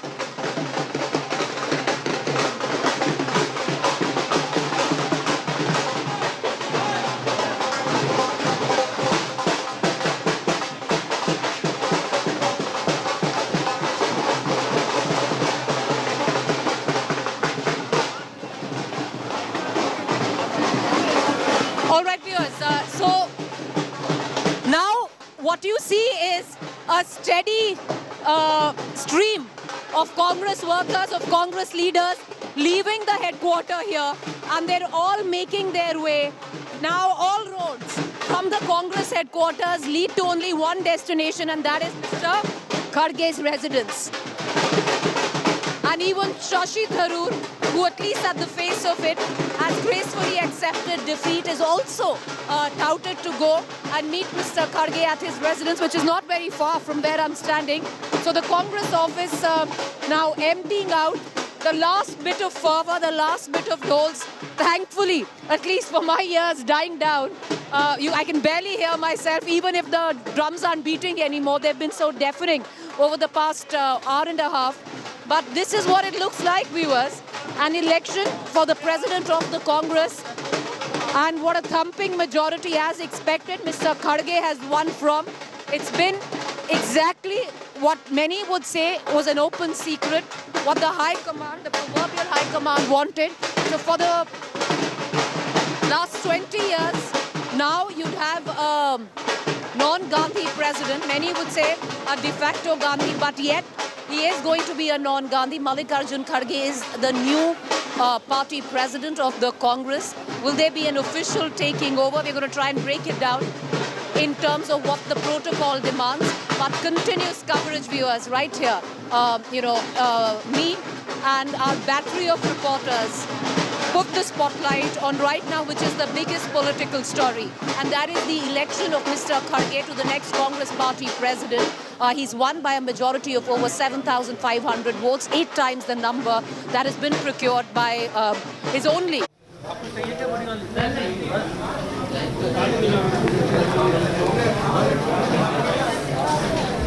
Sri Mallikarjun Kharge and Dr. Shashi Tharoor were, मैं आपको ये return में दूंगा, सबको बाद में copy मिल जाएगी. Were the candidate of the election of the President of Indian National Congress. The polling was held on 17th October 2022 and counting took place today, 19th October 2022, in the presence of the authorized agent of the contested candidate. The total vote polled are 9,385. I repeat, the total votes polled are 9,385. Sri Mallikarjun Kharge, 7,897 vote. Mallikarjun Kharge, 7,897 vote. Dr. Shashi Tharoor, 1,072 vote. Dr. Shashi Tharoor, 1,072 votes. Invalid votes, 416. 416. Invalid vote 416. As per the Article 18D of the Constitution of Indian National Congress, I, Madhusudan Mistry, hereby declare Sri Mallikarjun Kharge elected as the President of Indian National Congress. That's all that I have to say. If you have anything to ask, please say. मैं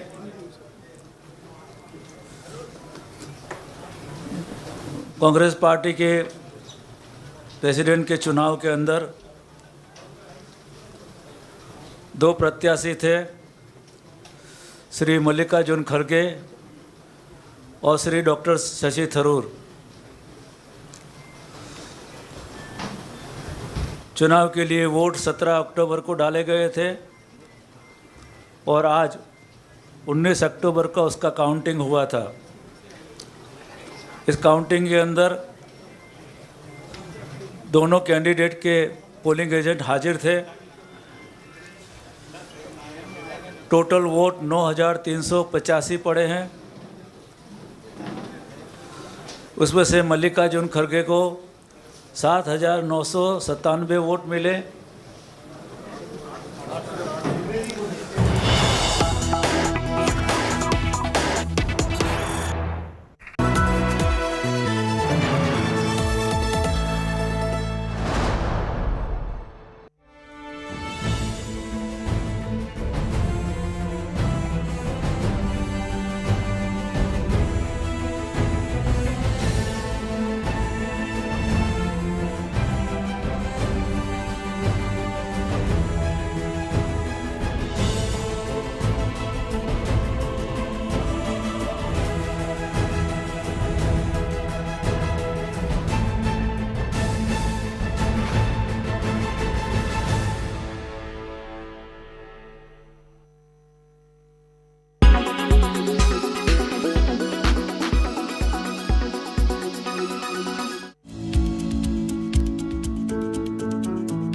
Who is India's most valued celebrity? Nope, not her and not him either. Hrithik Roshan has retained his spot in the latest rankings at number 10 with a net worth of 368 crores. Their worth has been derived from their endorsement contracts. Ayushmann Khurrana has come a long way from his roadies days and developed an amazing brand value for himself, but in this list, he has dropped to the 9th spot from 6th where he was in 2020.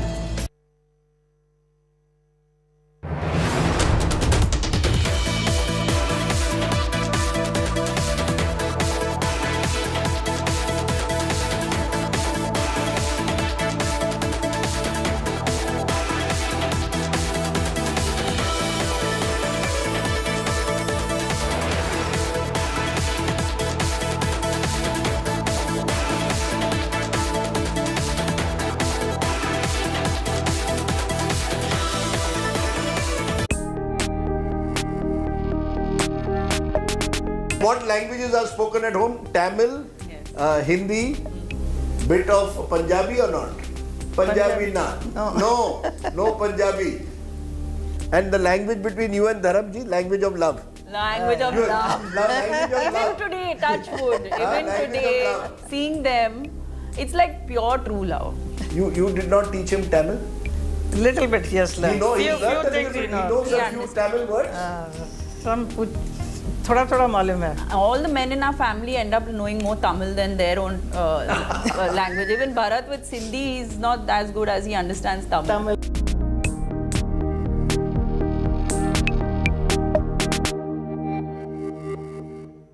Presented by only OLX Autos gives the best price for your car. Co-presented by Macho Hint, fashion bade aaram se. Powered by Ashirwad Shubh Chakki Aata, Raho 4 kadam aage.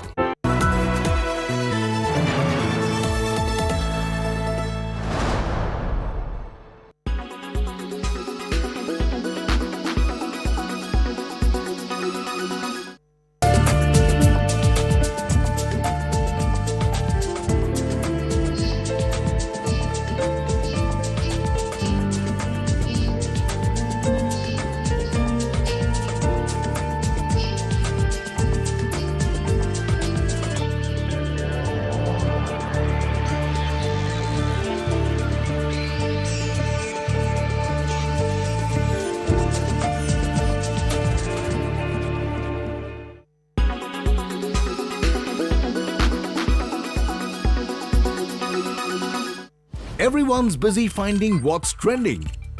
You're busy finding out why. India Today, for those who research before reacting. Download the India Today app now. Make your media plan smarter with India Today Live TV on your connected devices.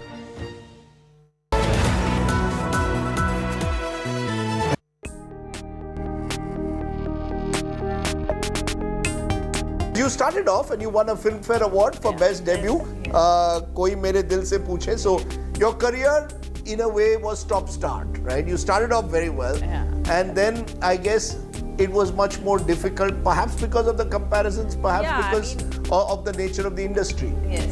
Which was very unfair, which was not supposed to be. They should not. You know, but today when I look back, I have no regrets. I thank whatever happened because it's made me a very tough nut to crack.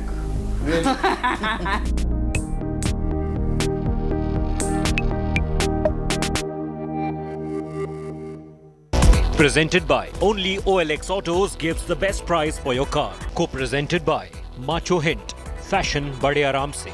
Powered by Ashirwad Shubh Chakki Aata, Raho 4 kadam aage.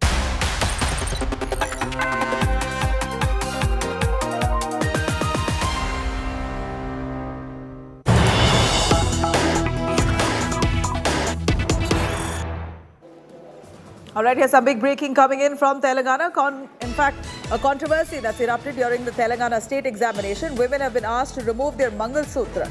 Mangal Sutra removed before entering the examination hall. And at the examination center, Hindu women were asked to remove all of their belongings, including their rings, their anklets, their bangles, their toe rings, chains. And a few women were asked to remove their Mangal Sutra as well. But at the same time, the visuals showed some Muslim women wearing the veil, the burqa, who were seen entering the examination center and were not stopped. BJP leaders taking to Twitter launched an all-out attack on the government, stating that selective secularism displayed by the TRS government. TRS leader Kishan tweeted a video stating that candidates were checked equally by the authorities. According to Uday Kumar Reddy, Adilabad SP, initially while allowing candidates, it was the mistake of the MRO of not allowing Hindu women and asking them to remove their belongings. But later when the inspector reached the spot, Hindu women were allowed to enter the examination center with their Mangal Sutra. So there seems to be some allegation, one made by the BJP, saying that Hindu women were asked to remove their Mangal Sutra, their rings, their toe rings and bangles, etc., while Muslim women with the burqa were allowed to go in without being checked. But the police there coming to clarify the situation, saying that initially women were asked to take off their Mangal Sutra, but quickly they turned around to allow these women to wear their Mangal Sutra. And about discrimination between the two religions, the police say that they were all checked equally. Let's take a listen.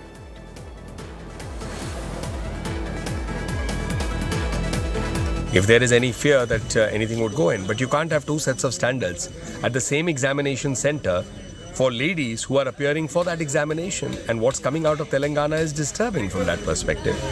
The reports that are coming, it seems that those who were in burqa, they were not checked. Whereas there is claims and allegations that ladies were asked to remove their Mangal Sutras. Now you can't have this kind of discrimination happening at the gate of an examination, because the institution and the examination is not religious by any nature.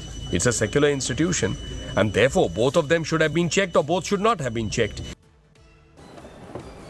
There you have it, BJP there accusing the TRS government of discriminatory practice, saying that Hindu women were stopped outside the examination centers. They were asked to take off their Mangal Sutra and even other articles like their rings, their toe rings, their anklets, bangles. They were asked to take it off, while Muslim women were allowed to go in with their burqa on. The administration there claiming that they were all checked equally, but with regards to the Mangal Sutra the women being asked to take that off, they said it was a mistake initially, and then once the police arrived, they allowed for these women to wear their Mangal Sutra inside the examination hall.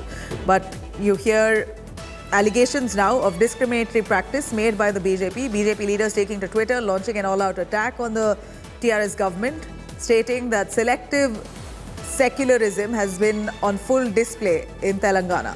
TRS leader Kishan tweeted a video stating that candidates were checked equally by the authorities. Apurva, though, giving us some clarity on this, our India Today correspondent joining us live. Apurva, a quick word coming from you. Do clarify to us what exactly has happened here.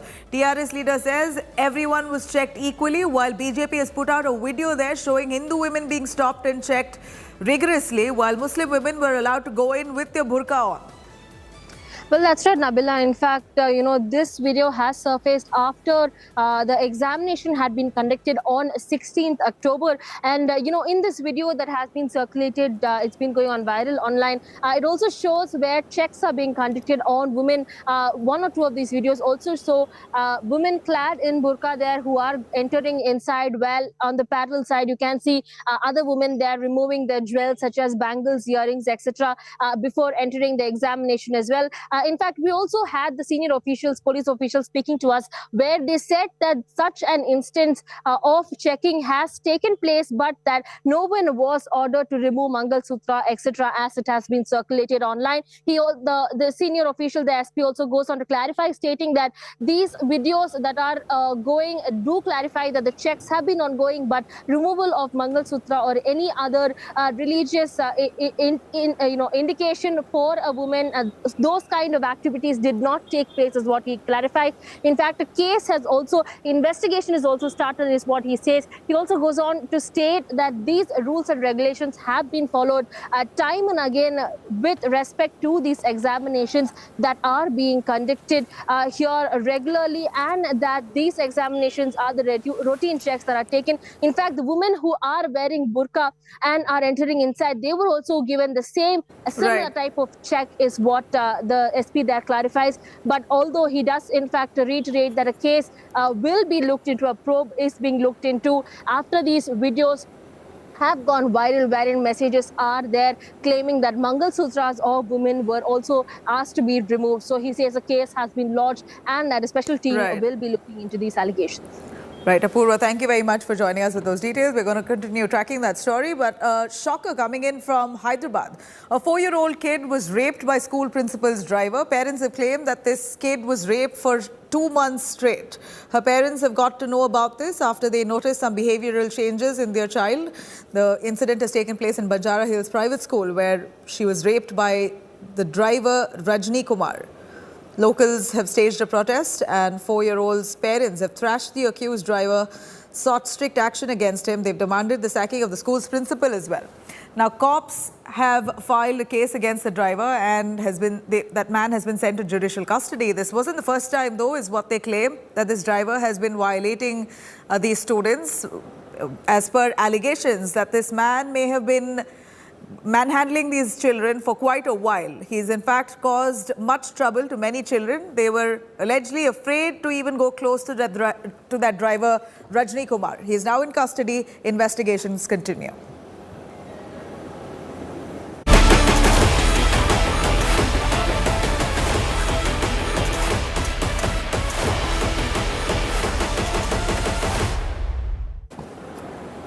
All right, now more revelations continue to emerge over the release of Bilkis Banu's rapists in affidavits exclusively accessed by India Today. It's made quite evident that the convicts may have been given a free run in prison, with all convicts enjoying over 2.5 years as parole or leave.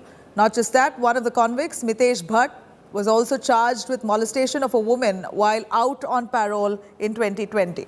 At least 10 of the 11 convicts were out of jail for more than 1,000 days each, either on parole or temporary leave. Now, this comes after the Gujarat government had claimed that the convicts were released for serving 14 years or more in prison. But another shocking revelation has now emerged, as this affidavit shows that out of the members in the jail advisory panel for the convicts' release, it appears that 2 of those members were Gujarat MLAs, while the other 3 were social workers. Now, this makes it 5 out of the 10 members who are not jail officials on this board.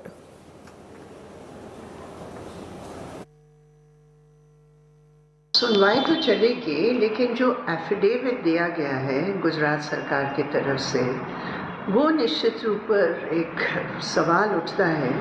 उन्होंने कहा कि गृह मंत्रालय की इजाज़त के बाद ही ये सब हुआ है। इसका मतलब directly home minister Amit Shah इसमें इन्वॉल्व है। ये पूरा केस इस बात को साबित करता है कि ये सब कुछ कम्युनल, मोटिवेटेड और पॉलिटिकली मोटिवेटेड है। इसमें न्याय अन्याय की कोई बात नहीं है।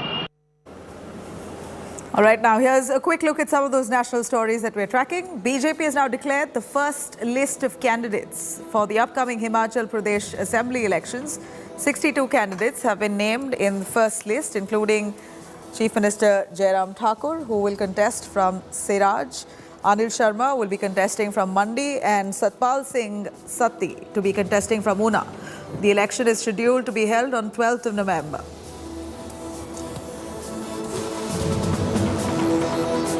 Former Andhra Pradesh Chief Minister and Telugu Desam Party President Chandrababu Naidu has condemned the police action against the Janasena Chief Pawan Kalyan and his party activists in Visakhapatnam. This comes after the police stopped Pawan Kalyan from venturing out of his hotel room and conducting a scheduled rally until October 31st. An encounter broke out in Lucknow after cops cornered a gang rape accused. Imran alias Mustafa, the main accused in this gang rape of a student, tried to flee. In fact, the accused did not stop his vehicle despite being cornered and started firing at the cops. The police then retaliated, leading to the accused being shot on the leg.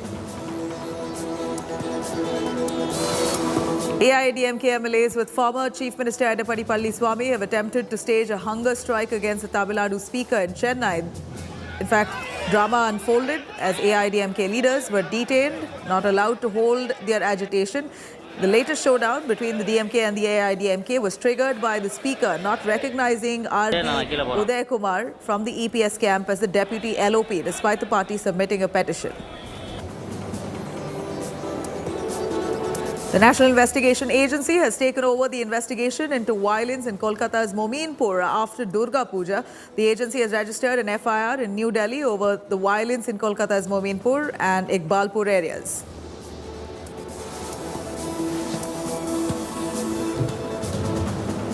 Right now, the report by Justice Armugaswamy, beg your pardon, the commission that was probing former Chief Minister Jayalalitha's death, has tabled in the Assembly, the Tamil Nadu Assembly, which concluded that the fault must be found with her confidant, V.K. Sasikala, and advised a probe into Jayalalitha's death and Sasikala's involvement into it. Let me quickly cut across to this detailed report. 6 years after the death of former Tamil Nadu Chief Minister Jayalalitha, a judicial panel has submitted its report on the treatment given to the AIADMK Supremo. The Arumugaswamy Commission has recommended a probe against Jayalalitha's closest confidant for decades, V.K. Sasikala. Reacting to the panel report, Sasikala refuted all allegations and said that she is ready to face inquiry.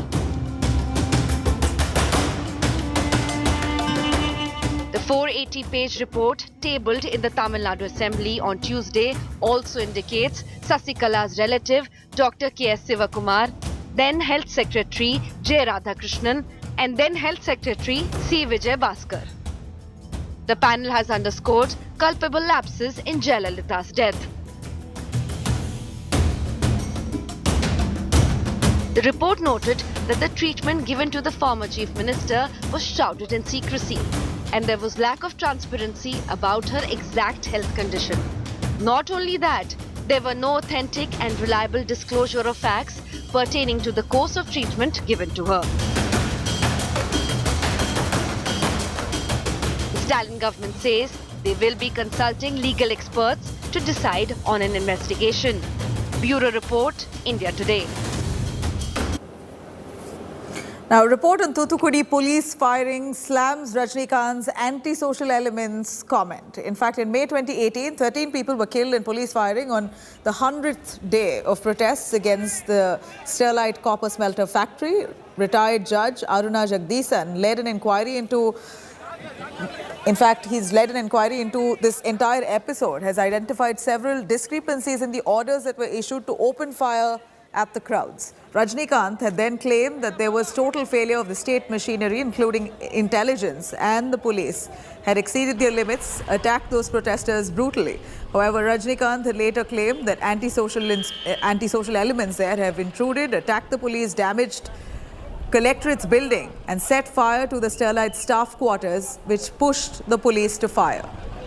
Rajnikant was also seen losing his temper while being questioned about his change of opinion. The report said that a popular actor of the stature of Rajnikant was not expected to act on the spur of the moment and make baseless remarks.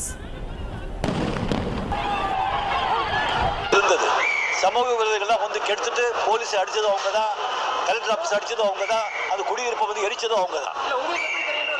எது அது எப்படி தெரியும் சொல்லி கேட்க வேண்டாம், எனக்கு தெரியும். அதான்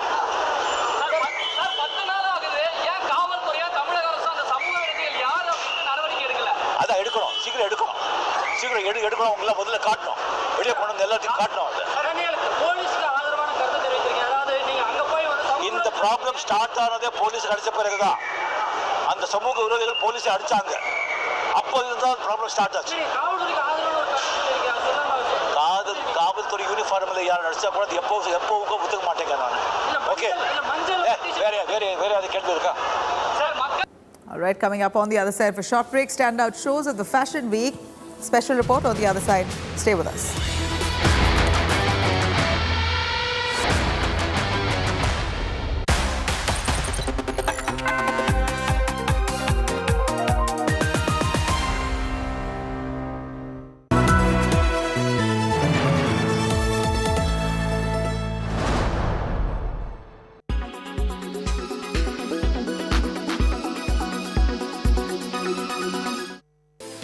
Fashion industry is all about new designs, styles and creations. Well, now fashion designers have a new playground for their creations, the metaverse. This digital world where thanks to an avatar that gives us a virtual twin, we can evolve and act just as we would in the real world. We enter it through wearing a virtual reality headgear or by watching a computer or smartphone screen. The metaverse is a space for experimentation and testing out new products, allowing designers to push the boundaries of their creativity. This has economic advantages too. By testing out their collection in the metaverse, they can then analyze public reaction in it and adapt demand accordingly to avoid surplus production and unsold items in the real world. In other words, an eco-friendly approach. For other designers, their creations will stay digital. On specialized platform, brands commercialize their virtual clothes by attaching to them an NFT or a non-interchangeable unit of data stored on a blockchain that can be sold and traded using cryptocurrency. This kind of marketing saves brands from their worst nightmare: fakes flooding the marketplace. With the second-hand market booming, reselling a pair of virtual shoes associated with an NFT will give the designer royalties on each transaction. Some brands link a virtual fashion item with its counterpart in reality.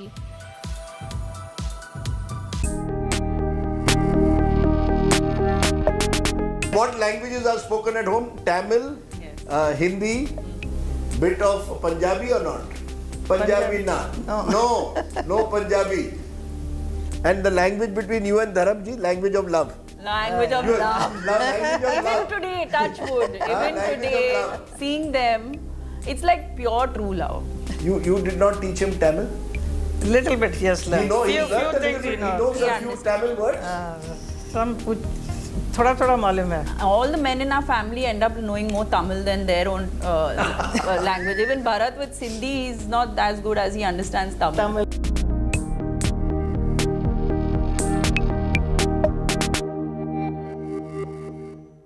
Presented by only OLX Autos gives the best price for your car. Co-presented by Macho Hint, fashion bade aaram se.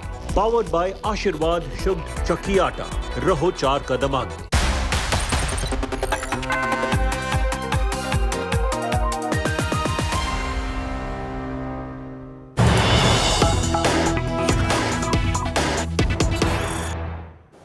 All right, some big news coming in. Pakistan now playing the victim card after India's boycott calls. Pakistan board says decision taken without consultation. Pakistan now threatens to skip the World Cup 2023 in India. Pakistan's board says surprised and disappointed with BCCI's remarks. Jai Shah said that India won't travel to Pakistan for the Asia Cup. Jai Shah had also said that Asia Cup will be held in a neutral venue. This was Jai Shah's remarks. And now Pakistan playing the victim card, saying that they're surprised with BCCI's remarks.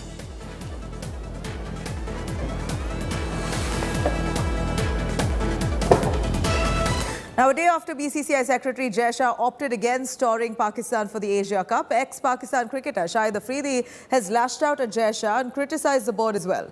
In a sharp attack, Afridi has said that Shah's remarks show a lack of experience and cricket administration in India. Not only this, Pakistan even threatened to pull out of the next year's World Cup in India, reacting strongly to Jai Shah's statement. The BCCI on Tuesday has confirmed that Team India won't be touring Pakistan for the 50-over Asia Cup, scheduled to take place in Pakistan next year and batted for a neutral venue. All right, cutting across to some fashion news. The FDCI, along with Lakme Fashion Week, coming together in a glamorous affair with B-Town celebrities coming out with their stylish outfits. Let's take a quick look what's on store on day 4.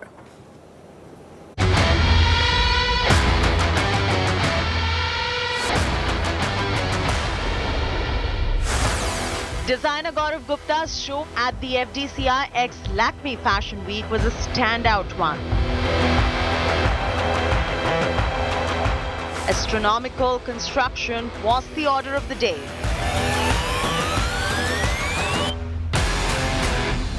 The craftsmanship, form and design innovation was signature Gaurav Gupta. What was different this time around was the crystal burst embroidery and the outworldly look and feel of the couture and the overall vibe of the fashion show. Siddharth Malhotra turned muse for the designer as the showstopper. It's always lovely walking on the ramp, brings back so many memories, and especially today when I'm wearing Gaurav Gupta and his lovely outfit, because I think he's the only designer that I've worn the maximum number of times on any red carpet in the last recent years, or even before that. We were just counting, and they feel that we have a contract or something that every second walk of mine on the red carpet is Gigi.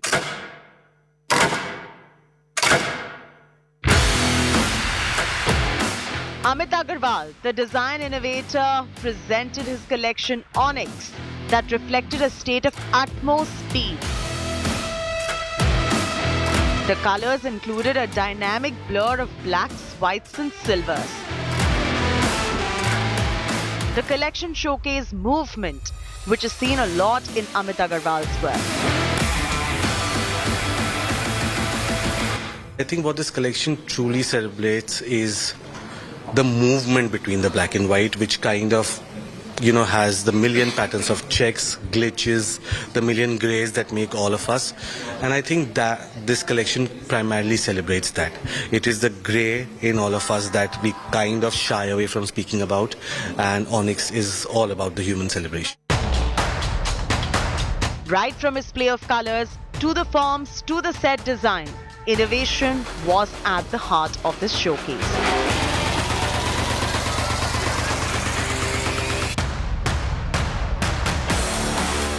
To the other standout show at the FDCI X Lakme Fashion Week.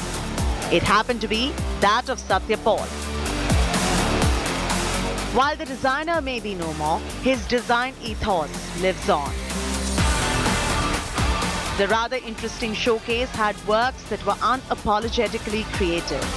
The design philosophy was communicated with models on cars and bicycles on a runway, to muses on skateboards, to dancers and gymnasts being chaperoned by the models looking like astronauts.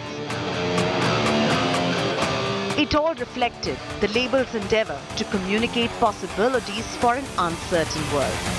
A world in which fantasy comes alive. In New Delhi, Shashi Tharoor for India Today. Coming up on the other side of a short break, Mallikarjun Kharge becomes the new Congress president. The first non-Gandhi face to lead the party after 24 long years. He gets 7,897 votes, while Tharoor manages a mere 1,072. More details up next.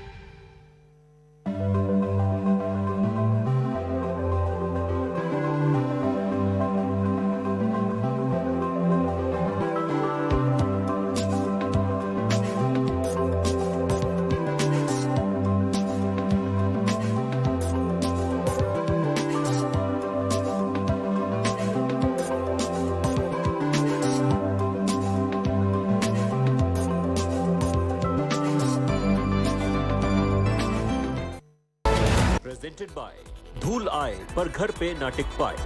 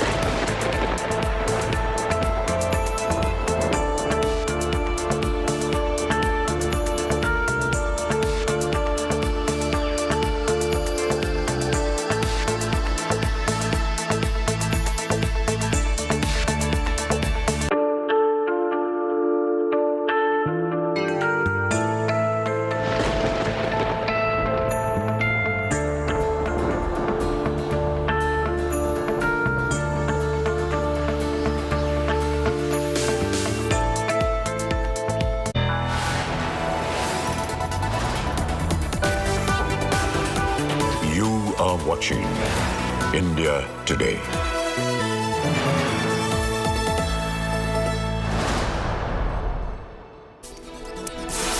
Hello, very good afternoon. You're watching India Today TV. I'm Sneha Mordani. Let's tell you about the top story at this hour. This is Mallikarjun Kharge becoming the new Congress president.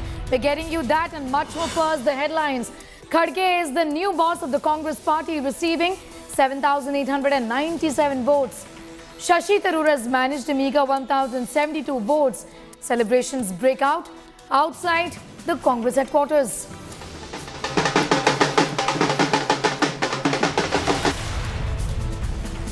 Big controversy in Telangana. Controversy over Hindu women being asked to remove Mangal Sutra before appearing for a state exam. Women wearing burqa were allowed in.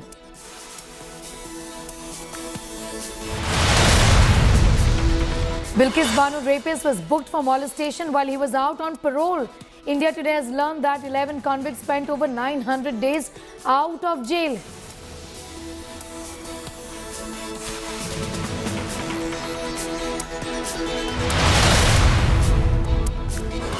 Prime Minister Modi inaugurates Defence Expo 2022, launches Made in India trainer aircraft HTT-40, unveils path to pride military strength. यही देश कोई जमाना था जब कबूतर छोड़ा करता था, आज चीता छोड़ने की ताकत रखता है। और इस स्टेटमेंट दूंगा।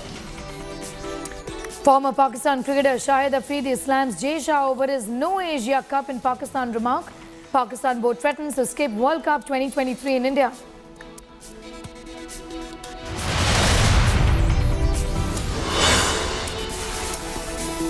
China-Pakistan tango to shield terrorists exposed. Beijing puts India and America's proposal to list Lashkar-e-Toiba terrorists as a global terrorist on hold.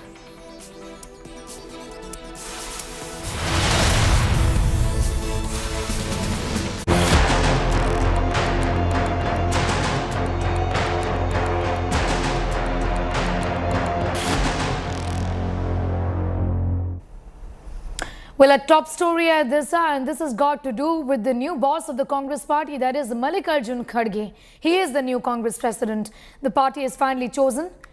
Kharge is the first non-Gandhi party president in 24 years. While Kharge won with a landslide victory of nearly 8,000 votes, Tharoor got over 1,000 votes in his favour. After conceding his defeat, Congress MP Shashi Tharoor congratulated his colleague Kharge, wishing him success in the task. Celebrations erupted outside Congress headquarters in Delhi right after the news of Kharge being the new party chief broke out. Rahul Gandhi said he'll report to Kharge now, but many Congress netas say Rahul will remain the face. Senior se consult karenge. There's a new president that's going to be elected this evening. What will your role be in the party? That's for the new president to decide. So will you be reporting to the new president? Obviously. The Congress president is the supreme authority in the Congress party. And every Congress member reports to that person. I'm on my way to congratulate our new president. Okay. Let me go and meet him and then we'll talk. Come, thank you. Thanks. I'm going to Mr. Kharge's.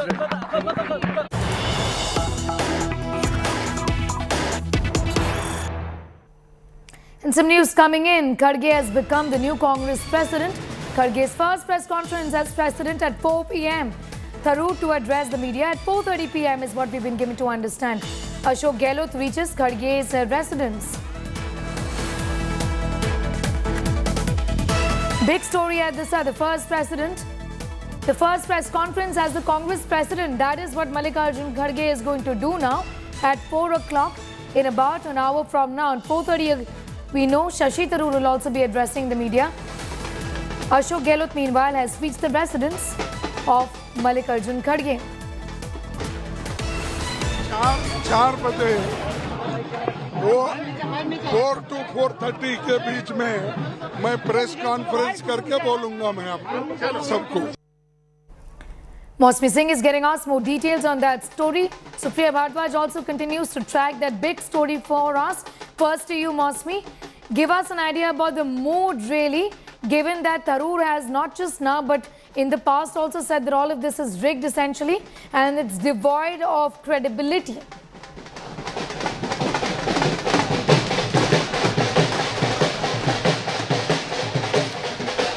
So Sneha, clearly the underlined message in bold is that the Congress party has finally conducted its polls for the president's post. Importantly, the Congress has bent backwards to showcase its internal democracy. In fact, with the Central Election Authority addressing several complaints of Shashi Tharoor, and clearly with Shashi Tharoor coming for the golden handshake with Mallikarjun Kharge, where we are right now, his residence is actually a picture of jubilation and celebrations.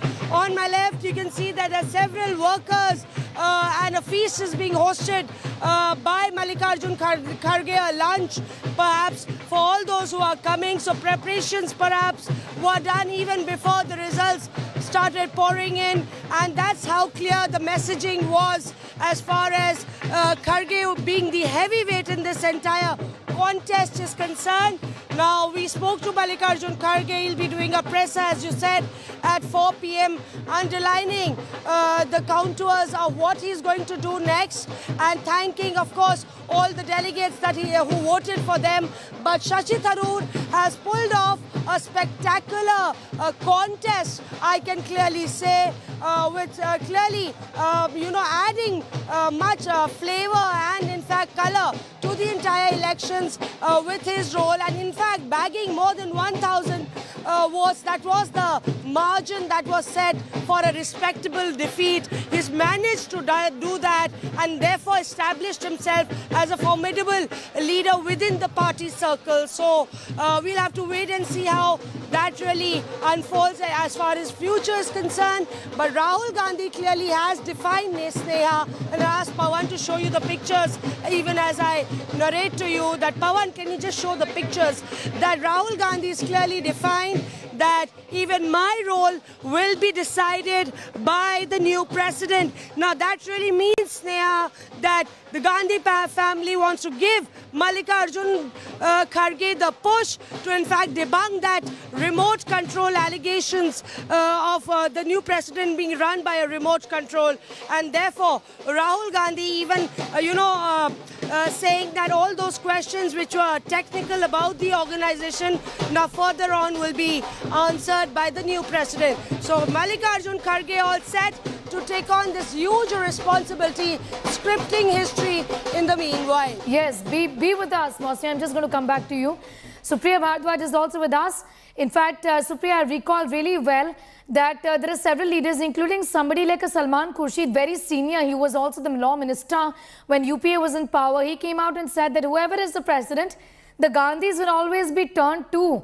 What does this appointment really mean in that sense? That's the real test. And not just the BJP and the other parties, but all eyes of the people will also be on who really is the new boss of the Congress, whether it is the man who's just been elected or whether Gandhis continue to rule, isn't it?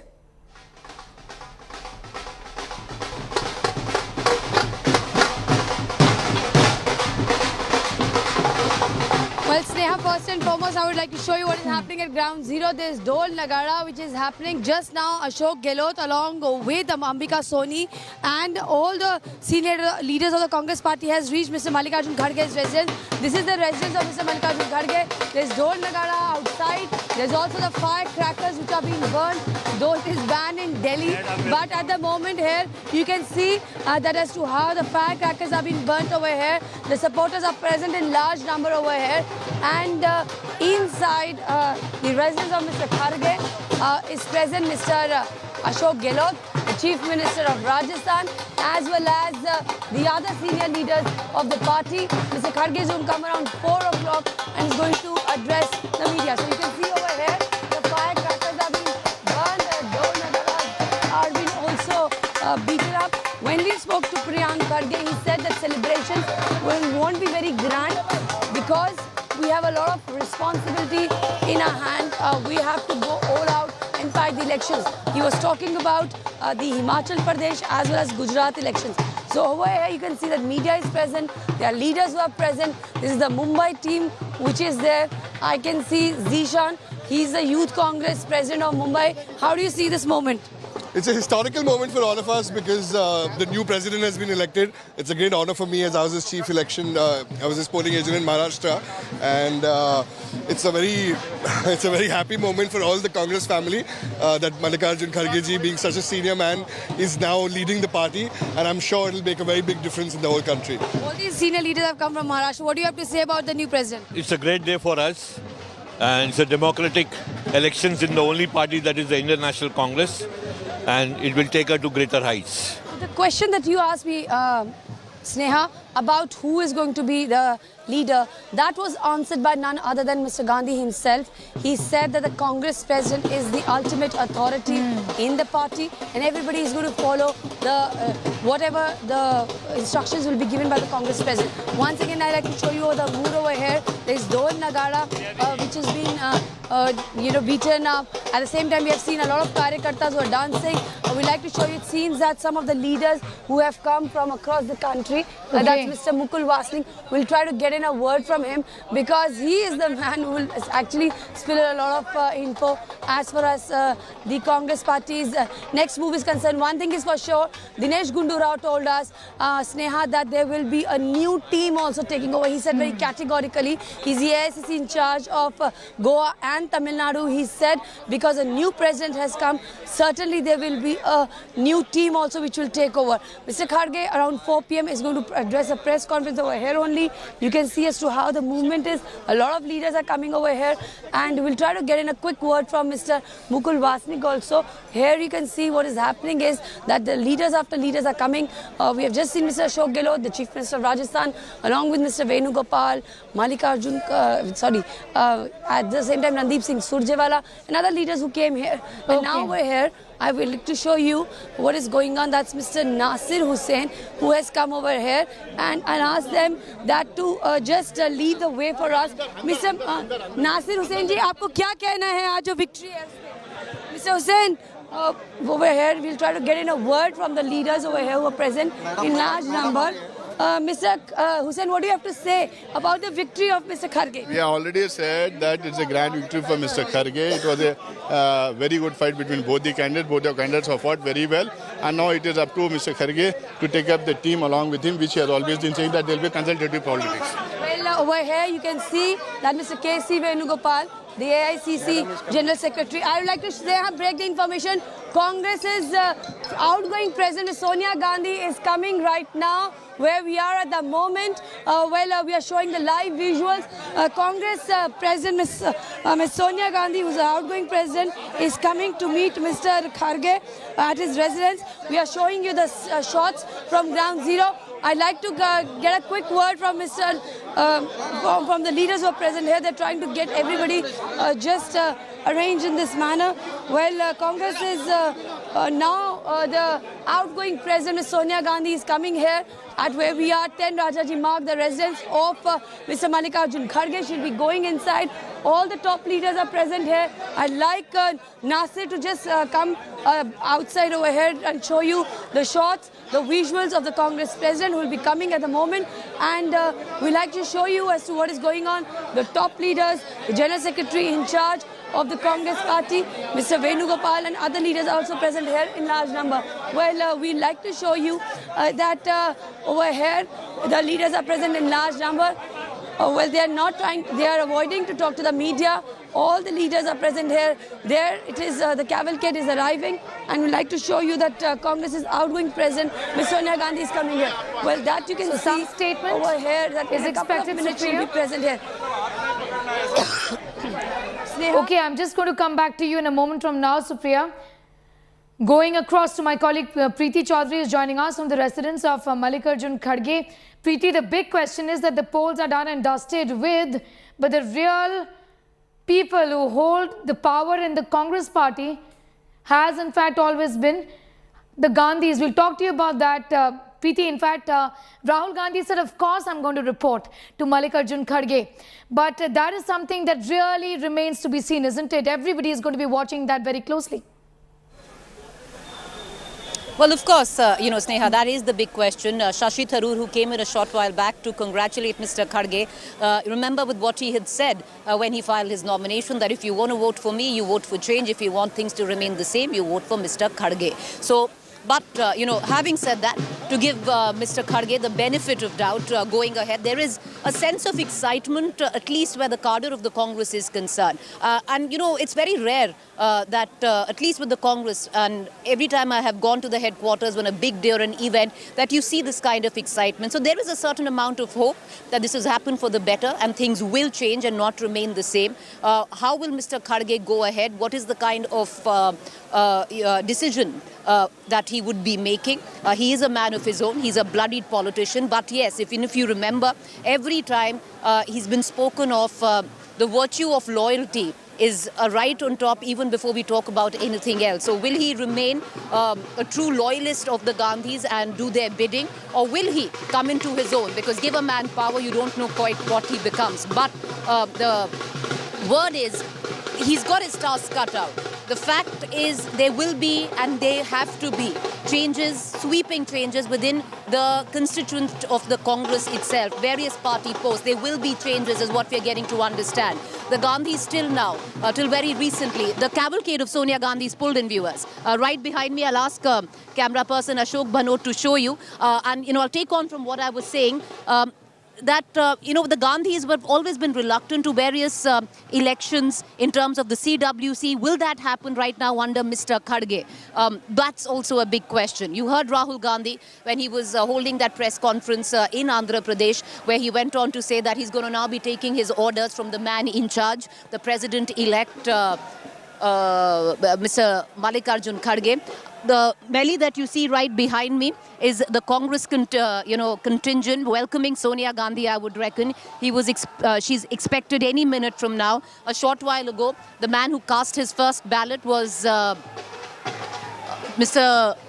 Chidambaram, who cast his first vote, went in. Congratulations, clearly in order. All loads from right now the Congress headquarters to lead to Mr. Mallikarjun Kharge's residence. Ms. Sonia Gandhi is now the outgoing. She was the interim Congress president. She's the outgoing Congress president. And I believe, we're going to try and get in a larger understanding if that cavalcade right behind is hers. But she is expected. She is going to come in officially, congratulate Mr. Kharge. I believe a conversation has already taken place.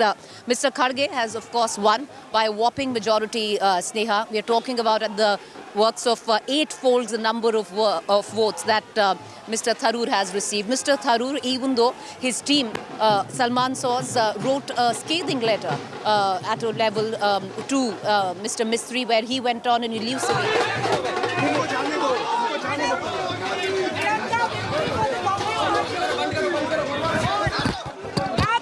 काफी धक्का मुक्की हो गई है इस वक्त पर। हम आपको ये बताने की कोशिश कर रहे थे कि कांग्रेस पार्टी में जैसे ही जो विक्ट्री का ऐलान हुआ है सही, उसके बाद हमने देखा है कि सोनिया गांधी और प्रियंका गांधी वाड्रा यहाँ पे लगी हुई है। और आप लोग हम ही लोग को धक्का दे रहे हैं। क्यों धक्का दे रहे हैं कैमरा मैन को? तो यहाँ पे तो आप देखिए,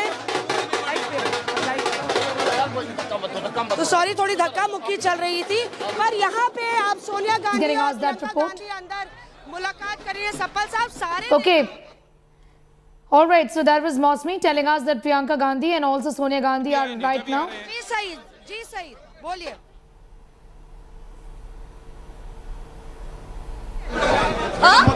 नहीं धक्का क्यों मारे? आप लोगों को शर्म नहीं आती है?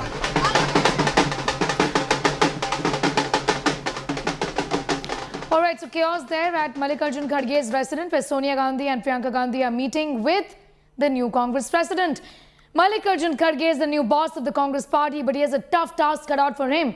He faces some serious challenges. Challenge number one, face BJP's fearsome poll machinery. How is he going to be dealing with that one? Implement changes and reforms within the Congress party. Also, dispel notions of being proxies of the Gandhis, because all eyes are going to be on what he does, how he behaves, and then tries to dispel that notion that he, in fact, is just a front for the Gandhis. Strike a balance between rival power centers, and so many of them really within the Congress party. Not to be seen as Gandhi's rubber stamp. That's going to be a big challenge for Mr. Mallikarjun Kharge. Also, and dissidents afflicting state units. And again, there are way too many.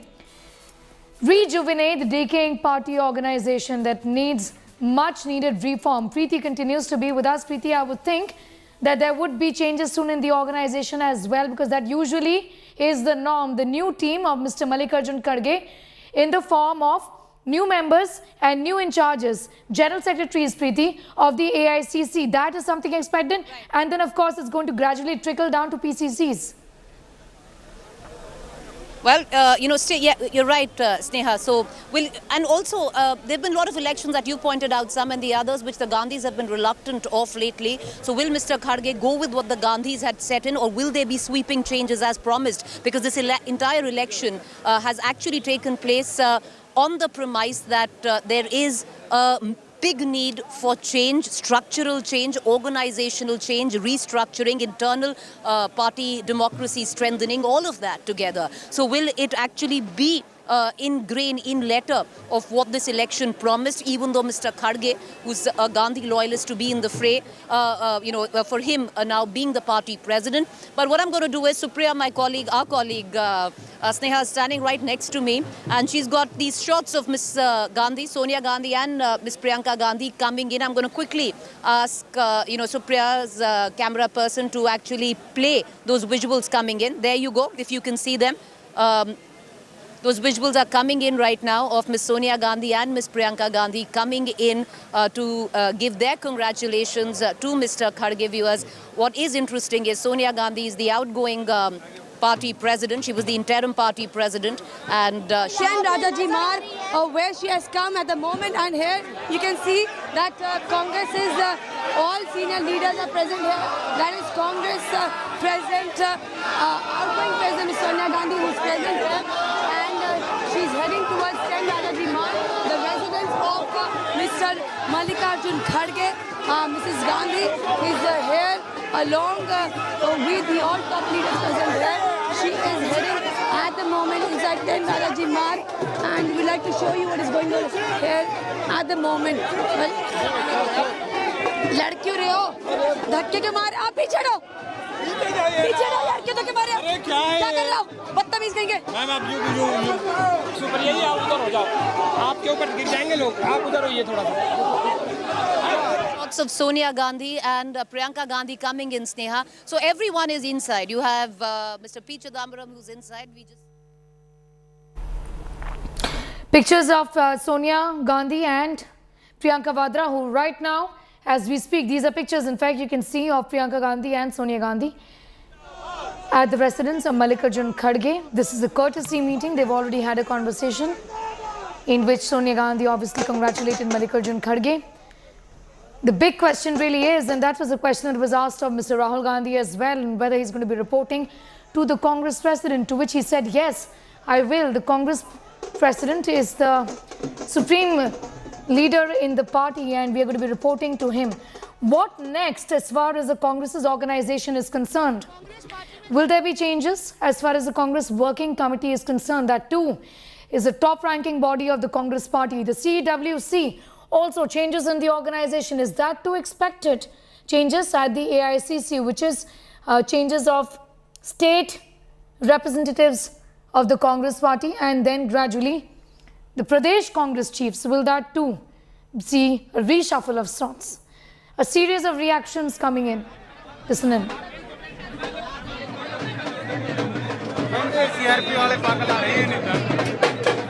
ये तो कांग्रेस के लिए महत्वपूर्ण है और organisational जो बदलाव लोग चाह रहे हैं, जो उदयपुर डिक्लेरेशन के, वो साहब ने ऑलरेडी उनके अपील में ऑलरेडी हाईलाइट किया है कि क्या क्या करेंगे आगे। अभी तो इलेक्शन हुआ है, 1-2 दिन में बैठ के सब सीनियर से कंसल्ट करके what should be the first step towards organisational change, वो डिसाइड करेंगे सब मिलके। Mr. Mallikarjun Kharge will have a senior most experienced person who's handled various positions, who's held positions in the state and at the center, who has grown from the bottom to the top. He hails from a very poor background, from a very simple family, a Dalit family, and today he's reached the pinnacle in the Congress party, an historic position of the Congress party president.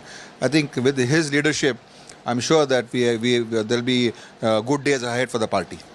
Rahul Gandhi जो कि भारत जोड़ो यात्रा लेके निकले हैं, बहुत सारे लोग कह रहे हैं कि फेस ऑफ द पार्टी तो वही रहेंगे।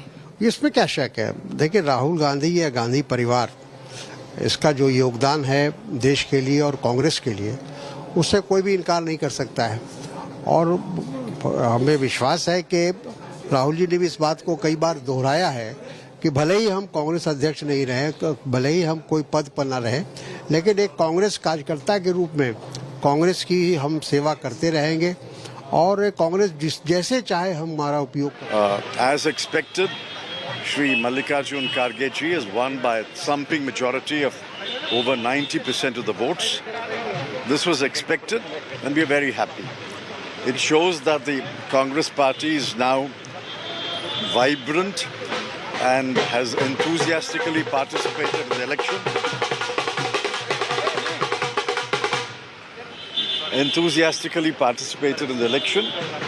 And we are very confident that over his tenure, Shri Kharge ji will, as he himself has stated, will implement the Udaipur Declaration and will carry the process of rejuvenating the Congress party forward. After a long gap, a non-Gandhi person is going to lead the party. Do you think this is the beginning of transition of the Congress party?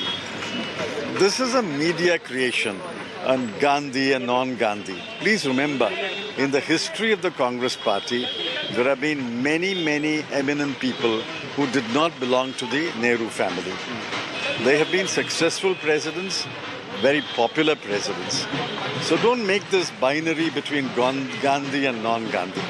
We have today a senior leader, Shri Kharge, who is the president. We are all very happy and we will work with him, work under him, and we will make the Congress party stronger and more vibrant. One last question. Do you believe that your opponents that often make this charge that the Congress party is being remote controlled and, by Nehru Gandhi family? Do you think that this election is going to change this narrative? Listen, the Gandhis, as long as they were Congress president, functioned as Congress president. Now there is another person as Congress president, he will function as Congress president. Now please tell me, when did Mr. J.P. Nadda file his nomination? Before which election authority did he file his nomination? Where was the voting? And by how many votes did Mr. Nadda win? Thank you for speaking with us. Thank you. That was Mr. Chidambaram putting clear words that the Congress party is certainly going to enhance electoral fortunes under the leadership of Mr. Kharge. In fact, he also said that we should not differentiate between Gandhi and non-Gandhi when it comes to the post of Congress president. In New Delhi, this is Rahul Gautam with Alok for India Today. लोकतंत्र में इससे बेहतर उदाहरण नहीं हो सकता जब आंतरिक डेमोक्रेसी को आगे बढ़ाने के लिए कांग्रेस पार्टी ने बड़ा व्यापक चुनाव कराया। लगभग 90% वोट खड़गे साहब को मिला। ये लोकतंत्र की जीत है, ये देशवासियों के लिए और कांग्रेस पार्टी की जीत है। मैंने खड़गे साहब को भी मुबारकबाद दिया है, शुभकामनाएं दी हैं। एक बहुत बड़ी जिम्मेदारी और चुनौती उनके ऊपर आज आई है। कांग्रेस के अंदर और ताकत आई है, कांग्रेस और एकजुट हुई है और सब लोग मिलकर इनके नेतृत्व में काम करेंगे। मुझे पूरा भरोसा है खड़गे साहब का जो व्यापक अनुभव है उसका लाभ पार्टी को मिलेगा।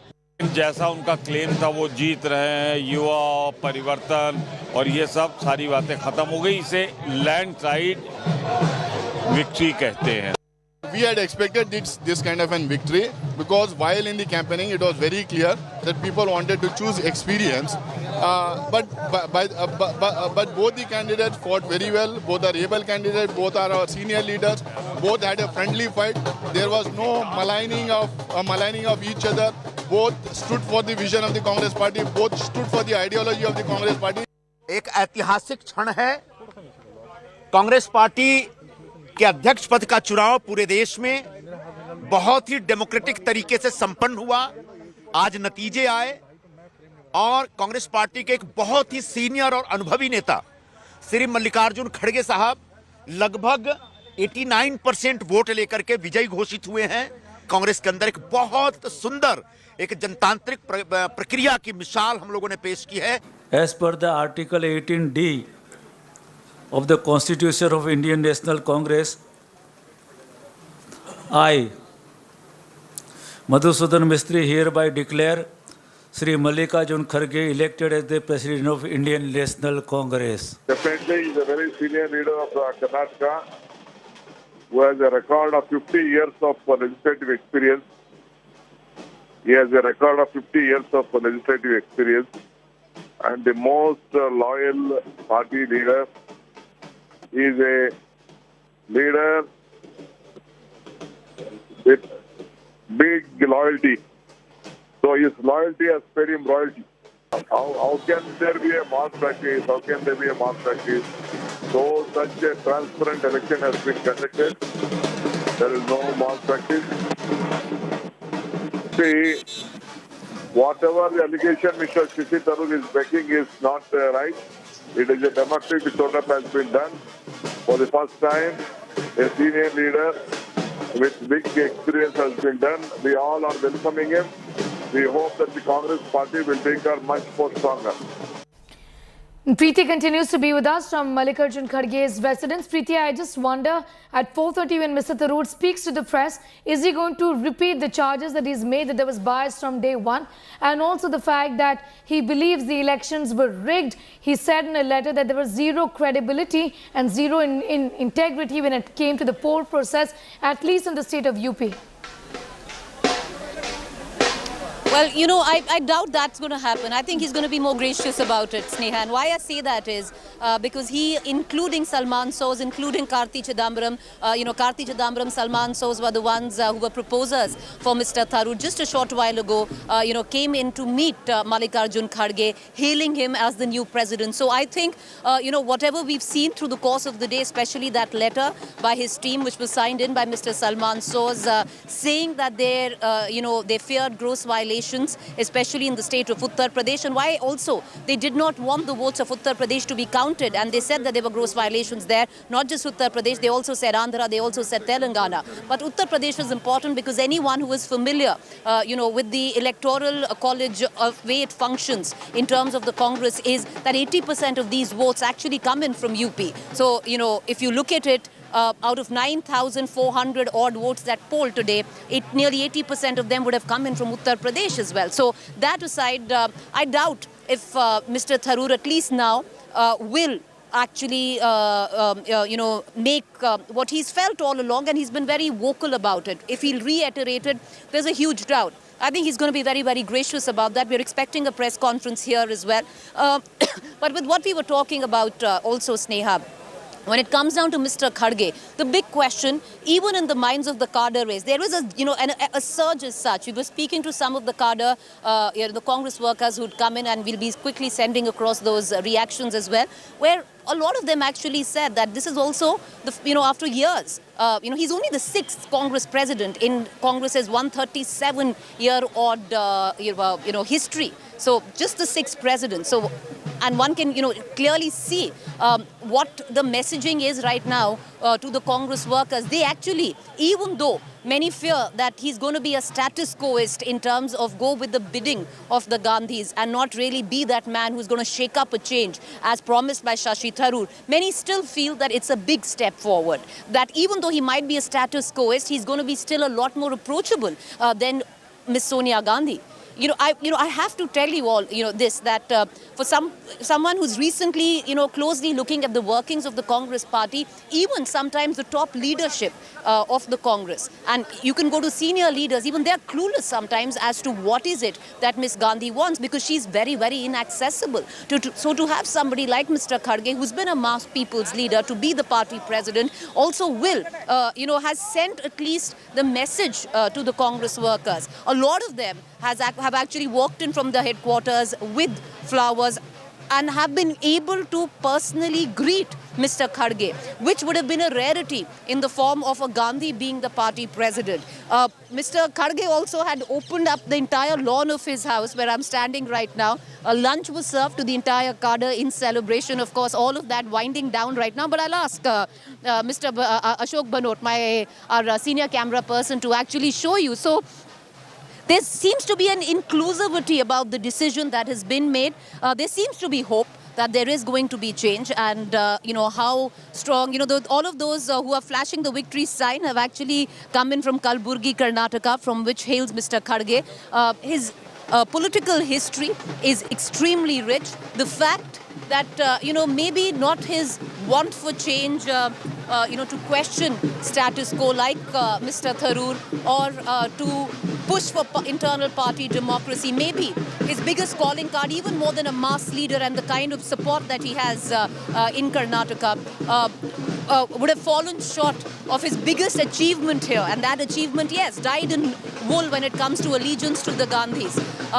One by one, that has seemed to have trumped and got him this position. But will he be that that man which will push change in the Congress, which is much needed. At least the cadre is hopeful of that. As leaders continue to come in, Sneha, drums again beating in. We are expecting Mr. Gehlot as well. One person, and I'd like to point this out, would be very happy, Sneha, that Mr. Kharge has become the party president, would be Sachin Pilot. He was actually one of the first few who came in to meet and greet Mr. Mallikarjun Kharge, because after, the election's done, now it will be, at least at the face of it, Mr. Kharge. Just come back to you, Preeti, in a moment from now. We'll continue to talk about that. Meanwhile, we're getting to some defining moments of Mallikarjun Kharge taking charge as the new Congress president. Take a look. For the first time in the last 24 years, the Grand Old Party gets a non-Gandhi chief. Loyalist Kharge is the new Congress president, securing a landslide victory with almost 8,000 votes.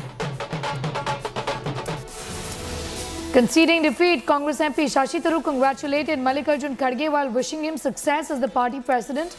Remember, Tharoor camp had earlier claimed that elections were rigged in Kharge's favour.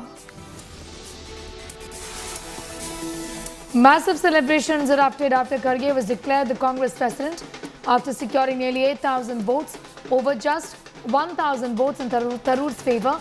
Congress cadre claimed this is a new era for the Grand Old Party. Amid Tharoor camp's allegation that party president polls are rigged in Kharge's favour, flex posters declaring Kharge as the Congress president were installed outside his personal residence hours before the poll results were declared.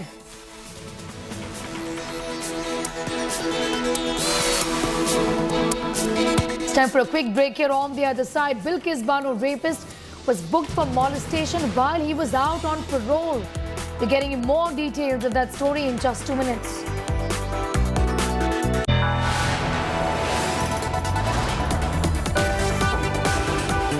You are watching India Today.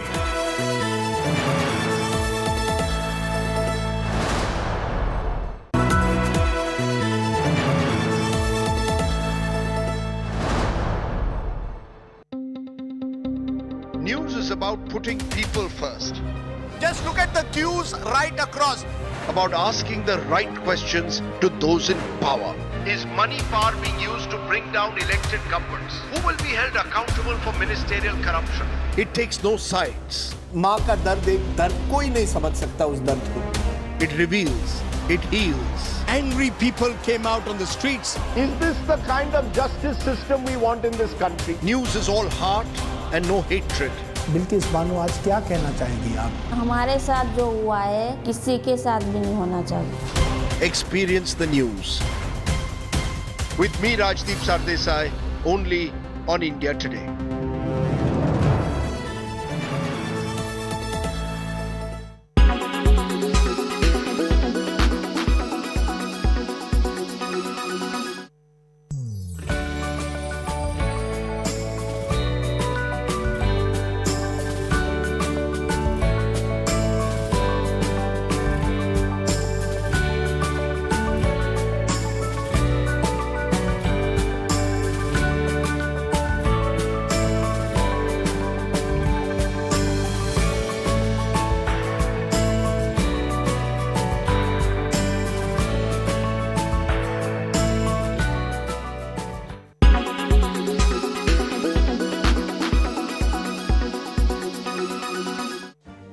Make your media plan smarter with India Today Live TV on your connected devices. Amplify your brand with 100 million smart internet viewers. To advertise, mail us at sales@aajtak.com. Make your media plan smarter with India Today Live TV on your connected devices. Everyone's busy finding what's trending. You're busy finding out why. India Today, for those who research before reacting. Download the India Today app now.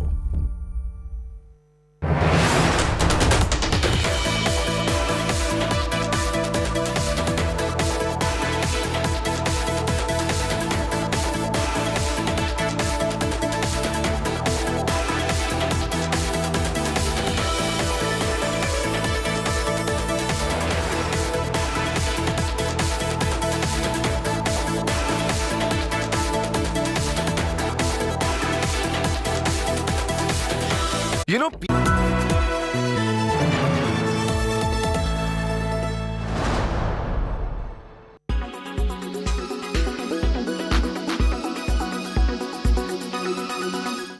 एक लाख युवक जान गंवाते हैं हर साल लापरवाह driving के कारण।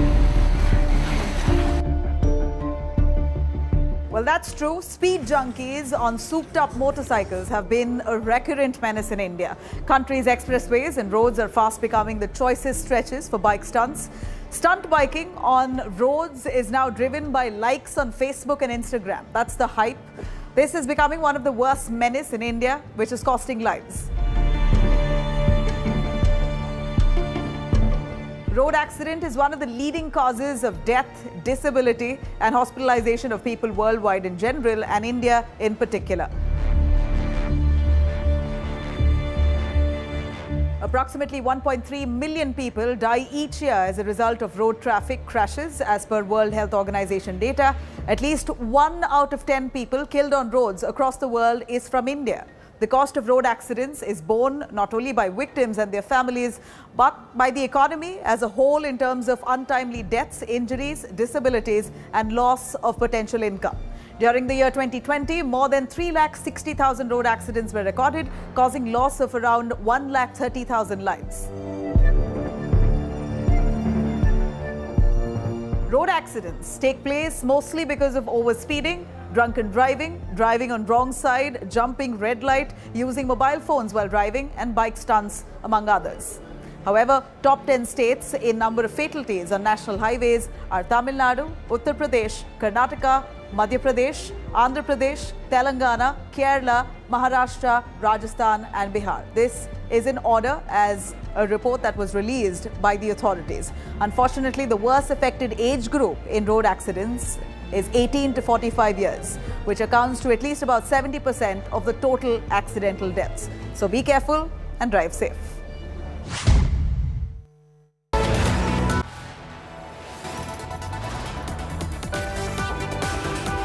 You are watching India Today.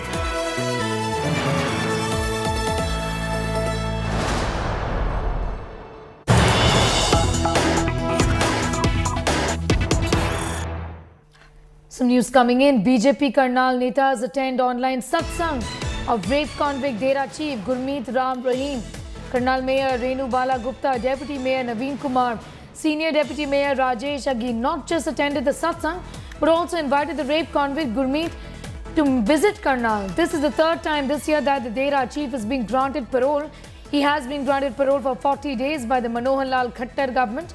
Dera Chief claims to have a massive following in the state of Haryana. His parole comes at a time when the state is all set to witness panchayat elections and a crucial by-poll in Adampur in Hisar.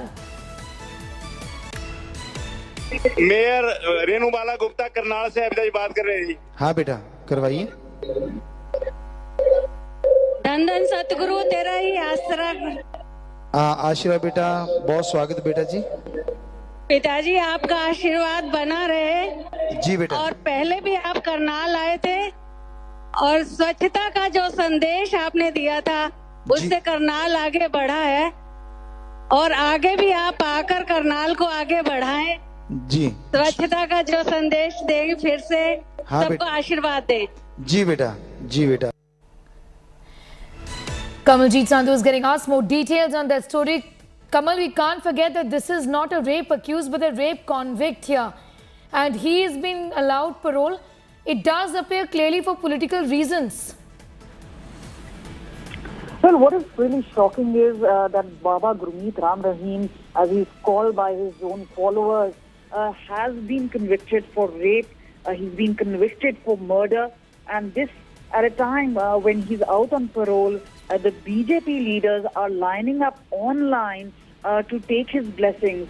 So this is obviously elections on mind. And this is where a lot of people are now questioning the motive behind the parole itself.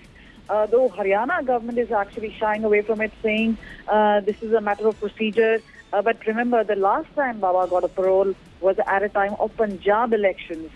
even though there was no sway as such as far as his followers are concerned. But this time again, in run-up to the Panchayat elections, and we know this is going to be happening in two phases. One is on October 30th. The second phase is 9th of November.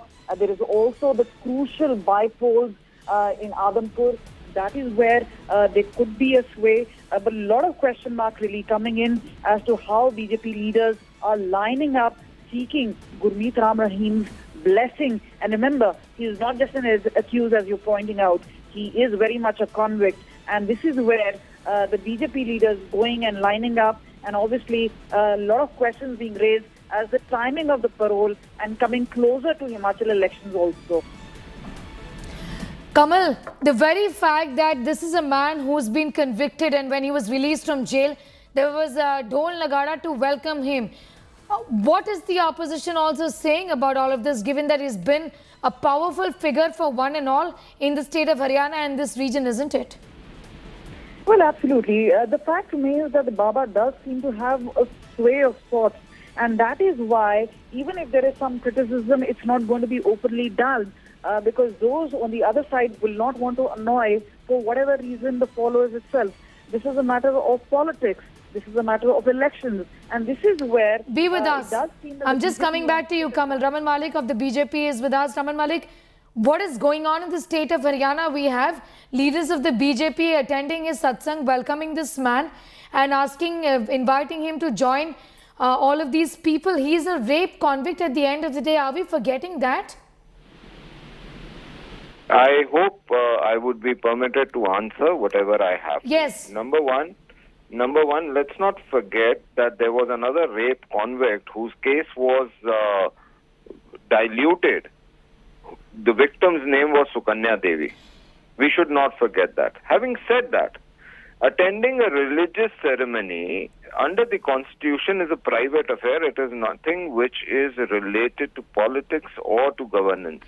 Every person who is an individual citizen of India in a secular nation has an authority to go and attend any samagam or satsang that he wants, or do religious practices as he or she wants.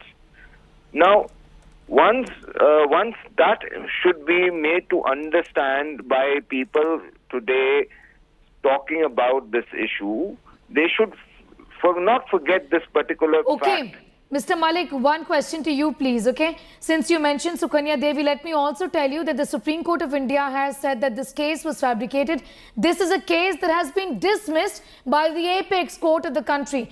You are comparing Mr. Ram Rahim's case as opposed to a charge that Mr. Rahul Gandhi was facing years ago, which has been dismissed by the court. Here in this case, Ram Rahim is a convict. You have Karnal Netas of the BJP attending the satsang. The Mayor, Renu Bala Gupta, Deputy Mayor Naveen Kumar. No, you're comparing apples and oranges. That's the reason I'm going to get Congress to answer. No. I am not comparing apples to oranges. You know, how are you saying in a way, this is... Okay, 1 second. let me answer to this. Since you've raised a very pertinent point, let me answer to it. In my statement, I very categorically said a case that was diluted. The court is going to look into a matter which is adjudicated on the evidences presented. Now, whether right evidence is presented or not, that is again a debatable issue. That is one part of it. The second part of it is, which we must not forget, that this Baba was undergoing a trial and the courts were asking certain facts and figures to come from the state government, which did not come till 2014. Who got those facts and figures to the court? The BJP government. Who put him behind bars? Who took all the initiative? The BJP government. Okay. Presuming for once, Mr. Malik, presuming for once, even if the court has given Mr. Rahul Gandhi a clean sheet in the Sukanya Devi rape case, presuming that he is guilty, I'm just presuming it for a second only, okay? Do two wrongs make one right, is my question to you. Is this man on parole? He's an accused, not an accused, he's a convict. He's been convicted in this rape case. You have BJP netas being seen with him. Is the Prime Minister going to be happy about it? See, I am saying that two wrongs do not make a right. That has been ever sustained principle. But the problem with our laws is that our laws, the premise of our laws, every law, is two wrongs make a right. They have never been about justice. So let's not go into that far-fetching debate. No, I want to ask you, forget the legality of this. You said at the outset that this is one man, he's on parole, and while on parole he can do what he wants as long as he obeys the courts. But my question to you is about the morality aspect of it, the ethical aspect of it, the optics of it. BJP leaders being seen with a rape convict. Who wants to do the optics? You just understand certain basic Top facts. leaders of the BJP are going to be happy with rape convict. Shah Bano to Saira Bano, the optics was not there. Whether it is about going to the Shahi Imam and begging for vote, that option and that optics was not there. There are various other instances I can quote. Okay. But let's come to the prima facie, the issue that is there and what people are saying, or what the point is. There are a certain number of followers of this gentleman, and he and the other people who may be members of BJP or office bearers of BJP or post holders, they have gone in their individual capacity. Okay. So what we can expect in Haryana, Mr. Malik, not go into any religious practices. Fair enough. As a political leader, my question to you is, as a political leader in an individual capacity, can you be seen in a satsang with a rape convict? That's a question that the BJP should answer. My question to you is this. I cannot see. Can India Today tell what you are doing in your individual time? No. Of course. They are not responsible. Of course. As a representative of the channel, we can't. Anyway, my question to you is this. Mr. Malik, no, Mr. Malik, please. Mr. Malik, as per Constitution, I have a question to you. Can India Today tell you not to practice your religion? I have a question to you. Will this man campaign for the BJP during the by-polls and during the panchayat elections? Because what is this otherwise then? No. He has supporters, you garner support. As an individual person, we are not asking for any support, nor we are asking for any thing from him. We are not asking any. We were the ones who got him behind bars. This government, Mr. Khattar's government, was the one who got him to justice. Now the fact remains that we ironical have situation. You say you got him behind bars, but you don't have a problem with your leaders hanging out with Mr. Gurmeet Ram Rahim. Remember, viewers, this is he is a rape convict. He's not a rape accused, and that was Raman Malik of the BJP saying that this was in the individual capacity of the BJP netas was seen with him in that satsang. I'm thanking you, Mr. Malik, for joining us and sharing your views with us.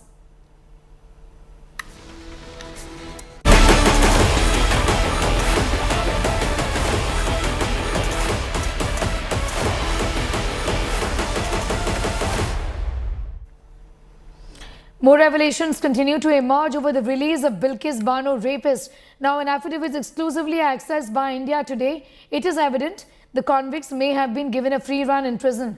With all convicts enjoying over 2.5 years in parole or leave. Not just that, one of the convicts, Mitesh Bhatt, was also charged with molestation of a woman while he was out on parole. This in the year 2020. Now, at least 10 of the 11 convicts were out of jail for more than 1,000 days each, either on parole or on temporary leave. This comes after the Gujarat government had claimed that convicts were released for serving 14 years or more in prison, and on account of good behavior at that. But another shocking revelation has emerged, as this affidavit shows that out of the members in the jail advisory panel for the convicts release, 2 of the members were MLAs of the Gujarat, while the other 3 were social workers. This makes it 5 out of 10 members were not jail officials on the board. सुनवाई तो चलेगी, लेकिन जो affidavit दिया गया है गुजरात सरकार की तरफ से, वो निश्चित रूप पर एक सवाल उठता है। उन्होंने कहा कि गृह मंत्रालय की इजाज़त के बाद ही ये सब हुआ है। इसका मतलब directly home minister Amit Shah इसमें इन्वॉल्व है। ये पूरा केस इस बात को साबित करता है कि ये सब कुछ कम्युनल, मोटिवेटेड और पॉलिटिकली मोटिवेटेड है। इसमें न्याय अन्याय की कोई बात नहीं है।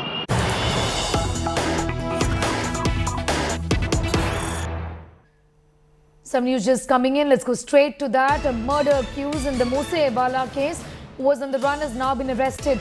Deepak Tinu had escaped police custody. The accused has now been arrested in Ajmer, is what we've been given to understand. Arvind Oja has more details on that story. Arvind, इस मामले के बारे में बताइए. ये accused पुलिस कस्टडी से flee कर गया था और इसको लेके एक बहुत ही क्रिटिसिज्म भी, लापरवाही की भी बात की गई थी.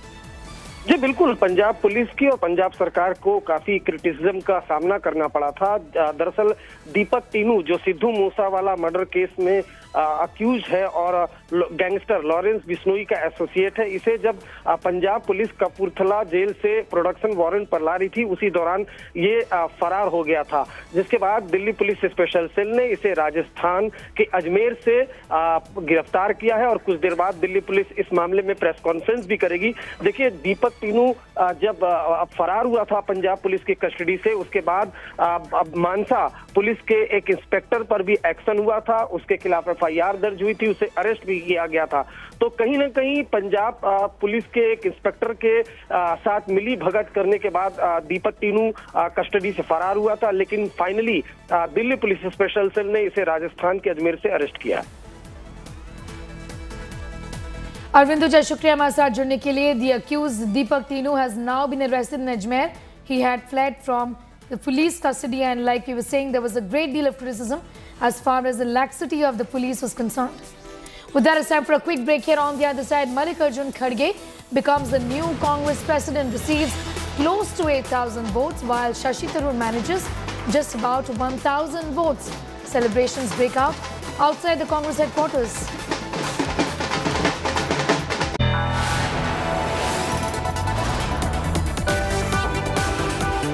You are watching India Today.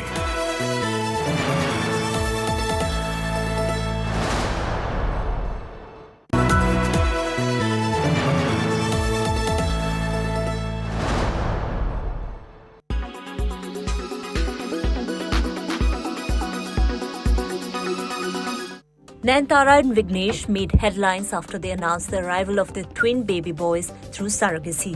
The Tamil Nadu government had then said that they will conduct an inquiry to check whether the couple violated surrogacy laws. Following the inquiry now, Nayanthara and Vignesh filed an affidavit and clarified that their marriage was registered 6 years ago and that they have welcomed twins via surrogate who is her relative. They also added that they registered for surrogacy in December 2021, weeks before commercial surrogacy was banned in India. The couple tied the knot at a grand ceremony on June 9, 2022 in Mahabalipuram. The two also provided their marriage certificate as a proof. And 4 months after their marriage, newlyweds announced the birth of their twins. என் தந்தை என்னை சோழ நாட்டிற்காக வாழேந்தும்படி ஆணையிட்டார். நான் சோழ நாட்டின் காவலன், சோழ மக்களின் வேலைக்காரன். Mani Ratnam's magnum opus Punniyin Selvan continues to rule the box office. Yes, the period drama has now emerged as the first ever Tamil film to gross over 200 crore rupees at Tamil Nadu box office. Punniyin Selvan Part 1 also surpassed Vikram to become the highest grossing regional language film in the state. Made on the budget of rupees 500 crores, Punniyin Selvan has also managed to earn 460 crore rupees worldwide as per the latest reports. The multi-starrer narrates the ancient tale of majestic Chola Empire and is based on the book of Kalki Krishnamurthy. It consists of a mega star cast including Vikram, Karthi, Jayam Ravi, Aishwarya Rai Bachchan, Trisha, Sobita Dhulipala, among others.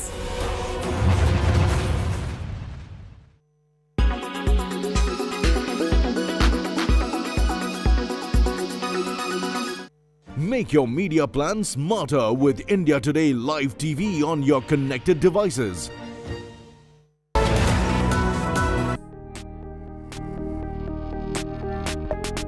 What languages are spoken at home? Tamil, Hindi, bit of Punjabi or not? Punjabi not. No Punjabi. And the language between you and Dharamji, language of love. Language of love. Even today, touch wood. Even today, seeing them, it's like pure true love. You did not teach him Tamil? Little bit, yes. He knows a few Tamil words. Some थोड़ा मालूम है. All the men in our family end up knowing more Tamil than their own language. Even Bharat with Sindhi is not as good as he understands Tamil.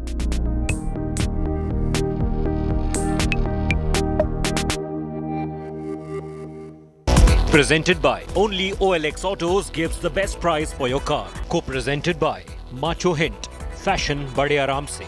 Powered by Ashirwad Shubh Chakki Aata. Raho 4 kadam aage.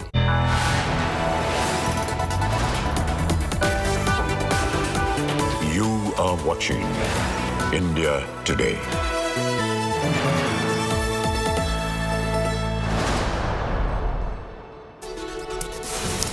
Hello there, welcome to India Today. I'm Sneha Mordani. Let's tell you what the top stories at this hour are.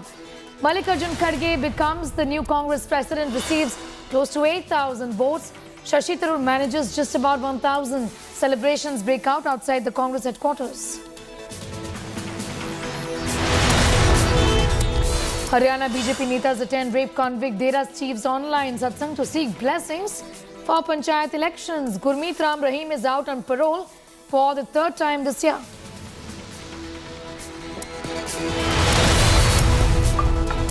Bilkis Banu rapist was booked for molestation while he was out on parole. India Today has learned that 11 convicts spent over 900 days out of jail. Big controversy in Telangana. Controversy over Hindu women being asked to remove their Mangalsutra before appearing for state exams. Women wearing burqa were allowed in.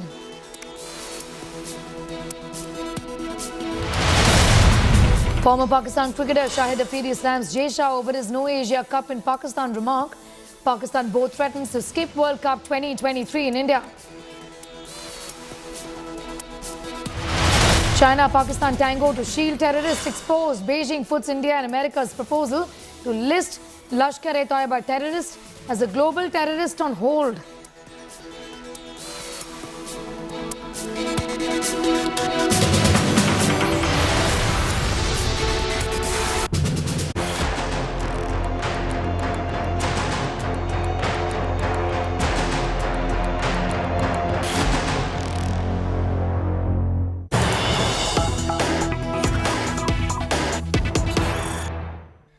Some news coming in. Sonia Gandhi has met Mallikarjun Kharge at his residence. Congratulating Kharge, Priyanka Gandhi Vadra is also present. Rahul Gandhi has tweeted congratulations to Mallikarjun Kharge ji on being elected as the president of the INC India, which is the Indian National Congress's Twitter handle. The Congress president represents a democratic vision of the country. His vast experience and ideological commitment will serve the party well as he takes on this historic responsibility. Supriya Bharadwaj, tracking that big story, is joining us from Mallikarjun Kharge's residence as we speak. Supriya, where Mrs. Gandhi and Priyanka Gandhi Vadra are with him right now. This is a courtesy meeting that's happening. What more can you tell us? Well, Sneha, we are at 10 Rajaji Marg, the residence of Mr. Mallikarjun Kharge, and there you see the car and the Congress workers as well as the leaders who are present. That car is that of the Congress's outgoing president, Ms. Sonia Gandhi. She has just met Mr. Mallikarjun Kharge. There is Dol Nagara and the drums are being beaten up. At the same time also, along with Mr. Mallikarjun Kharge, his family members were also present when both Mrs. Sonia Gandhi and Congress Party's General Secretary, Ms. Priyanka Gandhi, met him at this very place. You can see as to how the firecrackers are being bursted over here, and I would like to show you as to how the scene at ground zero is. Well, it is really a long journey of nearly more than 2 decades, and now you can see the shots of Congress's outgoing president, Mrs. Sonia Gandhi, who's leaving from 10 Rajaji Marg along with Priyanka Gandhi. Both came here around 3 o'clock, and more than 1 hour they stayed here, interacted with the family members. There were other senior leaders also present, but right now they are leaving from here. This is the scene we are showing from ground zero. Mrs. Gandhi along with Priyanka Gandhi is leaving, and this is, you can see as to how the celebration is. The new boards are coming. It has been placed over here. sorry, I beg your pardon. You can see as to how in the cavalcade, Congress's former President Ms. Sonia Gandhi is leaving from the residence of Mr. Mallikarjun Kharge. We'd like to show you the shots over here. That entire cavalcade has not been able to move ahead because there are a lot of people who are present here. Mrs. Sonia Gandhi and Ms. Priyanka Gandhi are present in this very car. We are showing our viewers. Rahul Gandhi, on the other hand, has tweeted at the moment and has congratulated Mr. Kharge. I'll ask Nasir to keep showing you the scenes from ground zero over here. And he congratulated Mr. Kharge. Mr. Rahul Gandhi even tweeted that Congress President represents a democratic vision of India. His vast experience and ideological commitment will serve the party well. So here you can see that Congress's President, Ms. Sonia Gandhi, along with them, Priyanka Gandhi are present here. This cavalcade is now leaving from Mr. Kharge's residence.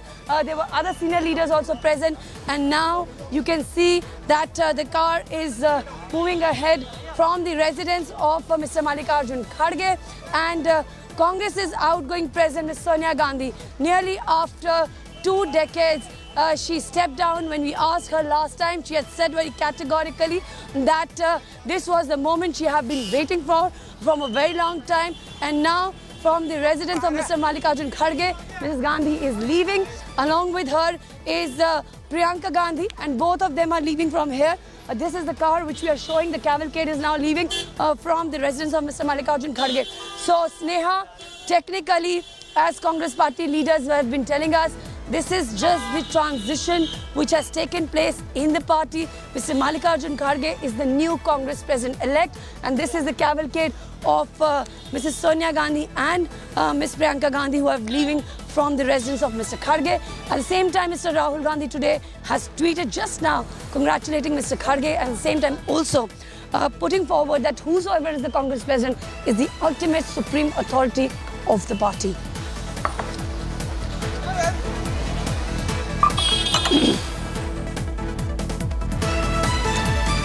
Be with us, Supriya. I'm coming back to you in a few moments from now. We'll talk about that, and also there's a press conference that's supposed to be held.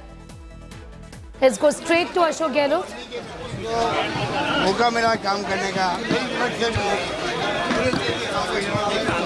अगर जब काम होगा इधर राहुल गांधी यात्रा चल रही है शानदार प्यार मोहब्बत का संदेश दे रहे हैं देशवासियों को प्यार से रहो मोहब्बत से रहो सद्भावना से रहो कोई इंसान नहीं हो ऐसे माहौल में देश चल रहा है चुनौती स्वीकार की गालवा चल पड़ा है इधर माहौल देखो चुनाव का खड़गे जी के नेतृत्व में आप देखेंगे आने वाले वक्त में कांग्रेस मजबूत होगी सोनिया जी का राहुल जी को पूरा समर्थन को साथ है सोनिया जी आई यहाँ पर मुलाकात हुई खड़गे साहब से आप भी थे क्या अच्छी मुलाकात हुई अंतरंग बातें हुई है आपस के अंदर सोनिया जी बहुत विलस थी ये उन्होंने महसूस किया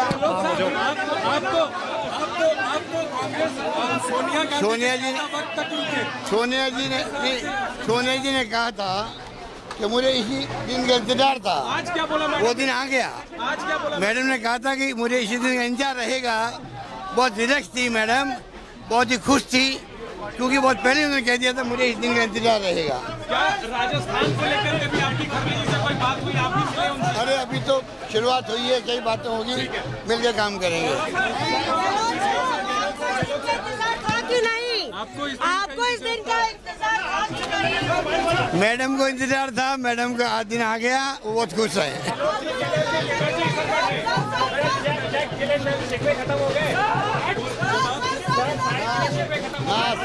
ना जिले हैं पूरे देश में कांग्रेस एकजुट है और सब मिलके आगे आने वाली चुनौतियां हैं फासिस्टी लोगों की जो धज्जियां उड़ा रहे संविधान की लोकतंत्र खतरे में है उसका मुकाबला सब मिलके करेंगे और जो बार बार मोदी जी कहते हैं ना कांग्रेस मुक्त भारत की बात करते थे अब उनकी बोलती बंद हो जाएगी मेरा निवेदन है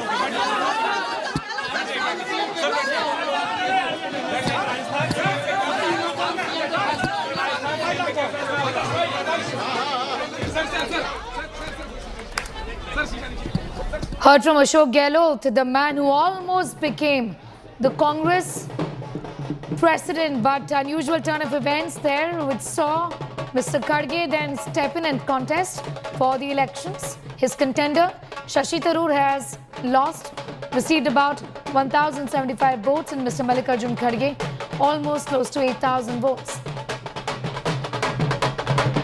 Mallikarjun Kharge is the new Congress chief.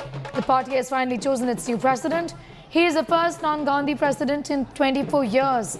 Kharge won a landslide victory of nearly 8,000 votes. Tharoor got over 1,000 votes in his favour. After conceding his defeat, Congress MP Shashi Tharoor congratulated his colleague Kharge, wishing him success. Celebrations erupted outside the Congress headquarters after this news was announced. In fact, after the news of Kharge being the new party chief broke out actually. Rahul Gandhi said he'll report to Kharge now, but many Congress netas say Rahul will continue to remain the face. 4 बजे 4 to 4:30 के बीच में मैं press conference करके बोलूंगा मैं आपको सबको. There's a new president that's going to be elected this evening. What will your role be in the party? That's for the new president to decide. So will you be reporting to the new president? Obviously. The Congress president is the supreme authority in the Congress party. And every Congress member reports to that person. I'm on my way to congratulate our new president. Okay. Let me go and meet him and then we'll talk. Come, thank you. Thanks. I'm going to Mr. Kharge's rally.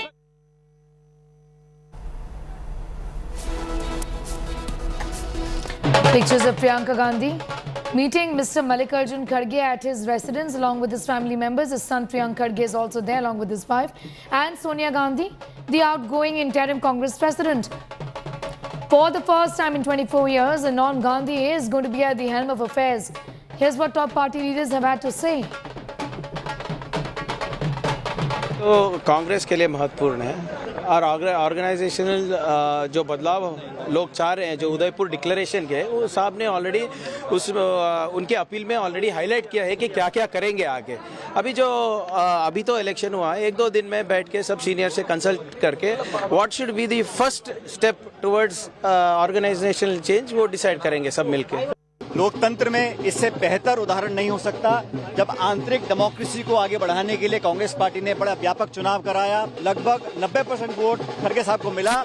ये लोकतंत्र की जीत है, ये देशवासियों के लिए और Congress party की जीत है. मैंने खड़गे साहब को भी मुबारकबाद दिया है, शुभकामनाएं दी हैं. एक बहुत बड़ी जिम्मेदारी और चुनौती उनके ऊपर आज आई है. कांग्रेस के अंदर और ताकत आई है, कांग्रेस और एकजुट हुई है और सब लोग मिलकर इनके नेतृत्व में काम करेंगे. मुझे पूरा भरोसा है खड़गे साहब का जो व्यापक अनुभव है उसका लाभ पार्टी को मिलेगा.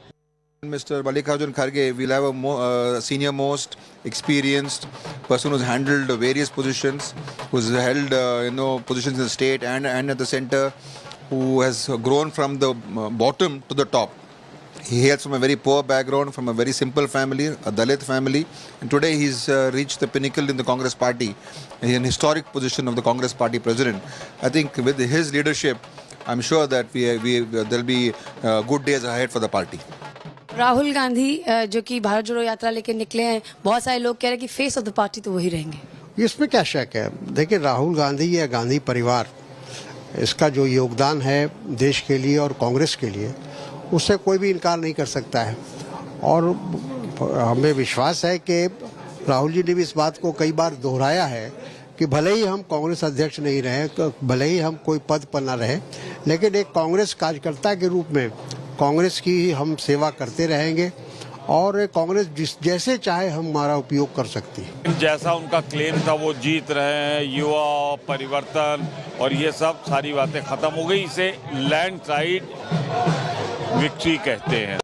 We had expected this kind of an victory because while in the campaigning it was very clear that people wanted to choose experience, but both the candidates fought very well. Both are able candidates, both are our senior leaders, both had a friendly fight.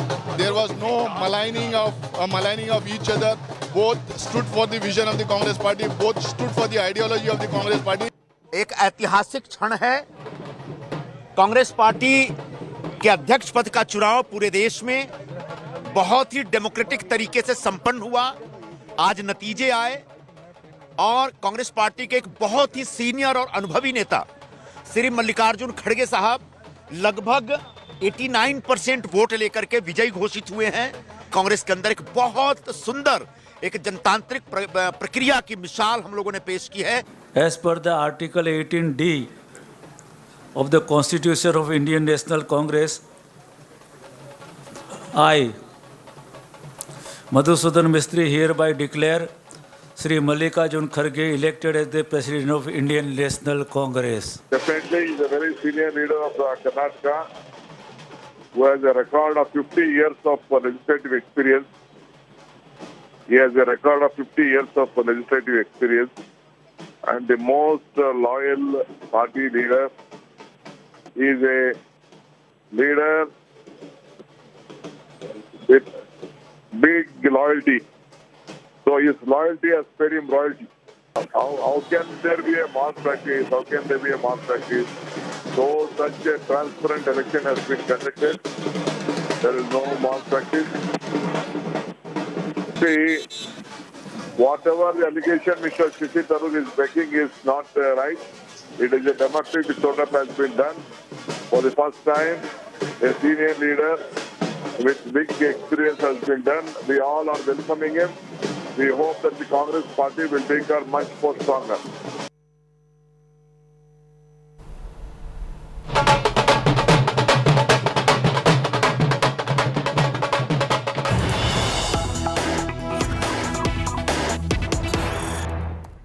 Going straight to the Prime Minister who was speaking in Junagadh. Let's get you more details on that. વરસ દુકાળ નથી પડ્યો પહેલા એકે વરસ દુકાળ આને આશીર્વાદ ના કહે તો શું કહેવાય પેલા એક તરફ આપણા આશીર્વાદ બીજી તરફ કુદરતના આશીર્વાદ અને એના કારણે વિકાસની ભેખ લઈને જીવન જોતરી દેવાનો આનંદ આવતો હોય છે એક જમાનો હતો માં નર્મદાના દર્શન કરવા માટે સ્પેશિયલ બસો કરીને લોકો જતા હતા પુણ્ય મેળવવા માટે સમય પલટાણો મહેનતના ફળ મીઠા અને માં નર્મદા આજે સૌરાષ્ટ્રના ગામડે ગામડે માં નર્મદા પોતે આશીર્વાદ આપવા આવી રહી છે ભાઈ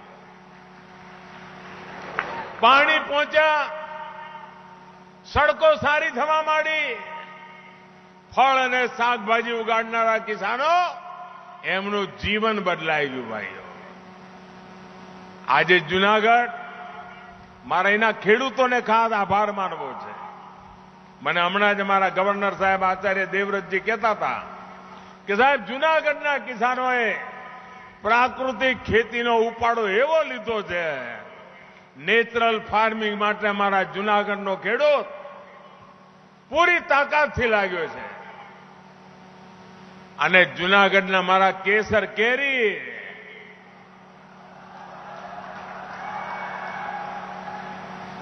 અને ભાઈઓ બહેનો ભારતમાં જ નહીં આજે દુનિયામાં આ મારા જુનાગઢની કેસર કેરીની મીઠાશ આખો દુનિયામાં પહોંચી છે ભાઈઓ આપણા ભારત પાસે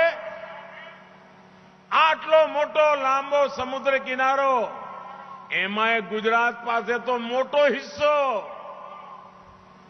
પરંતુ આપણને ભૂતકાળમાં આ દરિયો બોજ લાગતો હતો આ ખારો પાડ ખારી હવા આપણને જાણે ઝેર જેવી લાગતી હતી સમય જુઓ ભાઈઓ જે દરિયો આપણને મુસીબત દેખાતી હતી એ દરિયો આજે આપણને મહેનતના ફળ આપવા માંડ્યો છે જે કચ્છનું રણ એની ધૂળની ડમરીઓ આપણા માટે મુસીબતો લઈને ફરતી હતી એ જ કચ્છ આજે ગુજરાતના વિકાસની ધુરા સંભાળતું હોય એમ પ્રગતિ કરી રહ્યું છે પ્રાકૃતિક વિપરીત પરિસ્થિતિઓની વચ્ચે પણ ગુજરાતે એની સામે પણ મુકાબલો કર્યો અને પ્રગતિની નવી ઊંચાઈઓ પાર કરી ભાઈઓ 20-25 વર્ષ પહેલા અમે જ્યાં સ્થિતિઓ બદલવા માટે સંકલ્પ કર્યો બીડું ઉઠાયો પલ પલ ખર્ચી નાખી અને આજે જે 20 વર્ષ 25 વર્ષના જુવાનિયાઓ છે જેમને ખબર સુધા ન પડે કે પહેલા દિવસો કેવા હતા એ કલ્પના ન કરી શકે એવા સારા દિવસો લાવવાની કોશિશ કરી છે ભાઈઓ. અમે અમારા માછીમાર ભાઈઓ બહેનોના વિકાસ માટે ગુજરાતમાં સાગર ખેડુ યોજના શરૂ કરી હતી. આ યોજના અંતર્ગત અમારા માછીમારોની સુરક્ષા, અમારા માછીમારોની સુવિધા, અમારા માછીમાર ભાઈઓ બહેનોને કારોબાર કરવા માટે આવશ્યક ઇન્ફ્રાસ્ટ્રક્ચર એના માટે આપણે બળ આપ્યું અને પરિણામે આવ્યું કે 20 વર્ષમાં કોઈ પણ ગુજરાતીને ગર્વ થાય ભાઈઓ. 20 વર્ષમાં માછલીનું એક્સપોર્ટ દુનિયામાં 7 ગણું વધી ગયું, 7 ગણું. અને ભાઈઓ બહેનો, જ્યારે આપણા માછલી આટલી એક્સપોર્ટ થતી હોય, દુનિયામાં પહોંચતી હોય, તો મને એક જૂની ઘટના યાદ આવે છે. Already heard from the Prime Minister, he is in Gujarat for 2 days. With that, it's time for a quick break. On the other side, Haryana BJP netas attend rape convict Dera Chief's online satsang to seek blessings for Panchayat elections. Gurmeet Ram Rahim is out on parole for the 3rd time this year alone.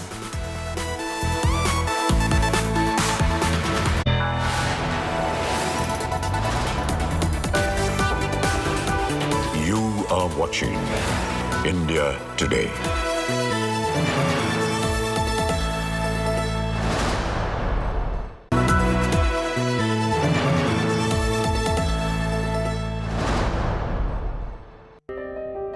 हम अकेले duty करते, हम गरीब आदमी हैं sir.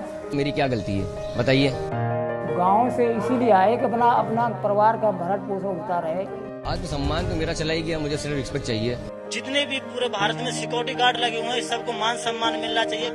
हम आपकी कहानी पूरी दुनिया को सुनाएंगे और आपके स्वाभिमान के लिए आवाज उठाएंगे। रात 9 बजे आज तक पर।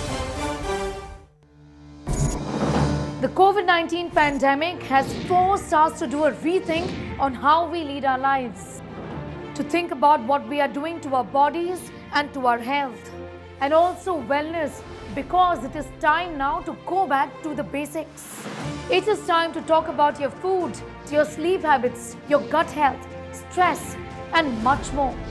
And that exactly is what our brand new health show, Health 360, is going to do at these times only on India Today TV.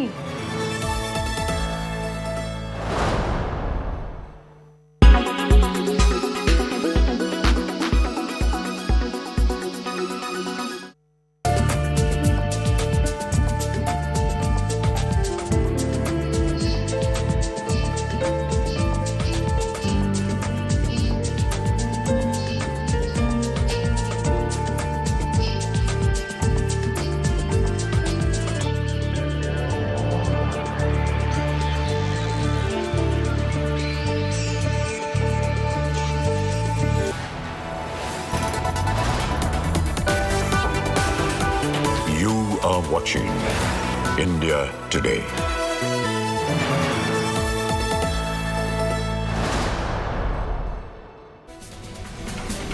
Welcome back. BJP Karnal netas attend online satsang of rape convict Dera Chief Gurmeet Ram Rahim.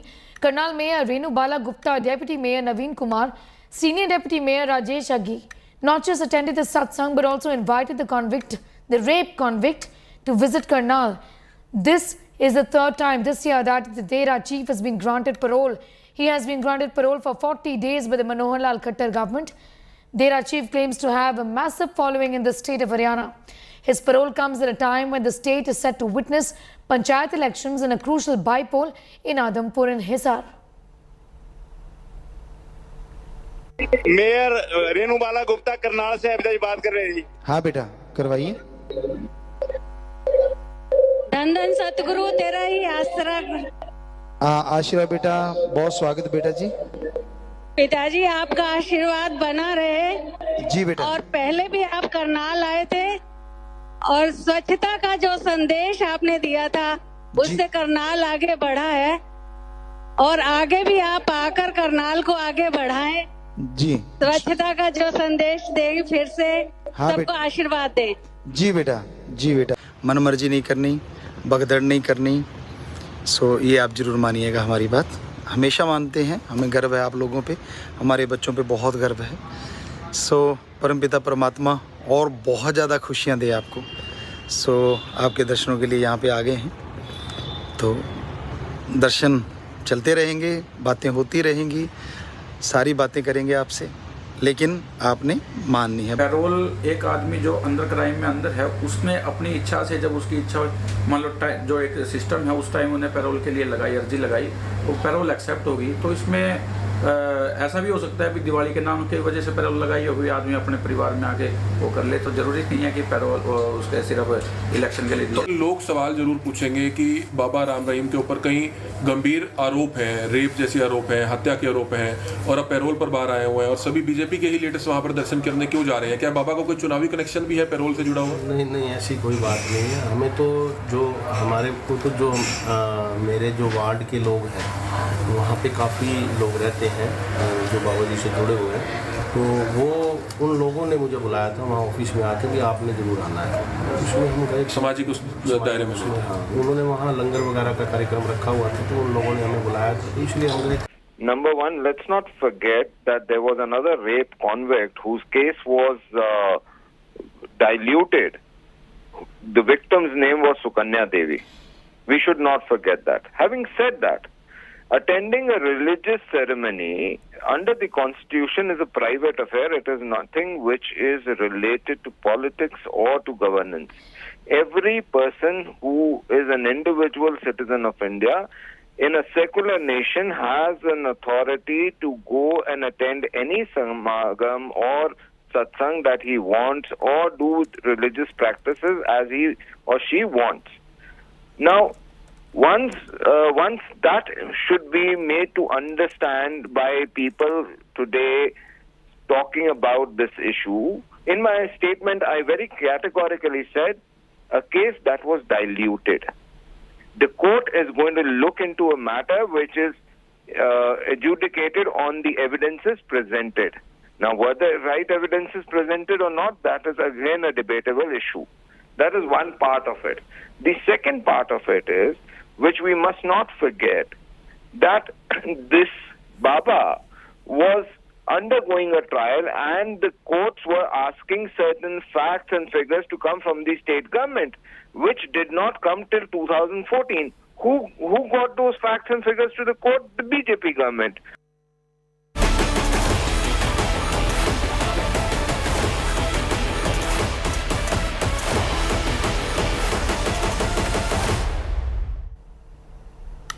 More revelations continue to emerge over the release of Bilkis Bano rapist. In affidavits exclusively accessed by India Today, it is made evident the convicts may have been given a free run while in prison, with all convicts enjoying over 2.5 years in parole or on leave. Not just that, one of the convicts, Mitesh Bhatt, was also charged with outraging the modesty of a woman while being out on parole in the year 2020. At least 10 of the 11 convicts were out of jail for more than 1,000 days, either on parole or on temporary leave.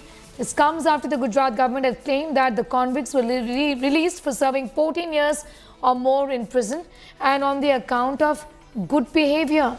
But another shocking revelation has emerged, as this affidavit shows that out of the members in the jail advisory panel for the convicts' release, 2 of the members were Gujarat MLAs, the other 3 were social workers.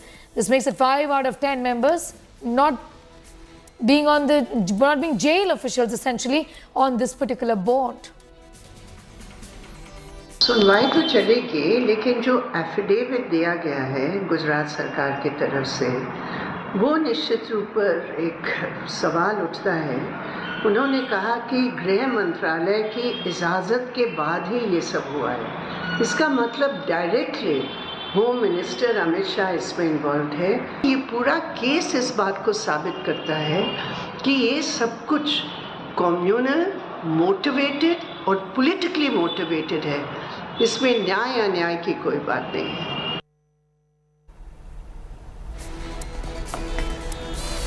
So if this is not travesty of justice, what is really? The man on your screens. In fact, the men on your screens, all of the convicts, enjoyed over 900 days in parole, or only one of them also was accused of molesting a woman during this period. With that report, it's time for a quick commercial break. Here on the other side, the shocker from Hyderabad, where a 4-year-old child was raped by the school principal's driver. We're getting to that horrific story on the other side.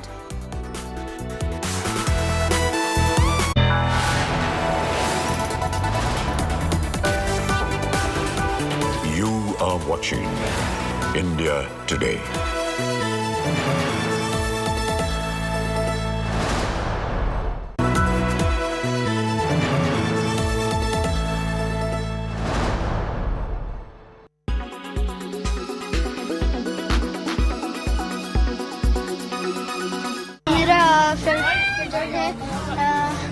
Virat Kohli है, मैं उसके जैसे बनना चाहती हूँ।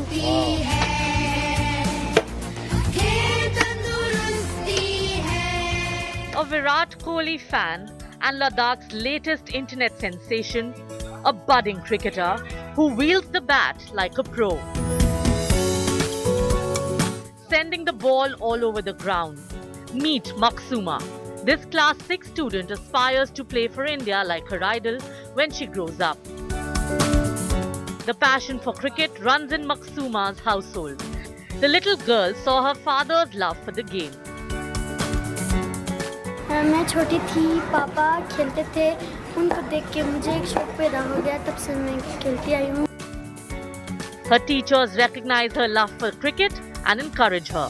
Maksuma's friends share her enthusiasm, regularly turning up for fun-filled cricket matches. Several sportspersons, including Indian cricketers, have been impressed by Maksuma. The Ladakh administration extended help to Maksuma, her cricket team and school. अभी भी सिखा रहे हैं पापा मुझे shot मारना, कैसे helicopter shot मारते हैं, अच्छा वो सब सिखा रहे हैं। Here's hoping that Maksuma and countless kids like her get to fulfill their dreams. Bureau Report, India Today.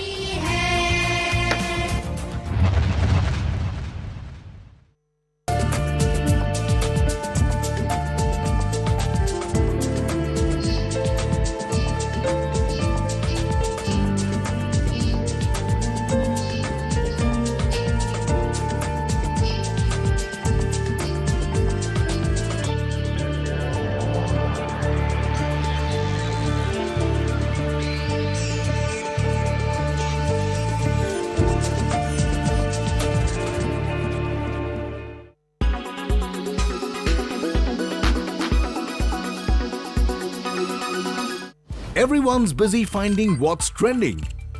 You're busy finding out why. India Today, for those who research before reacting. Download the India Today app now. Make your media plan smarter with India Today.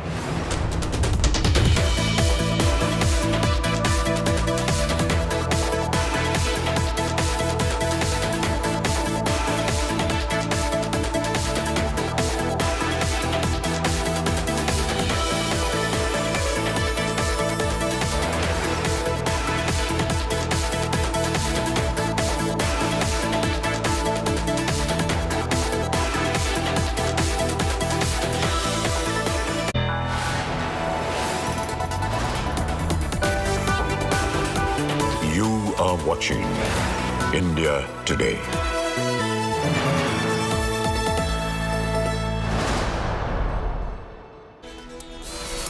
Welcome back. The report by the Justice Aru Mughasham Commission, which probed former Chief Minister Jayalalitha's death, was tabled in the Tamil Nadu Assembly, concluding that fault must be found with her confidant VK Sasikala and advised the probe in this matter.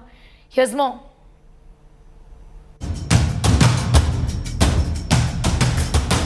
Six years after the death of former Tamil Nadu Chief Minister Jayalalitha, a judicial panel has submitted its report on the treatment given to the AIADMK Supremo.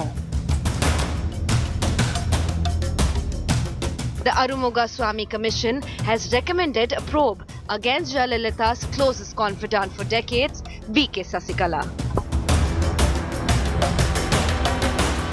Reacting to the panel report, Sasikala refuted all allegations and said that she is ready to face inquiry.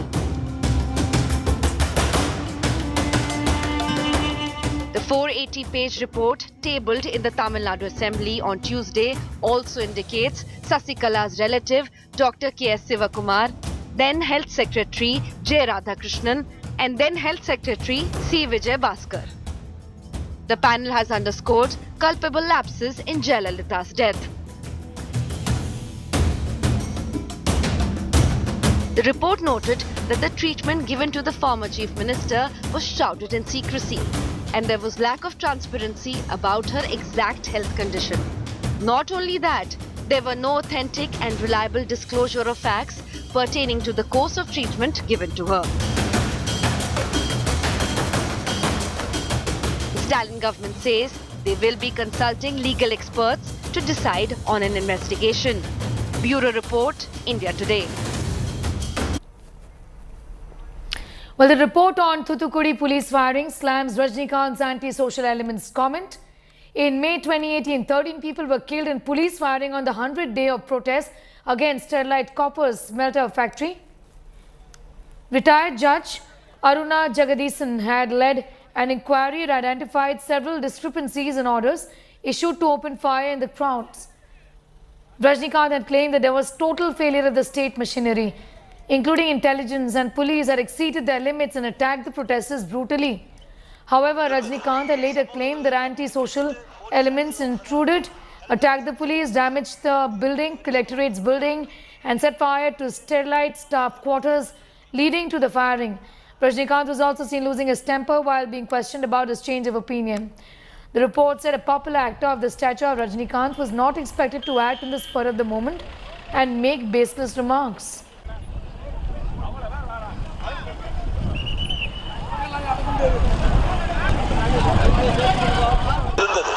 சமூக விரோதிகள் வந்து கெடுத்துட்டு police அடிச்சது அவங்க தான், collector office அடிச்சது அவங்க தான், அது குடியிருப்பை வந்து எரிச்சதும் அவங்க தான். எது அது எப்படி தெரியும் சொல்லி கேட்க வேண்டாம், எனக்கு தெரியும். அதான்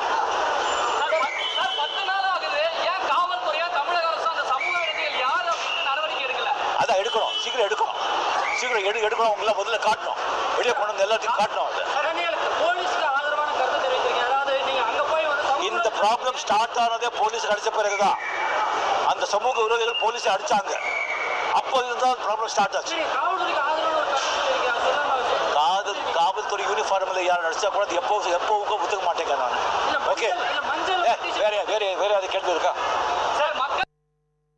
In a shocker from Hyderabad, a 4-year-old child was raped by school principal's driver. Their parents claimed that their child was raped for 2 months. The parents got to know about the horror when they observed changes in her behavior. The incident took place in Banjara Hills Private School where she was raped by driver Rajni Kumar. Locals staged a protest and the 4-year-old's parents thrashed the accused driver badly, seeking strict action against him, also demanding sacking of the school principal. Cops have filed a case against the driver and he has been sent to judicial custody. This wasn't the first time. The driver often used to cause trouble to the children. Many children were already afraid of the driver Rajni Kumar.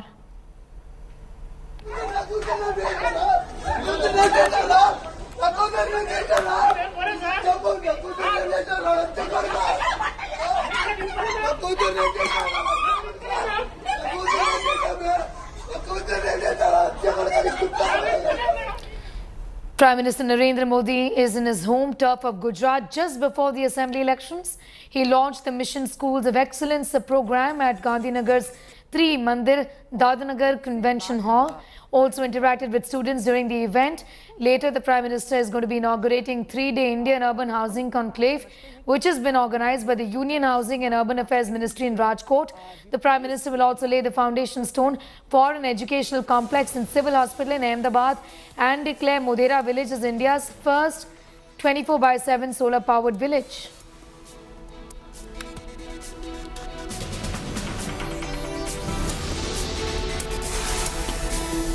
Mega defence push by Prime Minister Narendra Modi inaugurated the Indian Defence Expo, the DEF Expo 2022 in Gandhinagar. This is the 12th edition of the event that has been organized on the theme Path to Pride. At the India Pavilion, the Prime Minister unveiled HTT-40, the indigenous trainer aircraft designed by HAL. The aircraft has been built with 70% indigenous Indian content. The total cost of the aircraft is around 500 crores. It has also some unique features including running changeover pilots, hot refueling and short turnaround time. During the program, he also launched Mission Defence Space, aimed at developing innovative solutions for defence forces. And with this Swadeshi push, India has also put a curb on import of several weapons including medium-range maritime reconnaissance, long-range anti-ship missile and many more. पिछले 5 वर्षों में हमारा रक्षा निर्यात, हमारा defence export 8 गुना बढ़ा है दोस्तों। हम दुनिया के 75 से ज्यादा देशों को रक्षा सामग्री और उपकरण एक्सपोर्ट कर रहे हैं, निर्यात कर रहे हैं। 2021-22 में भारत का डिफेंस एक्सपोर्ट $1.59 बिलियन यानी करीब 13,000 करोड़ रुपए हो चुका है और आने वाले समय में हमने इसे $5 बिलियन यानी 40,000 करोड़ रुपए तक पहुंचाने का लक्ष्य रखा है। इसमें 1300 से ज्यादा एग्जीबिटर्स हैं, जिसमें भारतीय उद्योग है, भारत के उद्योगों से जुड़े हुए कुछ ज्वाइंट वेंचर्स हैं, एमएसएमईज और 100 से ज्यादा स्टार्टअप्स हैं।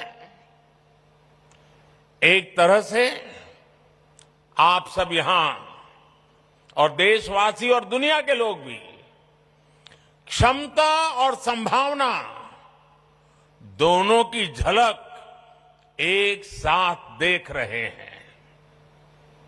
इन्हीं संभावनाओं को साकार करने के लिए पहली बार 450 से ज्यादा एमओयूज और एग्रीमेंट साइन किए जा रहे हैं। मुझे इस अगस्त गैदरिंग को यह बताते हुए बेहद खुशी हो रही है कि इस एग्जीबिशन में 1300 से अधिक इंडियन एग्जीबिटर्स अपनी लेटेस्ट टेक्नोलॉजी और प्रोडक्ट्स का प्रदर्शन भी कर रहे हैं। इस आयोजन की 80 से अधिक कंट्रीज के डिफेंस मिनिस्टर्स, सर्विस चीफ्स और ऑफिशियल्स भी भाग ले रहे हैं। इस तरह की विशाल भागीदारी भारत के उभरते बिजनेस पोटेंशियल में डोमेस्टिक एवं ग्लोबल बिजनेस कम्युनिटी के एक नए कॉन्फिडेंस का भी यह प्रमाण है। गांधीनगर में चल रहे डिफेंस एक्सपो के दौरान भी स्वदेशी कंपनी ऐसे हथियारों को लेकर आई हैं जो भारतीय सेना में शामिल हो रहे हैं। हम आपको कल्याणी ग्रुप के इस गरुड़ा गन सिस्टम को दिखा रहे हैं, जिसके ट्रायल लद्दाख से लेकर अरुणाचल सरहद पर हुए हैं। ये खास तरह के गन सिस्टम है जो एक खास गाड़ी पर लगाया गया है और 17,000 से लेकर 18,000 फीट पर ये दुश्मन के किसी भी ठिकाने को नेस्तनाबूद करके तेजी से अपनी पोजीशन बदल सकता है इस गाड़ी के माध्यम से। जो ब्रह्मोस नेक्स्ट जनरेशन मिसाइल पर काम हो रहा है, जो लखनऊ में आने वाले दिनों में बनकर तैयार होगी, ऐसी 2 से 3 मिसाइल सुखोई लड़ाकू विमान पर लग सकेंगी और आने वाले दिनों में LCA और रफाल जैसे लड़ाकू विमान पर भी ये ब्रह्मोस मिसाइल तैनात होगी। इस वक्त ब्रह्मोस मिसाइल तीनों सेनाओं में शामिल हो चुकी है और इसके साथ ही ब्रह्मोस मिसाइल पहली मिसाइल होगी जो विदेशों को भी एक्सपोर्ट की जाएगी। कैमरामैन एल जायसवाल के साथ मंजित नेगी कि जो गाइडेड सिस्टम है वो 70 से ज़्यादा किलोमीटर तक मार कर सकता है। और ख़ास बात यह है कि अब सोलार जो नागपुर की कंपनी है वो इस घातक मल्टी रॉकेट लॉन्चर सिस्टम को तैयार कर रही है। सेना को ये दिया जा रहा है और इसके ये 2 वर्जन इस वक्त हम आपको पहली बार गांधीनगर में डिफेंस एक्सपो के दौरान दिखा रहे हैं, जहाँ पर कोशिश की जा रही है कि देश और दुनिया के जो मौजूदा हालात हैं उसमें सेनाओं को जो हथियार हैं वो देश में बनाकर दिए जाएं। कैमरामैन अनिल जायसवाल के साथ मंजित नेगी। आपसे जानना चाहूँगा इस गन सिस्टम के बारे में, क्या ये किस तरह का गन सिस्टम है, कैसे काम करेगा? तो ये है 105 गन, जिसको अदरवाइज भी फील्ड गन कहते हैं। लेकिन आज जो हो रहा है उसमें आपको शूट एंड स्कूट, यानी आप गोला दाग के निकल जाइए वहाँ से, नहीं तो आपके पास उल्टा फायर आएगा। तो उसके लिए ये बंदूक बनी है, जिसपे ये जो व्हीकल है ये 18,000 फीट पे ट्राई हुआ है। इंडियन आर्मी ने इसका बड़ा ट्रायल लिया है और अभी प्रोसेस चालू है, जब ऑर्डर आएगा। लेकिन ये बेस्ट चीज़ है जहाँ पे आप इसको डायरेक्ट फायर रोल में इस्तेमाल कर सकते हैं, आप जैसे चाहो। और ये खासियत इसकी ये है कि इसका जो पावर टू वेट रेशो है, जो इंजन है इसका बड़ा पावरफुल है और उसके चलते आप एल्टीट्यूड, हाई एल्टीट्यूड पे इसको डिप्लॉय कर सकते हैं, जो आज हमारी ज़रूरत है भारत देश की। ये बहुत ही अच्छा मौका है और जब जहाँ प्राइवेट इंडस्ट्री को पूरा प्रोत्साहन दिया जा रहा है कि मेक इन इंडिया और स्वदेशी हथियार बनाए जाए, और इसका रिस्पांस बहुत ही अच्छा है। और जिस तरह से हमारे ये स्टॉल्स लगे हैं और तरह तरह के हथियार और कैपेबिलिटीज़ दिखा रहे हैं, ये भारत स्वदेशी हथियार बनाने में पूरी तरह सशक्त हो सकता है और यह काबिलियत हमारे देश में है। हमारे जो भी इंडस्ट्रीज़ तरह तरह के आए हैं, इन्होंने यह साबित कर दिया है कि हमारा देश पूरी तरह मजबूत हो सकता है। हाँ, ये जो नई पीढ़ी जो हम बोल रहे हैं उधर है छोटा वाला, this is half the weight of the current BrahMos, and it has the same range as BrahMos. So what we would be having is we would be able to carry more number of missiles on one aircraft. अभी तो एक ही missile है Su-30 के ऊपर, बाद में हमारा 3 होंगे एक Su-30 के ऊपर, एंड हम LCA, MiG-29 और कोई भी एयरक्राफ्ट के ऊपर डाल सकते हैं। जी, अभी तक अगर हम देखें तो और कौन से ऐसे हथियार हैं जो आप सेना के लिए देश में तैयार कर रहे हैं, क्योंकि प्रधानमंत्री नरेंद्र मोदी लगातार कह रहे हैं कि आने वाले दिनों की जो लड़ाई है वो स्वदेशी हथियारों से लड़ेगी। एक ऑलरेडी हमने 30 mm एमुनिशन वो कंप्लीट कर दिया, जिसकी बहुत ज़्यादा शॉर्टेज है और एक्सपोर्ट की भी ह्यूज अपॉर्चुनिटी है। तो 30 mm नेवी को ऑलरेडी सप्लाई कर दिया है। आर्मी का अभी उनका टेंडर प्रोसेस, RFP का प्रोसेस चालू है, वो ट्रायल शायद दिसंबर में उन्होंने एक्सटेंड किया है। तो मैं समझता हूँ कि उसमें करने में कोई जैसे ही वो कंप्लीट होता है तो उसका भी ये इंडक्शन शुरू हो जाएगा। News today, AIMIM chief Asauddin Owaisi has taunted the Prime Minister over release of Bilkis Banu's rapist. The Prime Minister, during his address at the Defence Expo 2022, said the country has come a long way from releasing pigeons to releasing cheetahs. The Hyderabad MP took a jibe with the Prime Minister and added, rapist in the list. This comes amid a fresh controversy triggered by the Gujarat government's submission in the Supreme Court that the order for the release of the 11 convicts came from the Union Home Ministry. Though the CBI was against the release of the rapist or the rape convicts of Bilkis Banu, the Gujarat government said they were released on grounds of good behavior and that they had served their term.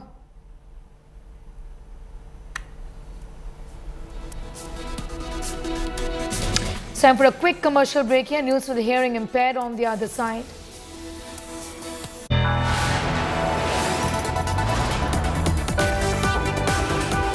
You are watching India Today.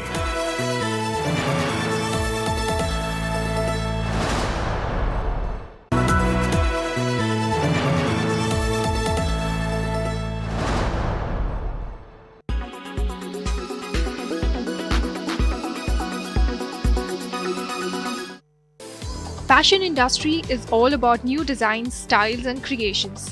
Well, now fashion designers have a new playground for their creations, the Metaverse.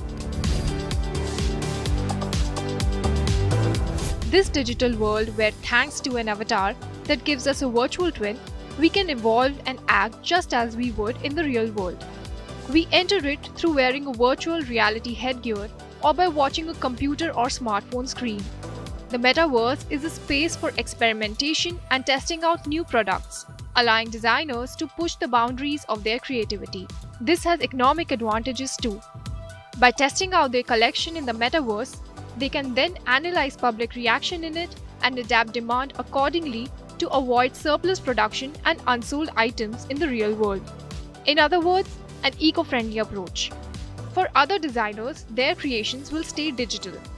On specialized platform, brands commercialize their virtual clothes by attaching to them an NFT or a non-interchangeable unit of data stored on a blockchain that can be sold and traded using cryptocurrency. This kind of marketing saves brands from the worst nightmare: fakes flooding the marketplace. With the second-hand market booming, reselling a pair of virtual shoes associated with an NFT will give the designer royalties on each transaction. Some brands link a virtual fashion item with its counterpart in reality.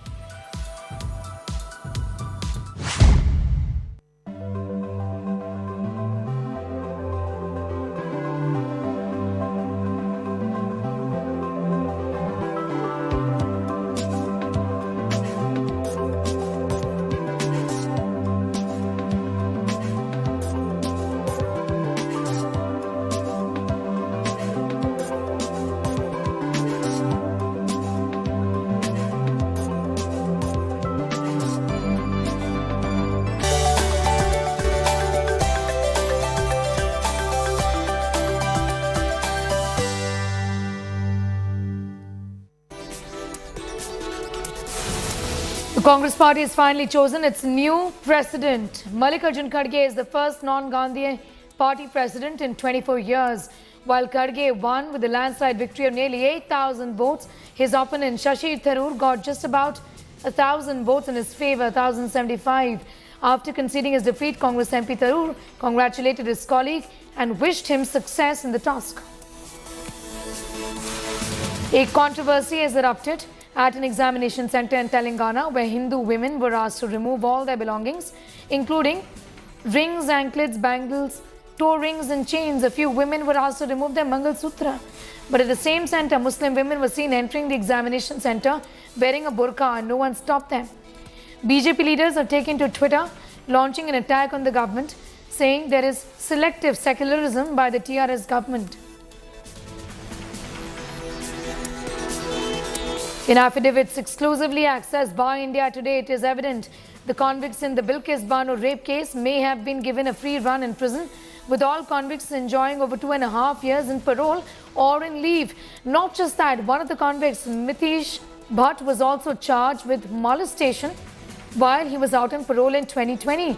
This comes after the Gujarat government had claimed that the convicts were released for serving 14 years or more in prison.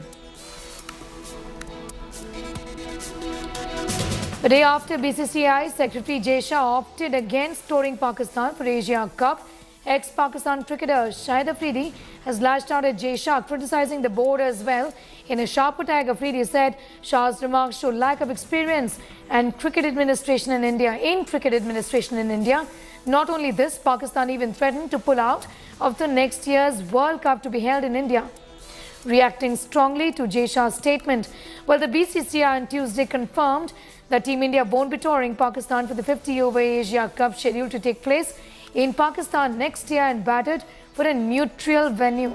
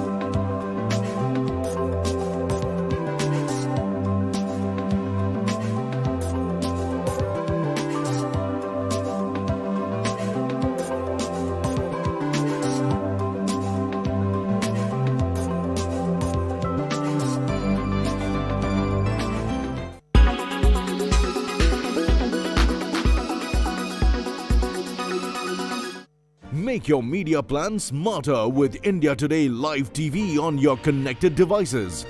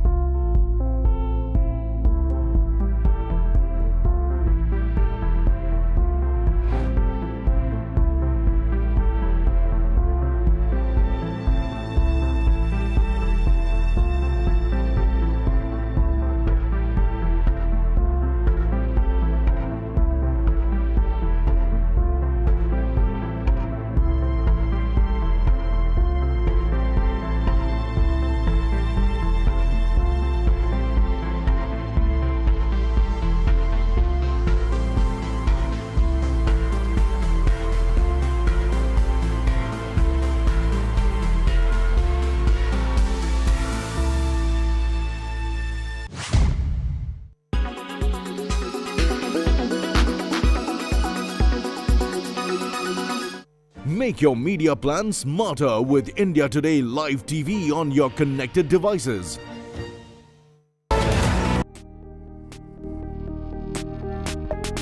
What languages are spoken at home? Tamil, Hindi, bit of Punjabi or not? Punjabi na. No Punjabi. And the language between you and Dharamji, language of love. Language of love. Even today, touch wood. Even today, seeing them, it's like pure true love.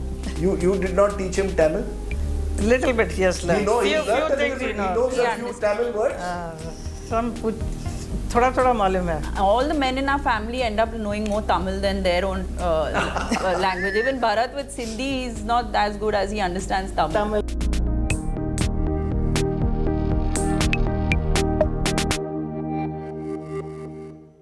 Presented by only OLX Autos gives the best price for your car. Co-presented by Macho Hint, Fashion Bade Aaram Se. Powered by Ashirwad Shubh Chakki Atta, Raho Char Kadam Aage. Audi e-tron.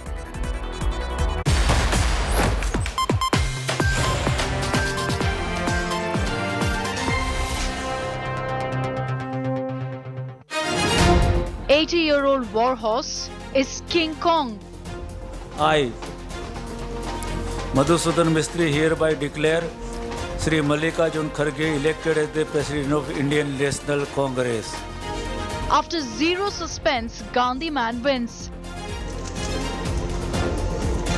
Tharoor sidelined, Kharge is the winner. I'm on my way to congratulate our new president. Rigged or real, it's time now for a revival. Congress के अंदर और ताकत आई है, कांग्रेस और एकजुट हुई है और सब लोग मिलकर इनके नेतृत्व में काम करेंगे. Can grand old become brand new?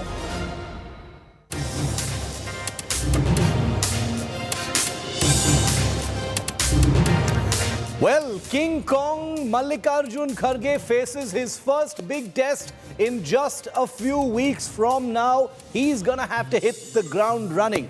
The time for jokes and irony and snipes is over. The Congress party, for the first time in nearly a quarter century, has a non-Gandhi president. And that's what matters. Is it going to make a difference? Let's see. Right here on 5 Live, I'm Shiv. These are the headlines. Haryana BJP netas shamefully attend rape convict. murder convict Dera Chief Gurmeet Ram Rahim's online satsang to seek blessings for Panchayat polls. Gurmeet Ram Rahim is out on parole for the third time this year. The two women you're seeing on your screen are BJP leaders. Bilkis Bano rapist was booked for molestation while he was out on parole. Does it get more disgusting than that? India Today has learnt that the 11 murder and rape convicts spent over 900 days out of jail. Big controversy in Telangana. Big fight over Hindu women being asked to remove their Mangal Sutra before appearing for a state exam, while women wearing burqa are allowed without any change. Former Pakistan cricketer Shahid Afridi slams Jai Shah over his No Asia Cup in Pakistan remark. Pakistan board threatens to skip the World Cup 2023 in India. China-Pakistan tango to shield terrorists exposed once again. Beijing puts India and America's proposal to list LET terrorist as a global terrorist on hold.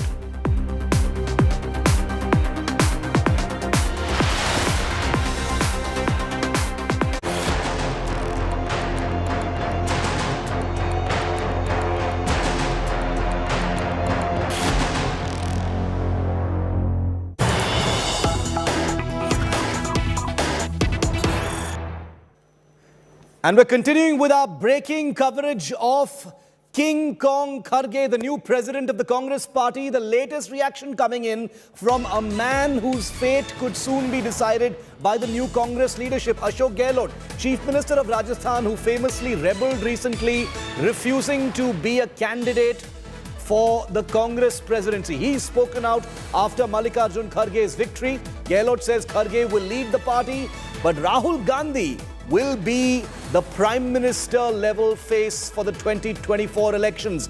Big comment there coming in from Ashok Gehlot, who's obviously trying to secure his position in Rajasthan in the wake of all the turbulence that has led to this day, and Kharge being felicitated by the Gandhis as the new non-Gandhi president of the party. Let's listen to Ashok Gehlot.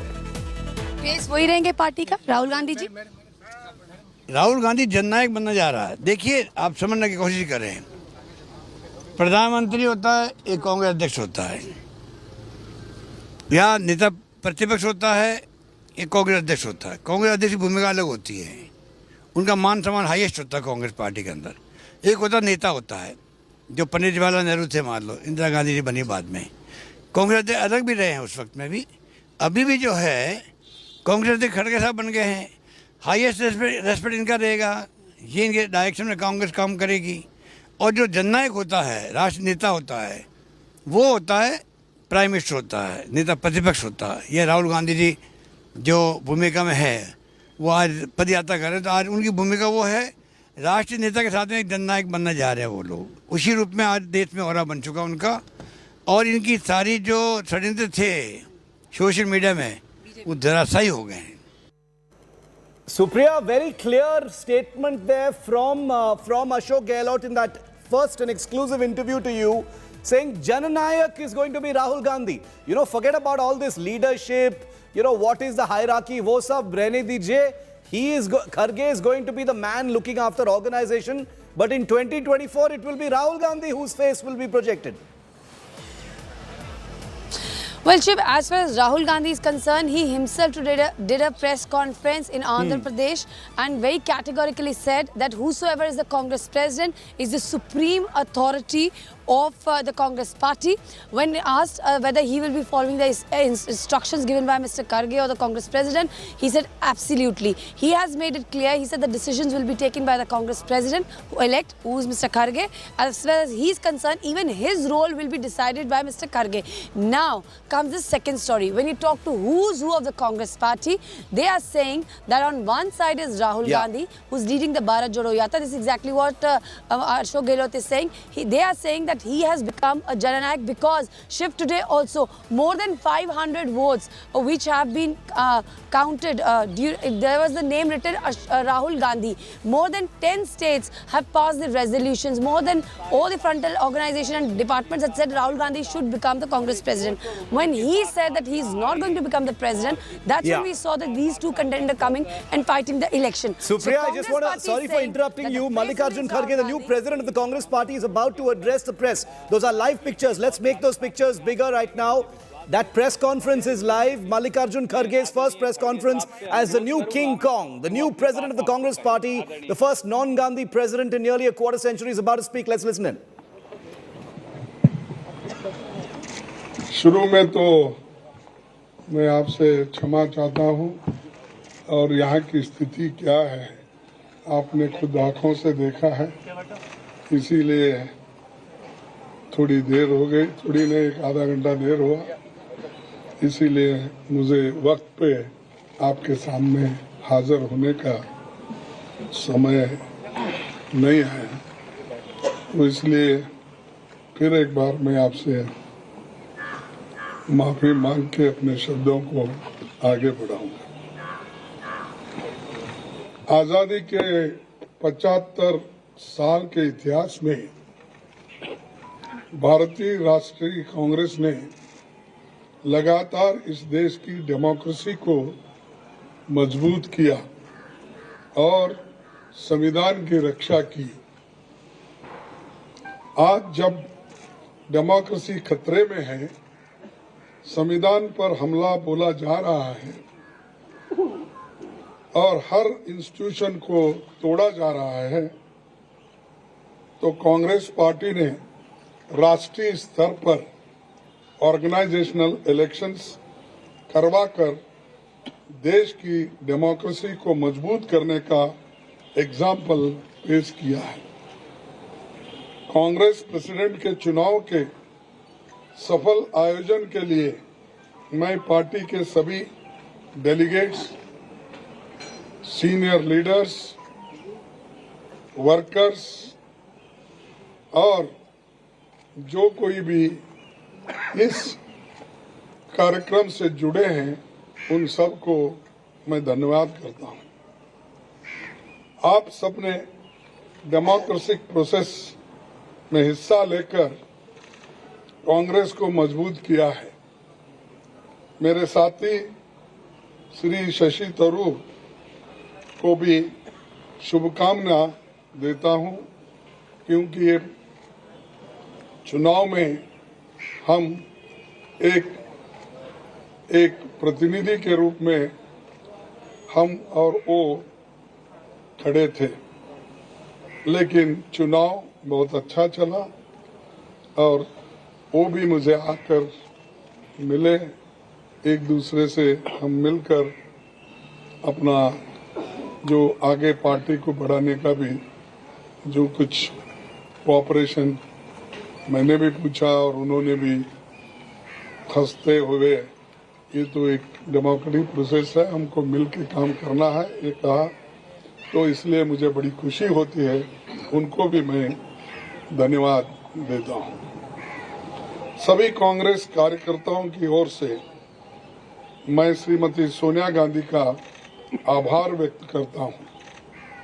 Sonia जी ने personal sacrifice कर 23 वर्ष तक Congress party के अपने खून पसीने से सींचा है। सोनिया जी की लीडरशिप में न केवल हमने 2 बार केंद्र में सरकार बनाई, बल्कि अनेकों राज्यों में कांग्रेस को रिवाइव किया और राज्यों में भी सरकार उन्होंने बनाई। उनका कार्यकाल इतिहास में याद रखा जाएगा, जो इतने लंबे समय तक पूरा कार्य करके पार्टी को एक शक्ति दी। आज देश में सबसे बड़ी समस्या कमरतोड़ महंगाई यानी इन्फ्लेशन, भयंकर बेरोजगारी अनएम्प्लॉयमेंट, अमीर गरीब के बीच की खाई बढ़ते जा रही है और सरकार के द्वारा देश में फैलाई जाने वाली नफरत, देश की इन समस्याओं के खिलाफ जन आंदोलन तैयार करने के लिए पूर्व कांग्रेस अध्यक्ष श्री राहुल गांधी कन्याकुमारी से कश्मीर तक 3,570 किलोमीटर की यात्रा पर निकले हैं। आज पूरा देश उनके संघर्ष से जुड़ रहा है। मैं कांग्रेस जनों और देश के लोगों से अपील करता हूं कि देश के हित में भारत जोड़ो यात्रा में शामिल होकर श्री राहुल गांधी जी के कंधे से कंधे मिलाकर चलेंगे। उन्होंने मुझे 1 घंटा पहले मुझसे उन्होंने कहा कि आपको अभिनंदन, आप कांग्रेस के अध्यक्ष बने हैं और मैं एक कांग्रेस के सिपाही के नाते काम करते रहूँगा और आगे बढ़ेंगे सब मिलके, ऐसा उन्होंने मुझसे कहा। इसीलिए मुझे बड़ी खुशी होती है कि वो पादयात्रा में रहते हुए वो अपना थोड़ा सा समय मेरे लिए उन्होंने फोन पे बिताया, इसलिए मैं उनका भी धन्यवाद करता हूँ। आज हम सबको मिलकर कार्यकर्ता के तौर पर काम करना है। यहाँ न कोई बड़ा है न छोटा, सब बराबर है। हमें देश के संविधान पर हो रहे हमले और देश की डेमोक्रेसी को खत्म करने की कॉन्स्पिरेसी से मिलकर लड़ना है। हमें फैसिस्ट ताकतों से लड़ना है जो कम्युनलिज्म का चोला ओढ़कर डेमोक्रेटिक इंस्टीट्यूशन पर अटैक कर रहे हैं। हम संगठन को भी मजबूत करेंगे और इन चुनौतियों से भी लड़ेंगे। दिल्ली की सत्ता पर बैठे हुए हुक्मरान सरकार बातें तो बहुत करते हैं पर काम कुछ नहीं होता और असलियत में उनके चरित्र को 4 शब्दों में अगर मैं बताऊं कि ये है खोखला चना बाजे घना, तो ये उनका काम है। तो दोस्तों, हमारा मानना है कि देश एक तानाशाही की सनक की भेंट नहीं चढ़ाया जा सकता। हमें इकट्ठे होकर इन विनाशकारी ताकतों को हराना है। पार्टी के सभी दोस्तों को संसद से सड़क तक लड़ना होगा। बूथ स्तर पर संगठन के हर साथी को जोर से संघर्ष करना होगा। मुझे विश्वास है कि जैसे आपने मुझ पर भरोसा जताया है और गरीब परिवार में जन्मे एक सामान्य व्यक्ति को, एक सामान्य कार्यकर्ता को कांग्रेस का अध्यक्ष बनाया है, मैं आपके भरोसे पर खरा उतरने की पूरी कोशिश करूंगा। जय हिंद, जय Congress. Kharge ji, Thank you.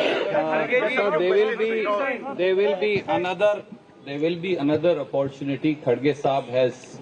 I am very fortunate that I am in charge of the same state that Kharge Saab comes from. So he has asked me to request to all of you. उन्होंने मुझे आपसे सादर हाथ जोड़कर अनुरोध करने को कहा है कि 26 तारीख को वो अपना कार्यभार संभालेंगे और उस दिन एक व्यापक पत्रकार वार्ता कर बहुत सारे सवालों का जवाब लेंगे। आज हम सब ने उन्हें अनुरोध किया कि आज आप अध्यक्ष निर्वाचित हुए हैं, आप आज जरूर पत्रकार मित्रों को से मिलिए, अपनी टिप्पणी करिए, एक व्यापक पत्रकार वार्ता जिसमें आपके सब सवालों का जवाब वो लेंगे। उन्होंने मुझे अनुरोध किया है आपसे अनुरोध करने को कि आप थोड़ा सा धैर्य रखें और 26 को आपके सब सवाल लेंगे। बहुत बहुत धन्यवाद।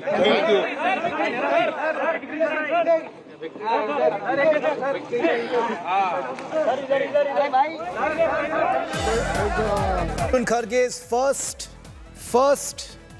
press conference, but is the Congress basically admitting that Mallikarjun Kharge is a proxy president, just a puppet who's been installed there to do the bidding of the Gandhis. Live pictures coming in from the Congress headquarters in the national capital. The victory symbol from 80-year-old Mallikarjun Kharge, the first non-Gandhi president of the Congress party since 1998. The last time the Congress party had a non-Gandhi president, I was in class 12 in school. Just to give our viewers a little bit of perspective of how long that's been. Mallikarjun Kharge now is the new King Kong. He's the president of the Congress party. Here he is being feted by Sonia Gandhi and Priyanka Gandhi just a short while ago before the press conference. But already the questions are being asked and the length of the shadow over Kharge is darkening.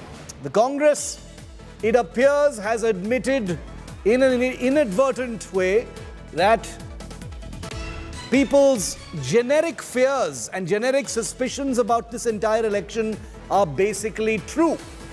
A senior Congress leader has now admitted to India Today that Mallikarjun Kharge is basically just a proxy chief. At the end of the day, it will still be Rahul and Sonia who will run the show.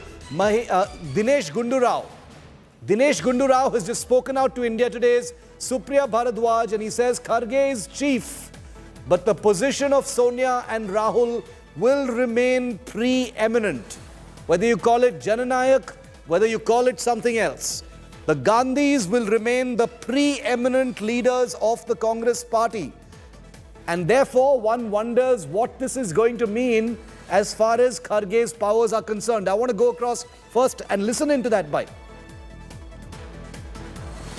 Yes, the president is the president, but I think Kharge Saab has very clearly said that he will take everyone along, discuss with everybody, and of course, the position of Srimati Sonia Gandhi and Rahul Gandhi is preeminent, and they will be involved in every decision-making process of the Congress party. But this will be, I think it's a new approach, and there will be a new team, I'm sure. And I think the Congress party is facing many challenges. And in Mr. Mallikarjun Kharge, we'll have a senior most experienced person who's handled various positions, who's held positions in the state and at the center, who has grown from the bottom to the top.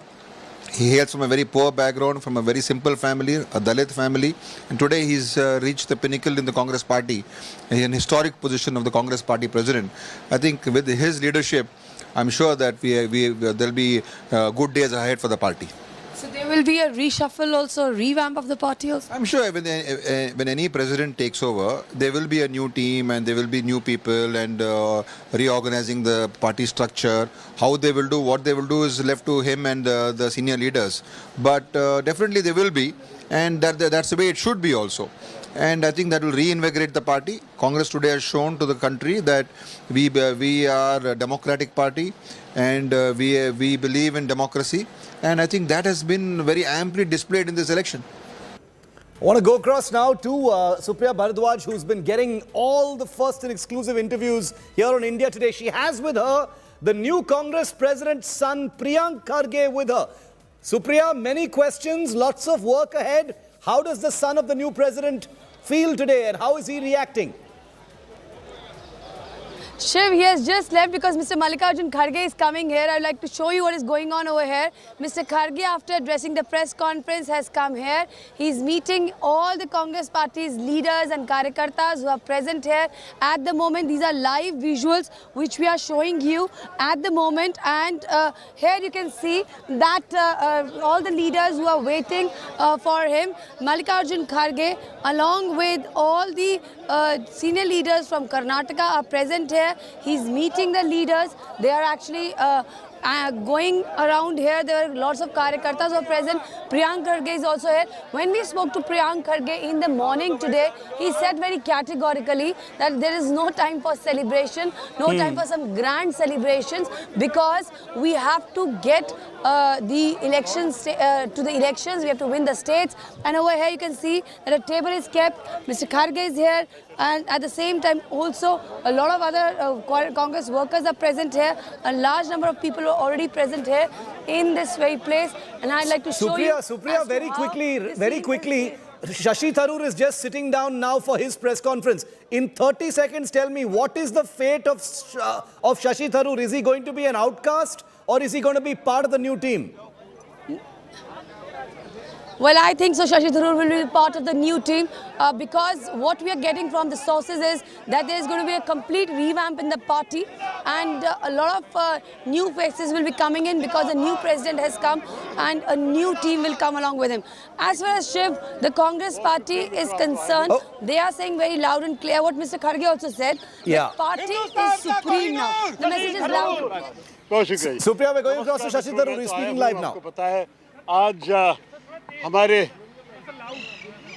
इससे loud तो नहीं होगा मुझसे sorry आप लोग और नजदीक आना चाहते हैं तो शायद बेहतर होगा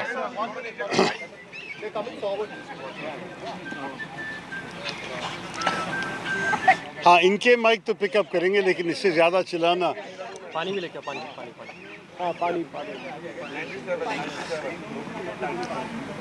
माफ करो क्योंकि वैसे भी 18 दिन से चिल्ला रहा हूँ तो मैं गला तो गया एक बार चिल्लाइए थोड़ा आज लगेगा कि एक आखिरी बार चिल्लाएंगे अच्छी बात है देखिए आपको पता है कि आज कांग्रेस पार्टी के करीब 900 से ज़्यादा अंग हमारे डेलीगेट्स हमारे पीसीसी डेलीगेट्स करीब 9,000 माफ़ कीजिए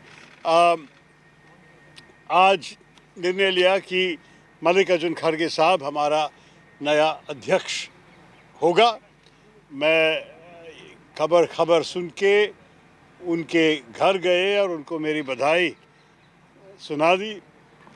वो बहुत मेरे वरिष्ठ नेता है, मैं उनके साथ काम भी किया हूँ लोकसभा में, जैसे मैं आप सबको पहले भी बताया था।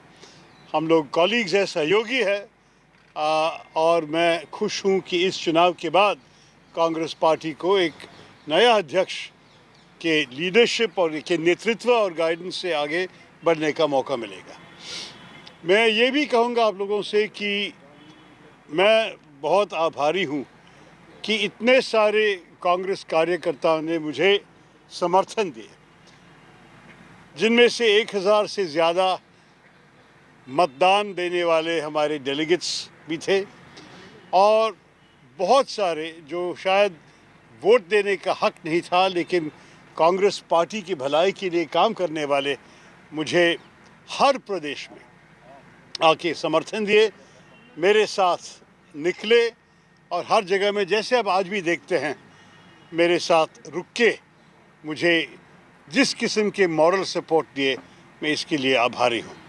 मेरे ख्याल में हमारे कार्यकर्ता हैं हमारी पार्टी का असली गुरूर और मैं कहूँगा कि हमारे कार्यकर्ताओं के काम से ही पार्टी आगे बढ़ेगी और मैं खुश हूँ कि उनको इस विषय से इस चुनाव से उनको भी एक मौका मिला हमारे पार्टी के भविष्य के बारे में सोचने के लिए और उनके ही पसीने से उनके ही काम से हमारे पार्टी का भविष्य बनने में एक बहुत बड़ा भूमिका लेना। मैं चाहता हूं कि पार्टी उनकी भी आवाज़ सुने। मैं चाहता हूं कि खड़गे साहब का विजय हम सब मान ले कि कांग्रेस पार्टी की जीत है। मैंने शुरुआत से ही कहा था ये कोई व्यक्ति का विषय नहीं, मैं मेरे लिए कुछ नहीं चाहता हूं, मैं सिर्फ चाहता हूं कि पार्टी मजबूत बने क्योंकि भारतीय मजबूती के लिए एक कांग्रेस मजबूत होना बड़ी ज़रूरी है। तो इसी स्पिरिट में और इसी उद्देश्य से मैं लड़ा और जो भी इस लड़ाई में भाग लिए उनको मेरी बधाई और मेरे ऑल माय ग्रैटिट्यूड मैं बताना चाहता हूँ। मैं उससे अभी रुकूंगा क्योंकि अगर आप लोग को प्रश्न होंगे तो शायद उसके लिए जवाब दे दूंगा, लेकिन मेरे मन में ये बहुत अच्छा हुआ कांग्रेस पार्टी के लिए और यहाँ से हम आगे बढ़ के कांग्रेस को हमारे देश के आने वाले चुनावों में एक बहुत बड़ा असर पड़ेगा मेरे ख्याल में, क्योंकि हमारे कार्यकर्ता भी जाग गए हैं, सब लोग तैयार हैं बीजेपी के चुनौती को निपटने के लिए और मैं भी काफ़ी कॉन्फिडेंट हूँ कि हमारी पार्टी आप लोगों को हमारी कामयाबी दिखाई सकेंगे। देश का गुरूर शशि थरूर, देश का Kohinoor Shashi Tharoor. Mr. Tharoor, I have a question. Yeah. Mr. Tharoor, you got almost 1,072 votes. So many are saying, the political observers are saying that these votes reflects that there is a feeling of dissent within the Congress cadre, because Mr. Kharge was seen as a Gandhi family candidate and you were not seen as a Gandhi family candidate. So many are saying that Congress also, 1,000 people in the Congress, among the Congress delegates, want change, and this is a vote for dissent. Like how? There's a difference between the two. I didn't pitch myself as the candidate of dissent. I pitched myself as a candidate of change. And change not in the ideology of the party or in the direction of the party, but rather in the manner in which we do our regular work. And I did feel that there was a need for opening up access to karyakartas in the party, creating more opportunities for discussion forums, implementing not only the declarations of the Udaipur Chintan Shivir, but further some of the additional ideas that I had published in the manifesto, which came to me largely from our own party workers who wanted to see these changes.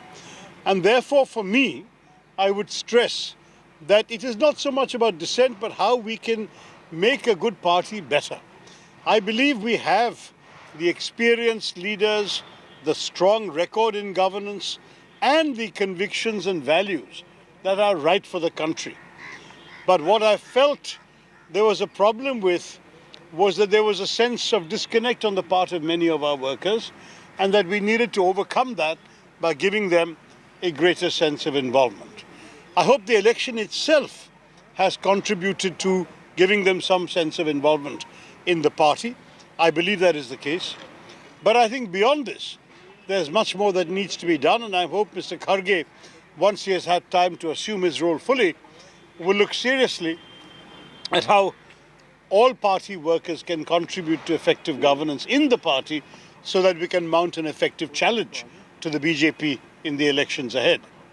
Yeah. Sir, Mr. Tharoor, while you were campaigning as well, there were times when you raised that, sometimes it seemed like that Mr. Kharge was being felicitated by the PCC chiefs. Today also there was a letter which came out. Mr. Soos had also spoken about that, where you said that there were some discrepancies or some violations that your team had raised. Did it always feel to you that this was a one-sided, some are calling it a rigged election against you, so you still fought the fight because you had to? Or are you absolutely satisfied with the way this entire election has been conducted? Look, first of all, I think the leak of that letter was unfortunate, and I said so immediately.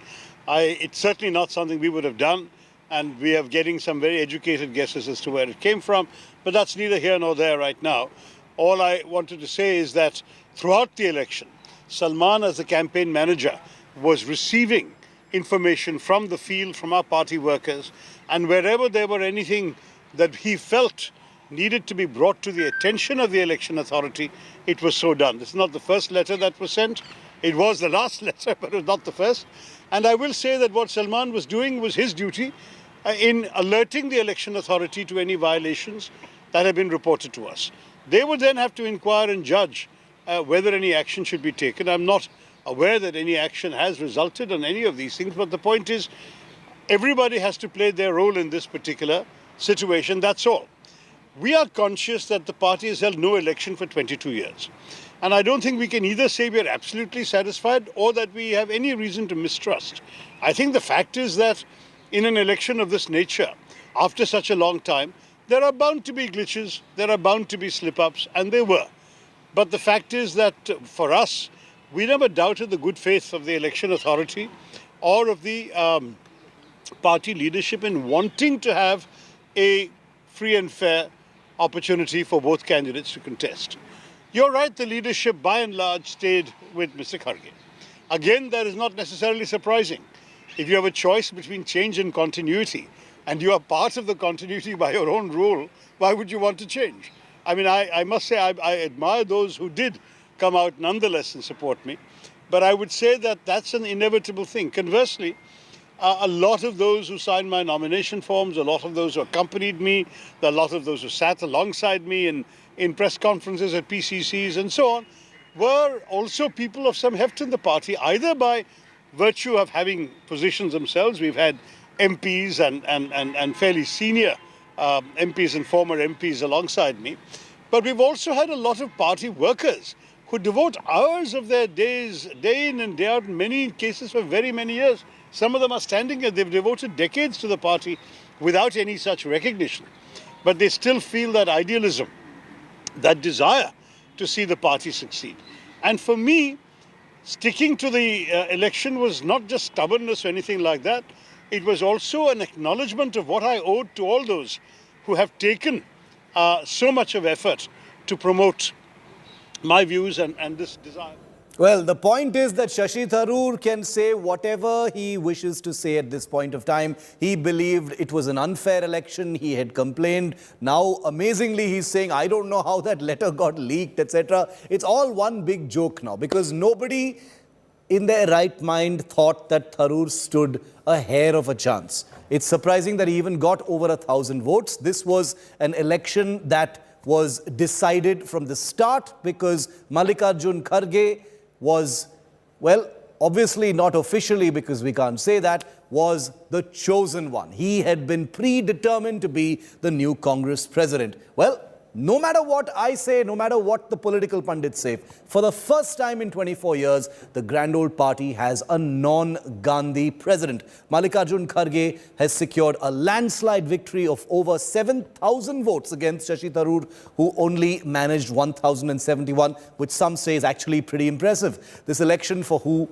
will be the Congress's chief was nothing short of a full-fledged soap opera, thanks mostly to Shashi Tharoor and initially Ashok Gehlot. But in the end, it was veteran Mallikarjun Kharge, 80 years old, Gandhi loyalist, a man who's named his children after the Gandhis and who was chosen by the Gandhis, an indication that the party has stuck to what it knows and has shunned the opportunity for change. But will Kharge be able to change the grand old and bring in the brand new is the multi-million-dollar question for India's oldest party.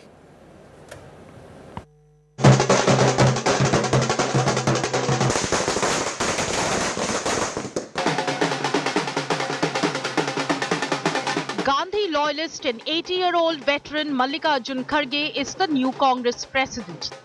The grand old party has finally chosen its new chief after a poll process which was mocked as staged but can prove crucial for Congress revival. Congress's man of the moment is the first non-Gandhi party president in 24 years. As per the Article 18D of the Constitution of Indian National Congress, I, Madhusudan Mistry, hereby declare Sri Mallikarjun Kharge elected as the President of Indian National Congress. Kharge swept the party's high-stakes polls with over 90% votes.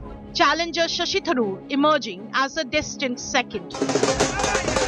Celebrations erupted outside Kharge's house right after the news of him being the new chief broke out. Tharoor, who had made massive allegations of irregularities in the poll process, conceded defeat and wished Kharge. I'm on my way to congratulate our new president. Okay. Let me go and meet him and then we'll talk. Come, thank you. Thanks. I'm going to Mr. Kharge's residence. Congress veterans, including Rajasthan CM Ashok Gehlot, whose loyalists had revolted to stop his elevation as Congress chief, hailed Kharge. खड़गे साहब बहुत अनुभवी व्यक्तित्व के धनी हैं 9 बार MLA 2 बार Lok Sabha member और अभी नेता प्रतिपक्ष हैं आज सोनिया गांधी जी आई थी मैडम अभी कितनी खुश थी वो क्योंकि उन्होंने कहा मुझे इसी दिन का इंतजार था नए अध्यक्ष कब बने तो आप सोच सकती हो कि हम सब बहुत खुश हैं It's a great responsibility and a great privilege for the family. It's not every day that you get to be the president of the oldest party in India that got us the freedom and that has built India and that has created this idea of India for the entire world. So it's a great honor and privilege for the family as well. He hails from a very poor background, from a very simple family, a Dalit family. And today he's reached the pinnacle in the Congress party, an historic position of the Congress party president. I think with his leadership, I'm sure that there'll be good days ahead for the party. And from the middle class. While Rahul Gandhi said he will report to the new president now, many Congress netas said only Rahul Gandhi will remain the face of the party. Will you be reporting to the new president? Obviously, the Congress president is the supreme authority in the Congress party. And every Congress member reports to that person. Can Kharge shed the loyalist tag and revive Congress fortunes to take on BJP's formidable poll machinery? With Supriya Bharadwaj and Mausami Singh in Delhi, Bureau Report, India Today. Now, President Mallikarjun Kharge is the new Congress chief, but he has, well, to say it very mildly, a very tough task cut out for him. He faces very serious party challenges that he will be looked upon now to fix. Number one, boost the confidence of the party workers and leaders amidst a very flagging sort of reputation for implosions. He needs to stop the desertions and infighting between various factions of the party in different states. He needs to deal with dissidents like the G23 faction. They, of course, have done Ji Huzur and bowed to the Gandhis in this election, making a total mockery of themselves. You know, the entire G23, they even abandoned Shashi Tharoor, who was a part of them, and went behind Mallikarjun Kharge, but that's a different story. But Mallikarjun Kharge has to lead organizational reforms and create a robust election battle-ready machine to counter Modi and Shah in this immediate round of assembly elections and then 2024. He has to retain the present UPA allies and bring more into the fold to become a real war-fighting political force on the road to 2024. But there is a much more immediate question for Kharge, and that's the breaking news we're bringing to you right now.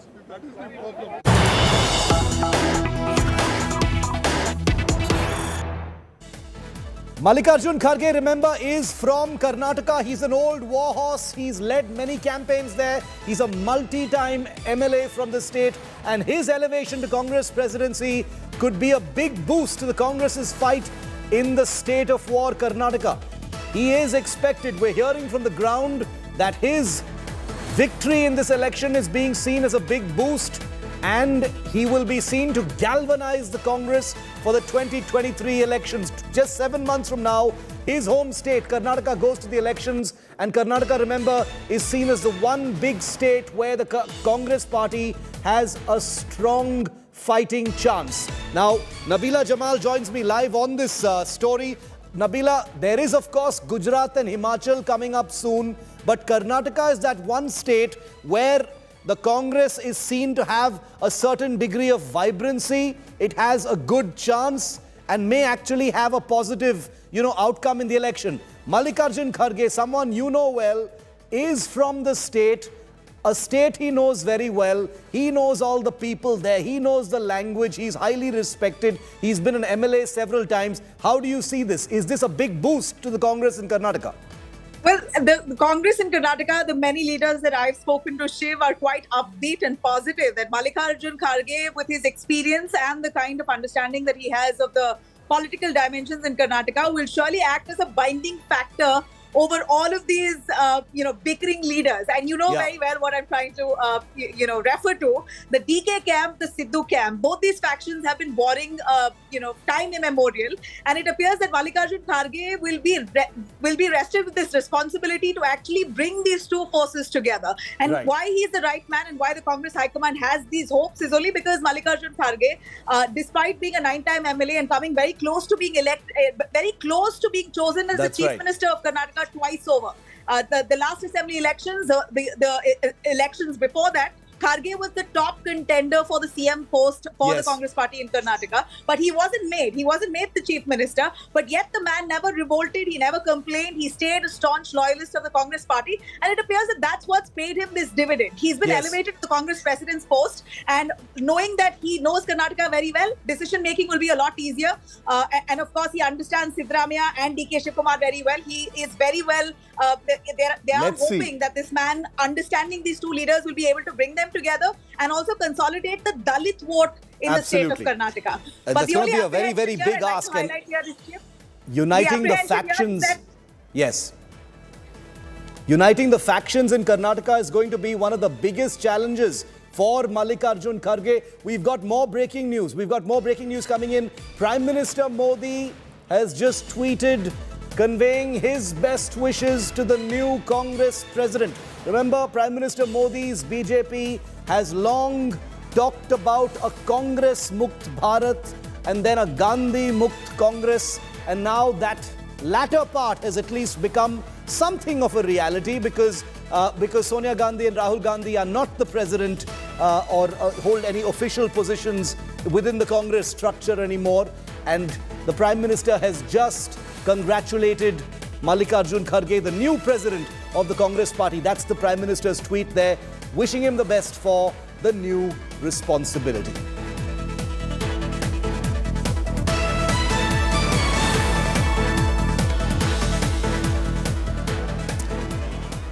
The outgoing president of the Congress party, Sonia Gandhi, the matriarch, the leader, continues to be the leader. When she took over the presidency of the Congress party, I was in class 12. That's how long ago it was. And over nearly a quarter century, she has led the Congress through 2 terms of government in the UPA and is someone who is seen to continue to be the big power center of this party. But as Sonia Gandhi hands over charge to her #1 loyalist, Mallikarjun Kharge, the question now is, Sonia Gandhi, who's been at the helm of all the Congress's up and downs in recent times, the question is whether the grand old party will ever see a Gandhi or a Sonia Mukt party. But Kharge could just be a remote control person by the Gandhis.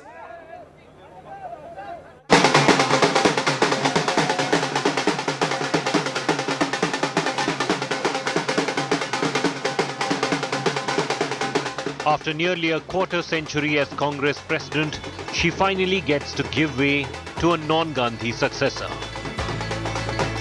With one of her most unwavering loyalists now the man in hot seat. Could this really be the end of the Sonia Congress? Because let's face it, that's what it was.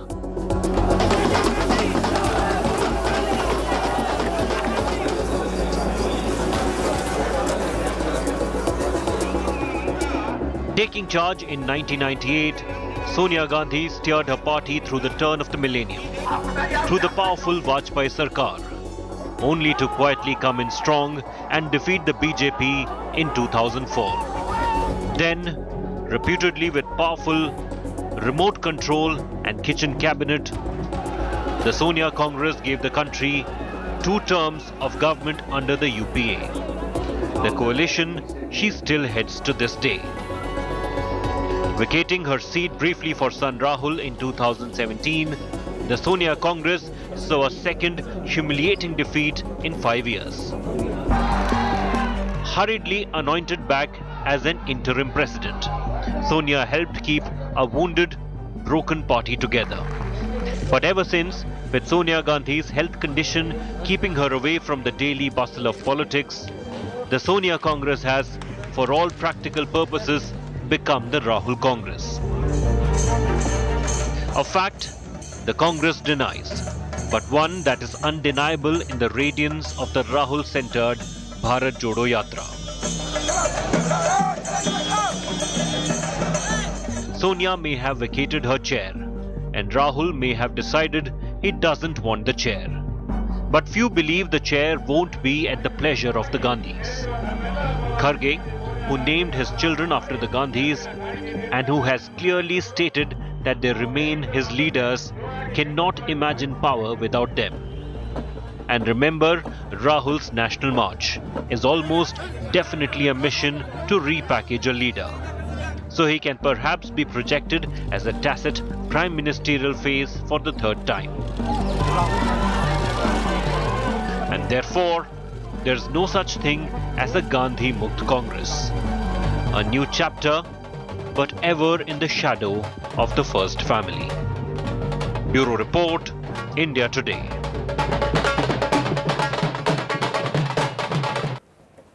And coming up next, Pakistan's cricket board is rattled after the BCCI's sudden announcement that India will not travel to Pakistan for next year's Asia Cup. They've hit right back. We'll tell you where things stand.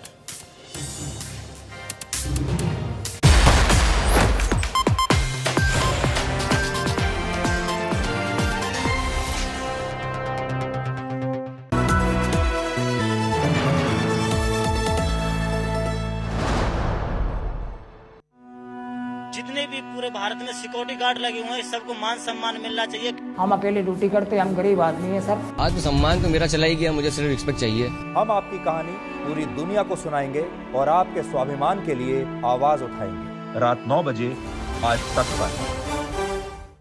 Everyone's busy finding what's trending. You're busy finding out why.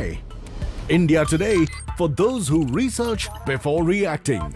Download the India Today app now.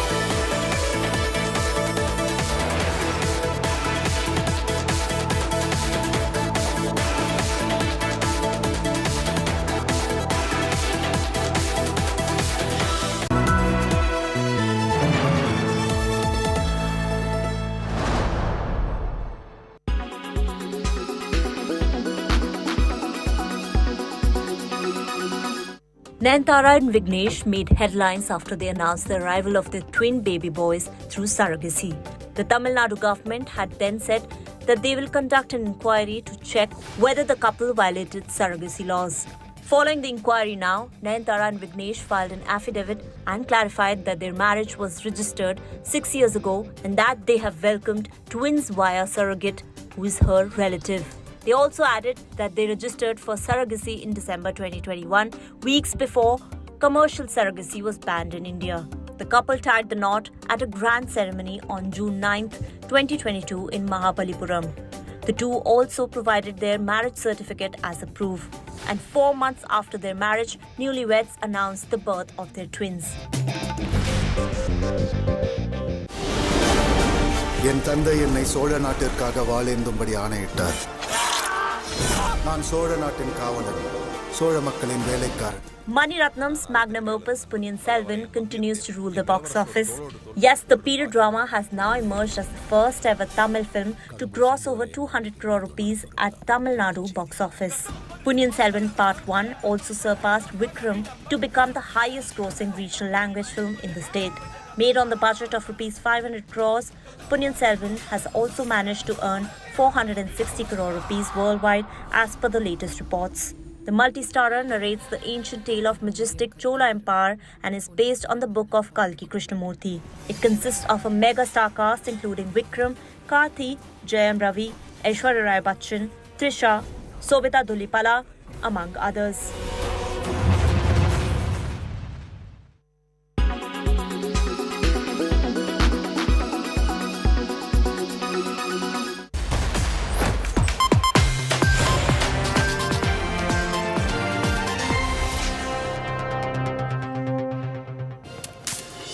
In poll-bound Gujarat, his home state, Prime Minister Modi today inaugurated a part of the big Defence Expo show, where he also laid the foundation stone a little later for one of India's most important combat Air Force bases, very close to the India-Pak border.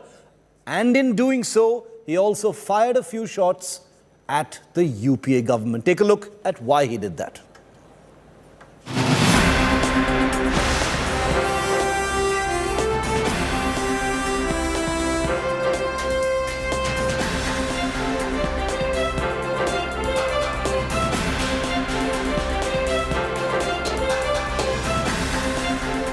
India is all set to get an aerial firewall to shield itself from Pakistani air attacks. Once complete, the Disa Air Base, just 130 kilometers from the Indo-Pak border in North Gujarat, can intercept Pakistani jets taking off from air bases in Jacobabad, foiling any Pakistani misadventure to target Gujarat's $1 trillion industrial complex.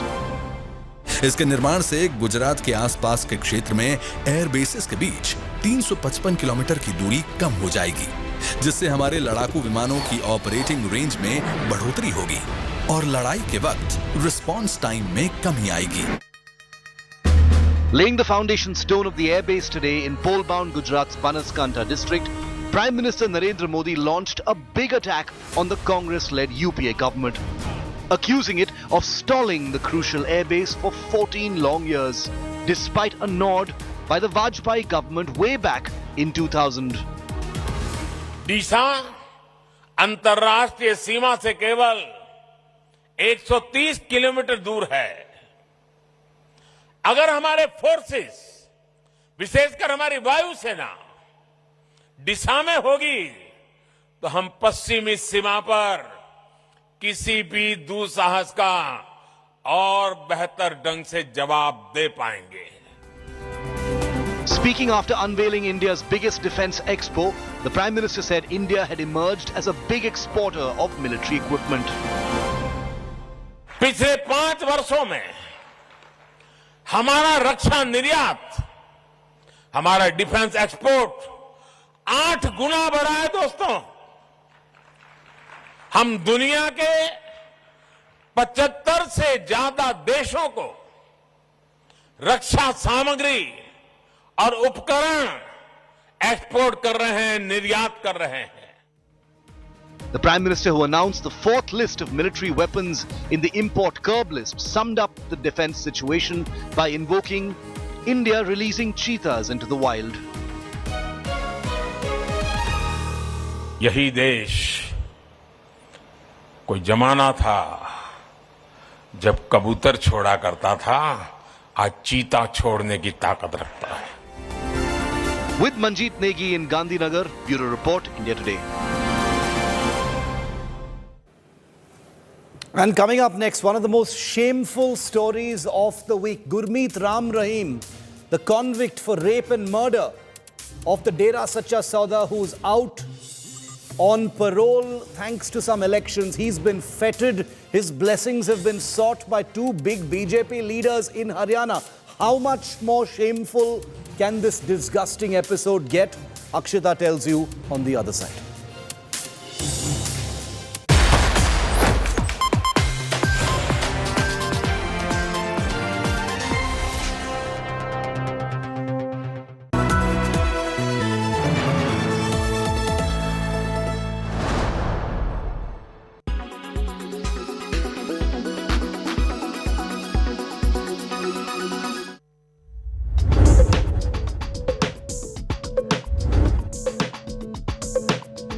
A touch screen enables users to interact directly with the display monitor. They become a feature of everyday life at supermarket checkouts, ATM machines, on GPS devices, and most commonly with tablets and smartphones. There are two common types of touchscreen technology. One is called resistive. Two transparent sheets are coated with a conducting material and separated by tiny dots called spacers. When the two layers are pressed together, they create an electrical circuit that indicates the point of contact. Uses include cash and ticket machines.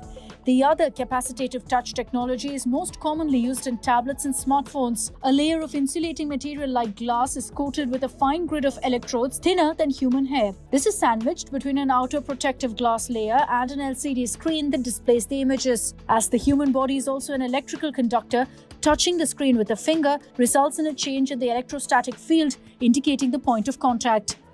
More recently, smartphone manufacturers have moved towards so-called on-cell and in-cell technologies.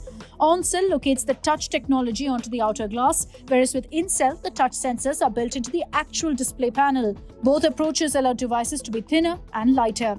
New applications for touchscreen technology now include unlocking smartphones using a biometric fingerprint scanner.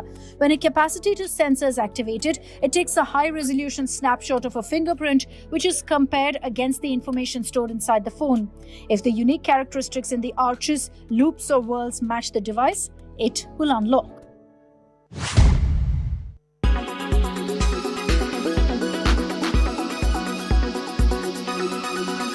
Make your media plan smarter with India Today Live TV on your connected devices.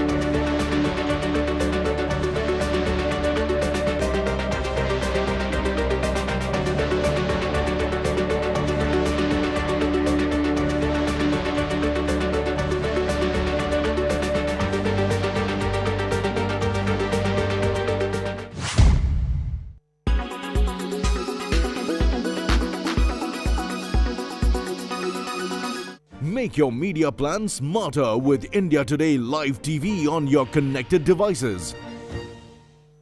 Make your media plan smarter with India Today Live TV on your connected devices.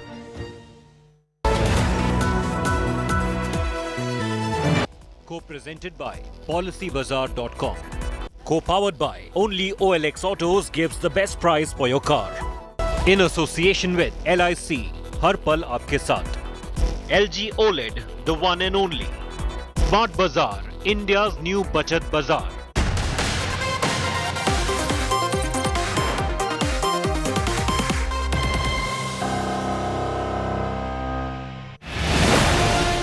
Rape convict venerated and celebrated. 40-day parole to rape convict Baba.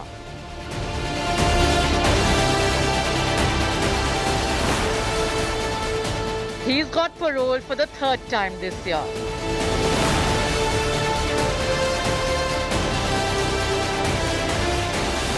BJP netas attend Dera Chief Satsang.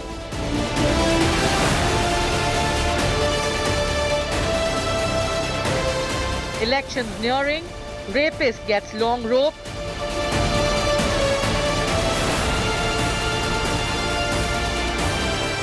A self-styled godman above law. Top focus on 6th Prime.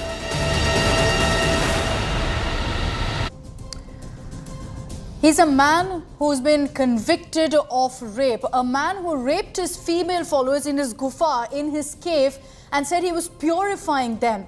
This is a serious case of Gurmeet Ram Rahim, who has this massive following, who's behind bars, gets parole for the third time, walks out to what? To being venerated, to being garlanded, with BJP leaders attending his satsang, essentially worshipping this rapist. On 6 p.m. Prime this evening, we're going to be talking about this shocking story and asking some serious questions of our politicians. To what extent will they go for elections to appease and ensure they get in the votes? You're watching 6 p.m. Prime. I'm Akshita Nandagopal. Here are the headlines.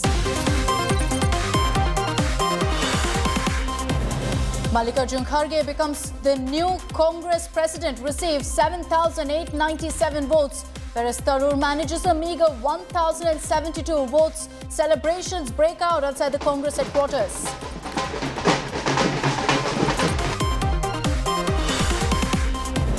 Bilkis Bano, rapist, was booked for molestation while he was out on parole. India Today has learnt that the 11 convicts spent over 900 days out of jail.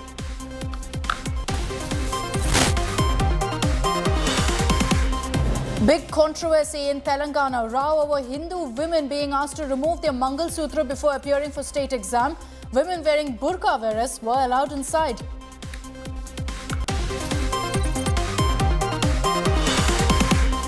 Former Pakistan cricketer Shahid Afridi slams Jai Shah over his No Asia Cup in Pakistan remark. Pak board threatens to skip World Cup 2023 in India.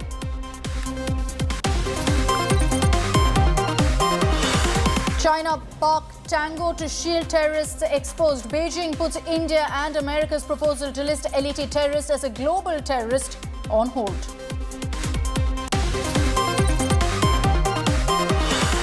And rupee crosses the 83 barrier, closes at 83.02 to a dollar for the first time, plunges 66 paise against a surging dollar.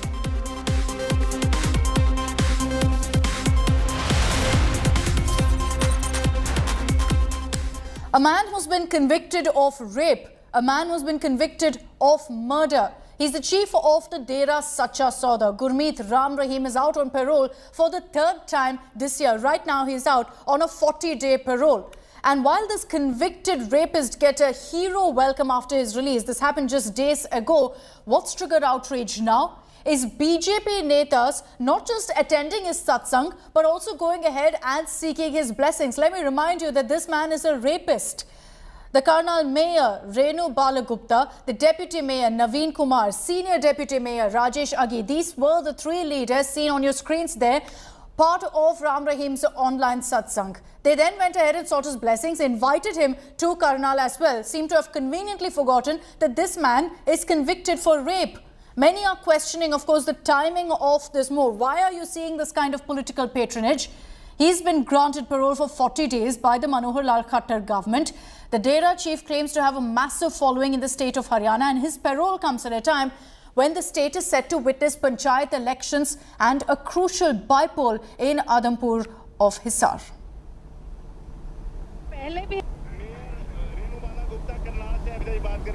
Mayor Renu Bala Gupta Karnal से अभी बात कर रहे हैं। हाँ बेटा करवाइए। धन धन सतगुरु तेरा ही आसरा।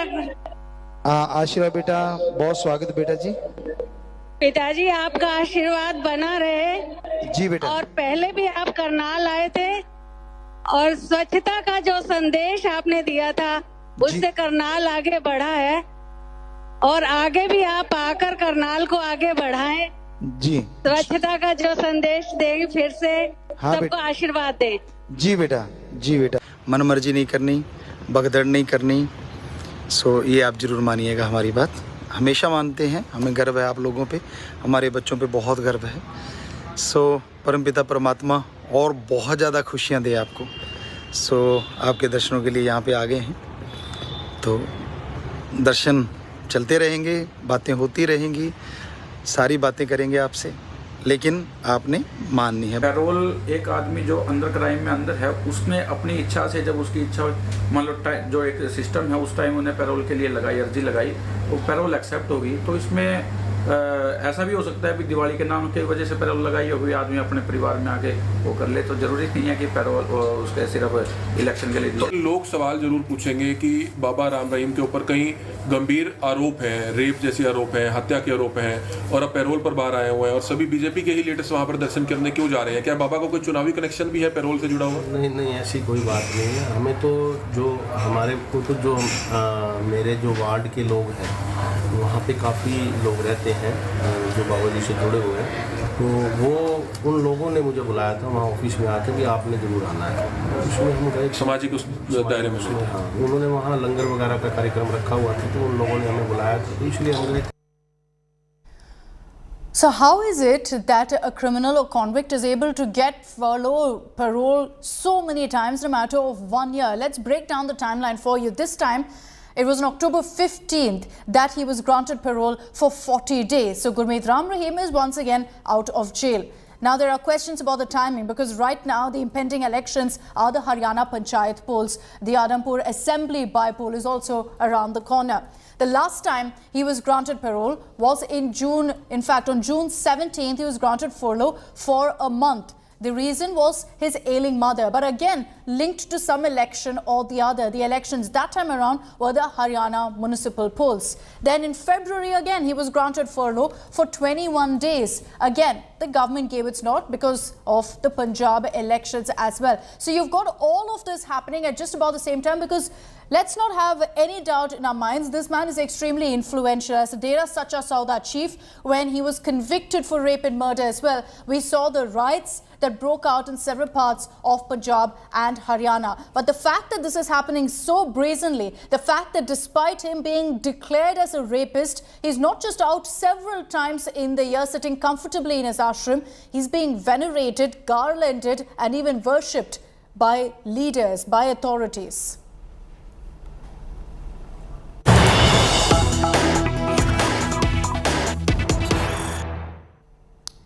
And let's get to breaking news that's coming in. We've been asking questions of the Haryana government on what's played out really with regards to Gurmeet Ram Rahim's parole, as well as the BJP leaders who went to visit him. Anil Vij, Haryana minister, said he has nothing to do with any of this. If some netas seek blessings from the rapist, what am I to do, is Anil Vij's response. He says, I have nothing to do whatsoever with all of these netas who went and sought Gurmeet Ram Rahim's blessings. Anil Vij has also questioned how this is related to any election. So you've got the Haryana government maintaining that there's no political link, no poll link whatsoever. But there are no answers on why Gurmeet Ram Rahim manages to get parole 3 times in a single year. I have nothing to do with this. क्या मतलब है इस बात से, आप मुझे बताइए। अगर करनाल का कोई व्यक्ति कि उसकी बाबा में पहले ही आस्था रही होगी और वो अफसर मिल गया, लोगों को मिलने दे रहे हैं और वो भी मिलने चला गया, इसका बताइए आप मेरे को। आदमपुर चुनाव से करनाल के आदमी का क्या ताल्लुक है? Let's take this across to Manjeet Sehgal for more details. So the first response from the Haryana government, not surprising Manjeet, is that of complete denial, where they're saying we have nothing to do with the leaders who went and sought Gurmeet Ram Rahim's blessings. This has nothing to do with the election. But the question will then be asked, why is a high-profile convict whose conviction itself triggered riots in Punjab and Haryana being given parole furlough repeatedly? Well, Akshita, the opposition parties have questioned the paroles and furloughs being given to Gurmeet Ram Rahim, who is a rape convict. This is not the first time, but earlier too in this year, this is the third parole which has been granted by the Haryana government. This time, this parole is being linked to the Panchayat elections and the Adampur by-elections. All we know is this, that this convict Baba Gurmeet Ram Rahim has thousands of followers in Haryana. He claims that his followers are in crores. So all his paroles are being linked to the by-election and the panchayat elections. The opposition parties have questioned why Haryana government was allowing paroles to the high-profile convict. We just saw that the BJP leaders, be it the Karnal mayor, the Karnal Bharatiya Janata Party chief, the deputy mayor and senior deputy mayor, all were present in a satsang which was being aired on social media from Uttar Pradesh. So opposition parties have asked the Haryana government to clarify why these paroles are being given to Gurmeet Ram Rahim, whether these paroles were coincidental or the Baba was deliberately being given the paroles to benefit in the elections. So these are the questions which the opposition parties have asked from the Haryana government. But we heard the Haryana's Home Minister clarifying that Baba's visit or paroles have nothing to do with the elections. But the opposition parties are clearly linking these paroles with the panchayat elections and the Adhampur by-election. It's all timed, isn't it? We showed several instances of how the parole furlough happened just in time for some election or the other, and that's why the pertinent question comes up about why this is in fact linked to elections. Add to that is the fact that Anil Vij says we have nothing to do with these leaders who went to the satsang of Gurmeet Ram Rahim, but the onus will be on the government, on the party, to take action against these leaders, because you're setting such a wrong precedent for a man who's convicted of rape and of murder. Let me run you through some of the convictions. What is Ram Rahim really guilty of? Why is he in jail? In 2017, he was convicted for raping 2 women. These were female followers in his ashram who he had raped in his cave inside this ashram. 2019, he was convicted for murdering a journalist. This was a case back from 2002. Finally, in 2019, it was closure for the victim's family. In 2021, Gurmeet Ram Rahim was convicted for murdering the former Dera Sacha Sauda manager. The kind of information that came out in all of these cases about the evidence that cropped up from within the ashram itself shocked the entire nation. And yet here you have this man out and about, 40 days parole yet again, the 3rd time this year alone. And joining me this evening here on 6 p.m. Prime is Mr. Raman Malika of the BJP. Mr. Malika, I'll come straight down to it. How can netas from your party, from the BJP, seek blessings from a rapist, from someone who's been convicted of rape? And does the BJP leadership have anything at all to say on this, or will there be complete silence? See, the fact is that I do not have the name of any speaker or deputy speaker going. But still, I would like to bring to your attention and through you to the viewers that the secular constitution permits religious practices to be an individual affair, not a public affair. The person sitting on a chair or any position is a person, not a position. And hence, that person in his personal capacity can go to a religious ceremony as he or she desires so. It is not about a political party. It is not about an office that he or she may hold. So, questioning somebody going on their personal time to a religious congregation or attending it through a e-format or a Zoom link or something, I believe that that is a blatant attack on the secular practices of this country, and especially by those who have been professing secularism and telling that the constitution is in danger. Apparently, their acts totally, their entire activity, the way of, they're asking questions the way they are asking. The questions are not wrong, but the way they are asking is an attack itself on the democratic values of this nation and the secular practices of this nation. I wonder if the tables were turned. If this was some other political party sitting there, would you have the same view? But Mr. Raman Malik, there are questions. How can a rape convict be released on parole for the 3rd time? This is VVIP, treatment for a convict. I wonder if other convicts also are given the same exact treatment, that they can get parole 3 times in a year. My simple challenge to anybody, whether it is from the civil society, whether it is from the political scope, because today there are two kind of political activists: one who are under a political outfit, and the second are doing politics under the name of civil society. My simple request and challenge to them is, if you find this parole to be something which is unconstitutional, illegal in nature, and you think it can be challenged in the court of law, and the court of law would will uphold your mind, stating that this is not legitimate and this is not legally permissible, I would challenge them to go to the Honorable High Court or Supreme Court, wherever they feel like, and challenge it. I want this country to operate on the guidelines given under the laws of this land. I do not want this country not working on the principles given under the Constitution or the CRPC or the IPC. I want them. So let's do this much. Let's go to the court. Let the Honorable Court decide whether the government has worked extrajudicious, out of the constitutional precedents or prudence.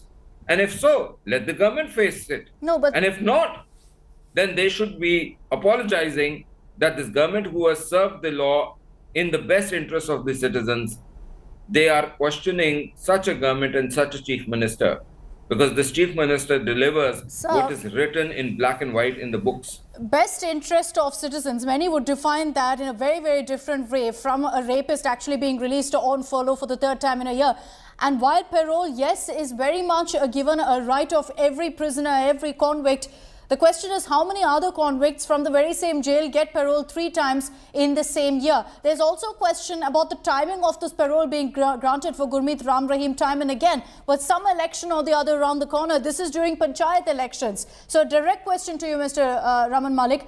Is this being done to garner support from Ram Rahim supporters, because they are, of course, large in number? I am not trying to compare a person who has been charged or of crimes that Mr. Ram Rahim has been charged with. Neither I am trying to justify it. But my question remains this: those who have been accused of raping the democracy, those who have been accused of killing the democracy, those who have been accused of looting the democracy and looting the nation of their funds, and who are out on bail, cannot have the moral rights to ask such questions. But still, I would answer them. And my answer is very simple, that it was before 2014 that this case against Ram Rahim was going on.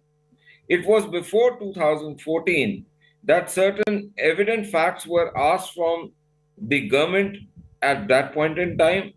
It is a fact on record that those governments did not support the Honorable Court for Justice and giving evidences. Whereas after 2014, this government of Mr. Khattar did everything possible to bring this person, Mr. Ram Rahim, to justice. Then his arrest was very well documented through various news channels. Even your channel did a wonderful coverage of the same.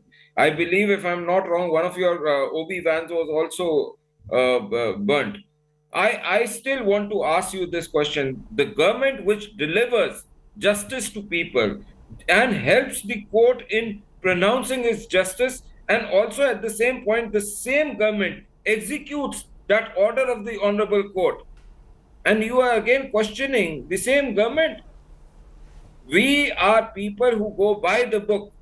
We hold Constitution to the utmost respect, and we have never ever crossed or what choice did you have then, sir? It is those who are asking, who have regularly raped, killed, butchered the Constitution, and yet they have the audacity to ask. My simple point to you is, if we can execute the law as per law inscribed in the Constitution, CRPC or IPC, then are we supposed to be the people who are misusing it? We have got the cases against him to, let's say, to the culmination. No, Mr. Raman Malik, while you're saying that, yes, we ensured that the court's verdict was executed, did you have a choice? It's the judiciary, they've given you a verdict, you have to follow it. And the reality is that there are leaders of the BJP right now sitting there or taking the blessings of this man that you say you've executed the order against, and that's where there will be questions asked. Mr. Raman Malik, thank you very much. Thank you, sir, for joining us here on India Today. Now, even as we raise these questions about why this rapist is getting this kind of VVIP treatment, being worshipped, being celebrated, garlanded upon his exit from jail for a 40-day period, let's focus on who Gurmeet Ram Rahim is. Why is it that you're seeing this kind of political patronage that he enjoys? He hit headlines as a rock star Baba, as you see there on your screens. His claim to fame was the viral spiritual music video called Love Charger. But soon skeletons started tumbling out of the Dera Sacha Sauda, which is his ashram, where there were accusations of rape, accusations of murder that ultimately were proven in the court of law with a mountain of evidence. In our next report, we look at the rise and fall of the Dera chief's bling empire.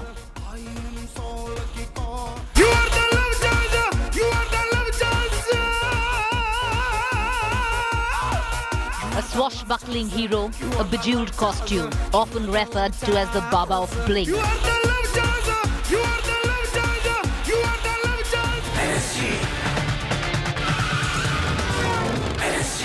Thrashing bad guys, preaching piety, commanding a following that would make the biggest of mass leaders envious. आपके बहुत controversies भी हैं. अब ये क्यों है? आपका एक मर्डर केस की कंट्रोवर्सीज हैं, रेप की कंट्रोवर्सी है, कैस्टरेशन की कंट्रोवर्सी, अब आपकी सेंसर बोर्ड की भी कंट्रोवर्सी है कि आपने सेंसर बोर्ड के चीफ को रिजाइन करवा दिया. कि अगर कोई गुस्से में बोलेगा तो गुरुजी ने तब बोला था 24 घंटे वो खाना नहीं खाएगा, अगर लड़ेगा तो किसी को गालियां देगा या ऐसा. अगर थप्पड़ मारता है तो उसका 24 घंटे खाना बंद तो है ही, साथ में मौन व्रत, ताकि वो सुधारे अपने आप को कि क्यों मैं हाथ उठा रहा हूँ, सामने वाला भी इंसान है, सामने वाला भी बात कर सकता है, आप क्यों दबा रहे हो उसको. तो ये चीज़ें वहाँ बोलेगी तो हम कैसे सोच सकते हैं कि किसी को मारने का कल्पना भी नहीं की हमने कभी. Born in Rajasthan, Sri Ganganagar on August 15, 1967, Ram Rahim is a self-styled spiritual godman. His relationship with the Dera can be traced back to the times his father became a disciple of the Dera's second chief, Shah Satnam Ji, with Ram Rahim taking over as the Dera head in 1990. Ram, Ram, Ram. He enjoys a high security cover, political patronage, a lavish lifestyle, a cult following, and a belief of being an ultimate spiritual healer, the self-proclaimed hand of God.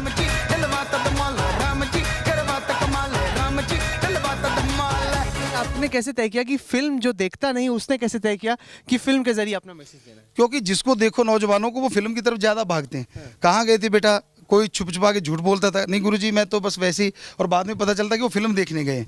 सत्संग की बजाय film की तरफ जा रहे हैं, हमने क्यों ना फिल्म को ही सत्संग बना दें कि लोग उसको देखें. स्टंट देखना चाहते हैं नौजवान, वो हम दिखाएंगे और बताएंगे कि इस उम्र में हम अगर ब्रह्मचर्य का पालन करते हुए कर सकते हैं तो आप क्यों नहीं कर पाएंगे अगर आप इस पे चलें. A cavalcade of hundreds of vehicles follows him wherever he goes.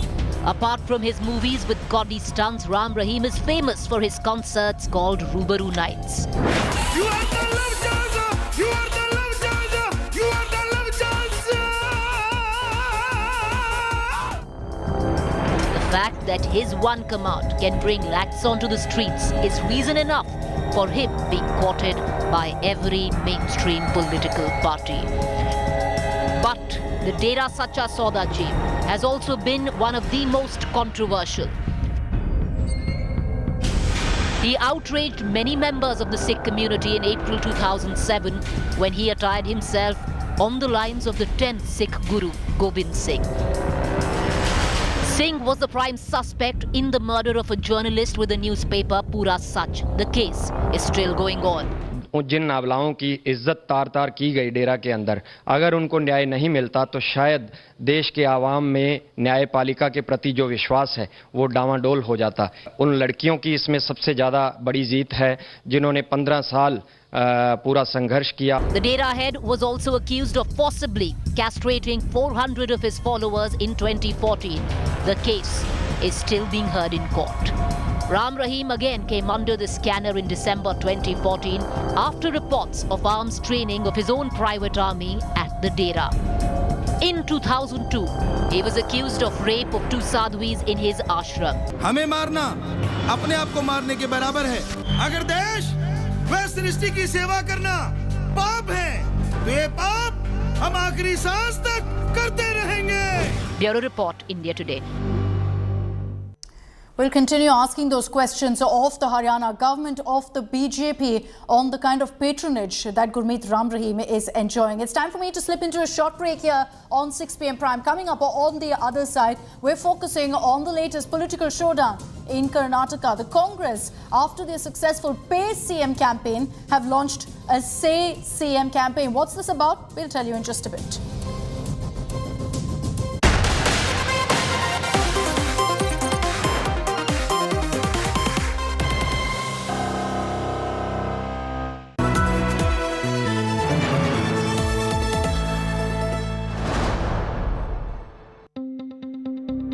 News is about putting people first. Just look at the queues right across. About asking the right questions to those in power.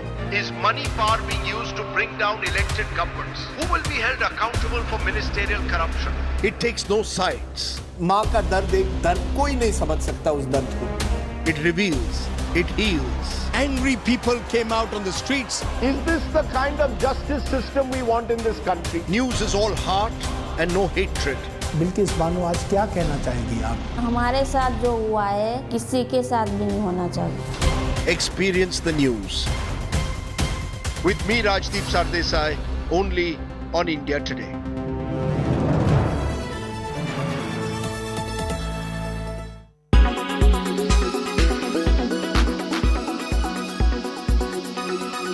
मेरा favourite है विराट कोहली है. मैं उसके जैसे बनना चाहती हूँ.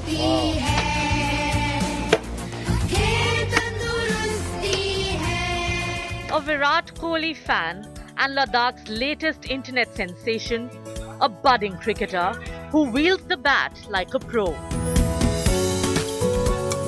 Sending the ball all over the ground. Meet Maksuma. This class 6 student aspires to play for India like her idol when she grows up. The passion for cricket runs in Maksuma's household. The little girl saw her father's love for the game. मैं छोटी थी, पापा खेलते थे, उनको देख के मुझे एक शौक पैदा हो गया, तब से मैं खेलती आई हूँ. Her teachers recognize her love for cricket and encourage her. Maksuma's friends share her enthusiasm, regularly turning up for fun-filled cricket matches. Several sportspersons, including Indian cricketers, have been impressed by Maksuma. The Ladakh administration extended help to Maksuma, her cricket team and school. अभी भी सिखा रहे हैं पापा मुझे shot मारना, कैसे helicopter shot मारते हैं. अच्छा. वो सब सिखा रहे हैं. Here's hoping that Maksuma and countless kids like her get to fulfill their dreams. Bureau Report, India Today.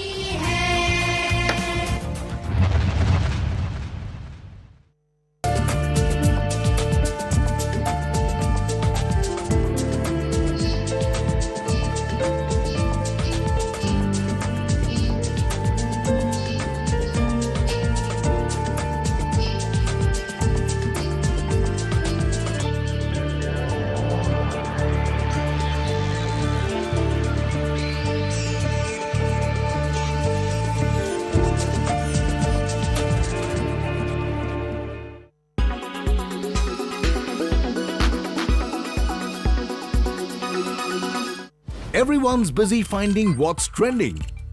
You're busy finding out why. India Today, for those who research before reacting. Download the India Today app now. Make your media plan smarter with India Today Live TV on your connected devices. Amplify your brand with 100 million smart internet viewers.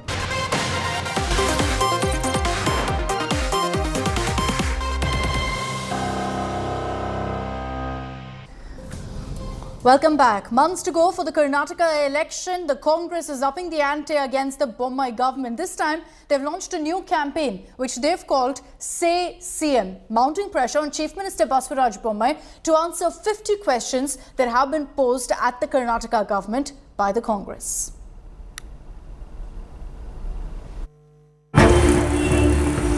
Chaddi, PFI Bhagya, and now Pay CM toggling to Say CM. Just months from now, Karnataka goes to the elections once again. But the political wind is already blowing at full pace in the state, with the BJP and Congress not leaving any chance to attack each other. The latest being 40% commission allegations fired by the Grand Old Party at its saffron opponent. This turning into a political fireball. Days after its viral Pay CM campaign against the Karnataka Chief Minister, the Congress now has launched Say CM, a website asking the Bommai government to answer 50 questions. Say CM, a 50-question campaign launched by the Congress party aimed at targeting the BJP and the Chief Minister for the failure of fulfilling 2018 poll manifesto. As per Congress, 90% of the 2018 poll manifesto has remained unfulfilled and are seeking answers from the BJP. The Congress is not going easy on Bommai over the issue. BJP, in their manifesto, they assured 600 issues. Not even 10% they have not fulfilled. For that, Say CM, our party started. They are liars. They will, after election, they will forget people. They don't know what is development. The BJP, however, thinks it's given a befitting reply. It was not long ago when the state witnessed Chaddi being dragged into the political arena. It was the Congress that started it, but the BJP too joined the fight in the pit without any hesitation. Then came PFI Bhagya posters featuring Siddaramaiah holding a sword with PFI Bhagya written in PFI colours, blue, red and green. The state has witnessed a seesaw between the BJP and the Congress when it comes to the Karnataka Chief Ministerial chair. Going with the trend, the Congress believe it's the Grand Old Party's turn to rule, but the BJP is leaving no stone unturned to spoil their day and keep the only southern state they have. The game is on. With Nagarjun Dwarkanath in Bengaluru, Bureau Report, India Today. And let me bring in Nagarjun Dwarkanath, who's joining us live from Bengaluru with more details of this. Nagarjun, good evening. Take us through how the BJP is responding to this. You know, with Pay CM, you had the BJP immediately hitting back with their own version of this QR code kind of campaign. How is the BJP responding now? Well, in fact, the Chief Minister also commented, the former Deputy Chief Minister and present Minister Ashwath Narayan also commented. Chief Minister said that this is just dirty politics that the Congress is doing. They're jobless and they have nothing more to do. Our work will speak for ourselves. Our development policies will speak for ourselves. We don't have to do propaganda is what the Chief Minister is saying. And while Ashwath Narayan is saying that Congress actions, he's condemning the Congress actions and also saying that's shameless. Let them give evidences to every allegations that the Congress is making in that Say CM campaign, and we will rebuttal it with proper data. They're saying it's a hit and run case. The Congress specifically has to come out and say what work has not been done and let it be put in front of the people, and they're ready for a debate also is what BJP is saying. But every week Congress in Karnataka at least is still breathing by the way they're doing one campaign after the other. It was Pay CM and now Say CM in Karnataka. All right, Nagarjun, thanks for the moment for joining us with all of those details. We'll see how this plays out politically in the state of Karnataka. On the other side of a short break here on 6 p.m. Prime, we're getting you details of a horrifying story that's come in from Hyderabad of a 4-year-old child being raped by the school principal's driver, and the details that are coming in of the alleged cover-up will shock you.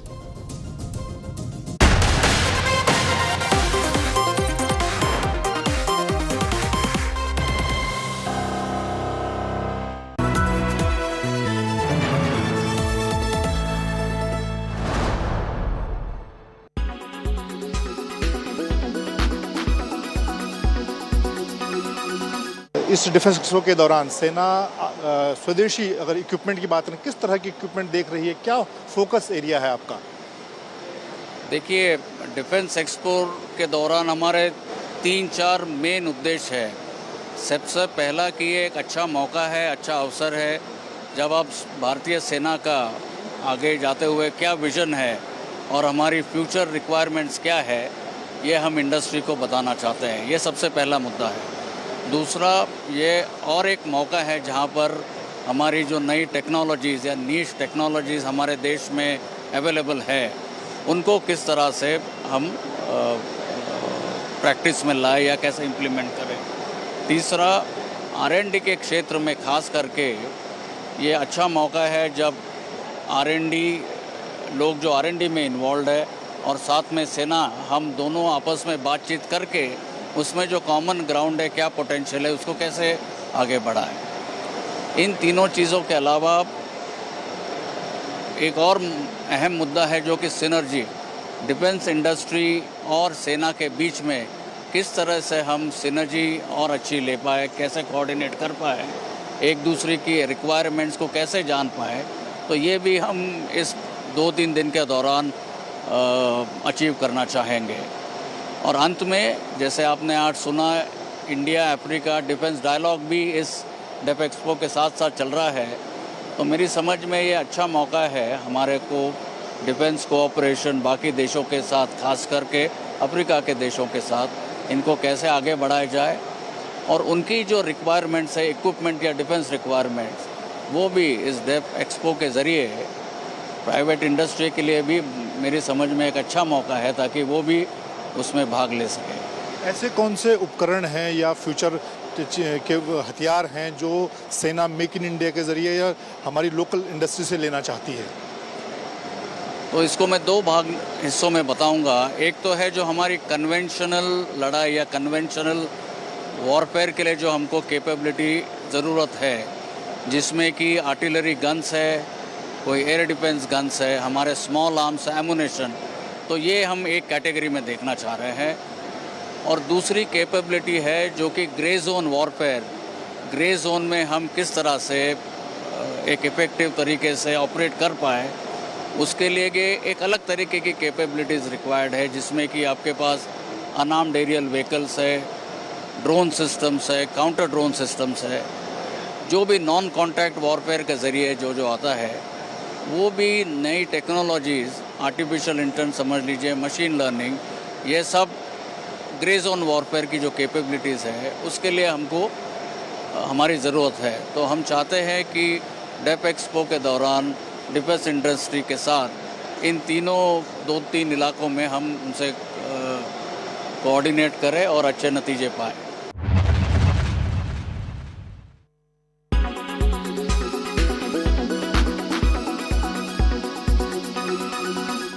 Make your media plan smarter with India Today Live TV on your connected devices.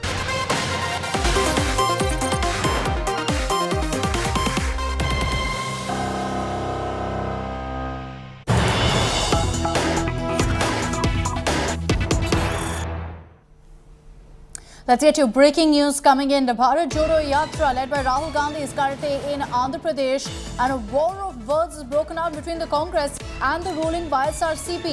YSRCP MP Vijay Sai Reddy has targeted the Congress, accusing Rahul of backing the bifurcation of Andhra Pradesh, of undivided Andhra into Andhra and Telangana. He's also, in fact, gone on to say that the Bharat Jodo Yatra is a big failure. Jairam Ramesh has now countered the YSRCP, saying your party had also supported bifurcation, so why are you preaching to us? The YSRCP is lashing out at the Congress, saying that the Bharat Jodo Yatra is a big failure in Andhra Pradesh. This comes even as the Congress has been alleging that the YSRCP has been trying to block some of the routes that they were to take. Rahul Gautam is joining us with more details on this. Rahul, get us up to speed with this latest showdown between YSRCP and Congress.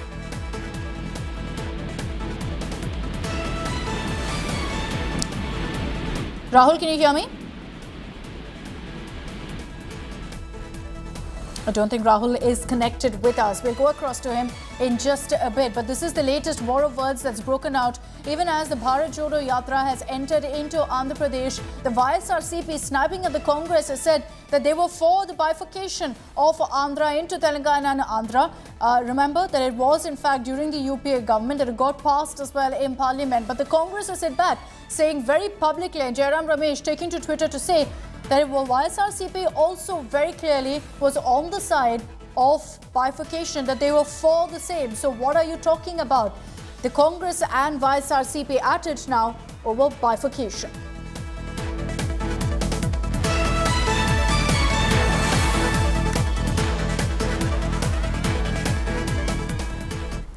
All right, let's get your details of a story that came in from Hyderabad today of a 4-year-old being raped by the school principal's driver. Now, the parents claim that their child was raped for 2 straight months. Her parents got to know about this when they observed clear changes in her behavior. This incident took place in Banjara Hills in a private school where she was raped by the driver. The accused has been identified as Rajni Kumar. Locals staged a protest. The parents of the girl were seen thrashing the accused driver badly and sought strict action against him. They also demanded sacking of the school principal because there are serious questions here being asked of the management of the principal and whether they clearly ignored all the signs of guilt and the driver's involvement. The cops have filed a case against the driver. He's now been sent to judicial custody. This driver allegedly often used to trouble children. Many children were afraid of him, and despite that, no action was taken. This person, let me remind you, is the driver of the school principal.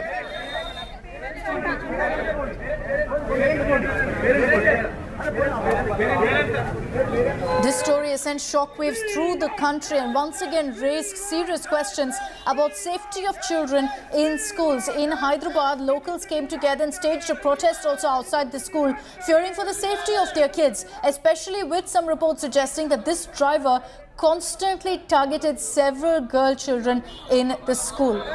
You can also see those images of how the parents there vented out their anger against the accused driver. He's been taken into judicial custody now. But while he's been arrested, there are serious questions about what happens to the school management, the school principal. This man was part of the school principal's team, was his driver. And that's why there are questions being asked of the principal and clear lapses as well as negligence on the part of the school as well.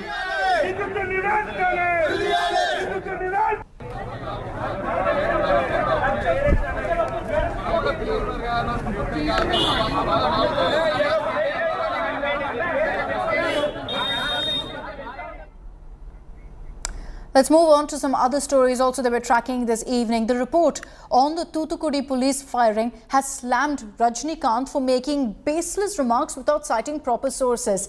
This is essentially referring to a comment that Rajni had made soon after the violence broke out in Tuticorin, where he claimed that anti-social elements had intruded, attacked police and triggered all of the violence that we saw, which led ultimately to the death of 13 people.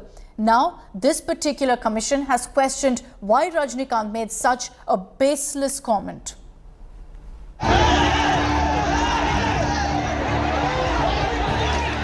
violent clash that India will never forget. The 2018 Sterlite protest in Tamil Nadu's Thoothukudi. In May 2018, 13 people were killed in police firing on the 100th day of protest against Sterlite copper smelter factory. And now retired Judge Aruna Jagadisan, who was leading an inquiry into this protest, has submitted her report. Besides identifying several discrepancies in orders issued by the state machinery to open fire at protesters, the commission report also makes a mention of this comment by Rajnikant. In the problem start ஆனதே police அடிச்ச பிறகு தான் அந்த சமூக விரோதிகள் police அடிச்சாங்க அப்போது தான் ப்ராப்ளம் ஸ்டார்ட் ஆச்சு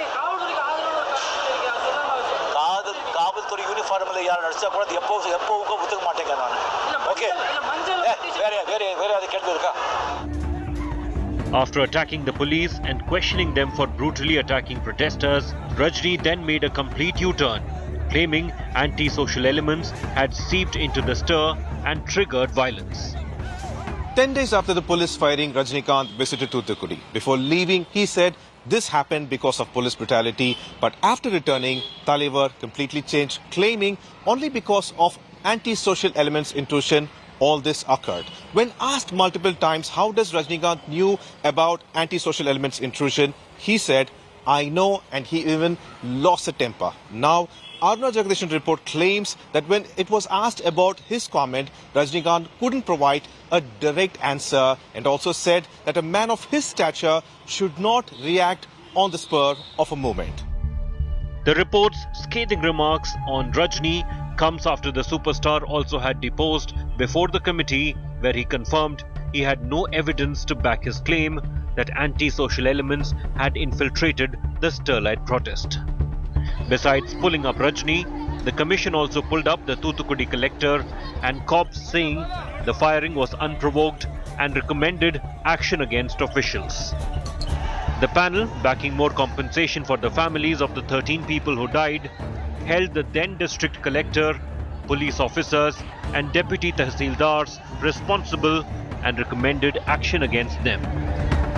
The panel report not only brings closure to one of the darkest chapters in Tamil Nadu, but has also left superstar Rajinikanth red-faced for his angry outburst over the violence and firing. With Pramod Madhav, Bureau Report, India Today. Now, in a mega push to the defence sector, Prime Minister Modi inaugurated the 12th edition of the Def Expo 2022 in Gandhinagar. Now, whilst launching the new Indian Air Force base at Disa, Prime Minister Modi made it a point to hit out repeatedly at the Congress, at the UPA government for causing a delay in building this airbase.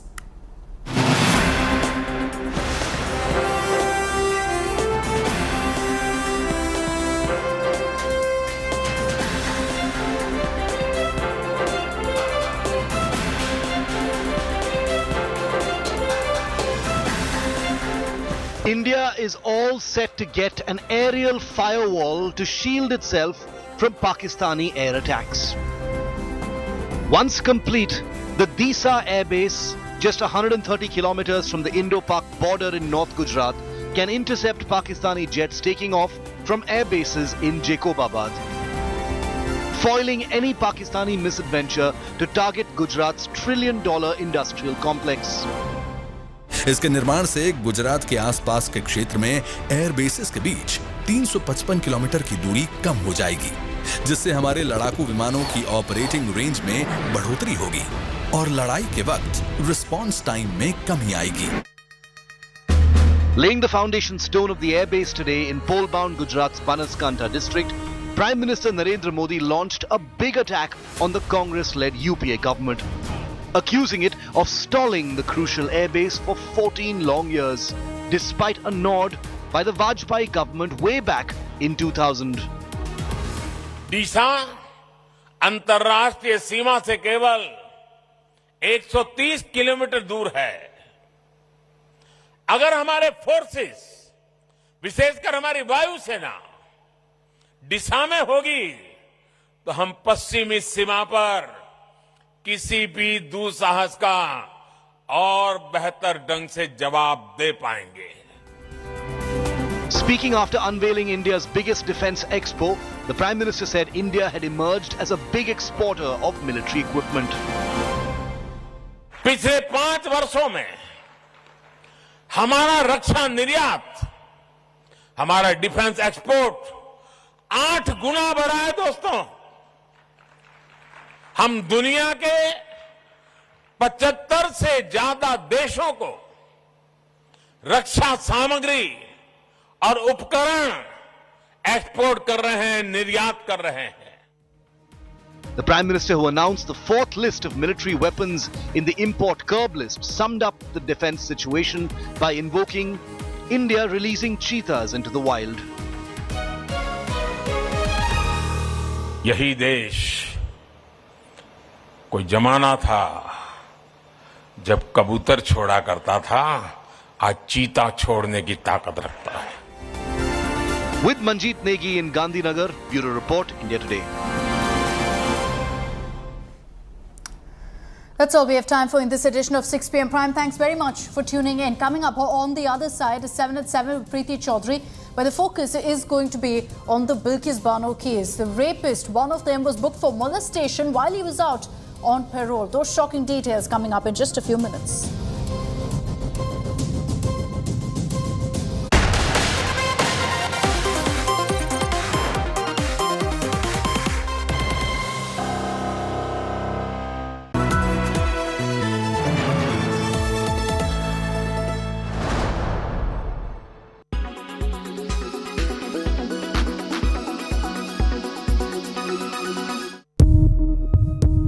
It's a resurgence powered by new launches, by fresh optimism amongst the consumers, by a pent-up demand generated by 2 years of lockdowns. New cars are flying off the shelves as consumers return to the market with a vengeance. The Navratri this year has already been the best ever for the auto industry, and analysts are expecting the same from the full festive season. What's more, this year from January to September has seen the auto industry set new records. Sales in the first 9 months of this calendar year have surpassed the previous record set in the pre-COVID era of 2018. After the dip in 2020, a slew of factors have ensured a new high for passenger vehicles this year. And with 3 more months to go, 2022 is on track to be the best year ever for the auto industry. What is interesting is the clear shift towards SUVs in the Indian market, with manufacturers like Tata, Citroën and Renault launching micro SUVs like the Punch, C3 and Kaiga. Buyers have more options at small car prices and are choosing to buy the more aggressive-looking SUVs. It also helps that these vehicles with higher ground clearances are more suited to travel in the hinterland. This craze for SUVs have made them more popular than the traditionally lower-priced hatchbacks. This year, SUVs have overtaken hatchbacks for the first time. Interesting, this SUV mania has seen the Maruti Alto, the number 1 selling car for 15 straight years, fall to number 6 position. There's been a sea change in the market share of car manufacturers as well. Maruti's decision to exit the diesel market and the dearth of SUVs in its portfolio has seen its market share fall from 50% it held a few years ago. This year, in the first 9 months, Maruti's market share fell to 42%, down 2% over the last year. Hyundai has also a 2.6% market share as well. The big gainers, Tata and Mahindra, riding high on their SUV fleet. The figures for next year, 2023, are expected to be more interesting. Maruti's re-entry into the high-volume mid-SUV market with the Vitara Brezza and the increasing popularity of EVs will blaze completely new trend lines. Bureau Report, Business Today.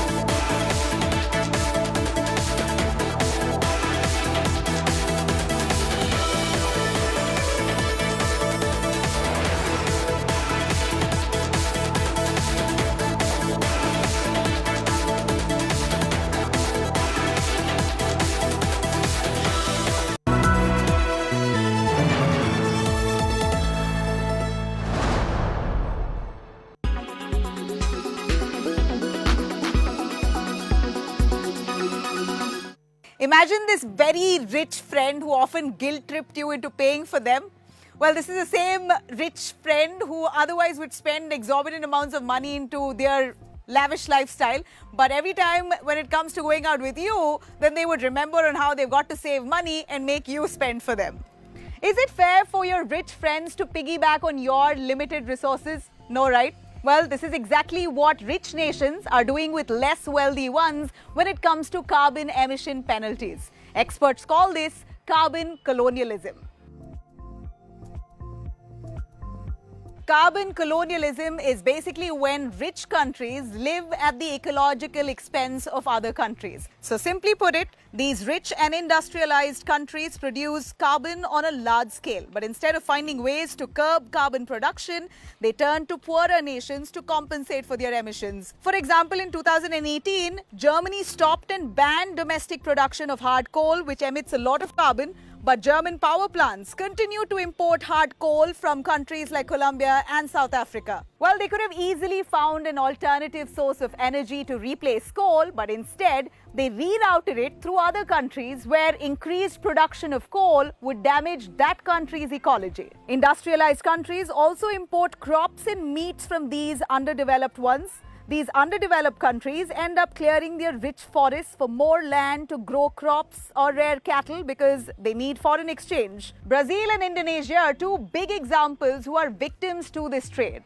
Now the question here is this different from colonialism, where rich countries siphon off resources from countries of the global south? The chain reaction that is being set off during the process is also causing human rights violations. A study has earlier estimated that nearly 22,500 Ugandans were evicted from their homes for a UK-registered company to create timber plantations for carbon offsetting. Carbon offsetting allows countries to balance out the carbon that they've emitted by investing in projects like planting more trees that reduce carbon. Well, you heard it. This is a classic example of what carbon colonialism really means. It not only erodes the food and resource security of these poorer nations, but also hectically disrupts the nation's ecology.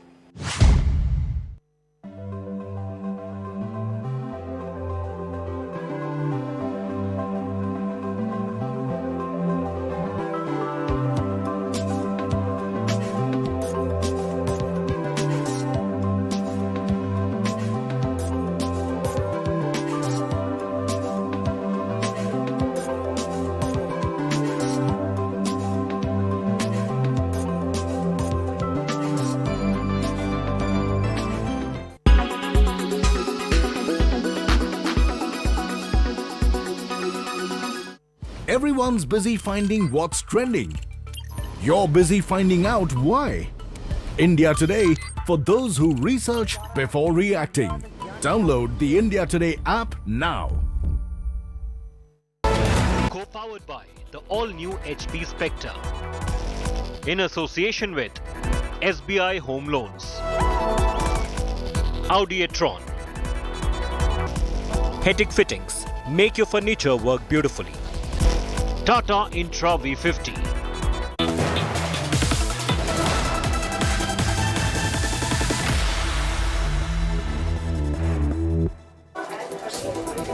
Good evening, viewers. You're watching 7 at 7, the only news bulletin where I curate the day's top 7 stories for our viewers. I'm Preeti Chaudhary, and these are the headlines. Mallikarjun Kharge becomes the new Congress president, receives 7,897 votes, whereas Tharoor manages a meager 1,072 votes. Celebrations break out outside the Congress headquarters. Haryana BJP netas attend rape convict Dera chief's online satsang to seek blessings for Panchayat polls. Gurmeet Ram Rahim is out on parole for the third time this year.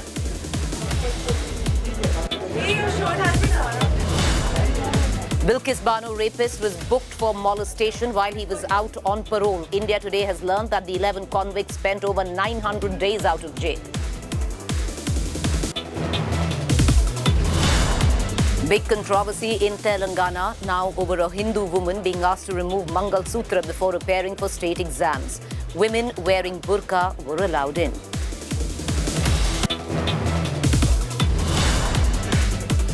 Former Pakistan cricketer Shahid Afridi slams Jai Shah over his no Asia Cup in Pakistan remark. Pakistan board threatens to skip World Cup 2023 in India.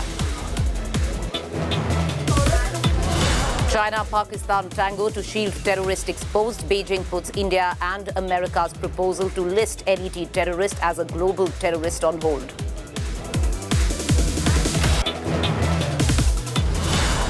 The rupee crosses the 83 barrier, closes at 83.02 to a dollar for the first time, plunges 66 paisa against the surging dollar.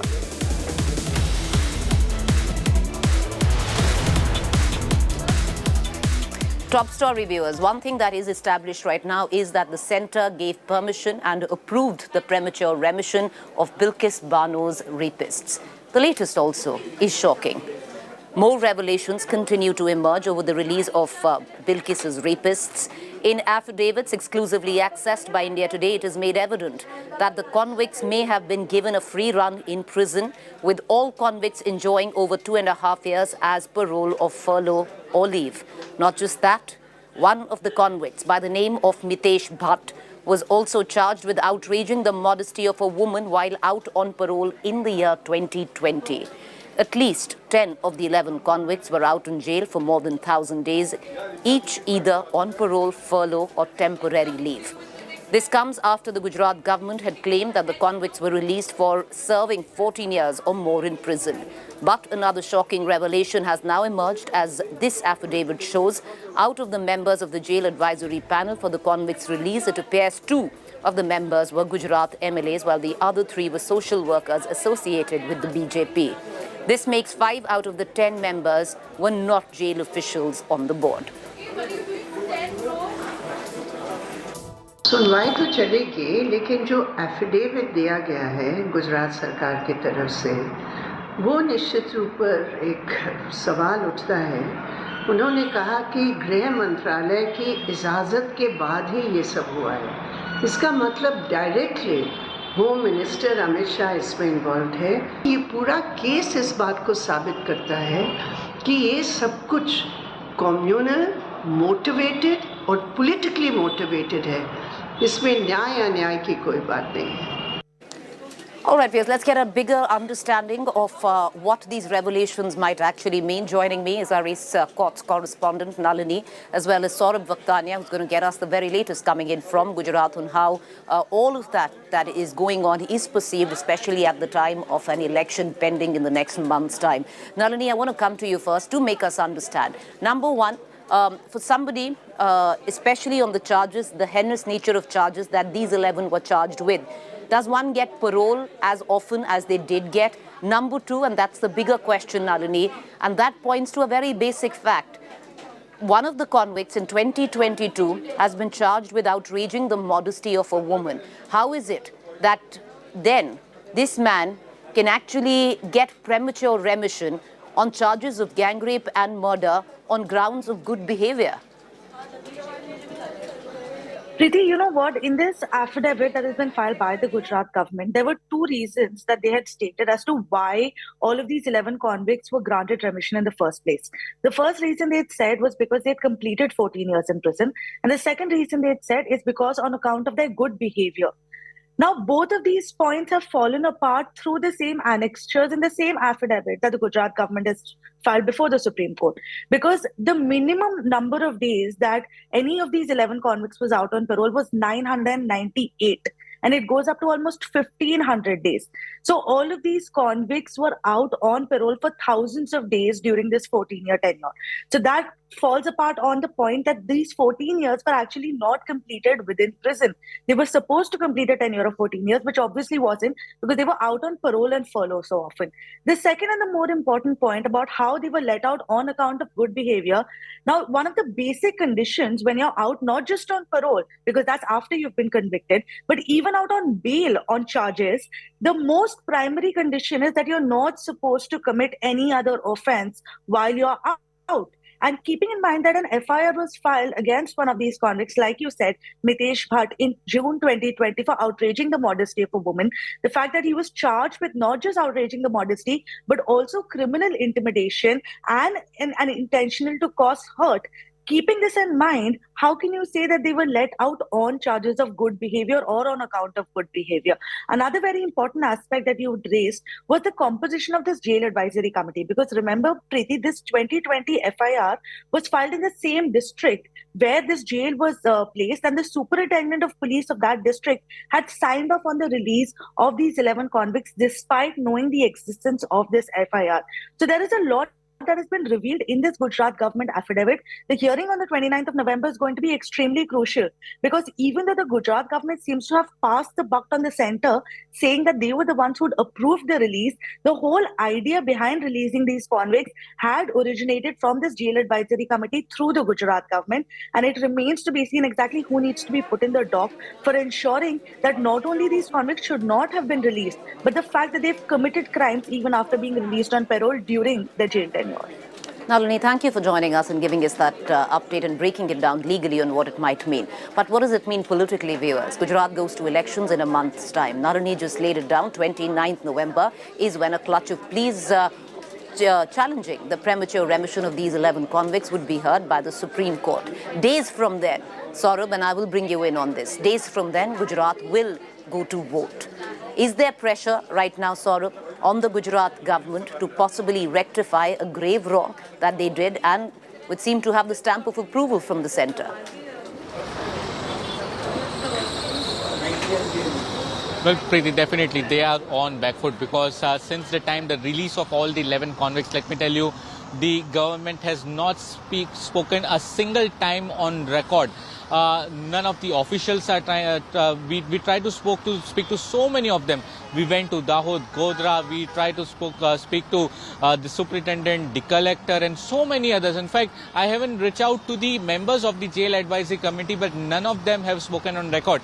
In fact, very interesting fact of this particular jail advisory committee is that many of them from the committee are actually the BJP workers, the BJP MLAs. So the intentions are clearly in doubt, and let me tell you that the BJP government is definitely on back foot. Let me tell you a very simple thing, because now the 11 convicts have been released, Preeti, but let me tell you there are several others who are raising the voice that several other people are still in jail, so they should let them off as well. Already the government is on a back foot and in the dock that how they have left the rapists, the gang rapists and the murderers out in such matter. And there is also pressure on the government. So there are two things which are going on, and therefore the government is not willing to speak at all on this particular issue, because it's already an election time in Gujarat, and this will be a very important issue that will be raised and keep going on the people's mind. Second thing about this particular release, let me tell you that the Bilkis Bano family is all the time saying that why they were not consulted before leaving all of them. Clearly, the affidavit says that. And also, when I visited Randikpur, where all the 11 convicts are based, the people over there are also saying that if these 11 convicts come back to the village, because right now they are not in the village, they are not staying in the village, but if they come back to the village, there is a threat to them, and they should not be let off. This gives a very bad message to the society. Right. So overall, politically, this is a very important issue which will be raised during the Gujarat Assembly election, and the Gujarat government will definitely come out with some strong answers. Well, there is stunning silence, at least right now, where the Gujarat government is concerned, but it's not just the Gujarat government or the Bharatiya Janata Party. Other than the Congress, any political party, be it the Aam Aadmi Party, who's trying to make inroads into poll-bound Gujarat, are completely silent on a highly explosive yet communal issue. Will the 29th of November, when the Supreme Court will hear the plea challenging the early remission of these 11 convicts, have any bearing? Because days after that, viewers, and literally days after 29th November, the state of Gujarat should go to polls in two phases, because in all probability the results are on the 8th of December. So it would be around that time that Gujarat would be going to polls. Will the Gujarat government come out and maybe reassess, recalibrate on its response? Till now it's said nothing. Trust India Today to keep a keen eye on all developments there. Meanwhile, I want to quickly shift focus to the other big developing story that we are tracking, and that's not very far from the story that we have been tracking of Bilkis Bano. Similar, but yet different. Ram Rahim, the man who's been charged for rape and murder as well, is also now out on parole. Convicted of rape and murder, Dera Chief Gurmeet Ram Rahim is out on parole for the third time this year. And while this convicted rapist got a hero's welcome after his release, what's triggered outrage now is BJP netas not just attending his satsang but also seeking his blessings. Karnal Mayor Renu Bala Gupta, Deputy Mayor Naveen Kumar, Senior Deputy Mayor Rajesh Aggi joined Ram Rahim's online satsang.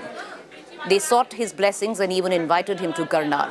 Meanwhile, Haryana Home Minister Anil Vij has distanced himself from the incident, saying the meet has nothing to do with the upcoming Adampur elections. Many are also questioning the timing of the Dera chief's parole. He's been granted parole for 40 days by the Manohar Lal Khattar government. Dera chief claimed to have a massive following in the state of Haryana. His parole comes at a time when the state is set to witness panchayat elections and a crucial bypoll in Adampur. Mayor Renu Bala Gupta Karnal से अभी बात कर रहे हैं। हाँ बेटा करवाइए। धन धन सतगुरु तेरा ही आसरा। आशीर्वाद बेटा, बहुत स्वागत बेटा जी।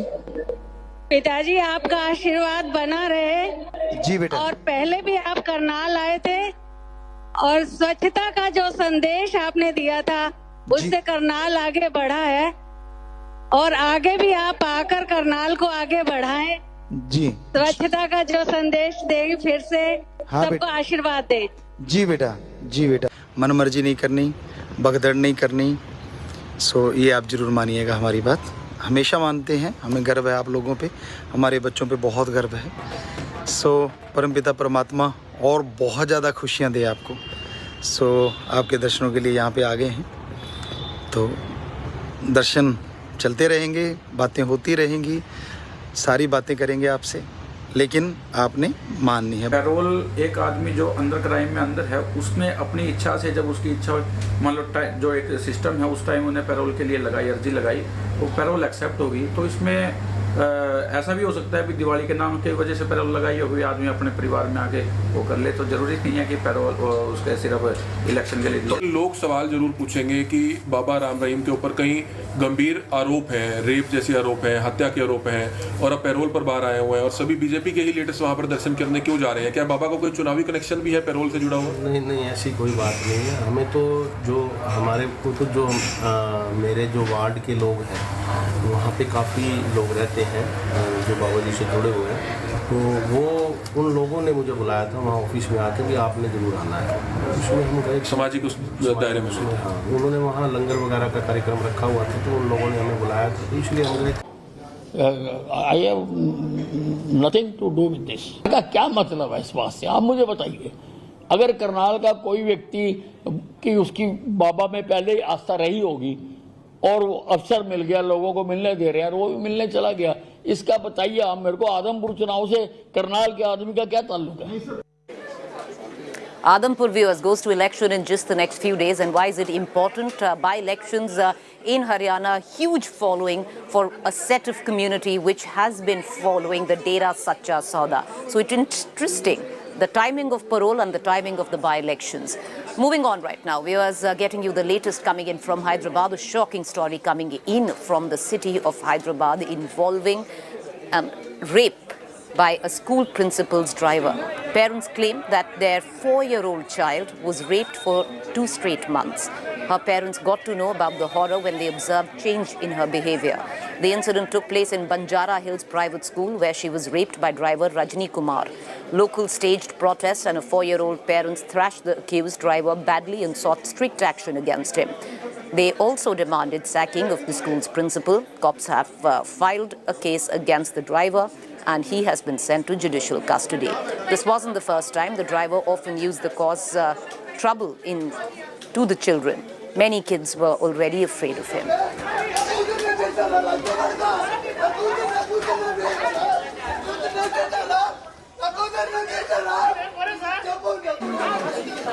All right, let's move on and get you the latest coming in from the Defence Expo in its 12th edition in the state of Gujarat, and the Prime Minister was there today.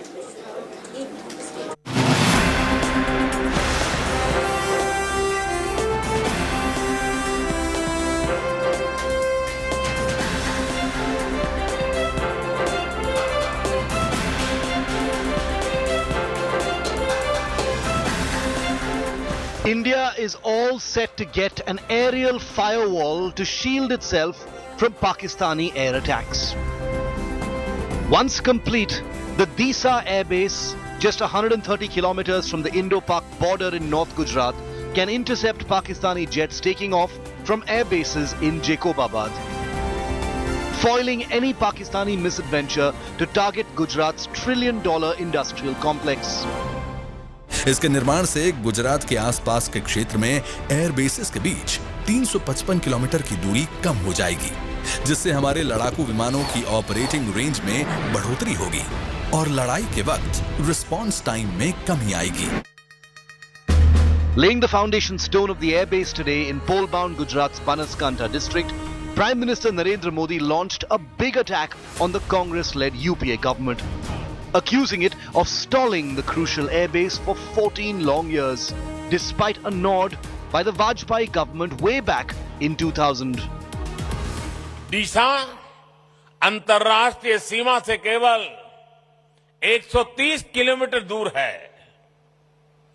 अगर हमारे forces, विशेषकर हमारी वायुसेना दिशा में होगी, तो हम पश्चिमी सीमा पर किसी भी दुस्साहस का और बेहतर ढंग से जवाब दे पाएंगे.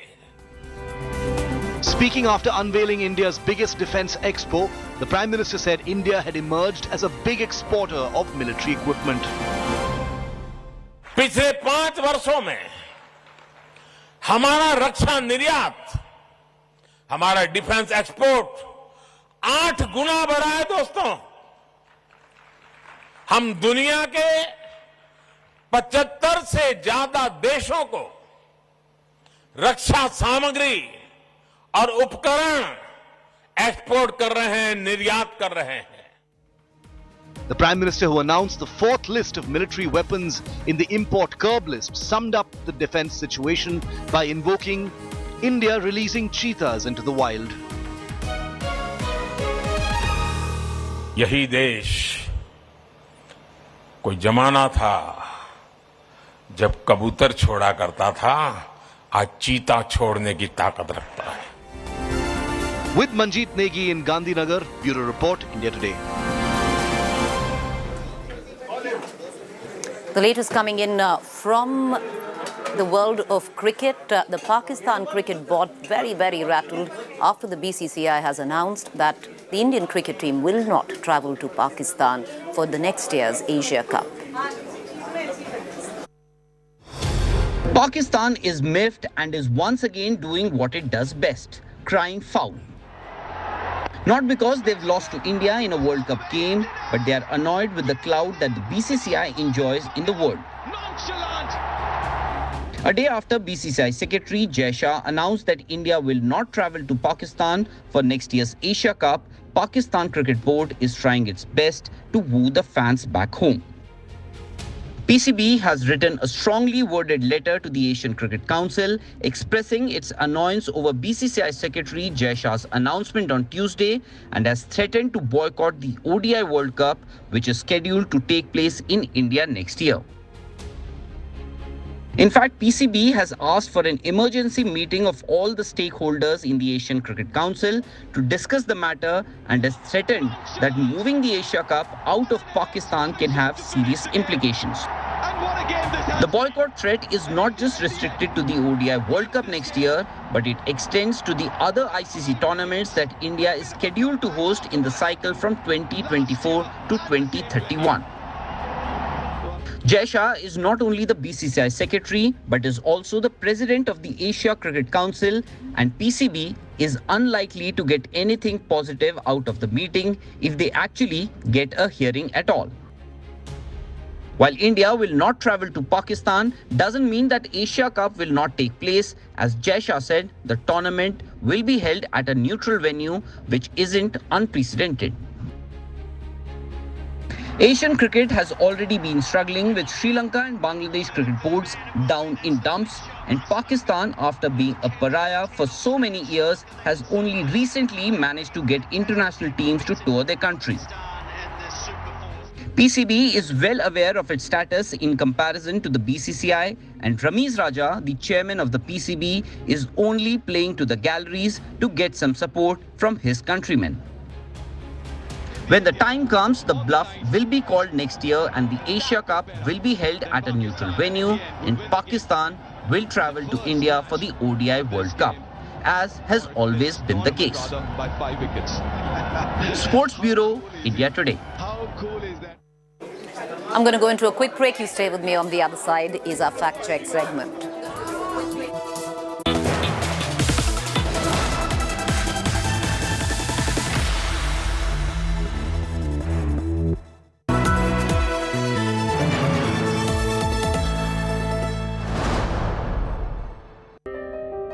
हम अकेले ड्यूटी करते, हम गरीब आदमी हैं सर। मेरी क्या गलती है बताइए? गांव से इसीलिए आए कि अपना परिवार का भरण पोषण होता रहे। आत्मसम्मान तो मेरा चला ही गया, मुझे सिर्फ रिस्पेक्ट चाहिए। जितने भी पूरे भारत में सिक्योरिटी गार्ड लगे हुए हैं, सबको मान सम्मान मिलना चाहिए। हम आपकी कहानी पूरी दुनिया को सुनाएंगे और आपके स्वाभिमान के लिए आवाज उठाएंगे। रात 9 बजे आज तक पर।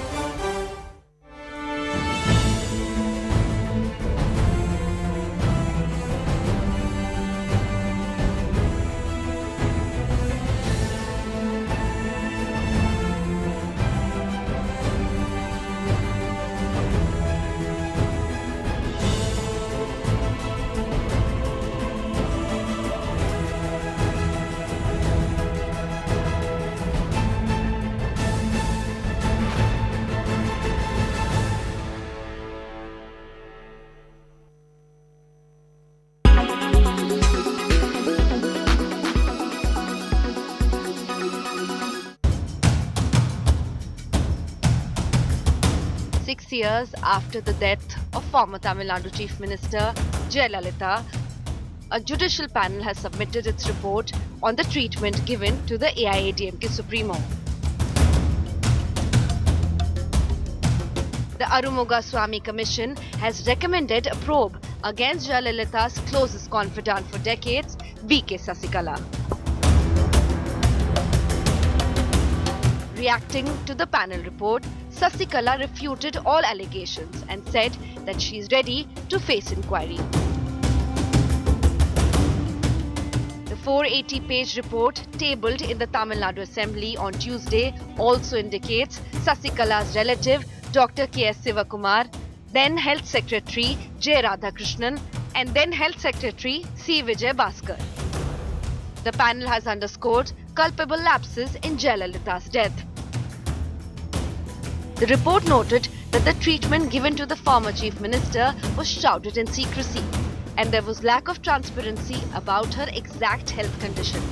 Not only that, there were no authentic and reliable disclosure of facts pertaining to the course of treatment given to her. Stalin government says they will be consulting legal experts to decide on an investigation. Bureau Report, India Today.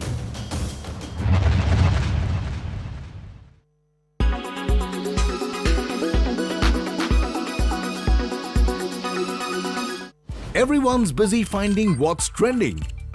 You're busy finding out why. India Today, for those who research before reacting.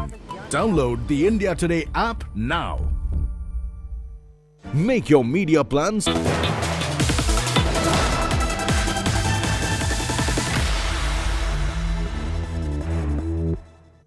Welcome back, viewers. You're watching our fact check segment where we bust certain claims masquerading to be facts on social media platforms and WhatsApp groups. There's a claim floating about suggesting mass conversion to Buddhism in the city of Jaipur, Rajasthan. Incorrect. This Buddhist event has happened in Pune. No mass conversion held even there. With that fact check, time for me to cut into a break, but you do stay with us because on the other side is To The Point.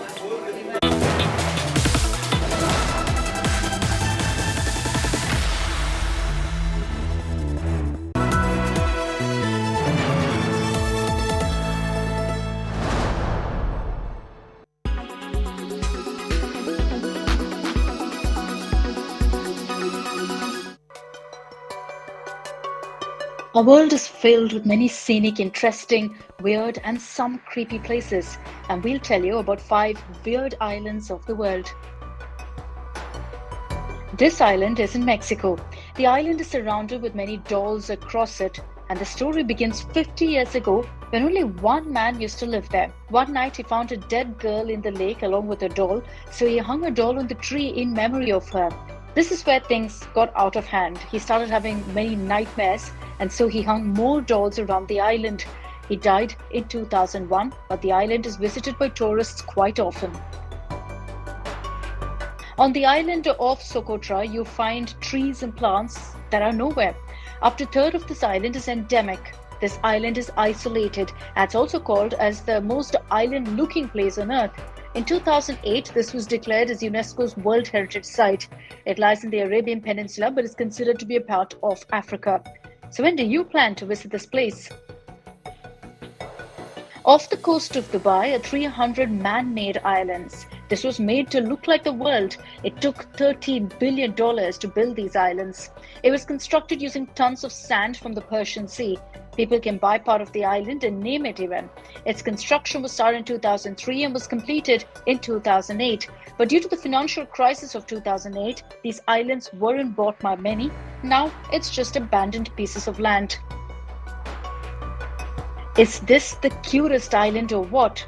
The island is filled with rabbits all around. This place is known as Okushima Island. But let's tell you that behind this cuteness, there's also a dark past. During World War II, this island was built to develop poisonous gas to attack China. Due to the poisonous gases, more than 80,000 soldiers of China died. This island was a secret, and Japan even removed it from the map at that time. Now, this island only has a museum here with many of these cute creatures. It's said that these rabbits were left here by a school and then multiplied into a bunch of them. You know, Maldives is a beautiful, fancy island, but beyond that lies a waste island. It was built to get rid of the waste that was covering the island, and every day around 700 tons of waste was generated. When it was burnt, it would pollute the island and affect tourists.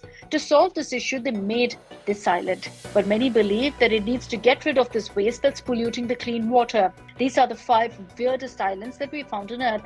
Do you know about any others? Let us know in the comments.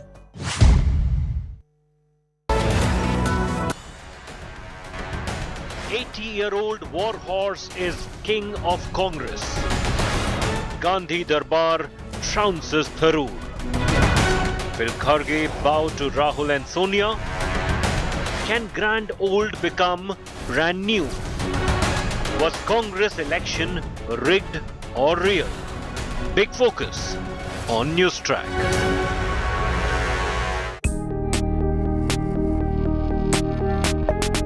What languages are spoken at home? Tamil, Hindi, bit of Punjabi or not? Punjabi not. No Punjabi.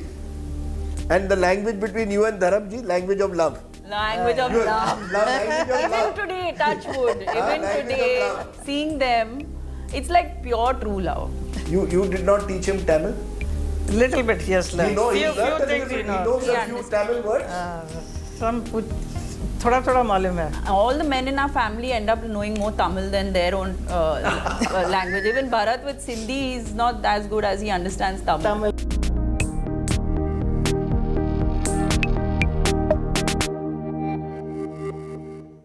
Presented by Only OLX Autos gives the best price for your car. Co-presented by Macho Hint, Fashion Bade Aaram Se. Powered by Ashirwad Shubh Chakki Aata, Raho Char Kadam Aage.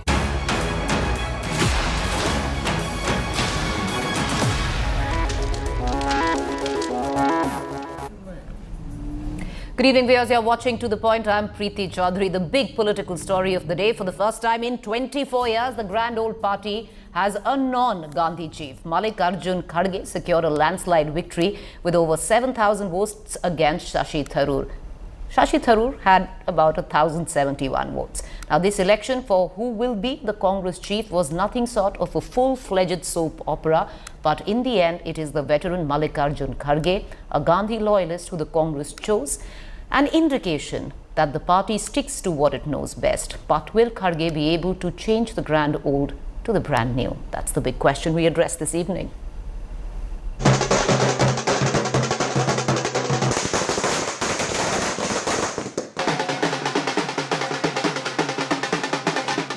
loyalist and 80-year-old veteran Mallikarjun Kharge is the new Congress president. The Grand Old Party has finally chosen its new chief after a poll process which was mocked as staged but can prove crucial for Congress revival. आज जब democracy खतरे में है, संविधान पर हमला बोला जा रहा है, कांग्रेस पार्टी ने राष्ट्रीय स्तर पर ऑर्गेनाइजेशनल इलेक्शंस करवाकर देश की डेमोक्रेसी को मजबूत करने का एग्जाम्पल पेश किया है. Congress's man of the moment is the first non-Gandhi party president in 24 years. As per the Article 18D of the Constitution of Indian National Congress, I, Madhusudan Mistry, hereby declare Sri Mallikarjun Kharge elected as the President of Indian National Congress. Kharge swept the party's high-stakes polls with over 90% votes. Celebrations erupted outside Kharge's house right after the news of him being the new chief broke out. Tharoor, who had made massive allegations of irregularities in the poll process, conceded defeat and wished Kharge. आज निर्णय लिया कि मल्लिकार्जुन खड़गे साहब हमारा नया अध्यक्ष होगा. मैं खबर सुन के उनके घर गए और उनको मेरी बधाई सुना दी. Congress veterans, including Rajasthan CM Ashok Gehlot, whose loyalists had revolted to stop his elevation as Congress chief, hailed Kharge. खड़गे साहब बहुत अनुभवी व्यक्तित्व के धनी हैं. 9 बार एमएलए, 2 बार लोकसभा मेंबर और अभी नेता प्रतिपक्ष हैं. आज सोनिया गांधी जी आई थी मैडम, अभी कितनी खुश थी वो, क्योंकि उन्होंने कहा मुझे इसी दिन का इंतजार था कि नए अध्यक्ष कब बने. तो आप सोच सकती हो कि हम सब बहुत खुश हैं. It's a great responsibility and a great privilege for the family. It's not every day that you get to be the president of the oldest party in India that got us the freedom and that has built India and that has created this idea of India for the entire world. So it's a great honor and privilege for the family as well. He hails from a very poor background, from a very simple family, a Dalit family, and today he's reached the pinnacle in the Congress party, an historic position of the Congress party president. I think with his leadership, I'm sure that there'll be good days ahead for the party. And from the middle class. While Rahul Gandhi said he will report to the new president now, many Congress netas said only Rahul Gandhi will remain the face of the party. Will you be reporting to the new president? Obviously. The Congress president is the supreme authority in the Congress party. And every Congress member reports to that person. Can Kharge shed the loyalist tag and revive Congress fortunes to take on BJP's formidable poll machinery? With Supriya Bharadwaj and Mausami Singh in Delhi, Bureau Report, India Today. All right, so viewers, I was there at the Congress office today. At least the cadre seems to believe that there's something new that's going to happen. What do the political analysts say? Is this going to be a status quoist warming up the seat, the top seat of the Congress, or is he going to maybe shake up things a little? Let's bring in our guest this evening. Joining me in the studio, consulting editor Rajdeep Sardesai, who's seen many seasons of the Congress, Tom Wadakan, who used to be with the Congress, right now with the Bharatiya Janata Party, knows Mr. Kharge very well, Mr. Wadakan, and also Adil Singh Bokparoy, spokesperson Congress. Rajdeep, let me begin with you. What do you see this as? Because, you know, till the run up to the elections, we talked very often on what Mr. Tharoor said on the day of his nomination, that if you want to vote for change, vote for him. If you want things to remain the same, vote for Mr. Kharge. Do you see this as status quoist existing, or do you think things will change? I see it as the way the Congress party is. Structurally, this is a Congress party which is risk averse, right from the top to the bottom, with the slight exception, ironically, of Rahul Gandhi, who has shown from time to time a willingness to sort of try and experiment. If you remember, even when he was youth Congress leader, he spoke of democratizing the Congress, spoke of having primaries in the Congress to elect candidates. I think Rahul Gandhi's push has resulted in this moment in a strange sort of way. left to Sonia Gandhi in particular, she would have been even more status quo. Look, the outcome, Preeti, was known from the start. The moment Mallikarjun Kharge was backed by a range of Congress leaders, including those from the so-called G23. I think what is interesting is that Mr. Tharoor tried in a way to, build brand Tharoor, along with sort of trying to reach out to while reaching out to various state units. So gave the perception that he was in an election. It is very clear that the outcome was known, but I think we have to value the fact at least that a stab was made at creating some kind of a perception that this is not a party of the Gandhis alone. My belief is, left to Rahul Gandhi, he would have opened it up even further. I think Sonia Gandhi is much more wary after the experiments of the 1990s with the likes of Sitaram Kesri. She is much more diffident and unwilling to fully open up the Congress to new leaders, to sort of virtually push the Gandhi family in a way into the background. She would prefer a situation where whoever is in charge, in this case Mr. Kharge, is her trusted loyalist. So the loyalists in that sense, you could argue. But, I could also argue otherwise, Rajdeep. Let's go back to 97. Sonia Gandhi picked Mr. Sitaram Kesri in 1997. He was facing off with the likes of Mr. Rajesh Pilot, with the likes of Sharad Pawar. But she didn't pick him. She didn't pick him in a way. Seemed to. Yeah, you see, it was the perception was created that Sitaram Kesri was someone who would be preferred by Sonia Gandhi in comparison to a Sharad Pawar and a Rajesh Pilot. But let's be clear, Preeti, Sharad Pawar and Rajesh Pilot were far more formidable leaders at the time, particularly Mr. Pawar compared to a Shashi Tharoor. And yet Mr. Tharoor has got almost the same number of votes, 12% of the votes that Mr. Pawar got. And yet it was very clear that in this party, whoever controls the center, controls the party delegates, controls the state units. That's the structure. As I said, the problem is you want inner party democracy, but you're only willing to have a short stab. Rajdeep, you're going to change your mic. There's something going on with your mic. We're going to try and correct your audio. But I'm going to cut across to our other guest because, all right, so you have Mr. Kharge in the top seat, but Adil Singh Bopara, I'll bring you in on this. Now, the Congress says this is going to be, or this is the new change which is being ushered in with the likes of Mr. Kharge coming in. Let's go back. You've had this one election, but there are other elections which, at least when the Gandhis were there in the top helm of affairs, they never held. The CWC, are we going to see all of that change? Will you actually go ahead and hold elections for something like the CWC as well?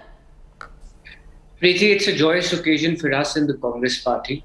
We are the only political party in this country which has an institutional framework for democracy, which has an institutional framework to elect the president of our political party. I think this is a first, and I sincerely believe that the Congress party must be complimented for its internal robustness. Point number one.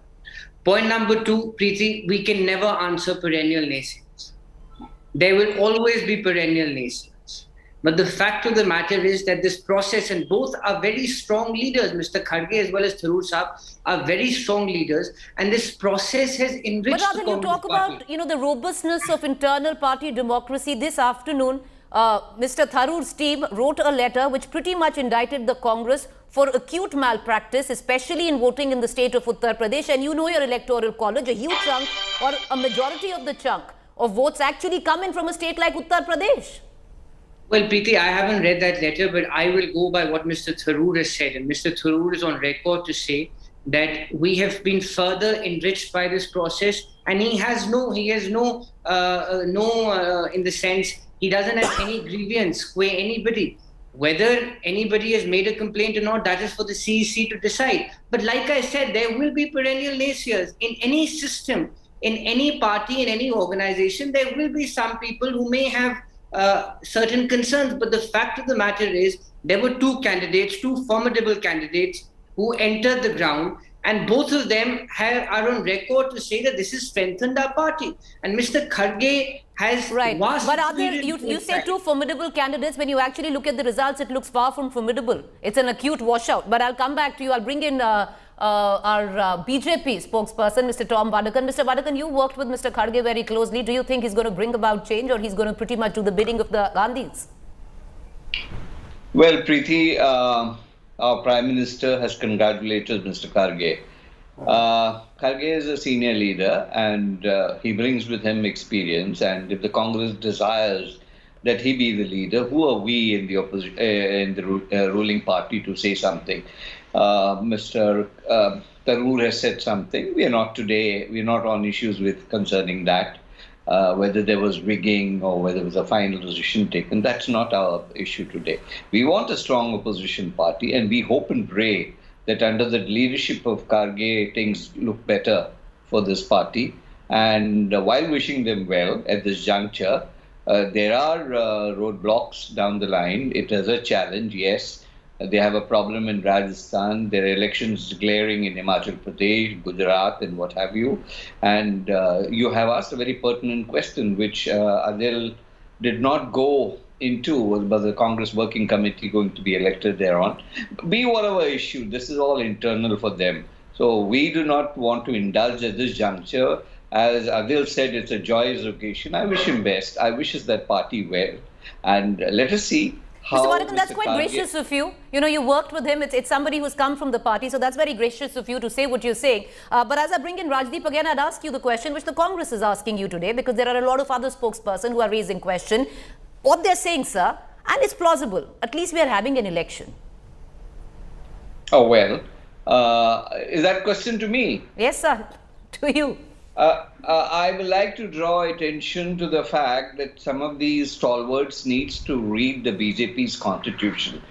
Under Article 19 of our constitution, we have a national council and a state council. So members elected, if there is a person recommended by the due process from the state council, 5 states, then automatically that person becomes a candidate. And their process follows. Right. Problem here is they don't care to read our constitution and the process that follows. Now, I'll tell you, there was Mr. Radha Mohan Singh, who was the electoral officer for Naddaji, and there was a nomination of Naddaji by the state council, 5 states, and then when there is nobody else contesting that election, we do not need to showcase somebody contesting or not contesting. We believe Mr. Nadda comes from a village, no baggage, no nothing. Sir, no Mr. Kharge, I would think Mr. Kharge, if you're going to go down to antecedents, Mr. Kharge could possibly give Mr. Nadda a big fight of his life. From where Mr. Kharge comes from, the son of a mill owner, Rajdeep's also shaking his head, but I'll bring Rajdeep in. Rajdeep, you know, you're shaking your head on what Mr. Vadekar says, but I'll ask you another question and you can lead on with what you want to say. And that is, what would be the true test of the pudding? Will we actually see changes in PCC chiefs? Will we actually see general secretaries change? Will we see an election of the CWC? Very good points, Preeti. Let me start with first saying, you know, Mr. Kharge is a compelling life story. You know, we keep talking at the moment, the Prime Minister does, Namdar versus Kamdar, that, you know, I am a chaiwala's son, I was a tea, my father sold tea at the station. Kharge's father was a mill worker. Mother died at the age of 6. Kharge was among the first in his family to go to college.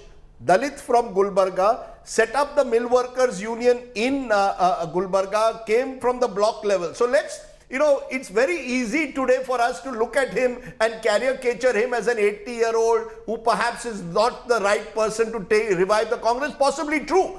But he has a compelling life story to tell. And he is in that sense truly a Kamdar. You know, if Tom Vadekar is going to make the analogy of Namdar versus Kamdar, Kharge certainly is a Kamdar who has come the hard way in life, been in politics for 60 years. You know, 1969 is when he was a block level president. You asked about, I think you asked the critical question now. It is one thing to make someone a Congress president. Let's assume that he has been selected almost, he is the unofficial, official candidate. We can use all those terms at the moment. He certainly enjoyed the backing of a substantial section within the Congress leadership at the center. Now the challenge is he ready to now push for open Congress Working Committee elections, as the Udaipur declaration of the party said? Is he ready to ensure that at all levels 50% of the candidates will be under the age of 50, as the Udaipur declaration said? Is he going to really revamp the general secretaries and the state unit chiefs to ensure accountability? I mean, I think these are all the questions that will come. Mr. Kharge, if he can do even half of what the Udaipur declaration did, will be an agent of change. If he doesn't, then as all of us suspect, all he is a status quo, is doing a holding job till Rahul Gandhi really decides what next. The elephant in the room remains Rahul Gandhi. Until Rahul Gandhi decides what next for him, Mr. Mallikarjun Kharge will be, in a sense, doing a holding job rather than taking full control. Well, Mr. Rahul Gandhi today in a press conference in Andhra Pradesh said, my position, ask Kharge ji, he'll decide what my position is right now. So that's at least the public perception of it all. But Adil, I'll bring you in. What Rahul Gandhi comes off, or what comes off Rahul Gandhi is a question that we're going to keep touching upon. But what about the likes of you who are in the Congress? Having Mr. Kharge in, at one level, when we talk about him being a mass leader, yes, he's come from nothing, yes. But why is it that the most talked about, badge of honor for Mr. Kharge is none of this but being dyed in wool as a Gandhi loyalist, a true Gandhi loyalist? That's a crying shame. And what comes off of the likes of you? Would you be disappointed if tomorrow there are no elections which take place in the PCC chief, general secretaries remain the same, CWC elections don't happen? You've been with the Congress for a while, you're young, you want to move ahead. Well, Preeti, even I'm a dyed-in-the-wool congressman, so therefore that is not a disqualification. The Gandhi family has made immense contribution to the Congress party and to this country. They are our leaders and they will continue to guide us. And the Congress president, in consultation with all senior leaders, I reiterate and underline, in consultation with all senior leaders, will take the best decision in the interests of the party. So I don't see that as a disqualification. But, like you said, the proof of the pudding, of course, lies in the eating. And we will have to demonstrate. We will have to demonstrate the role we play as an opposition party. And today, Preeti, the role is cut out. There are challenges facing this country, whether it's on the economic front, whether it is on the front of social divisiveness, whether it is foreign policy. And therefore, we will come up with a coherent policy to challenge the government and seek accountability. But having said all this, Preeti, and this is something which I think nobody can dispute, of course, perennial naysayers and those who are in the business of criticizing the Congress party, I won't like to go down that path. All right, Adil, I'm going to bring in Tom Vadakan and Rajdeep Sardesai for a quick word in, but I'm going to ask you this one question, which many in this country are asking, who follow the Congress very closely, who actually want a cohesive, strong opposition. And it's not being ageist. I'm not making an ageist jibe, but somebody who's over the age of 80, his best political years, would you say are ahead of him or behind him? Should I tell you something? Yes. I come from Punjab. And let me share an anecdote with you. Punjab had a chief minister, Prakash Singh Badal. He was about 89, 90. He used to wake up at 4 a.m. in the morning. Adil, do you know what they say in Punjab about Prakash Singh Badal and who ran the government? There's a Punjabi colloquial term. Adil, you know that better. And you're smiling, so you know that better who ran the government. So Sukhbir Singh Badal ran that government. Hear me out. Go ahead, sir. Go ahead. The point is, today the country needs the right blend of experience and youth. You need that right blend. You need wisdom, which comes from age. You need robustness. You need zeal, which comes from age. You need experience, which comes from all these factors. And therefore, we have our role cut out. And it will be a consultative process. Mr. Kharge has really risen through the ranks. Last quick two takes. I'm running out of time, Adil. I want to take quick two takes from Tom Vadakan and Rajdeep Sardesai. Tom Vadakan, what happens to somebody like Mr. Tharoor? You come from the same state. You've seen anybody who stands up against, the chosen one is usually relegated to the bottom of the barrel. Do you see him going up? Because for somebody like Tharoor, the fact that he's, given himself that kind of pedestal, is it a positive or a negative? I'll take a quote from Rajdeep where he said he's created a brand for himself. Yes, he's done that. Now, whether this brand is marketable, whether the Congress party will use him, or whether somebody else or he himself will brand him further, are issues which I think future will decide. But Preeti, I want to conclude on one thing. I have seen a very miserable sight when Manmohan Singh government was going on. There was a very senior IAS officer who carried file from Manmohan Singh's office, PMO, to Tenjanpat for the attention. I hope such things don't happen in future. And I wish Mr. Kharge all the best. It's a challenging task, and I'm sure he will not be rushing all files to 10 Janpath. He will take independent decisions, and we'll be happy to watch him progress. Mr. Vadakam, that's very gracious of you. You know, unlike a party spokesperson of the ruling party right now, especially in the current context. To say it is factually incorrect. Okay. Adil, right now, give him the benefit. He's saying he wishes you the best. I don't want to enter into a duel, but his statement is factually incorrect. He was with the Congress then as well. He was an insider. He's allowed his point of view. Let him make it. But Rajdeep, I want you to conclude what happens with Mr. Tharoor right now. What happened with Mr. Tharoor? Mr. Tharoor goes back to delivering public speeches. He goes back to writing his next... Do you see him stay within the party fold? He goes back to writing his next book. Do I see him staying within the party fold? Yes. For now, yes. The fact is he comes from a state like Kerala where, you know, the battle is left versus the Congress. He is someone who, at least in his public statement, if you see, while conceding defeat, has made it very clear that he will stay to strengthen the Congress. He will be a good example for what you asked. Will Shashi Tharoor be brought into the Congress Working Committee? He has not been in the Congress Working Committee. He's a 3-time MP from Thiruvananthapuram. You've chosen people like even the RPN Singhs who left you were in the Congress Working Committee, but Shashi Tharoor was not. And therefore, you will ask the question. Ambika Soni, the likes of Ambika Soni. No, Ambika Soni's been there. You know, she will. You see, in the Congress, they give a lot of weightage to hair, grey hair. If you have grey hair, woman, the long years that you spend in the Congress at the age of 66, you are still young. Mr. Tharoor is only 66. So, in a sense, the real test will be now that he has got more than 1,000 votes from the delegates, 12%. Will you at least make space for him in a free and fair Congress Working Committee election? You know, I saw an election in Tirupati when Narasimha Rao was the president. Tom might remember that. That election was free and fair. Eventually, because Mr. Rao didn't like a few candidates, they decided we are annulling the election and they did a nomination, typical Congress style. But the possibilities exist. If Rahul Gandhi, as he tells us, is truly committed to democratizing the Congress, he must ensure a free and fair Congress Working Committee election where everyone can contest with absolutely no sense that one candidate or the other is favored by the Congress Working Committee, by the Congress leadership, because the perception this time certainly was that Mr. Kharge enjoyed the blessings, particularly of Sonia Gandhi. All right, so we're going to end on that note. Was it a free or fair election? We leave it for our viewers to decide. But it is Mr. Kharge who's in the top seat of the Congress. Will he remain a status quoist or will he shake up things? The true genesis of why this election was held in the first place. We'll keep a keen eye. Thank you. Adil Singh Boparoy of the Congress, Tom Vadakam, Rajdeep Sardesai. Up next is Rahul Kamal.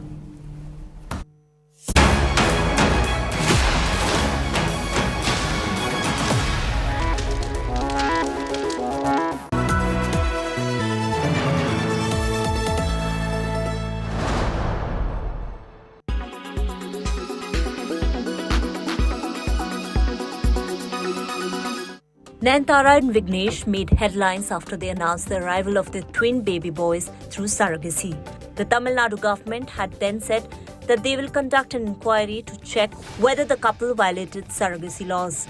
Following the inquiry now, Nayanthara and Vignesh filed an affidavit and clarified that their marriage was registered 6 years ago and that they have welcomed twins via surrogate who is her relative. They also added that they registered for surrogacy in December 2021, weeks before commercial surrogacy was banned in India. The couple tied the knot at a grand ceremony on June 9, 2022 in Mahabalipuram. The two also provided their marriage certificate as a proof. And 4 months after their marriage, newlyweds announced the birth of their twins. என் தந்தை என்னை சோழ நாட்டிற்காக வாழேந்தும்படி ஆணையிட்டார். நான் சோழ நாட்டின் காவலன், சோழ மக்களின் வேலைக்காரன். Mani Ratnam's magnum opus Punniyin Selvan continues to rule the box office. Yes, the period drama has now emerged as the first ever Tamil film to gross over 200 crore rupees at Tamil Nadu box office. Punniyin Selvan Part 1 also surpassed Vikram to become the highest grossing regional language film in the state. Made on the budget of rupees 500 crores, Punniyin Selvan has also managed to earn 460 crore rupees worldwide as per the latest reports. The multi-starrer narrates the ancient tale of majestic Chola Empire and is based on the book of Kalki Krishnamurti. It consists of a mega-star cast including Vikram, Karthi, Jayam Ravi, Aishwarya Rai Bachchan, Trisha, Sobita Dhulipala, among others.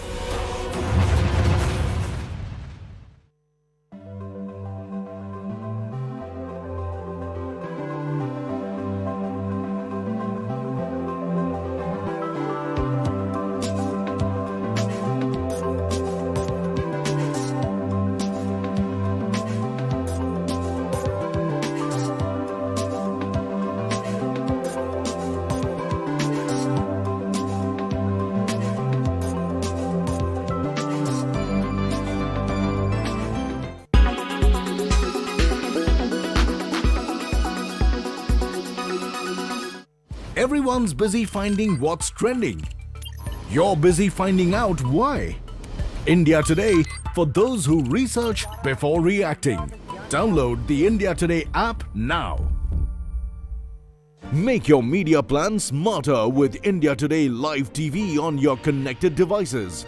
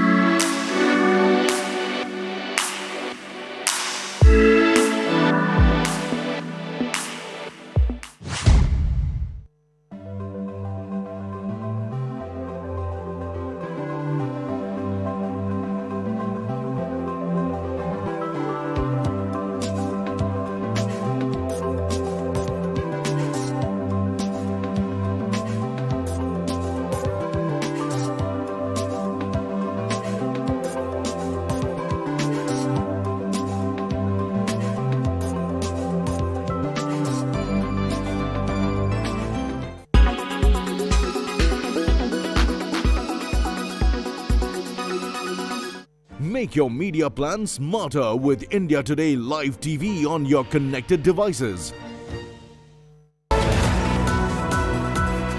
Presented by RP Sanjeev Goenka Group. Growing Legacies. Co-presented by Century Ply. Aag se bachaye. Co-presented by Macho Hint. Fashion bade aaram se.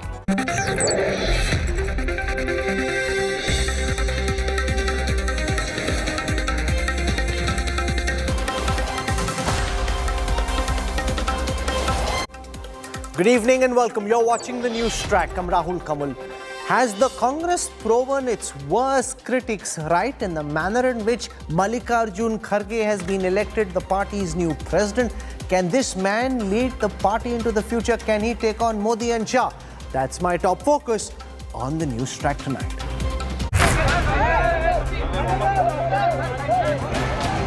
80-year-old war horse is king of Congress.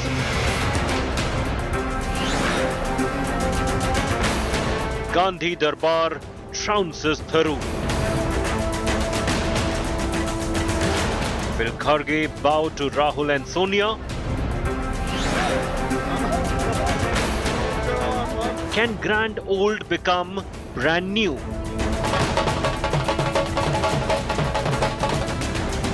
Was Congress election rigged or real? Big focus on News Track. Mallikarjun Kharge is the new Congress president. This 80-year-old Gandhi loyalist will now pad up to take on the BJP. He won against Shashi Tharoor with a massive 84% of the total votes. While the Congress is hailing this as an example of inner-party democracy, many are saying that the Congress has only managed to prove its worst critics right by picking an 80-year-old man whose best days are behind him as the man who's now supposed to take on the most formidable election machine India has seen.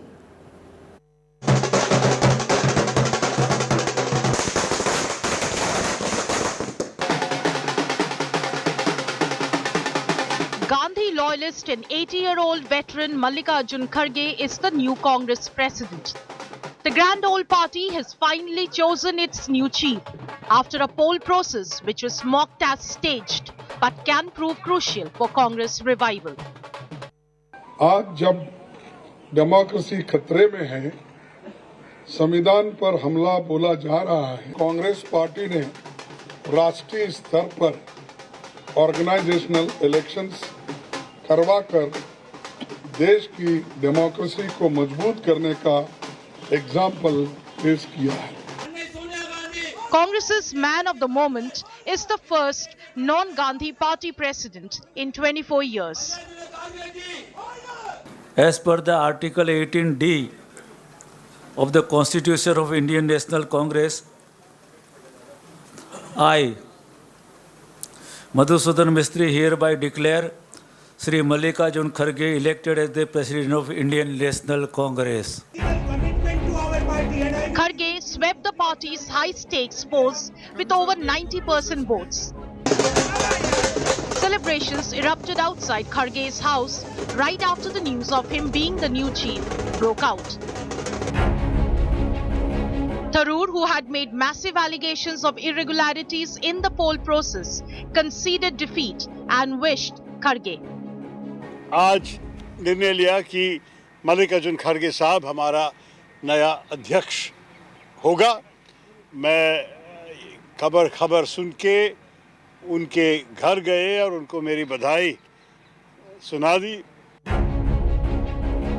Congress veterans, including Rajasthan CM Ashok Gehlot, whose loyalists had revolted to stop his elevation as Congress chief, hailed Kharge. खड़गे साहब बहुत अनुभवी व्यक्तित्व के धनी हैं. 9 बार MLA, 2 बार Lok Sabha member और अभी नेता प्रतिपक्ष हैं. आज सोनिया गांधी जी आई थी मैडम, अभी कितनी खुश थी वो, क्योंकि उन्होंने कहा मुझे इसी दिन का इंतजार था नए अध्यक्ष कब बने. तो आप सोच सकती हो कि हम सब बहुत खुश हैं. It's a great responsibility and a great privilege for the family. It's not every day that you get to be the president of the oldest party in India that got us the freedom and that has built India and that has created this idea of India for the entire world. So it's a great honor and privilege for the family as well. He hails from a very poor background, from a very simple family, a Dalit family. And today he's reached the pinnacle in the Congress party, an historic position of the Congress party president. I think with his leadership, I'm sure that there'll be good days ahead for the party. And from the middle class. While Rahul Gandhi said he will report to the new president now, many Congress netas said only Rahul Gandhi will remain the face of the party. Will you be reporting to the new president? Obviously.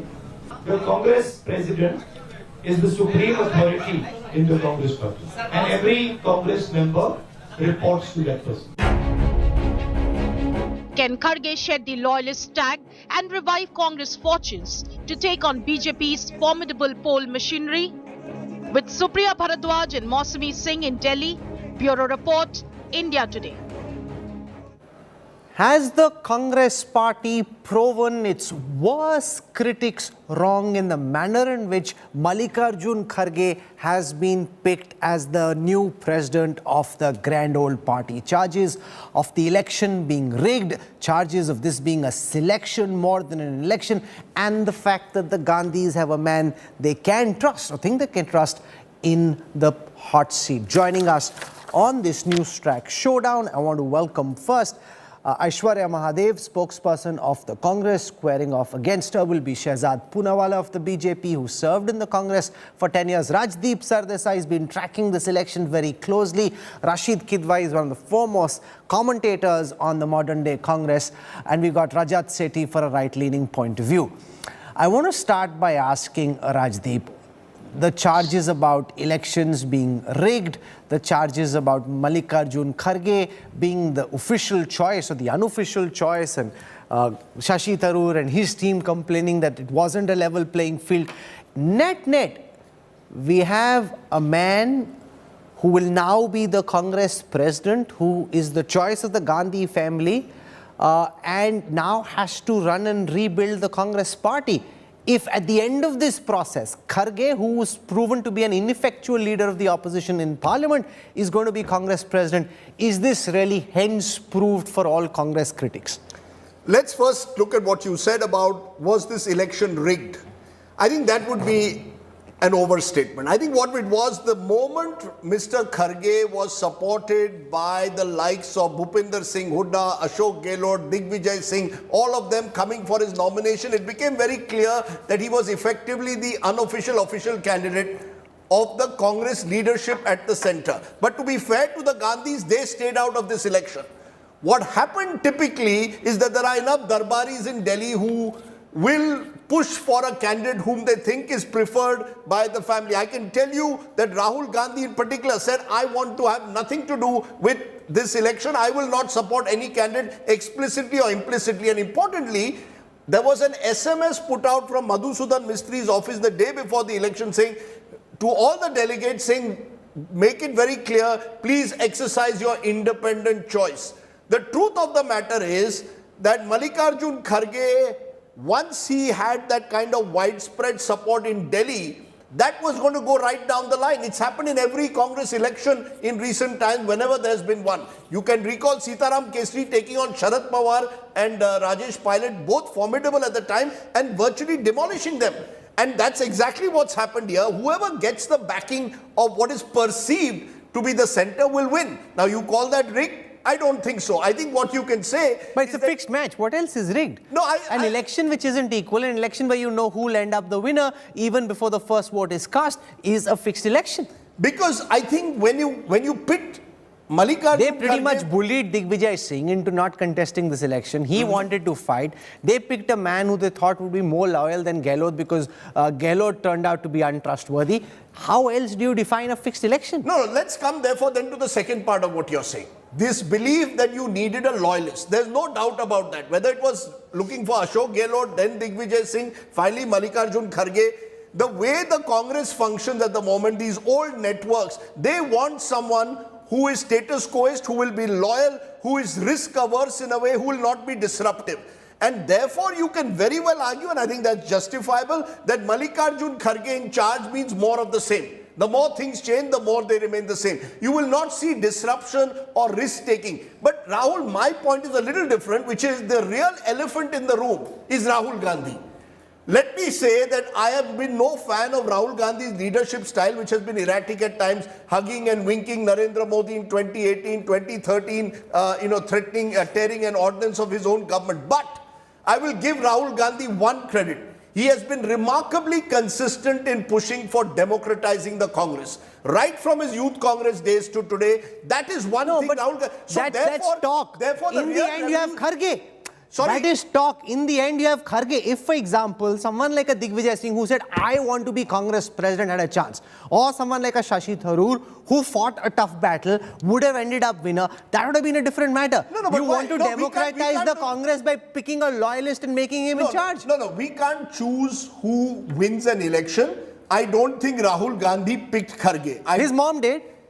The fact, therefore, is, that's what I said. Rahul Gandhi, according to me, is I've said this before on your show, Rahul. I believe Rahul Gandhi, if he truly wants to democratize the Congress, he must take the risk of breaking and splitting the Congress and then forming the Congress. No, but that's a rhetorical argument. Right now we have Kharge. Right now at the end of what you're calling a democratic process, the nation has Kharge in front of them as the new Congress president. That's hardly a democratic choice. No, I think it is. Let's be clear. The democratic choice of the Congress rank and file, like it or not, is Rahul Gandhi, who has decided to opt out of the race. That's why I said he's the elephant in the room, because he will continue to be the face. He will continue to be the person who will be seen as the last port of call for this party. I see Sonia Gandhi withdrawing. That's like backseat driving. You don't want to drive the car because it's tough to drive the car. So you want to sit in the back seat and order the driver around. Now Kharge is your driver, you'll order him around. No, I'm not going to use that terminology. I'm going to say it's just a matter of speaking. The concern is that there is power without accountability there. Backseat I driving. still maintain he's the elephant in the room. Till Rahul Gandhi decides what is his role in the Congress party, whether you have Mallikarjun Kharge or whether you had Shashi Tharoor, it wasn't going to dramatically transform the Congress party. It would have. Shashi Tharoor was attracting a different kind of audience outside the Congress base. Yes, but this Kharge only attracts the Congress base, and that too the loyalists amongst the Congress base, not the young professionals who are attracted to a candidate like Tharoor. Rahul, you make a very fine point. The point is this was an election for the Congress president. This was not an election to decide who is going to be my face for 2024. This was an election to save a patient in ICU. You've come up with homeopathy. You needed chemotherapy and more. I couldn't agree with you more that having Mallikarjun Kharge is not going to fix the real problem of the Congress, which is an organizational rebooting. That requires energy, that requires the kind of focus, that requires the kind of willingness to experiment, to take risks, which clearly Mr. Kharge is not. That requires a driver who's on the wheels, not someone who's taking orders from the passenger at the back. You see, therefore I said, I have said this for the third time on the show, the elephant in the room. You see, you've got a Bharat Jodo Yatra where the entire energies of the Congress are at the moment. Wherever the Bharat Jodo Yatra is going, all the district units are focusing on that. And you've got this parallel election going on. My point is, the election should have, one of the two has to be your primary goal. Either you decide, I'm going to organizationally reach out and rebuild my party, or I'm going to just have someone who's a non-Gandhi there. Both do not work. Shahzad Poonawalla, why do you think that this election process and the manner in which it's been carried out proves the Congress's worst critics right? Rahul, I'm younger than both of y'all, but when I was very young, I used to watch WWF. And whenever Undertaker defeated Hulk Hogan, I used to think, look, he's a great champion. And my father told me that this is not Kushti, this is Noora Kushti. Are you talking about Rajdeep and me? Or Kharge and I'm talking about what has happened in the Congress. Thank God. I thought hamare saath baith there is more democracy in the India Today guest and studio room than there is in the Congress party. In fact, in the Congress party, it is as real or as genuine as a WWF match. And let me tell you, see, ours wasn't WWF, Rajdeep. No, but let me complete my point. Let me complete. Rajdeep, you can't be so unfair to me. Rajdeep, let me complete. I have not made a comment. He didn't call us WWF. He's saying Kharge versus Tharoor is WWF. Yeah, go on. Let me reiterate. The import of my statement is that as fake as WWF matches were, that's how fake the Congress so-called election was. This is actually not a free and fair election. It's a fake and fabricated selection process for the next remote control of the proxy president or the Pratham Parivar of the Congress party. Let me explain to you why in a few short reasons. First of all, Mr. Tharoor, one of the candidates himself, has come out and said to your reporter Mausami Singh that it was an uneven playing field, and in fact in the same interview said 22 years there's been no election. In fact, the last time such a thing was orchestrated was Jitendra Prasad, and Jitendra Prasad to Sumit Mitra in your interview to India Today said that too was a fixed match. For the last 24 years there was no election, and this is also not an election. I'll tell you why again. Look, Mr. Kharge was brought in at the last minute. First, who was the choice? It was Gehlot, because Gehlot did Bewafai in Jaipur. Out Mr. Gehlot goes, comes in Mr. Kharge. Kharge ji is presented as the official candidate. He is given the AICC platform to do a press conference. He himself tells to the media that I am the Congress candidate. Apart from that, the manner in which the PCC people were treating him, where were these delegates, by the way, elected? Were these delegates ever elected? Where was the election for Delhi delegates done? Aishwarya Mahadev should tell us. None of this was done. None of the procedures were followed. And in fact, even the election agent of Shashi Tharoor has said today that the polling booths had people who were outsiders there. You had people who were influencing that. You had the seals which are unofficial being used. used. You did not have the voting summary sheets being given in Uttar Pradesh. So there were a whole lot of constitutional malfunctions that were taking place in this so-called rigged election. Let me also tell you one more important aspect. Rajdeep, you said that Rahul Gandhi should be credited for democratization of party.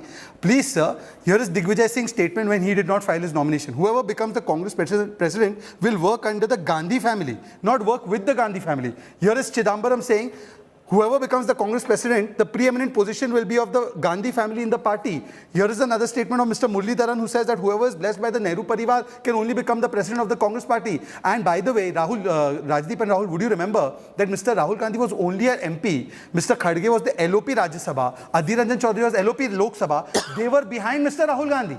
And Rahul Gandhi was in the front. Today, Bharat Jodo, Mr. Rahul Gandhi is only a president, is only a MP. But the entire party is in Bharat Jodo. Mr. Jairam Ramesh, a good friend, says this is all a sideshow, including the election. The main focus is Bharat Jodo. Is this democracy or this is Parivar Tantra, which Rajdeep you can see as Lok Tantra, but everyone else knows. Aishwarya Mahadev, respond to what you're hearing from Rajdeep and Shehzad. Shashi Tharoor complaining of extremely serious irregularities, additional names being added, no contact numbers, no addresses. This Shehzad calls a fake and fabricated election. It almost seems as if he's been picked to be the driver for the Gandhis who are sitting in the backseat of the Congress car. Good evening, Rahul. First and foremost, obviously, Shehzad is very impassioned by this entire process because we know what happened to him the last time around. But let me answer two things. And, before I get to exactly what you asked me, Rahul, first of all, the manner of speaking, whether it is what you've said or even what Shehzad has alluded to, is disrespectful and absolute disregard for two things. One, that there was actually a collegium of voters, over 9,000, close to 10,000 voters, me included, from the state of Karnataka. And how was I elected? It was based on the memberships that we had, and I was nominated from my block, Shehzad, and I indeed am one of the youngest voters in this election itself. And you cannot disregard the fact that there was democracy in the process of not only selecting voters, and the fact is it was their choice at the end of the day. The second thing is, in this whole idea and this talk, if it's not awkward to ask on live TV, Aishwarya, who did you pick and why? To be very honest, I'm a true blue Kannadiga, and I can tell you with all the conscious, the sort of empowered feeling I had as being one of the youngest voters, I did choose Mr. Kharge because in Karnataka... Okay, so let me build on that. As a young, articulate voice of the Congress, looking out into the future, why do you think someone like a Mallikarjun Kharge, and with no disrespect to him at all, is better than a Shashi Tharoor to guide your party into the future? I think first and foremost, this entire misnomer, this sort of disregard for the fact that Mr. Kharge has experience that is extremely necessary from a labor leader with over 50 years of experience from the work that he has done, whether it is in my state as PCC chief or even in the union. I think you cannot disregard at any point the manner in which he has fought for the people of this country. And as being a congressman, for me, I've had the pride and the honor of having worked with Mr. Kharge. But let me point out one thing. Now, Mr. Kharge is 80 years old. If you were in Rahul, a board, just 1 second, as a shareholder, you're picking a chief executive, you're looking at the runway, you're looking into the future, you're saying who can carry our company into the future, you won't pick an 80-year-old chief executive. To make this assumption that just because somebody is of a certain age does not mean they're incompetent whatsoever. I can tell you this: the man may be 80 or however old, but the manner in which he connects with us, the manner in which he's given us the opportunity, the manner in which he allows us to function, the manner in which he bridges workers across the board, whether it is language, whether it is state, the manner in which he does is absolutely, truly spectacular. And I have absolutely no sort of sense of anything but pride in saying this is the person that I had the vote for as one of the younger voters, and I voted for him. And this entire conversation of saying he was the party choice, he was the leadership's choice, takes away from the fact that he's a remarkable statesman in himself. You cannot take away from him because of these false What did he do as leader of the opposition in the Rajya Sabha, which gave you the confidence that here's a man who can take on Modi, Shah and Yogi? Whether it was opposition or not, whether it was when he was Labour Minister, whether it was Railways Minister, whether as my PCC chief in Karnataka, and mind you, this was the man that administered land reforms in my state, and a majority of people in my state now have land because of the reforms that came in because of him, and the manner in which he has tackled the opposition with dignity, with force, and the respectable manner in which he's kept parliamentary discussion is something I absolutely respect and truly value, Rahul. And I think how is he better than Tharoor? I'm just trying to understand from the mind of a young Congress voter, Forget what the rest of the country thinks. Why do you think he's better than Tharoor for your future? You know, Rahul, to be very honest, I think both of them were absolutely wonderful candidates. I think both of them brought a lot to the table, and I think both of them had a lot to offer for the party. I'm not going to talk about who's better. It is a manner of functioning. And for me personally, I'm sure there are a lot of people in my party that believed the other candidate, however it is, fought a wonderful battle also. But for me personally, and I was the other candidate is not Lord Voldemort. You're not naming poor Shashi. He fought a good fight. He absolutely did. And I have absolute respect for him. I have a great amount of pride in saying he's also from the south of India. And I think he's represented us globally and as a minister and done a fantastic job.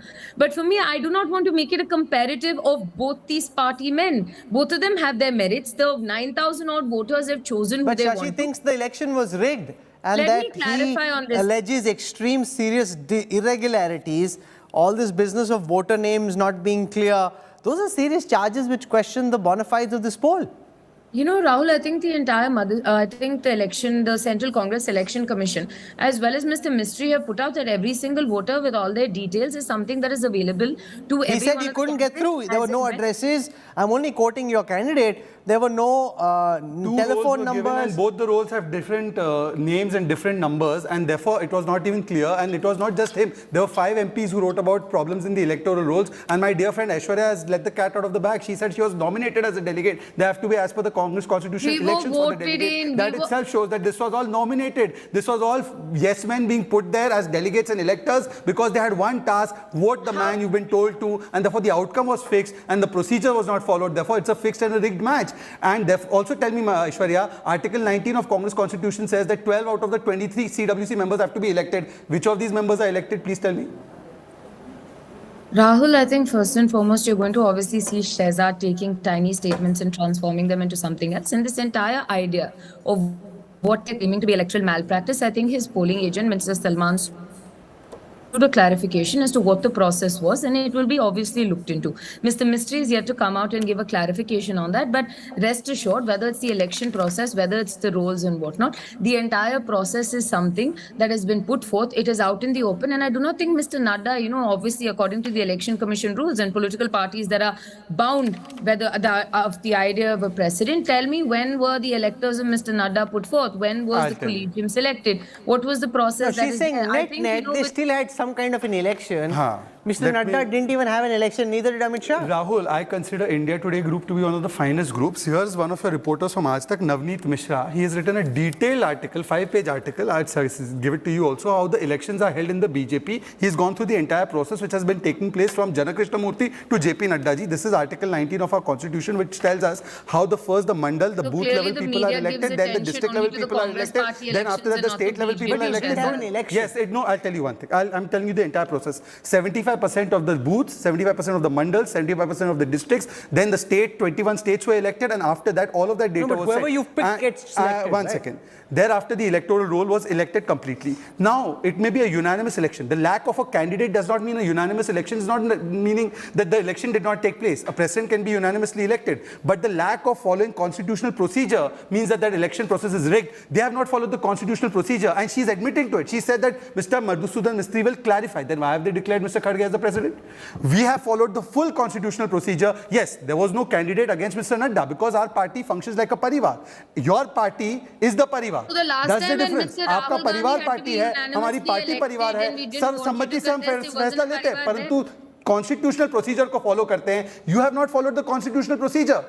You may have 3 candidates, you may have 10 candidates, but all are yes men.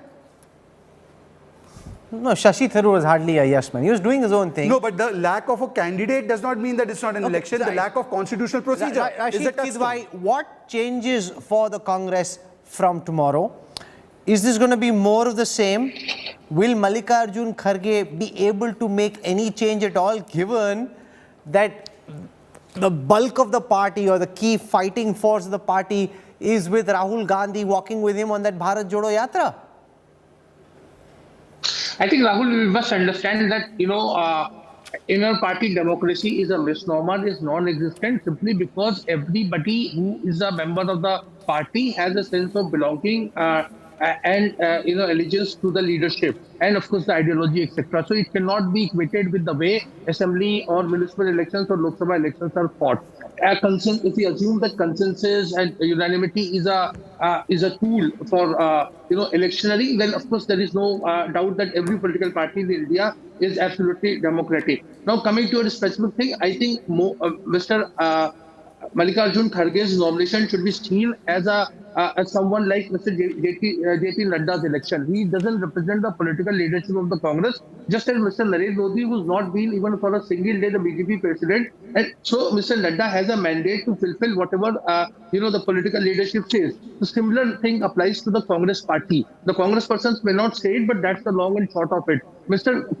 Kharge's platter is full. He has to deal with Rajasthan. He has to deal with Chhattisgarh. He has to meet a lot of people. He has to bring a sense of normalcy in the Congress functioning. Remember, anybody who leaves the Congress says that Rahul Gandhi, Sonia Gandhi, Priyanka Gandhi do not have enough time to, meet them, communicate, hear their grievances and all. So Mr. Nadda has various roles to play. But to say that Mr. Nadda, Mr. Kharge's presence would have, an impact on Rajasthan, Himachal elections or in Gujarat elections or even for the matter in Karnataka, I think it's a little far-fetched. Rajdeep, what changes? You've spoken to Kharge on and off record. What does he hope to do? Does he accept that his role is just to do more of the same, or does he think he can be a bit of a krantikari? I don't think so. I don't think there is any space at the moment for any krantikari to be a Congress president while the Gandhi family continues to enjoy. So will anything change in your view? Will anything change? I think one of the things that will change, there are a number of Congress persons who've complained at various levels that they don't get an audience with the Gandhi family. They have concerns in their state units, they can't speak. At least they can go to Kharge, an old-style politician who will meet them. So some sense that there is someone in Delhi, someone at the top in the hierarchy who we will meet. Mr. Kharge, I think at the end of the day, will be used will have more symbolic value at this moment. Because he's a Dalit. Because he represents, I think, a constituency that the Congress believes it can sort of reach out to and perhaps win back. Not easy again, because I think this is old-style politics. You see, old-style politics is you put up a Dalit as your face, as you did with Punjab, with Charanjit Singh Channi, you saw what happened. I think Mr. Kharge's only role is he provides a reassuring, comforting presence for those at the middle level in the Congress who perhaps are the worst sufferers at the moment. You see, the middle level. What can he get done if for everything he has to go and ask Rahul Gandhi? Rahul Gandhi is not accessible. No, I think, look, there are lots of issues which are organizational that can be resolved at the level of Mr. Kharge. The problem is not that. I maintain the Congress's real challenge is a complete organizational reboot. But can he do it? I don't think at 80 his best political years are behind him, Rahul. That's very clear.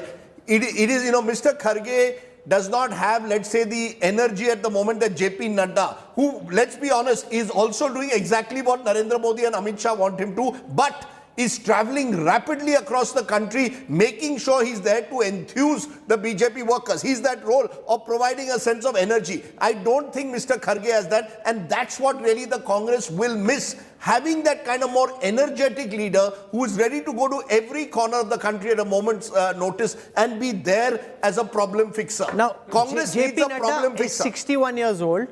Kharge is 80. Rajat Sethi, is this the BJP's dream come true that you've ended up with more of the same and therefore it's easy to continue pounding the Congress in the way that it was? Or now there will be somebody disgruntled, disaffected congressman can speak to, and therefore it's an improvement over not knowing whom to speak to? Well, if you look at the examples that are out there, we saw how Rajasthan was handled by Mr. Kharge. The MLAs did not feel that he carries any authority, and he could not even muster the support of the Congress MLAs and ensure that they are there in the meeting room where he was waiting for them patiently for 5-6 hours. Now, the challenge before Mr. Kharge would be that there are a lot of equals in the party. You will have Digvijay Singh in Madhya Pradesh, you will have Gehlot in Rajasthan, and you will have Siddaramaiah in Karnataka.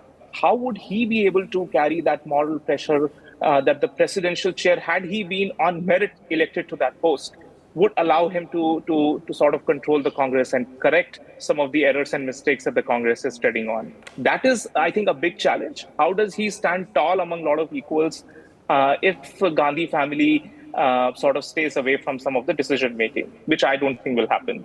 So all in all, net where we are, one good thing that has happened is, at least if Tharoor would have been there, the problem is that the same woke syndrome that Congress is suffering from would have continued.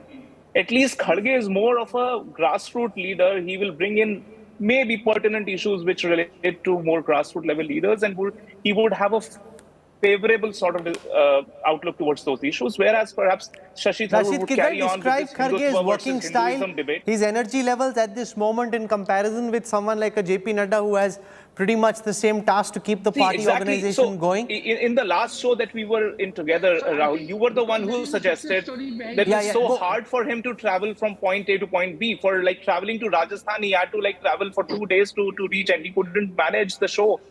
So I think that age factor will be a constant factor, but as long as he remains the president, which I don't think would be more than a couple of years or a year. Rashid Kidwai?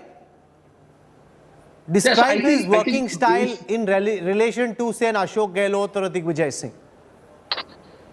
I think Mr. Kharge is somewhere, he's an asset also because he's a low-key person. If Congress has to reach out to Mamata Banerjee, Nitish Kumar, M.K. Stalin, will they take him seriously? Will they speak to him? Would someone like a Mamata Banerjee take him seriously, you think? No. He's been in the Lok Sabha, he's been in the Rajya Sabha. I mean, let's not belittle him just for the sake of it. I think No, I'm not belittling him. I'm just asking you a question because a lot of these regional leaders have a way of working and they don't necessarily take people seriously if they don't think of them as being at the same level.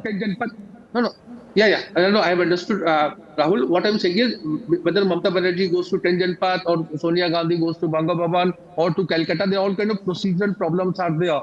Those problems would not be there with Mr. Kharge. Mr. Kharge can meet, on a day, morning Sharad Pawar, evening Nitish Kumar, Mamata Banerjee, all of them, and have a some kind of consensus building, because November 2024 is not a Congress election unless Congress gets 125 seats or more. I mean, in terms of Lok Sabha seats. So that's not the thing. Congress needs to organize everyone, and Mr. Kharge is a low-key person and he's a credible messenger. So I think a lot of good things that. No. How do you say he's a credible messenger? 1 second. His most recent track record, Rajdeep, according to our reporters in Jaipur, was he was sitting in Gehlot's residence at the time at which the MLAs were to come for the handover from Gehlot to Sachin Pilot.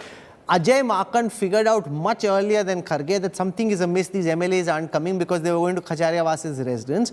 And Kharge, from all accounts of people who were, I won't name those people, but people who were in Gehlot's house at that time say that for the longest time he had no clue what was happening right below his nose. No, look, the fact is Mr. Kharge's recent attempts, both in Maharashtra, in Punjab, even in Rajasthan, which you just mentioned, have resulted in failure.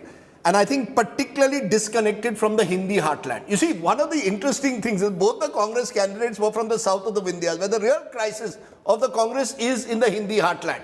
But this is shocking. Again, think of it as a board picking a chief executive. Here's a guy with 3 failures in the recent past. He's the guy you're betting your farm on. I've often said nothing succeeds like failure in the Congress because, then you don't represent a challenge to someone. However, let me say in Mr. Kharge's, where Mr. Kharge will be useful. I do believe in reaching out to leaders. Even though he's a short-tempered man, the fact is because he's a 9-time MLA, because he's been leader in the Lok Sabha, leader in the Rajya Sabha, he will carry a certain amount of political heft when he's talking to some of these leaders. He's a kamdar. Shehzad Poonawala's party leader keeps referring to a namdar versus kamdar analogy. Mallikarjun Kharge is the ultimate kamdar. He works from early morning. Block president, started his life at the block president, started a labor union in Gulbarga. Father was a mill worker. Mother died at the age of 6. Rajdeep, it's not your past track record. It's how much energy do you have today? What did I say? 1 second. Sachin Tendulkar may be a great batsman. Today, Surya Kumar Yadav is the guy you want to win you the World Cup. Very good. You send Sachin to bat. I mean, he's got a big name, but can he score the runs? Excellent point. And as I said, Kharge's best perhaps as a political leader is in the past. He twice got passed over for Karnataka Chief Minister, once by S.M. Krishna, once by Dharam Singh. Those were perhaps his best years, especially in 1998. But the thing is, the Congress doesn't have a Surya Kumar Yadav. Please understand, the real problem of this party... build Surya Kumar Yadav. You can't get it overnight. Look, the problem for the Congress... But if you have Kharge batting for you, you'll never find Surya Kumar Yadav. You see, just final point. Whether you like it or not, why is JP Nadda today seen as a success? Not because of JP Nadda, but because of Narendra Modi. Please appreciate that. At the end of the day, Now you have the to let me BJP's comment. elephant. Shahzad, No, BJP's elephant in the room is Narendra Let Modi. me He comment. gets it right. Now let me Take Modi out of the picture. Yeah. Nadda Now will let me take come Modi in. out of Now, the Rajdeep, picture. Let Nadda lead the BJP. I've heard you out. Now, Rajdeep, please let me answer you, because you know this comparison between BJP and Congress is so not possible. I'll tell you, because look at Amit Shah ji or look at JP Nadda ji. Amit Shah ji was General Secretary in charge of Uttar Pradesh in 2014. We swept Uttar Pradesh and we won the election. The Karyakartas also voted for him. The Desh also voted for his mandate, and then he became the BJP president. After that, Mr. Nadda ji was the General Secretary in charge of Uttar Pradesh in 2019. We swept Uttar Pradesh once again, and after that he became the BJP president in 2020. The Karyakartas also voted for him. The Desh also voted for him, and now you have Mr. Kharge. He lost the election in Maharashtra. He lost the Rajasthan plot. He lost the plot in Punjab. He lost the plot in his own state of Karnataka, whereas he won the election in 2018. He was not able to take the party to victory. Now the last statement by Mr. Kharge to Rajdeep. He was not leading the party. One second. Last statement. You must be factual. Rajdeep, you are on a roll. Rajdeep, don't interrupt. Rajdeep, don't interrupt. Don't make factual mistakes. I did not make a factual mistake. 2018, At least let me complete. was not the face of the Congress. That's the problem. But he was still a leader of Karnataka. Ms. Mahadevan has voted for him because he's such a great transformational leader of the party. No, but he can't manage to win his own state. No, let but me last put point. that question The to last point. Aishwarya One last Mahadev. statement. Yes, 10 seconds. The last statement that he made to Mr. Rajiv Sardesai in an interview was कि बकरा ईद में बचेंगे तो मुहर्रम में नाचेंगे. मुहर्रम में नाचते नहीं है, but the statement itself reflects that he is fighting for time. He is saying that I don't know, I may be sacrificed as a sacrificial lamb after the Himachal and Gujarat elections. You know, that's also political. It could be an issue of language. It's not a very smart and wise thing to do. It's an idiom of the Hyderabad, Karnataka area. It's a popular idiom there. I found out later. Look, Kharge. What does it mean? Kharge. No, he said, because I asked him who will be the face for 2024. No, he meant that if I survive Himachal and Gujarat, then I will think of Prime He said, Ministership. forget 2024. Let me first win this election. See, look, my belief is he's an old-style politician. At a time when, of course, there are new energies, you need a younger leader. Make no mistake. The Congress needs a generational change. But I will say it for the 5th time now. Just as the elephant in the room in the BJP remains Mr. Modi, as long as Mr. Modi gets it right, all the others can benefit from his afterglow. Same thing in the Congress. If the Gandhis were to get it right, all these leaders, their stature would be raised. Mr. Nadda is not going to win you an election come 2024 if there was no Mr. Just Modi. give me 10 seconds. Mr. Modi is the This is like charismatic saying leader. India at the time when Sachin was at his peak wins because of Sachin. He's a reality. He bats for you, so if he can win a match for you. Modi is the Sachin Tendulkar at the moment, winning elections after election. So if you have Don Bradman in your team, it's your good fortune. The Congress's problem is not having. Congress's problem is just 10 no seconds, mass Rahul. leader. So you have to find a way. Okay, Aishwarya Mahadev, we have a situation here where you've picked a man whose most recent track record was the debacle in Rajasthan, sitting inside the Chief Minister's house, having no clue that there was a revolt underway right under his nose, and that's not a one-off. He picked in Punjab, Charanjit Singh Channi, got rid of Amrinder Singh after so many decades in the Congress, ruined the party in Punjab, in Rajasthan as well, ended up being part of this self-goal. That is his track record. No board would pick this kind of a chief executive if it was a professional board. Rahul, clearly there's no winning with you, and damned if you do, damned if you don't about any Congress party election. But let me make something emphatically clear. As much as you try a man whose experience is something that we have seen, and whether you want to talk about his previous track record, we can talk about how in 2000, the Maharashtra polls, we may not have even come into power, but as in charge, he gave people an opportunity, and we actually had a chance of taking down the BJP, and the MVA did come into existence. But Rahul, let's put this all out. Talk about Rajasthan, talk you about wanted Punjab. change. One second. Let me complete. Rahul, you can sit and write away a man who I think is one of the most grounded, remarkable politicians. I'm not taking that away from him. Of privilege course, he's grounded, but his most recent exploits are his massive incompetence in Rajasthan. Party. So, I did not hear your last statement. Ma'am, I'm saying his most recent track record is the debacle of Rajasthan, which was on his watch, sitting inside the Chief Minister's house, having no clue that there was a rebellion underway right under his nose. That way the most recent successes for the BJP happens to be what? Horse trading and obviously toppling democratically elected governments. Do you believe that is constitutionally right? A victory in your eyes seems to be very narrow and almost, honestly completely deluded in terms of the way you look about it. If you look at the BJP, you can also see their losses in several states, and the only way they come to power is when they topple other governments. Let us talk about the performance of a man over decades who gives you stability, who's an organization grassroots man. He connects to everybody from a worker in the booth to the top leadership and is a consensus builder across party lines. Whether it was in Maharashtra, whether it was in Karnataka during the coalitions, he has been critical to the framework of the Congress party, and I have a lot of pride in saying he's my new Congress president. You may not believe it, the BJP may not believe it, the other detractors may not, but today there is new enthusiasm in my party, and I'm extremely happy to say Mr. Mallikarjun Kharge is my new Congress president, and it gives me a lot of pride in saying it. Mr. Tharoor fought a wonderfully well-fought battle. Quick final words, I'm out of time. Rahul, the only success, to victory and change. Rahul, the only success that Aishwarya Mahadevan could recount for Mr. Kharge was the MV alliance. By the way, in that election, the BJP had won maximum seats in Maharashtra. Leave that aside. Having said that, we won 4 state elections out of 5. Uttar Pradesh, Uttarakhand, we repeated governments which were never repeated. And despite that, that is not an achievement of Mr. Nadda. And Mr. Rajdeep is right. Narendra Modi ji is the Sachin Tendulkar of our party. But Sachin was not the captain. The captain was always Saurav Ganguly. And Saurav Ganguly also had a say, just like Amit Shah ji or just like Nadda ji. And final question is that Mr. Kharge is no longer a Kamdar. His own son is a stakeholder in Karnataka. Will he be able to put a foot down and make a fair decision there? Will he be able to tell Ms. Priyanka Vadra, who's been a non-performer in Uttar Pradesh, that she should not be a general secretary? So is performance ever a parameter? Here's what I wish to say. You know, we're wishing Mr. Kharge all the very best. I mean, if this is the best man they've got, and if they want him to be captain, then let him be captain. Let's see how the Congress performs under his captaincy. We bear no ill will towards him. The questions that need to be raised have been asked. You've heard different points of view, including from a voter for Kharge, Aishwarya Mahadev, who's argued very passionately why she thinks this man will lead her party into the future and take on the likes of Modi and Shah and the BJP. Let's see if that happens. We'll track whatever happens in Indian politics. I want to thank our guests for joining us. I have more for you when we come back on the other side of a very quick break. The Prime Minister inaugurates the 13th edition of the Defence Expo. Details on the other side.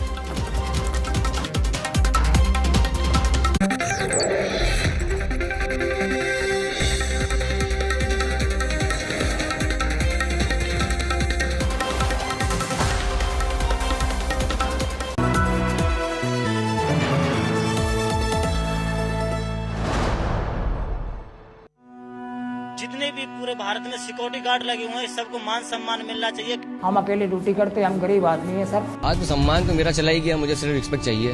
हम आपकी कहानी पूरी दुनिया को सुनाएंगे और आपके स्वाभिमान के लिए आवाज उठाएंगे। रात 9 बजे आज तक पर। Public health. All political parties traveling from different parts. Armed with facts, Looking at political back. she takes the news by its horns. Do you think the future of these students are not hampered?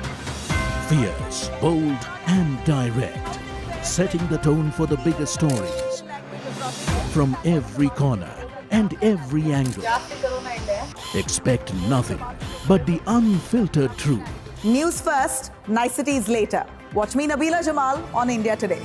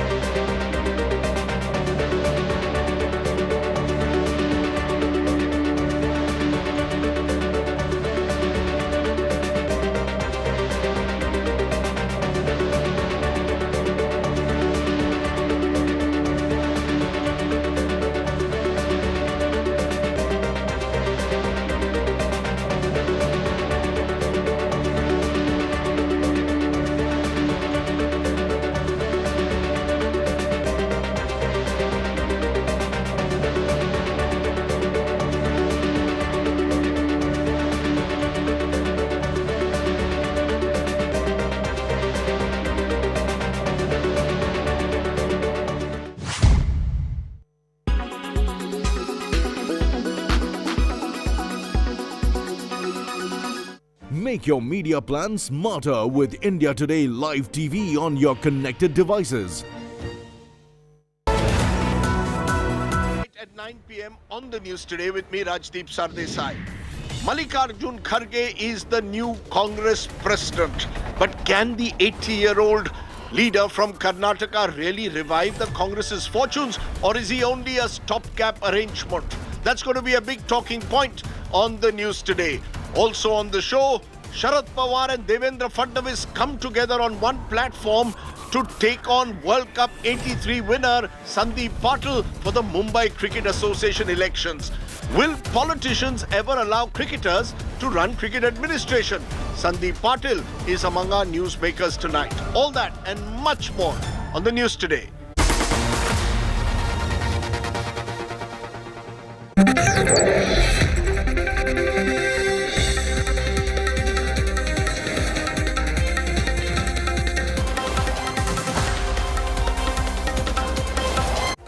You're on board the news track. The Prime Minister inaugurated the 12th edition of the Defence Expo in Gandhinagar today. Narendra Modi's message was clear that future wars will be fought with Made in India weapons. The Prime Minister also launched the new Indian Air Force base at Disa, where he hit out at the Congress-led UPA government.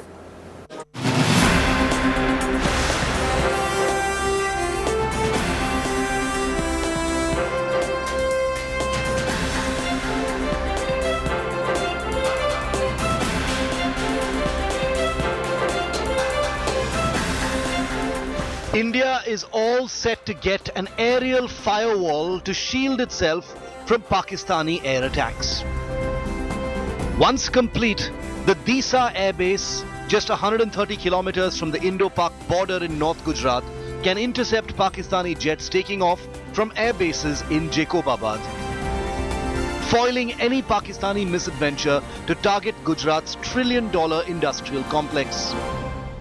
इसके निर्माण से गुजरात के आसपास के क्षेत्र में air bases के बीच 355 kilometre की दूरी कम हो जाएगी, जिससे हमारे लड़ाकू विमानों की ऑपरेटिंग रेंज में बढ़ोतरी होगी और लड़ाई के वक्त रिस्पांस टाइम में कमी आएगी. Laying the foundation stone of the airbase today in pole-bound Gujarat's Banaskantha district, Prime Minister Narendra Modi launched a big attack on the Congress-led UPA government, accusing it of stalling the crucial airbase for 14 long years, despite a nod by the Vajpayee government way back in 2000. डीसा अंतर्राष्ट्रीय सीमा से केवल 130 kilometre दूर है. अगर हमारे forces, विशेषकर हमारी वायुसेना डीसा में होगी, तो हम पश्चिमी सीमा पर किसी भी दुस्साहस का और बेहतर ढंग से जवाब दे पाएंगे. Speaking after unveiling India's biggest defense expo, the Prime Minister said India had emerged as a big exporter of military equipment. पिछले 5 वर्षों में हमारा रक्षा निर्यात, हमारा डिफेंस एक्सपोर्ट 8 गुना बढ़ा है दोस्तों. हम दुनिया के 75 से ज्यादा देशों को रक्षा सामग्री और उपकरण एक्सपोर्ट कर रहे हैं, निर्यात कर रहे हैं. The Prime Minister, who announced the 4th list of military weapons in the import curb list, summed up the defense situation by invoking India releasing cheetahs into the wild. यही देश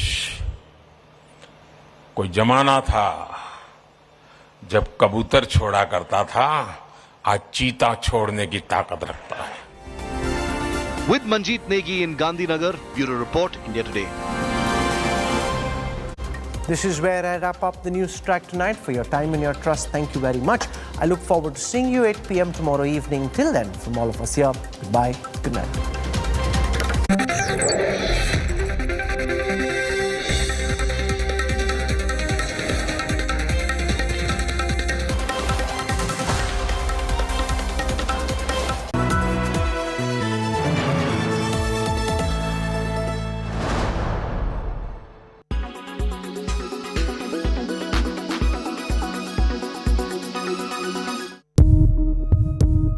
It's a resurgence powered by new launches, by fresh optimism amongst the consumers,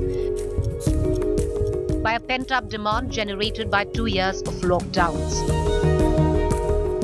New cars are flying off the shelves as consumers return to the market with a vengeance. The Navratri this year has already been the best ever for the auto industry, and analysts are expecting the same from the full festive season.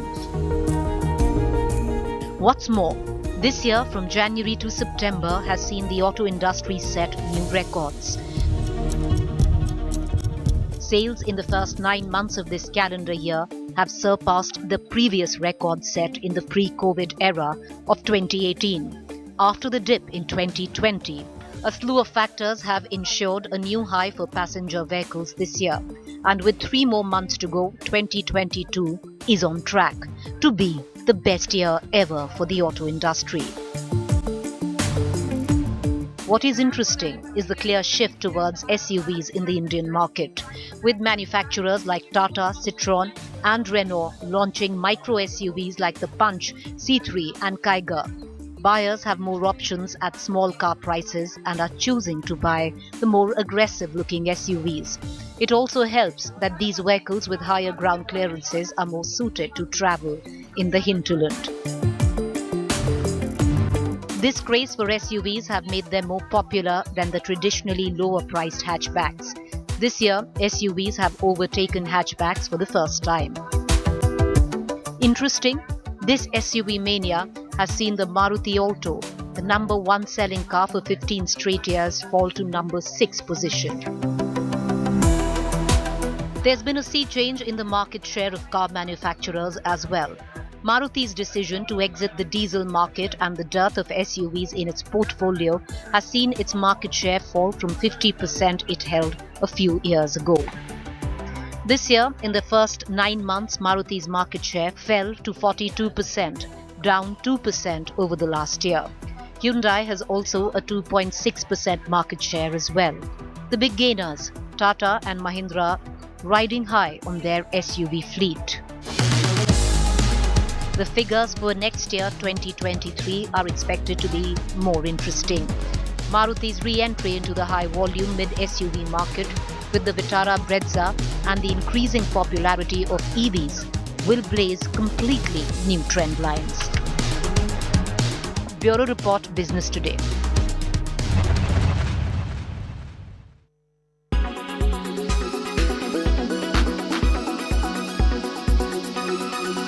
Make your media plan smarter with India Today Live TV on your connected devices. Make your media plan smarter with India Today Live TV on your connected devices.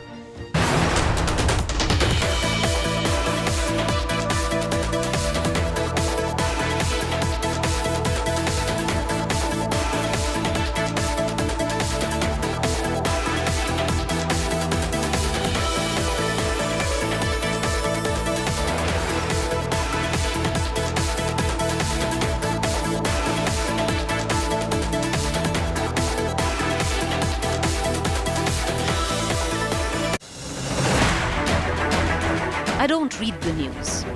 I read between the lines to tell you the true version of events, the true story of our times. To document grief, the toughest assignment for any journalist to be. From those who matter. Women politicians going to stick up for each other. Of those who should matter.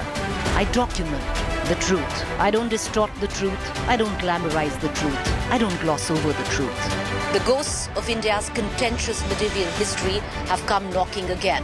I hustle for the truth, on the ground, in the newsroom, in the studio. I don't try to grab eyeballs. I inform you to make you see the point. To the point with Preeti Chaudhary. At these times, only on India Today.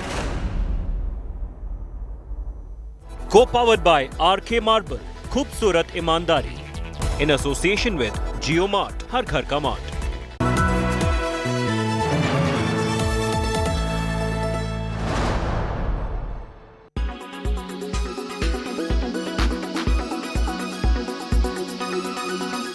Imagine this very rich friend who often guilt-tripped you into paying for them. Well, this is the same rich friend who otherwise would spend exorbitant amounts of money into their lavish lifestyle. But every time when it comes to going out with you, then they would remember on how they've got to save money and make you spend for them. Is it fair for your rich friends to piggyback on your limited resources? No, right? Well, this is exactly what rich nations are doing with less wealthy ones when it comes to carbon emission penalties. Experts call this carbon colonialism. Carbon colonialism is basically when rich countries live at the ecological expense of other countries. So simply put it, these rich and industrialized countries produce carbon on a large scale. But instead of finding ways to curb carbon production, they turn to poorer nations to compensate for their emissions. For example, in 2018, Germany stopped and banned domestic production of hard coal, which emits a lot of carbon. But German power plants continue to import hard coal from countries like Colombia and South Africa. Well, they could have easily found an alternative source of energy to replace coal, but instead, they rerouted it through other countries where increased production of coal would damage that country's ecology. Industrialized countries also import crops and meats from these underdeveloped ones. These underdeveloped countries end up clearing their rich forests for more land to grow crops or rear cattle because they need foreign exchange. Brazil and Indonesia are two big examples who are victims to this trade. Now the question here is this different from colonialism, where rich countries siphon off resources from countries of the global south? The chain reaction that is being set off during the process is also causing human rights violations. A study has earlier estimated that nearly 22,500 Ugandans were evicted from their homes for a UK-registered company to create timber plantations for carbon offsetting. Carbon offsetting allows countries to balance out the carbon that they've emitted by investing in projects like planting more trees that reduce carbon. Well, you heard it. This is a classic example of what carbon colonialism really means. It not only erodes the food and resource security of these poorer nations, but also hectically disrupts the nation's ecology.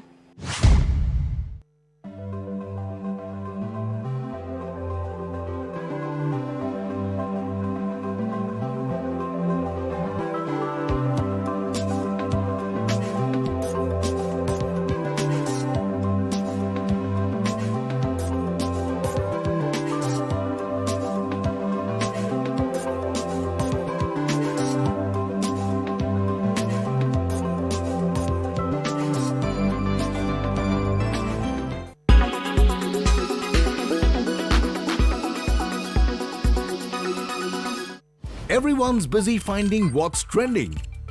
You're busy finding out why. India Today, for those who research before reacting. Download the India Today app now. Make your media plan smarter with India Today Live TV on your connected devices.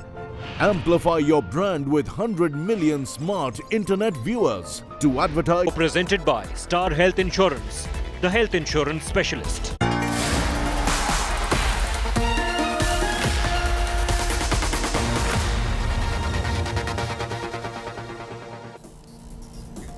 Good evening, hello and welcome. You're with the news today. The Congress has a new chief and his name is Mallikarjun Kharge. No surprises there, but the big question is, can Mr. Kharge really bring change to the grand old party? Lots of special guests joining us tonight, but also a story with a twist. Devendra Fadnavis, Sharad Pawar may be political rivals, but they're in a cricket alliance in Mumbai. They are taking on Sandeep Patil. The World Cup 83 star will join us. We'll tell you about that battle later. But first, as always, it's time for the 9 headlines at 9 tonight. Mallikarjun Kharge becomes the new Congress president, defeats Shashi Tharoor with a huge margin of over 7,000 votes. Congress netas say the Gandhis will remain in a preeminent position, but Kharge will be no one's rubber stamp. The rupee crosses the 83 barrier, closes at 83.02 to a dollar for the first time, plunges 66 paise against a surging dollar. VK Sashikala, former AIDMK leader, denies any interference in the medical treatment of Jayalalitha. This after Amma's close aide was indicted in a probe panel report. Bilkis Banu's rapist, one of the rapists, was booked for molestation while he was out on parole. India Today gets more details on how the 11 convicts spent their 900 days plus out of jail. Haryana BJP netas attend rape convict Dera chief Baba Ram Rahim's online satsang to seek blessings for the Panchayat polls. Gurmeet Ram Rahim is out on parole for the 3rd time this year ahead of Haryana elections next month. Prime Minister Modi inaugurates a defense expo in Gandhinagar, says country that once released pigeons is now releasing cheetahs. Projects worth 15,000 crores are launched. China puts on hold a proposal by India and the US to list Lashkar-e-Toiba Shahid Mahmood as a global terrorist. It's the 4th time in as many months that China has put on hold proposals to designate Pak-based terrorists. Former Pakistan cricketer Shahid Afridi slams BCCI Secretary Jai Shah over his No Asia Cup in Pakistan remark. Pakistan board now threatens to skip the World Cup next year in India. And arch political rivals Sharad Pawar and Devendra Fadnavis come together to jointly campaign against 83 World Cup winner Sandeep Patil in the Mumbai Cricket Association elections.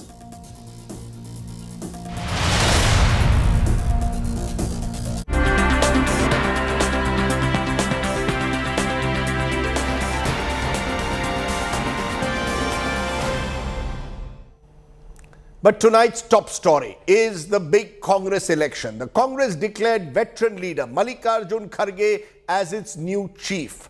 Kharge, widely seen to be a Gandhi-approved candidate in the contest against Shashi Tharoor, won 84% of the votes cast. Mr. Tharoor around 12%. Mr. Kharge will take charge on the 26th of October. But the question is, can the 80-year-old veteran Karnataka leader really revive the grand old party, or is he only a stopgap arrangement? What lies ahead for the Congress party is our top focus today. Take a look at our top story.